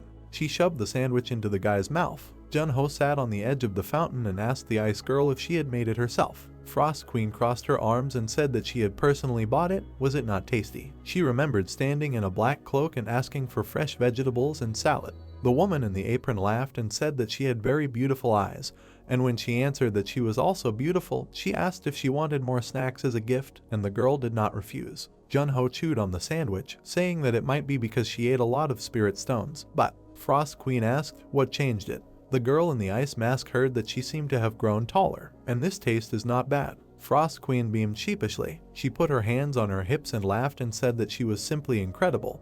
But in reality, toast, bacon, and butter just couldn't help but be a delicious combination. And she was a queen and simply couldn't let her partner go hungry again. Jun-ho wiped his mouth with a smile and thanked her for the food, saying that she was great. He told the amazed ice girl that it was not bad and basically edible. Frost Queen indignantly screamed, "Does he understand how great a level of skill this is?" She, who lived like a queen her whole life, learned this just by watching a video. The girl with red hair closed her eyes. A question was heard, "Is toast really such a difficult dish?" The guy sitting on the fountain heard the man in black pants call him. Juha waved her hand with a smile and said that they hadn't seen each other for several months. How did he chew? Jun-ho looked at her with the ice girl and said that he thought it had only been a month and thanked her for the invitation. The redhead came closer and said that it was still a little bit not from her, but it seemed like a month to her. They hadn't seen each other for much longer. Jun-ho glanced sideways at the ice princess with a smile, remembering that they had fought anonymously in the match system, and said out loud that it had definitely been several months. Juha walked forward and called for him to follow her with words of greeting. The brunette walking behind asked if anyone else had been invited besides him. The redhead answered with a smile that there were 2 more people, but it seemed there would only be one. Looking at her, the hero asked what the criteria were for inviting her. He heard that the player must either have a good reputation, which is useful to the guild in itself, or have outstanding abilities. The Frost Queen opened her mouth. Juha walked on the bridge and heard that if they met one of these requirements, then it means that they can invite anyone, to which she replied that it is difficult to become that anyone. Cherry blossoms were blooming on the branch. The heroes approached a traditional building. Juha pointed with her hand and said that this is the Palace of Spirits. Since he entered his house, shouldn't he greet the owner first? Looking at the guy, Juha said that being invited to the Dokubai Guild is already a big deal, but meeting one of the 9 heavens will be an even more amazing experience. Looking at her, Jun-ho replied that he was looking forward to it. He thought that this was already the 2nd of the 9 heavens after Wujung. In-ho pointed to the door with his hand, greeted the guy, saying that the master will not arrive soon, let him wait here. The brunette agreed. He stood in a room with a red carpet. There were white lamps along the edges of the carpet. Jun-ho carefully looked ahead. There was a closed green door ahead. The girl in the ice mask was silent. Then a man in a black suit appeared from the door, saying that they finally met. The brunette looked forward, saying that he was the guild master of Dokubai Sunghayan. Looking at him, the hero introduced himself as Jun-ho. The brunette walked along the red carpet, saying that he was the guild master of Daki by Sung Hyun. The hero with the ice girl behind his back introduced himself as Jun-ho. The man closed his eyes, saying that he had heard a lot about him from Juha and was glad to meet him. The player replied with a smile that he had heard about him too. The Frost Queen looked over the guy's shoulder, hearing the question, and what did he hear? The guy replied that meeting one of the 9 heavens would be a great experience. The man took out a thin stick from his inside pocket, saying that only one meeting. Sung Hyun held a magic wand in his hand that was glowing, saying that he thought it was an exaggeration. Jun-ho looked ahead in surprise, hearing that he would not disappoint him. The man suggested going into the office and talking. His wand was spreading a glow around, distorting the space of the room. Jun-ho froze, and the Frost Queen fell from his shoulder. He was amazed, thinking about spatial abilities. This is some kind of magic. Sung Hyun held a magic wand in his hand, saying that he was a little late, but thank you for accepting the invitation. Jun-ho sat in the room, saying that no, he was grateful. He stared ahead in shock, realizing and looked at himself sitting on the black sofa in surprise. He heard words about the contract to visit the dungeon and information about it. Sung Hyun held a document in his hand, saying that the target was a 1-star dungeon, which was the rating assigned to the dungeon by the god of adventure. Jun-ho asked again, by the god, to which the man replied that there were many gods here in Frontier. Departure was in 3 days. A fountain pen appeared in the glow. The man asked if he needed more time to prepare. The hero thought that there was still a lot of time until the meeting at Port Lane. The man looked at him. The brunette replied that no, 3 days was enough. He held a sheet of paper in his hands, saying that the names of the participants were listed here, high-ranking players of level 120. Jun-ho sat on the sofa with the document, saying that as expected, its capabilities were amazing. The man standing opposite told him to carefully review and sign. Even though he was a guest, they would make sure that he received a reward accordingly. Jun-ho held the sheets of paper and said that it was good. The guild leader asked if there was anything else. The brunette looked down carefully and then said no. Jun-ho signed his name at the bottom of the paper, saying that he hoped he would work well with Sung Hyun. Looking at the man with the magic wand in his hand, he asked if he used it to control his abilities. The man replied that yes, it was easier to control space with it. Jun-ho looked at it and said that it was cool. Sung Hyun closed his eyes, saying that although he could control space, he was not very good at perceiving it, so there was nothing else to do. Jun-ho looked at the shining tip of the magic wand, thinking that he was surprised that a member of the 9 heavens would use auxiliary means. However, he felt that he was strong. It was not an unattainable power, but his energy was very powerful. Jun-ho thought that this was another monster like Wijung. A bright purple glow appeared above the man's wand. He said that he could now go to the place where he was staying and hoped that the guy would like it. Jun-ho froze in shock, feeling the space change from the movement of the leader's wand. He stood on the red carpet, turning around and thinking that this was different from teleportation. The man in the suit moved on, saying that they would see each other in 3 days. Turning around, Sung Hyun addressed the guy, saying that his ability was the same as his reputation. He was looking forward to it. Jun-ho looked at him and said that he would do his best. A purple flash appeared on the red carpet. The guy silently watched as the interlocutor disappeared. Frost Queen, who was standing next to him, exhaled and said that he was too lazy to use his legs. It felt like she was looking at a drama hero. Jun-ho heard the question, "Isn't the master cool?" and turned to the girl. Juha winked at him, saying that she was in charge of providing information about the accommodation of guests. Sung Hyun of the 9 heavens, how does it feel to have a great meeting? Jun-ho scratched his head, saying that he looked strong. The redhead asked, "Is this their first meeting with the master?" Frost Queen listened with displeasure, that of course they did not have the opportunity to meet. Small fish were swimming in the water. Words were heard that it was a little upsetting. Jun-ho stood with the girl by the pond and asked if he did something wrong. The redhead said no, this was his first meeting with the master. He simply called him Mr. Sung Hyun. Leaning on the railing, she said that he had met her 3 times already. They even corresponded, and he even got an autograph from Spectre for her. The brunette heard that he still continued to call her by her last name. The girl was embarrassed to hear that from now on he would simply call her Miss Juha. She said that the last name seemed a little rude. The heroes stood leaning on the railing of a traditional house. Juha told him not to worry about this dungeon anyway. If something happened, she would protect him. Jun-ho looked at the girl and thanked her, saying that he felt calmer. The redhead laughed, saying that they should protect each other. She looked forward, saying that she would be calm even if the old man Lightning was with them. The brunette asked again, "The old man Lightning?" The girl imagined an image of a man surrounded by a blue glow with lightning and said that it was the god of thunder, the man she lost to for the first time. Blue lightning emanated from the man's gloomy eyes. Juha told him not to worry anyway, she was here. Sung Hyun sat in a chair by the window. He remembered the question, something else. The man looked forward. He watched the brunette leaf through the papers, saying no. Sung Hyun thought, isn't it strange that experienced people of level 120 are joining the party? He imagined the image of the brunette and thought, people who have reached the maximum level are going into the dungeon, and this does not raise any questions. He remembered Jun-ho signing his name, wondering if he doesn't care about others at all or if he already knows that he will have to return to the dungeon even with the maximum level. Sung Hyun held a pen in his hand, saying that besides. The tip of the pen glowed blue. The man said that the pen, which reacts to elemental abilities, showed a positive reaction. The man chuckled, saying how interesting. The brunette stood next to the red-haired girl, and Sung Hyun thought that he thought so, that you need to keep close the one you want to get to know. Sung Hyun looked ahead and said that everyone was here. He looked at the people and asked the commanders if there were any problems. Joo-ho looked ahead. The other commanders said that everyone was ready and the aces were taking charge of the strategy, and the team leaders were making sure that no one was left behind. The hero looked at Sung Hyun. Frost Queen said that everything looked impressive. She looked over her shoulder and compared the commanders to brave knights. Sung Hyun raised his magic wand and suggested that they go. A huge portal opened behind him. The man looked at him and ordered him to go forward. The people stood next to Jun-ho and were happy that they got to participate in such a mission, trying to collect their thoughts. Everyone raised their heads and wondered at what they saw. Joo-ho looked up with concern and tried to understand why something like this was in ruins. Frost Queen's spirit was shining and she liked this place. In front of them was an abandoned amusement park. Everyone approached the gates of Foreverland. Some assumed it was a trap. The mascot smiled and began to tell the safety rules of this place.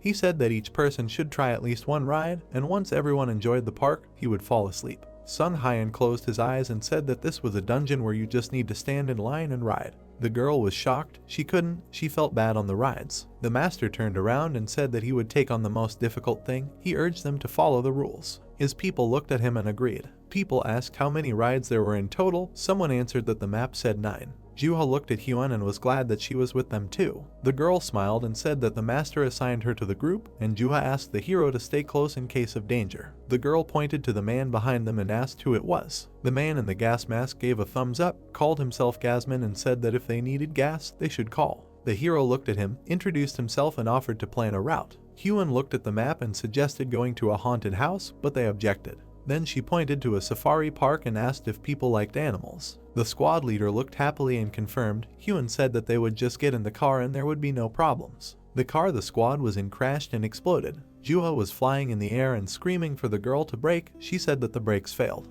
The car was burning to the side. Someone said that if you look closely, it says Horror Safari. Jun-ho was holding onto a branch when someone said that there were predators here too. The squad was making their way across the river. Hyun said that the main thing for them was to get to the end. Joo-ho said that she would burn everything that came close. The spirit flew up to the hero with ice cream in her hands and said that they were birds of a feather. Jun-ho disagreed. Suddenly, screams began above the heroes' heads. The girl looked up in shock. Hyun watched the special effects with interest, and Joo-ho was shaking with fear. A snake crawled above the heroes' heads. Jun-ho looked up and said that they would have to go to the end anyway. Gasman looked at the hero, asked what would happen if they gave up halfway. He told him to check if he was so interested. Joo-ho looked ahead and said that she had to protect the guests. A huge snake appeared in front of them and prepared to attack. The anaconda wrapped itself around the people. They looked at it in horror. Joo-ho launched fireballs at it. They hit the snake but did not harm it. The girl looked at him with confusion, asked if she was immune to fire. The guy answered that she was not immune, she was just shedding her skin. Joo-ho asked Hyun where the target was on the map, ordered Gasman to be ready to spray gas. The man in the gas mask became wary. Jun-ho frowned and yelled at Joo-ho to burn everything as soon as the gas spread. Hyun looked at the map and said that the target was right in front of them. The Gasman stretched out his hand. A valve began to open on his palm. He released a powerful cloud of gas. The snake froze. The team was surprised. The Gasman looked forward and asked the team leader to fry the anaconda. Joo-ho stretched out her hand and sent a fireball. The snake opened its eyes. Everything around began to burn. There was a big explosion. Hyun looked forward, asked if it worked. Joo-ho confirmed. The snake was burning. Joo-ho looked at it with fear and said that it would not last long. The warrior cut the snake into pieces. In front of the heroes, instead of a river, there was a dry valley. The heroes turned to the voice that said that the Konkoni snake was killed by poachers in the safari. It was announced that the original cheetah was on his way to help. The hero looked ahead, wondering what a cheetah was. Joo-ho wiped sweat from her face, suggested moving towards the exit, and asked what kind of cheetah it was. Hyun looked at the park map and said that it was probably one of the mascots. The mascots were a bear, a tiger, a cheetah, a mouse, and a rabbit. The girl held the map in her hands, arguing that a cheetah was a cheetah. Joo-ho asked if the original one was any different. She was told that there was no point in thinking and that they needed to move on.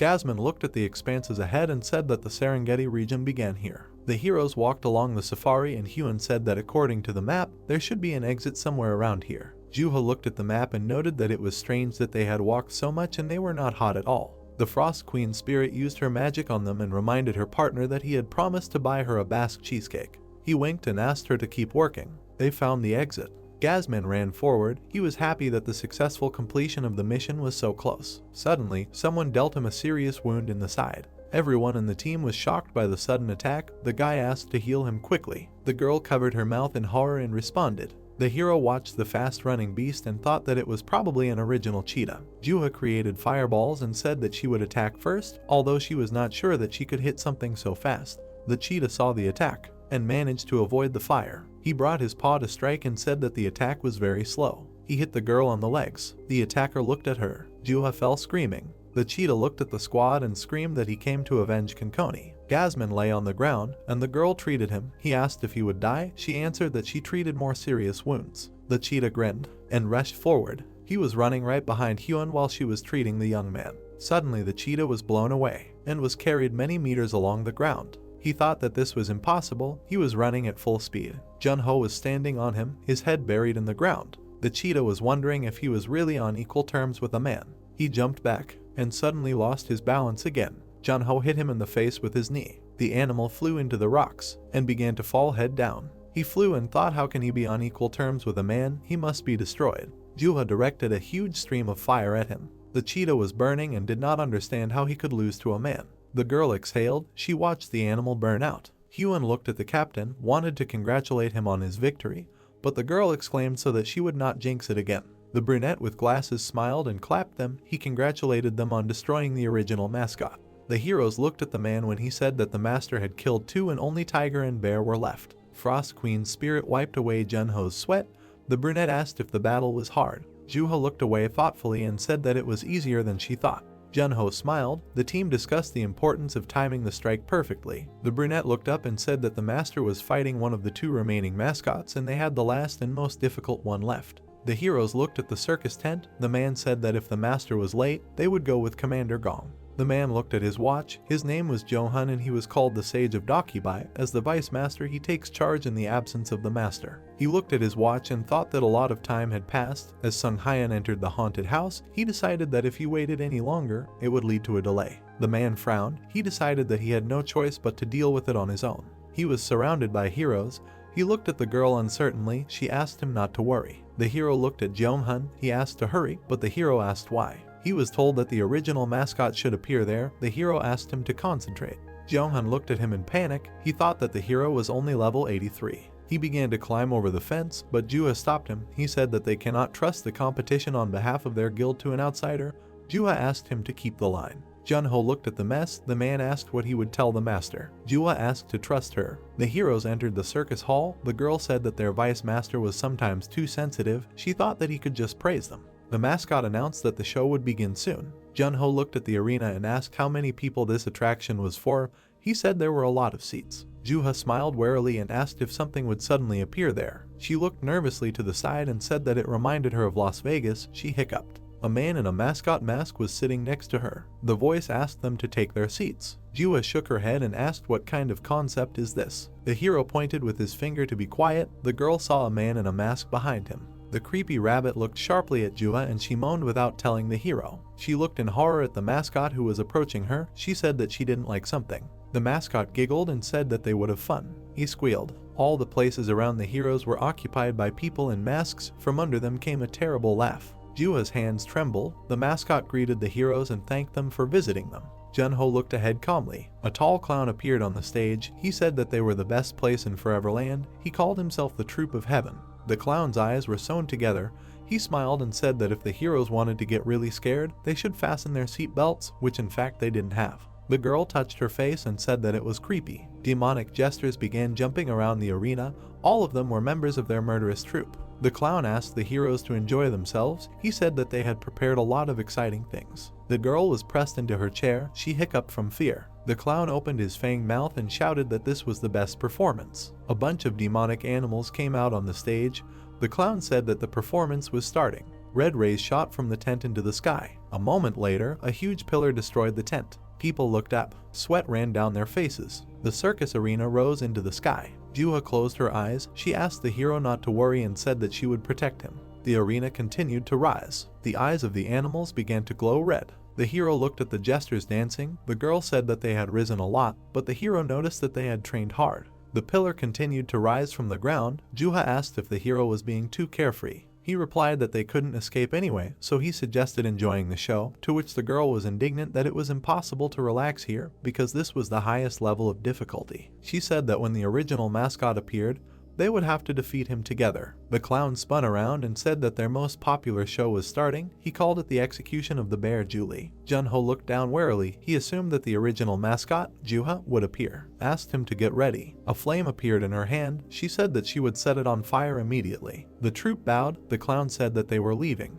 The heroes opened their eyes wide. The mascot's face appeared from the darkness. Suddenly, it became the face of a terrible monster. Juha screamed in fear. The huge creature crawled towards the stands. The mascot said that the lucky one from the audience would be executed by the bear himself. He laughed and said that it was very charming. Junho sighed boredly. He thought that since he was told that they would choose from the audience. He looked into the red eyes of the creature and realized that it was about them. The beast jumped into the attack with a roar. The hero looked down and suggested that the girl get out first. Juha evaporated. Junho looked at it in surprise, not having time to finish. Juha appeared in another place, finishing her words. A shadow hung over her. She found herself in the arena. The beast opened its fanged mouth in front of her. Horror was frozen on her face. The hero was grabbed by masked spectators. Claws approached the girl's face. Her pupils shrank from fear. She fell to the floor, blood spurted. She opened her eyes, trying to understand what had just happened. The beast rushed to attack again. Juha thought that she would die. She asked herself, why did she try so hard then? She found it sad. Steam flew out of her mouth. She looked ahead. All the masked people and the beast were covered in ice. Frost Queen smiled and asked if the hero was sure that he would not regret this. Junho in armor looked menacingly ahead and suggested doing this just so that he would not regret it later. The youth clenched his fist, splitting the ice crust. He thought about what he could protect and could prevent, even if he was afraid that his abilities would be revealed, but he forgot about the most important thing.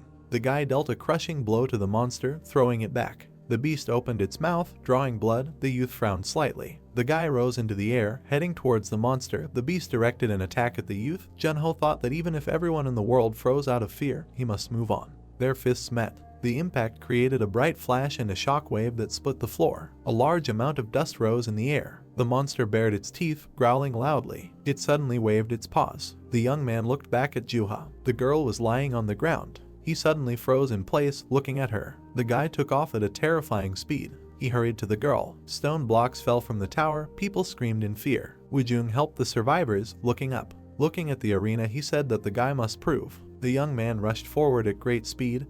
The man said that the guy must prove that his opinion was not wrong. Junho grabbed the girl. He pressed her to himself. He slowly turned his gaze to her. The monster opened its mouth, letting out a loud roar. It set off in pursuit of the guy. The young man looked at him. Suddenly the guy's eyes turned angry with blackness.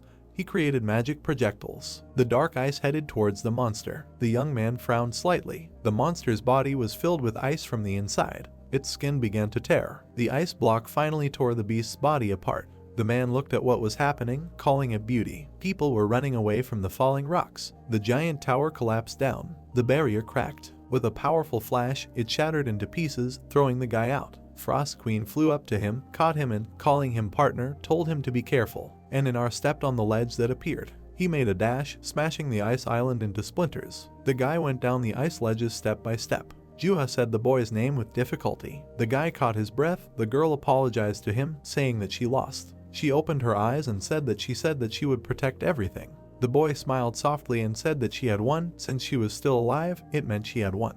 The man approached him and said that the boy had done it for a long time. With a calm expression, he asked if the goal had been achieved. Worried people gathered around them. The boy said that the goal had been determined to be achieved. In addition, Juha was badly injured. The man said that it was obvious. The man knelt down and thanked the boy for protecting their guild members. The boy frowned slightly and asked if there were any casualties. The man lowered his head and said that 24 people were lightly injured and 7 were seriously injured.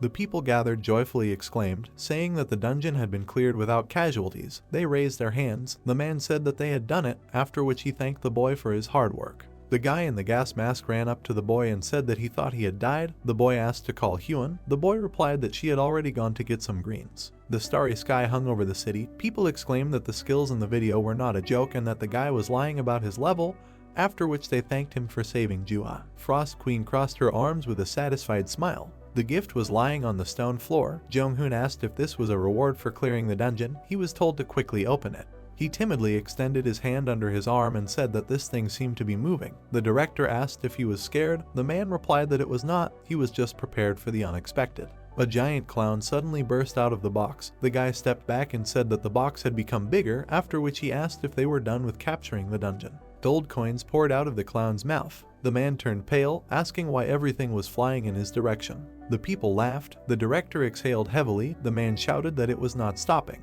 Jun-ho crossed his arms with a smile. The guild master stood between the people and said that the injured should be immediately taken to the medical unit when they return, and that the commanders would soon begin paying compensation to the dead. The rest can rest until the next announcement.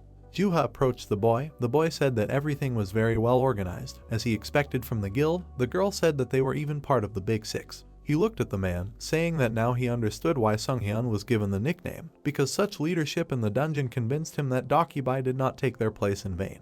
The boy looked back at the girl who spoke to him. She came closer to him, whispering that she saw the ice ability. The boy looked at her, realizing what she said, and then thought that he thought she only saw the freeze. The girl smiled softly. The boy exhaled in relief. Sunghyun took out his magic wand and said that everyone did a good job. The people looked at him, and energy began to swirl around them. Jun-ho and the man were transported to an abandoned building. The boy looked back at him, asking what this meant. The man lowered his head and said that even if the boy deceived the whole world, he did not deceive him. Sunghyun took a step aside. The boy asked how he deceived. The man approached him, saying that since he was the guild leader, he did not often admire someone, but the man smiled softly and said that he always wanted to meet him, and then called him Spectre. The boy was shocked but raised his eyebrows. Silence hung between them. Rays of light were shining through the windows. The boy asked why the man called him that since he was not a dark ghost. He exhaled with a smile and said that he had no idea. Where did he suddenly come up with that? Sunghyun smiled and said that he knew that there would be such an answer, then explained that the boy looked like a representative of Sokter. Frost Queen was greedily eating popcorn. The man asked why Spectre suddenly needed a representative, then said that until he met the other 4 heroes, he was like a lone wolf. The man stepped forward and asked why this had changed since returning. He said that it can be assumed that the world has changed in 25 years and one needs to get used to it. Lower your head. The man said that the boy is very strange. The boy lowered his gaze. The man said that he does not make mistakes as a player and suddenly becomes a representative of Spectre, so it would be strange not to see the connection. The boy silently looked at him. The man added that after seeing Jun-ho fight, he was definitely convinced of his guesses. The man leaned forward slightly and said that everything blended in with the night sky, so it was hard to see, but it was definitely an elemental skill technique. Frost Queen continued to eat her popcorn. Sunghyun said that he thought it was a darkness guard skill. The girl said that he was almost right. The boy turned to him and said that from the evidence he saw, there was only a battle in the night sky. The man took out a magic wand and said that that was not all. A pen appeared in the air. He asked if he remembered it, then explained that it was the pen he used when he signed the contract. The boy looked up at it. The man said that it was not an ordinary pen, but an artifact that responded to elemental skills. It glowed brightly. The men exchanged glances. Jun-ho thought that the guildmaster had thought of everything. Frost Queen stopped in surprise. The boy called the guildmaster by name. They sat down on large rocks. The guy asked to keep everything he was about to tell a secret, then asked to swear by the name of the 9 heavens and the guild. The man gave him an oath. The guy closed his eyes and said that this was enough for him. Frost Queen grabbed her face and thought that her partner was finally going to do it. She looked at the man, saying that the guy was going to show everything. She imagined the young man in a mask and mentally called him the Guardian of Darkness. The man exhaled, letting off steam. The space around them was covered with ice. The man raised his eyebrows in surprise. The young man said that his ability was Frost Stalker. He raised his hand, created an ice growth, and said that what the man saw earlier was also the technique with which he defrosted Spectre. The ice blocks glittered in the sun. The young man said that this is how he became his representative, and only by interacting with him and developing further, he will be able to awaken the others. The man listened to him silently. The young man said that he is not a Spectre. Sunghyun closed his eyes and asked to imagine that this conversation did not happen. The young man looked at him. The man took out his wand, saying that he will reward the Spectre representative who made a huge contribution. Frost Queen rushed to the guy. The man asked if he heard about the Sage of the Observatory Tower. A letter appeared in front of the young man. The man said that many line up to receive teachings from a player who understands the essence of things and can accurately predict the future. A man in a dark cloak stood in the middle of the corridor. The man said that guild masters and association presidents also have to wait several months to see him, and what he will give the guy is a letter of recommendation. The man smiled softly and said that if the boy took this letter, he would be able to meet the sage at any time, after which he said goodbye to him. Frost Queen happily ate the snack. They say that later the boy must definitely buy her a woman's cake because she will no longer fall for some crocmanship. The young man thought that she had been eating a lot lately. If she continued in the same spirit, the girl would become the first spirit to suffer from obesity, after which he turned to Graham. The boy came out to him, saying that he thought the boy had already died. The young man apologized and said that something happened, that's why he came late. The boy replied that he didn't care, because the equipment would not rot during this time. The young man lifted the bottle, saying that this was an advanced edition of vodka and that this was a small present from him, so he hoped that Graham would like it. The boy exhaled with a smile, saying that he shouldn't have involved something so expensive in their relationship because he didn't like it. He pressed the bottle to his cheek with a soft smile and said that he liked it. The boy said that when he earned more, he would buy more. The boy touched the weapon, asking the boy if he could describe everything. Graham said that the two-handed sword was 2 meters long, and the sawtooth one had 32 rotating sharp blades. The girl continued to eat greedily. Graham asked the boy if he saw the safety catch on the crossbar. The boy paid attention to it. The boy looked at the jagged sword and said that if he removed the safety catch and poured magical power into it, the sword would start, and the boy would only have to pull. He took the weapon with both hands, saying that the sword was heavier than he thought. The boy said that Junho was still able to lift it, although he looked weaker than the man. The boy added that he liked the design, weight, and length. The boy looked at him and told him to try to activate the sword, then warned him, telling the boy to pull carefully. The boy with a slight smile activated the movement of the teeth. He lowered the sword and asked if the next weapon was ready. The boy confirmed it, telling the boy not to forget who he was dealing with, then told him that the spear was made of 10,000-year-old cold iron. A slight steam enveloped the spear. Graham said that cold iron is a rare metal mined only at the top of Del Ice. The boy looked at the weapon and said that it was cool, and that the dragon was like made of ice. The boy took a towel and said that even an ordinary person's blood would freeze when touched, so he would die immediately, then asked the boy if he was sure. The boy extended his hand to the spear. The boy added that he made the spear to his order, but he was not sure if he could use it. Junho touched the shaft. His hand was instantly covered with a crust of ice. Graham called him crazy, adding that he should have at least put on gloves. The young man raised his eyebrows and thought that he really was cold. The dragon on the spear began to be covered with a layer of ice. The guy looked at it and thought that he had not felt such cold for a long time. Frost Queen lifted her mask. The system announced that cold resistance was activated. The girl's eyes lit up brightly. The guy took the weapon and said that at what level does this no longer seem like something special? The system announced that the freezing ability completely blocked the cold. The dragon figurine was completely covered in a layer of ice, and he now said that he was lucky because he was not frozen. The girl lowered the mask and took up the drink again. Graham asked in shock if the guy was serious, and whether he really did not know for sure whether everything would be okay, after which he said that with his luck it was worth lying in a coffin. He turned his back to the boy and said that judging by his desperate act, this weapon was really necessary, so, as it seems to him, the boy is preparing for battle. He looked back at the boy and wished him victory, telling him not to dare to lose or die. The boy smiled and agreed with him, saying that he could not lose with such a weapon. Light waves and we called the shore. The blonde was surprised that the weapon was made by the hands of a dwarf. Seagulls flew over the tower. The boy leaned against the column, saying that depending on who uses this weapon, even the world can change. The blonde said that this is already too much, and that, as it seems to him, the weapon is too light. Junho asked if it should be made heavier. The blonde replied that everything is fine. He is just used to a different weight of firearms, after which he asked to pass the boy the box. Junho told him to stop whining and try out the new thing. A glow appeared at the end of the barrel. The blonde agreed with him. He fired a powerful shot. After releasing the shell, he said that the silencer was good. Junho raised his hand and said that the shot was powerful, then asked where he was aiming. The guy looked around the city. The blonde guy said that he was aiming at the chickens. The guy asked if there was really a chicken there. The blonde guy said that was sniper slang. The broken weather vane quickly spun around its axis. The young man said that the rifle uses magic power to enhance the rotational force of the field. Junho was surprised and said that the blonde guy already had this ability. The sniper confirmed it and said that now they can make the enhancement even greater. He looked at the gun and said that perhaps they can really change the world. The guy pointed at the queen standing behind him. The sniper asked if she was nearby. The young man confirmed it and said that she was diligently gaining weight. The blonde looked at him and said that he never heard why the guy weighed now, who froze them, then turned to the queen and thanked her for saving his son's life. The girl choked when he said that if it weren't for that, he wouldn't have left her. Then the guy threatened her. Jun-ho patted her on the back, saying that they should stop arguing, then said that he defeated her and she was reborn as a lower-level spirit. The blonde looked at him silently. The girl said heavily that she was a second-level high spirit. The guy repeated again that she was a lower-level spirit. She looked down. The guy said that since he woke up, she had helped him countless times, and that when he was weak, this help helped him a lot. And he said that at the moment, she was definitely an ally that could be trusted, just like him. The queen suddenly disappeared. The blonde didn't have time to finish his question about the reason why she made only one of them fight that day.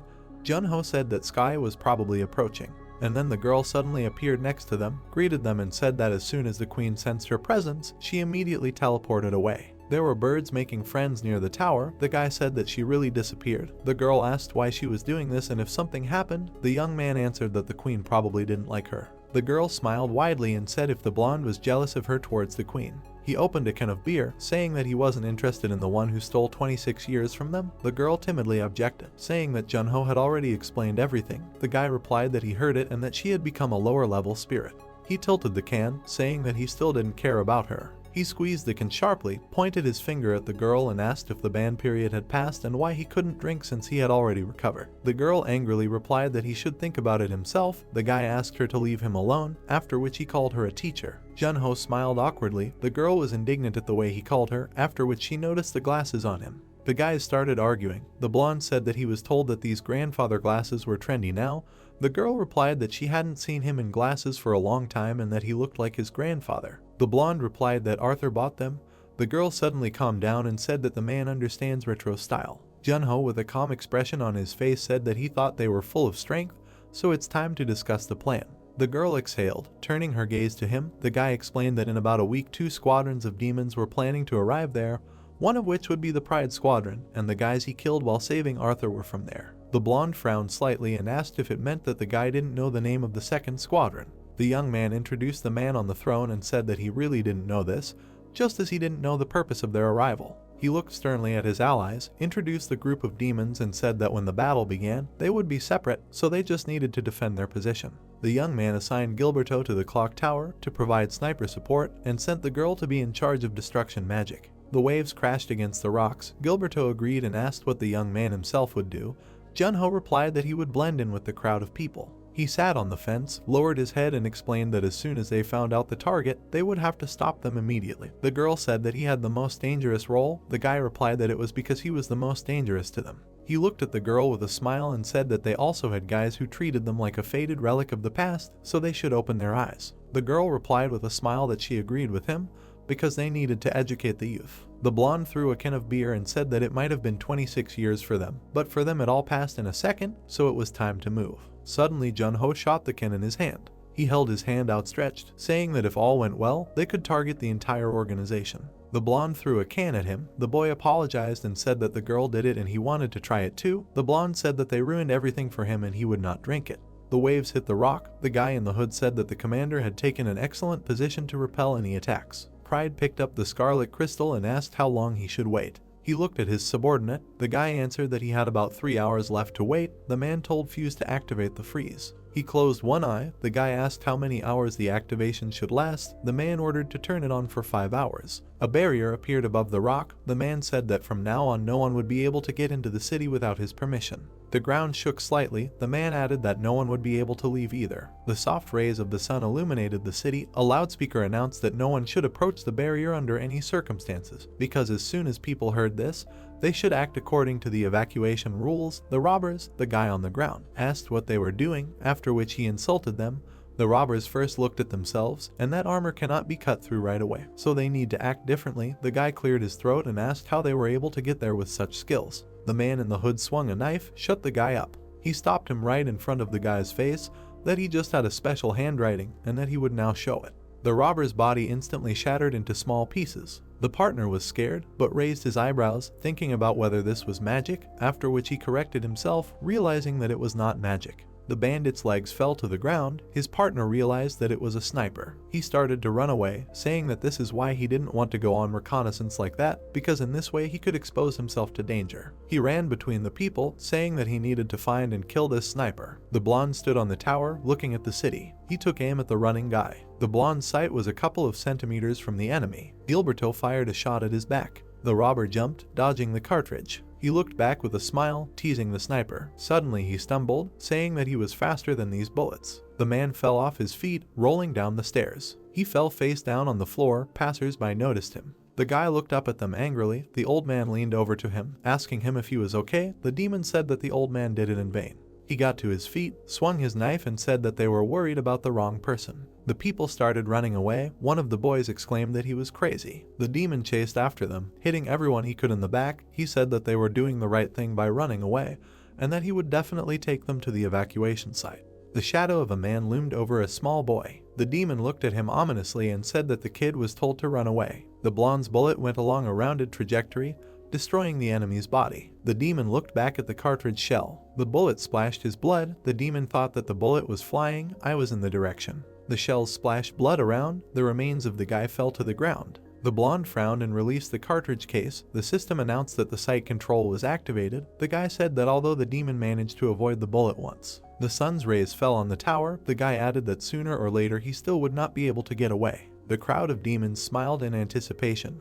One of them told the commander that the members of the reconnaissance group kept disappearing one by one. Pride asked about the main group. The demon replied that they were slowly making their way to the center of the city. The man frowned and wondered who was killing them. The demons exclaimed, saying that they would figure it out. They rushed forward, saying that the commander should tell the scouts to hurry up and catch the target, because then they would take over the city. The dead knight lay on the ground. The demon said that they would eliminate all witnesses. He smiled maniacally and added that they would also eliminate everyone who laughed at them. Light gusts of wind blew around the building. People inside were discussing what was going on. A huge number of citizens had gathered inside. A rumor had spread among them that hunters were wandering around the city outside. The knight raised his hand and told the 2nd Brigade to unite and, together with the group leader, bring all the civilians who had not yet been evacuated there. People turned to look at them. The man exclaimed again, ordering them to fulfill his words. One of the citizens said that nothing was heard and suggested that an earthquake was coming. Suddenly, the wall of the building exploded, throwing people back. Silhouettes of demons appeared in the smoke, saying that it was not necessary to kill every single one of them, because there were only weaklings there. People turned pale in fear. The girl put her hands on her belt, smiled and said that since they were powerless, that is why they should be killed. The guards fenced off the citizens behind them, ordering them to take cover behind their backs. One of the knights looked at the enemies and said that if they wanted to fight, they should attack them and leave the innocent people alone. The girl pointed her finger at him, created a magic projectile and said that since he asked so, they would start with him. She released a green projectile and said with a smile that he would be the first. The green liquid hit the man and began to corrode his armor. The knight screamed loudly. The girl smiled maniacally and said that they were weak even against poison, and that the guards could not be so stupid. One of the knights turned to look at the victim. The short-haired demon exhaled heavily. The man exclaimed and ordered everyone to attack the opponents. The demon said that they did not even know where they were going. The masked enemy raised his hands and said that there should be another person somewhere. Skaya exhaled and said that she was also very annoyed by such people. The demons looked back at her, not understanding where she came from. The girl raised her hand, activated magic and told them to continue their conversation, but first she wanted to give them a surprise. The girl's lightning aura reached out to the demons. She said that she thought they had completely forgotten where their place was. A powerful charge of magic attacked them. The girl said that she would remind them of this. The man in bandages frowned sternly and asked for a report. His subordinate was telling him about the Paris branch. The man interrupted him and asked about the Seoul branch. He was informed that calls had come in from all 5 branches in the morning. The man said that Spectre's last known location was the Pacific Ocean. He was sitting on a technical device to which the heads of other demons were connected. One of the guys said that it was possible that this was an illusion created by Skaya's magic. The man replied that the guy could have gone up to the 2nd floor again. The girl turned to Shadow and said that information had been received that Skaya and Gilberto were participating in the operation. The Lord asked her about the number of demons. She looked up and said that excluding the commanders and the squadron of Pride 34 demons, in Despair 17, after which she immediately corrected herself and said that in Pride 28 and in Despair 17. The man with a calm expression asked the Lord if he should send him reinforcements. The commander answered negatively. He touched his chin and said that they had already sent everything. The corpse of the demon girl lay on the ground. It was enveloped in light lightning. People thanked the girl for saving her. The blonde knight pointed at her and asked who she was. The girl asked him if he really didn't know her, after which she said that the 2nd floor was starting to tire her. She touched her hat with a smile and introduced herself as the Archimandrite, a good man who had come to save them. She took out a drill. People asked her what kind of monstrous thing she had in her hands.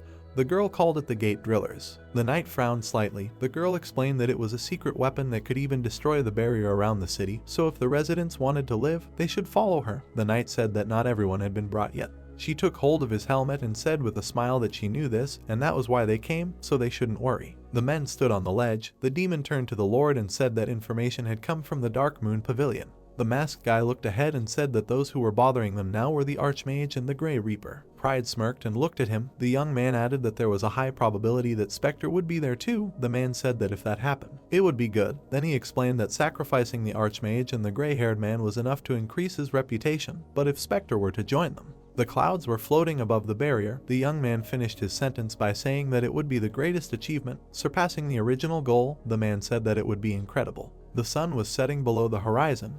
The man added that they are the ones called the heroes of humanity, but today everything will change. Demons were rampaging through the city, killing people and knights. Suddenly, the body of one of them flew into pieces. The head of another demon was also destroyed. The blonde boy frowned in confusion. He blocked the bullet with his sword, gritting his teeth. The bullet ricocheted off the cart in the knight's helmet. She hit the demon girl's body, piercing it. The bullet flew through several demons, changing its direction. The man clenched his teeth, blood gushed from his eye.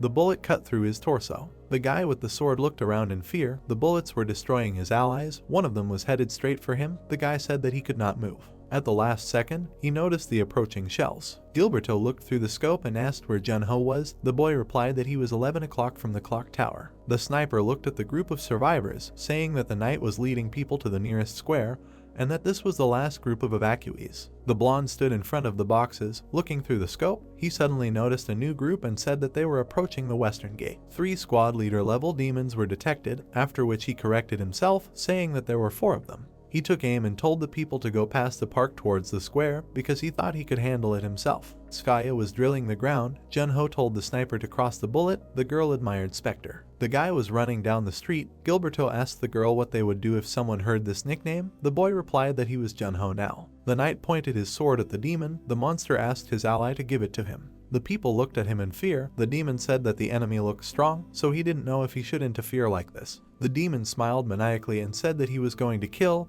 they would die, and in general he wanted to try out the new equipment, so this was a little fun. Dredd stepped forward and said that he couldn't do this, and that he would figure it out himself. The guy asked what that meant. The dark-skinned demon put his hand forward and said that the commander had just given an order to finish quickly and return. The boy said that it was very sad. Rays gathered above them.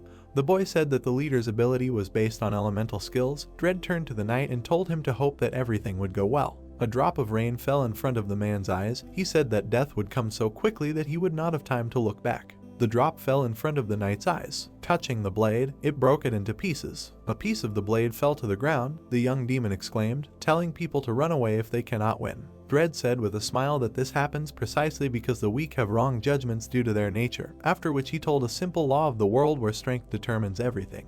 The knight silently looked at him. The demon added that the scum filled with a sense of justice deny strength to the very end and complicate this good world. Junho lowered his head and asked how weak those who fought so hard against such a thing were. He adjusted his hair. Walking out of the crowd, the demon asked who he was. The young demon replied that he was a celebrity, then said his name. Dredd closed one eye and recognized the youth, telling the boys to prepare to level up. The boy caught up with the knight, saying that his place was not there but behind. The knight replied that he could not leave him alone to fight the monsters. The boy asked him to step aside and take care of the villagers. Dredd gritted his teeth, asking the boy if he was asking about his fighting skills. Scarlet lightning struck the ground. The demon said that even an eagle tries its best to catch just one bug, and that their goal was not to fight but to exterminate. The knight shook and brought rain to the ground. The boy called it an amazing ability. The boy stepped forward, saying that if the man wasn't a demon, then with that power. Dredd clenched his jaw and frowned. The boy lowered his head and asked how many good deeds he would have done. The boy held his hand out in front of him and froze the falling raindrops. The droplets took the form of ice shards. The demon gritted his teeth and said that there was no information about the power of ice and that the guy was a coward for using the advantage. The guy looked him in the eyes, repeating the words about a coward. The young man raised his hand and said that this is a simple world where strength decides everything. The drops suddenly froze in the air. They headed towards the demon with incredible speed. Dredd watched in a stupor as the events unfolded. The fragments hit his body and drew blood. Devan frowned, his mouth open in pain. The young man frowned and said that this is Dredd's favorite world. The young demon stepped back. Junho looked over his shoulder. Frost Queen looked at the horizon and asked what that sound was. The young man replied that he thought it was coming from the sea. The young man frowned. The girl asked if she saw anything. The young man replied that he was not sure, but he thought he understood what was happening. The demon smiled widely, holding the chain. Several demons tied up a sea dragon with chains. The young man frowned and said that he thought the demons were going to hunt this huge monster and tame it, then said that the chances of the demon suddenly submitting for the sake of world peace were 0. The opponents looked at him. The young demon pointed his finger at the young man. The hooded demon asked what he was talking about. The young man replied that he should not come near him, because he was much more capable. The ground suddenly shook, where the hooded one said that the ally should not talk nonsense, and was he really going to tuck his tail between his legs? The boy looked back at them. The queen said that someone was approaching. Pebbles began to bounce on the ground. The young man looked at them and said that whoever it was, he must be some kind of ignoramus. The demons looked at each other, realizing who it was. A wind blew through the area. The demons said that someone was coming. One of them grabbed the sword and said that they can't show their weakness to the commander, so he must fight. The knight stepped forward as a youth, saying that he can't turn his back on the enemy. Pride crushed him, landing in front of the youth. He frowned with a smile. You called beautiful what is called a sense of justice. The demons looked at what happened with a wide smile. The youth silently watched the man. Pride stood on the crumpled armor. He stretched his shoulder and said that his whole body was itching, but he was holding on, then called the youth Spectre. Raising his eyebrows, he added that the guy does not belong to the 4 ordinary attributes, because it is an ice ability, which means he melted 5 heroes. He turned his gaze to the side. The mana of the youth appeared in the air. Junho struck him. The demon dodged to the side. The young man cut the air. The demon looked back at him and finished his sentence. He frowned with displeasure and asked the guy about why he was rushing, because they had enough time to chat. The young man calmly agreed with his face and said that they needed to talk first. The guy put away his sword. The demons died from his sword. The men looked at each other. The demon offered the guy to go to the association together. The young man asked what answer he wanted to hear. The body of the dead demon lay on the ground. Pride said that it did not matter to him whether it was alive or dead. The young man should go with him. The man smiled widely, hearing the words that these were very arrogant words. He said that he often heard this. Frowning sternly, he said that he tore the mouths of everyone who said this, but he himself remained safe and sound. The boy looked at him with a calm expression. The man said that he would make the boy smile beautifully. The boy addressed him as the leader of the Pride team. The man frowned slightly. The boy asked about his rank among the demons. Junho raised his eyebrows and clarified how strong he was among the trash he would have to deal with. The man glared at him. He lunged forward, pushing off the knight's body. The boy grabbed his hand. The demon grinned widely. He waved his hand, lifting the boy into the air. The boy landed, sliding across the floor. He yanked the demon towards himself. The boy activated his ability and froze the demon's hand. The opponent broke free from his grip, freeing his hand. The demon grinned widely, calling the boy annoying. The boy extended his hand towards him. Pride lowered his hands to the ground. The boy froze the space between them. The demon frowned, screaming loudly. He straightened up abruptly, tearing out a huge layer of frozen earth. A piece of the floor cracked, raising dust in front of the young man. The boy looked at his opponent in confusion. The stone blocks fell to the ground. The man said that he wanted to tell him one thing, then explained that the rating only existed among them, the players. The young man ran past the man at high speed. The demon added that this rating was created by an old man, the sage of the observatory tower, but demons are not interested in such weak methods. The young man looked into his eyes, thinking about the fact that the debris suddenly stopped. Pride said that they fight and kill to increase the rating. The stone fragments froze in the air. The man said that he obtained rank 37 in this way. The stone blocks moved from their place. The man said that in the whole world, only combat power is important.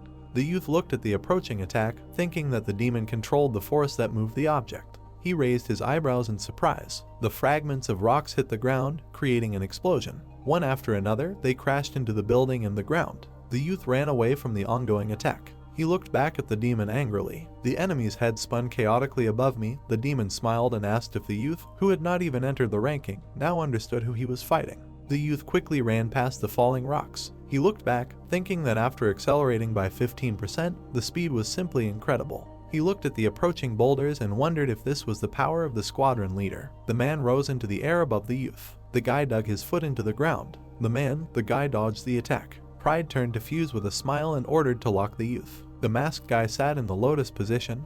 He said that he understood the order. Frowning deeply, the boy tried to concentrate. The space around Pride and Junho was blocked by a red barrier. The boy and the queen raised their heads. The girl asked if they were really trapped. The boy replied that the barrier was the same as the one around the city. Pride smiled widely. The boy said that this was also someone's ability. The man confirmed this and said that he would not give him any more time to think. Metal balls scattered on the ground. The girl pointed at them and said that these balls were similar to iron, but at the same time they were elastic. The boy agreed and said that they defied the laws of gravity. The man lifted them into the air, asked the boy if he had ever heard of the other balls. Waving his arms, the man moved the shells from their place with incredible speed. The boy covered his face with his hand and thought about the balls flying. The man extended his hand, smiled, and asked the boy if he knew the beauty of kinetic energy control. He clenched his fist. The balls glowed red. The man said that he did not need to engage in battle himself. The spheres lined up in a row. The demon added that his subordinates would do it for him. The young man frowned slightly and said that if he was going to shoot, then it was time for him to stop talking, after which he activated 17% acceleration. The man frowned heavily and said that the guy just needed to shut up and wait, because now he would calculate the best trajectory, and it would be sad if the guy accidentally died. The man added that he just wanted to tear off a couple of his limbs. Steel balls headed towards the boy at high speed. He raised his eyebrows in confusion, watching the approaching projectile. It came even closer. The boy began to dissolve in the air. The guy dodged each attack at speed. He looked to the side, paying attention to the steel ball. He put his hand out, thinking that these balls were unrealistically faster, so he just needed to freeze them, and then increase the acceleration to 30%. The ice crust collapsed around the steel sphere. Several more balls were covered with ice. The young man thought that he had missed only one. The ball hit him, drawing blood. The young man rushed away, thinking that it was not so easy to freeze them. The queen drank her drink, saying that the guy was trying to stop them one by one, but this is not how this ability is used. The demon held his hand out. The guy turned to the girl and said that he chose the best of all possible options. The girl snorted in displeasure. Inside the barrier, there were jolts from the battle. Frozen spheres hovered above the ground.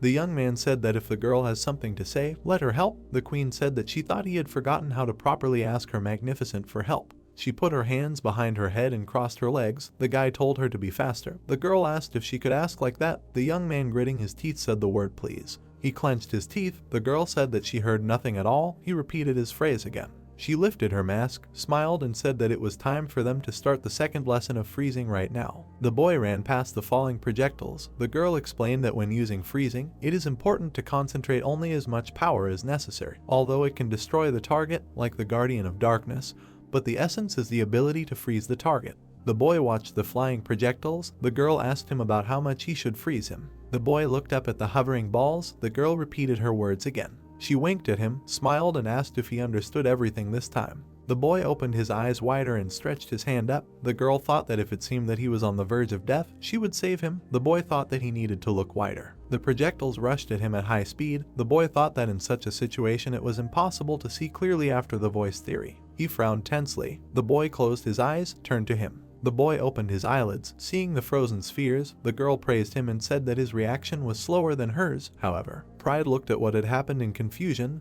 asking how it happened. The spheres crumbled into pieces. He exclaimed that the boy froze 50 projectiles at once. He pointed his finger at the boy and asked who he was. The boy asked him to be calm. Junho looked up at him and asked if it was possible that by stopping and choosing a position, he could no longer move. The girl touched his chin and said that, in addition, the swords he used were now their weapons. The man frowned nervously and said that they usually use 512 balls, but today he decided to take less, after which he began to curse this decision. Ice shards began to rise into the air. The demon turned to his subordinate.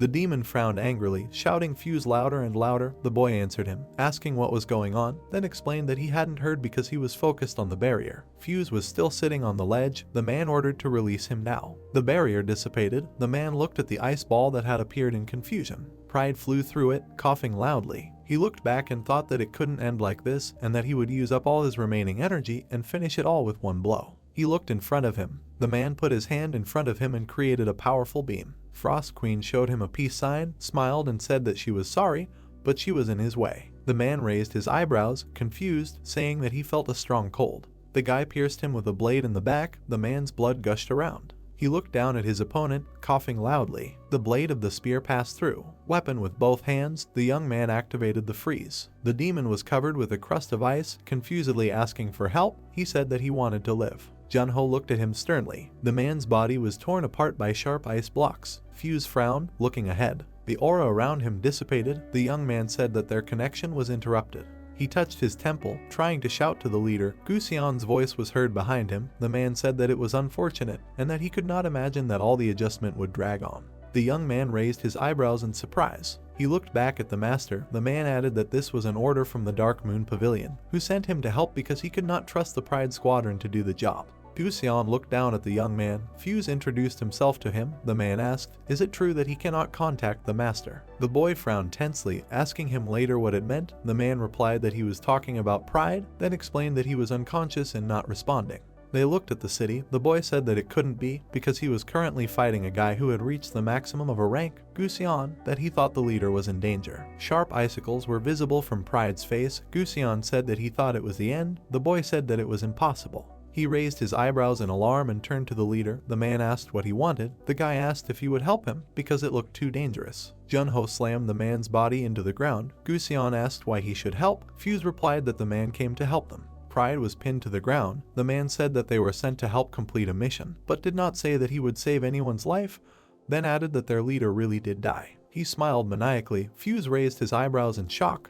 The man asked if he heard that, then repeated again that his leader died. The man grabbed his stomach, laughed, and said that he always knew this was going to happen. Fuse looked at him in confusion. The man laughed and said that since the 35th place winner became the leader, no one could have imagined that this little rat would die in such a place. With a mad smile, he wiped away a tear and asked if he really fought in a rank brat. Suddenly, he calmed down for a second, realizing that the man couldn't handle even such a brat. Pride's body lay on the ground. The man laughed loudly again, saying that he was always average. Fuse was worried and frowned. The man asked if he thought it was for the best. The boy agreed and said that the leader was not very professional. The man turned around slightly, laughed, and said that in fact, his subordinates were scolding him. He smiled maniacally, raised his head, and said that he wanted to see who was able to kill him. The man saw Junho. The boy pulled the enemy's body aside. Looking at the red flash on the cliff, the queen asked if he could feel it. The boy confirmed her guess and said that the energy was coming from the direction of the dragon cliff. A bright red flash shone on the ledge. The boy said that Pride should have been the strongest of those they expected to see,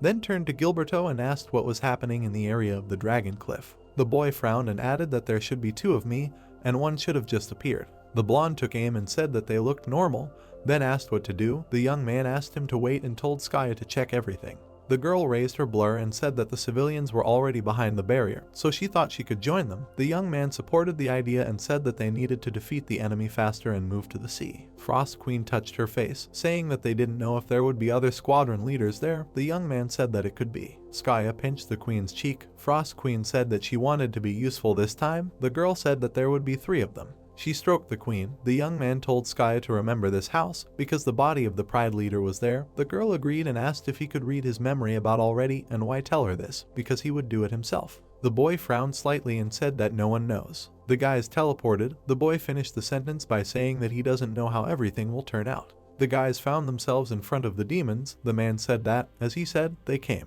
Fuse rose to his feet with difficulty. The man introduced himself as the leader of the Despair Squadron, after which he said that the barrier had been holding all this time. The boy looked him in the eyes and asked why he came. The man smirked and replied that he enjoyed watching the guy kill his rival, and in general he would like to thank him, after which he said that he had a proposal for the boy. Skaya created a magical charge and said that they did not have time to listen to proposals from someone like him. The boy calmed her down. He put his hands in his pocket and asked what the demon was talking about. The man replied that the guy personally defeated the leader of Pride, and now the seat is empty, and he personally watched the fight.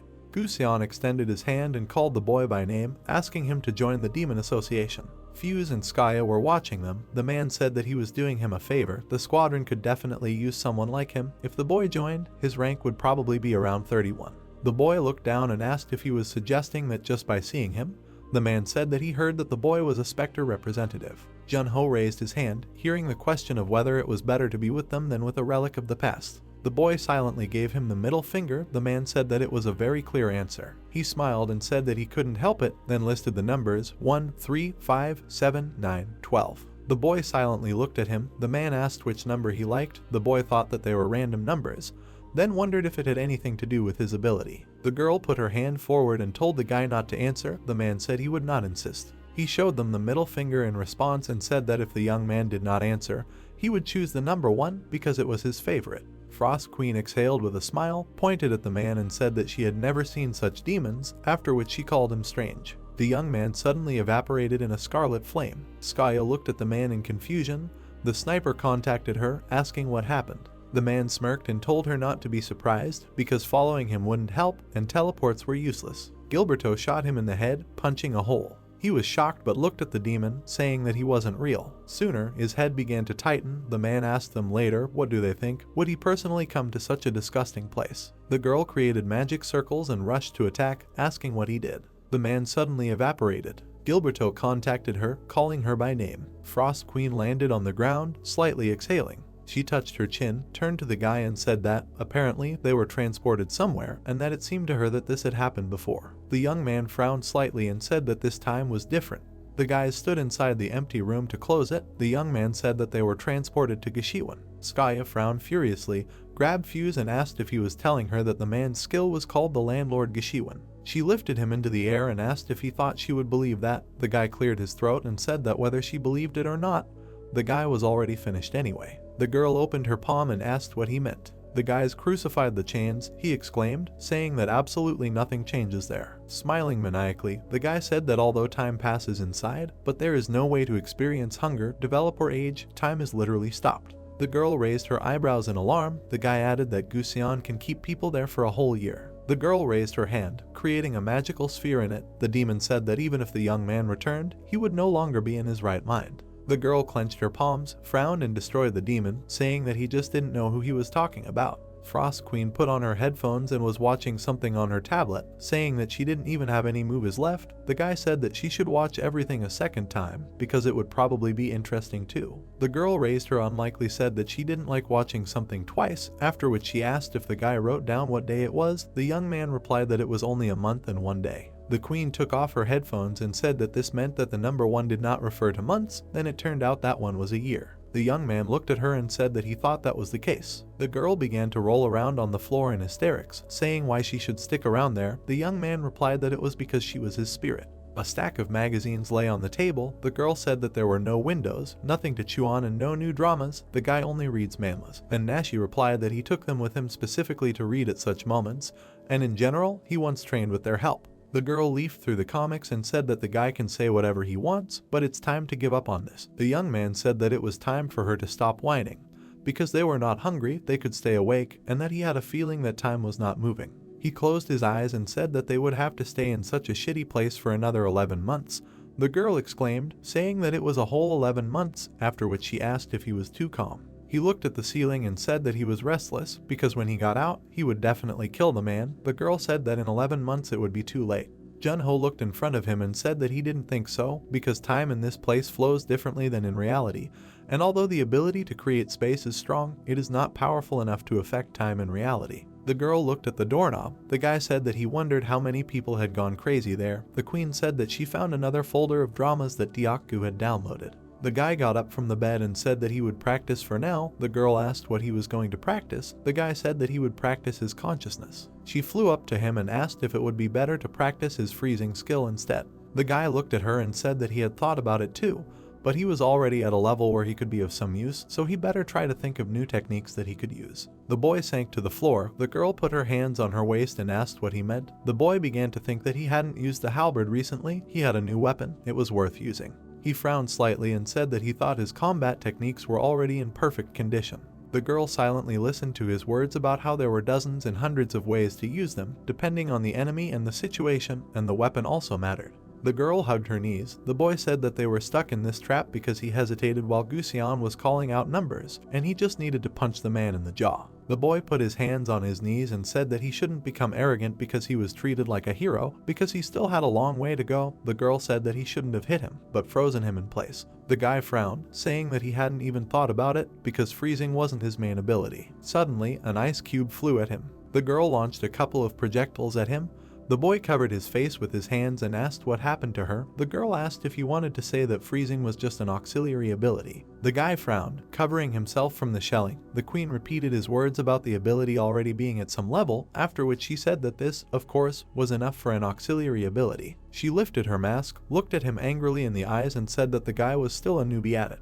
She pointed her finger at his face and said that he only knew how to freeze something, create a golem or make a couple of icicles, and that when he didn't know something, she always helped him. The boy looked at her with a calm expression. The girl added that he was too self-confident if he thought that this was all her ability was good for. The boy turned to her. The queen created an ice sword and told him to try to create a similar blade right away. The boy raised his eyebrows in surprise. He put his hand forward, creating a similar sword. The girl brought the blade in front of her and told the boy to try to hit this ball without magic power. The boy replied that it would definitely break from his ball. The queen asked why the boy thought so.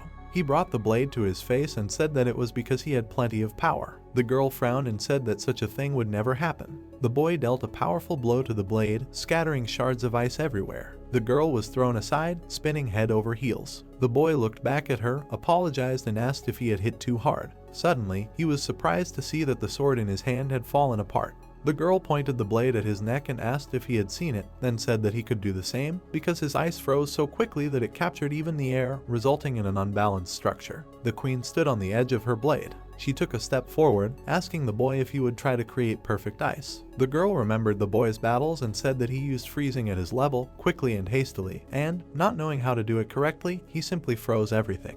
The image in her head changed to a young man with a blade. The girl replied that although he had practiced, he was only magnificent on the outside, but in fact he remained at the same level as at the beginning. She remembered how she watched his training and thought that for him it was just some kind of game of an ignorant child, and since there was no need for it, she did not interfere. She folded her hands behind her back and repeated the sniper's words about how he couldn't understand the reason for being with the one who froze them, because she could betray them. The girl smiled, reminding the guy of her words about how she had helped him countless times since he woke up. The guys remembered how they discussed it. The guy remembered his words about how it was also because he had become weaker, but now she was the one he could trust. Frost Queen listened to his words with a calm expression about how he could trust her as much as I could, but he wouldn't ask the blonde to trust her. The girl complained, hearing the words about how the blonde should just protect her, if anything. Frost Queen smiled widely, winked and told the guy to consider it an honor because she would personally train him.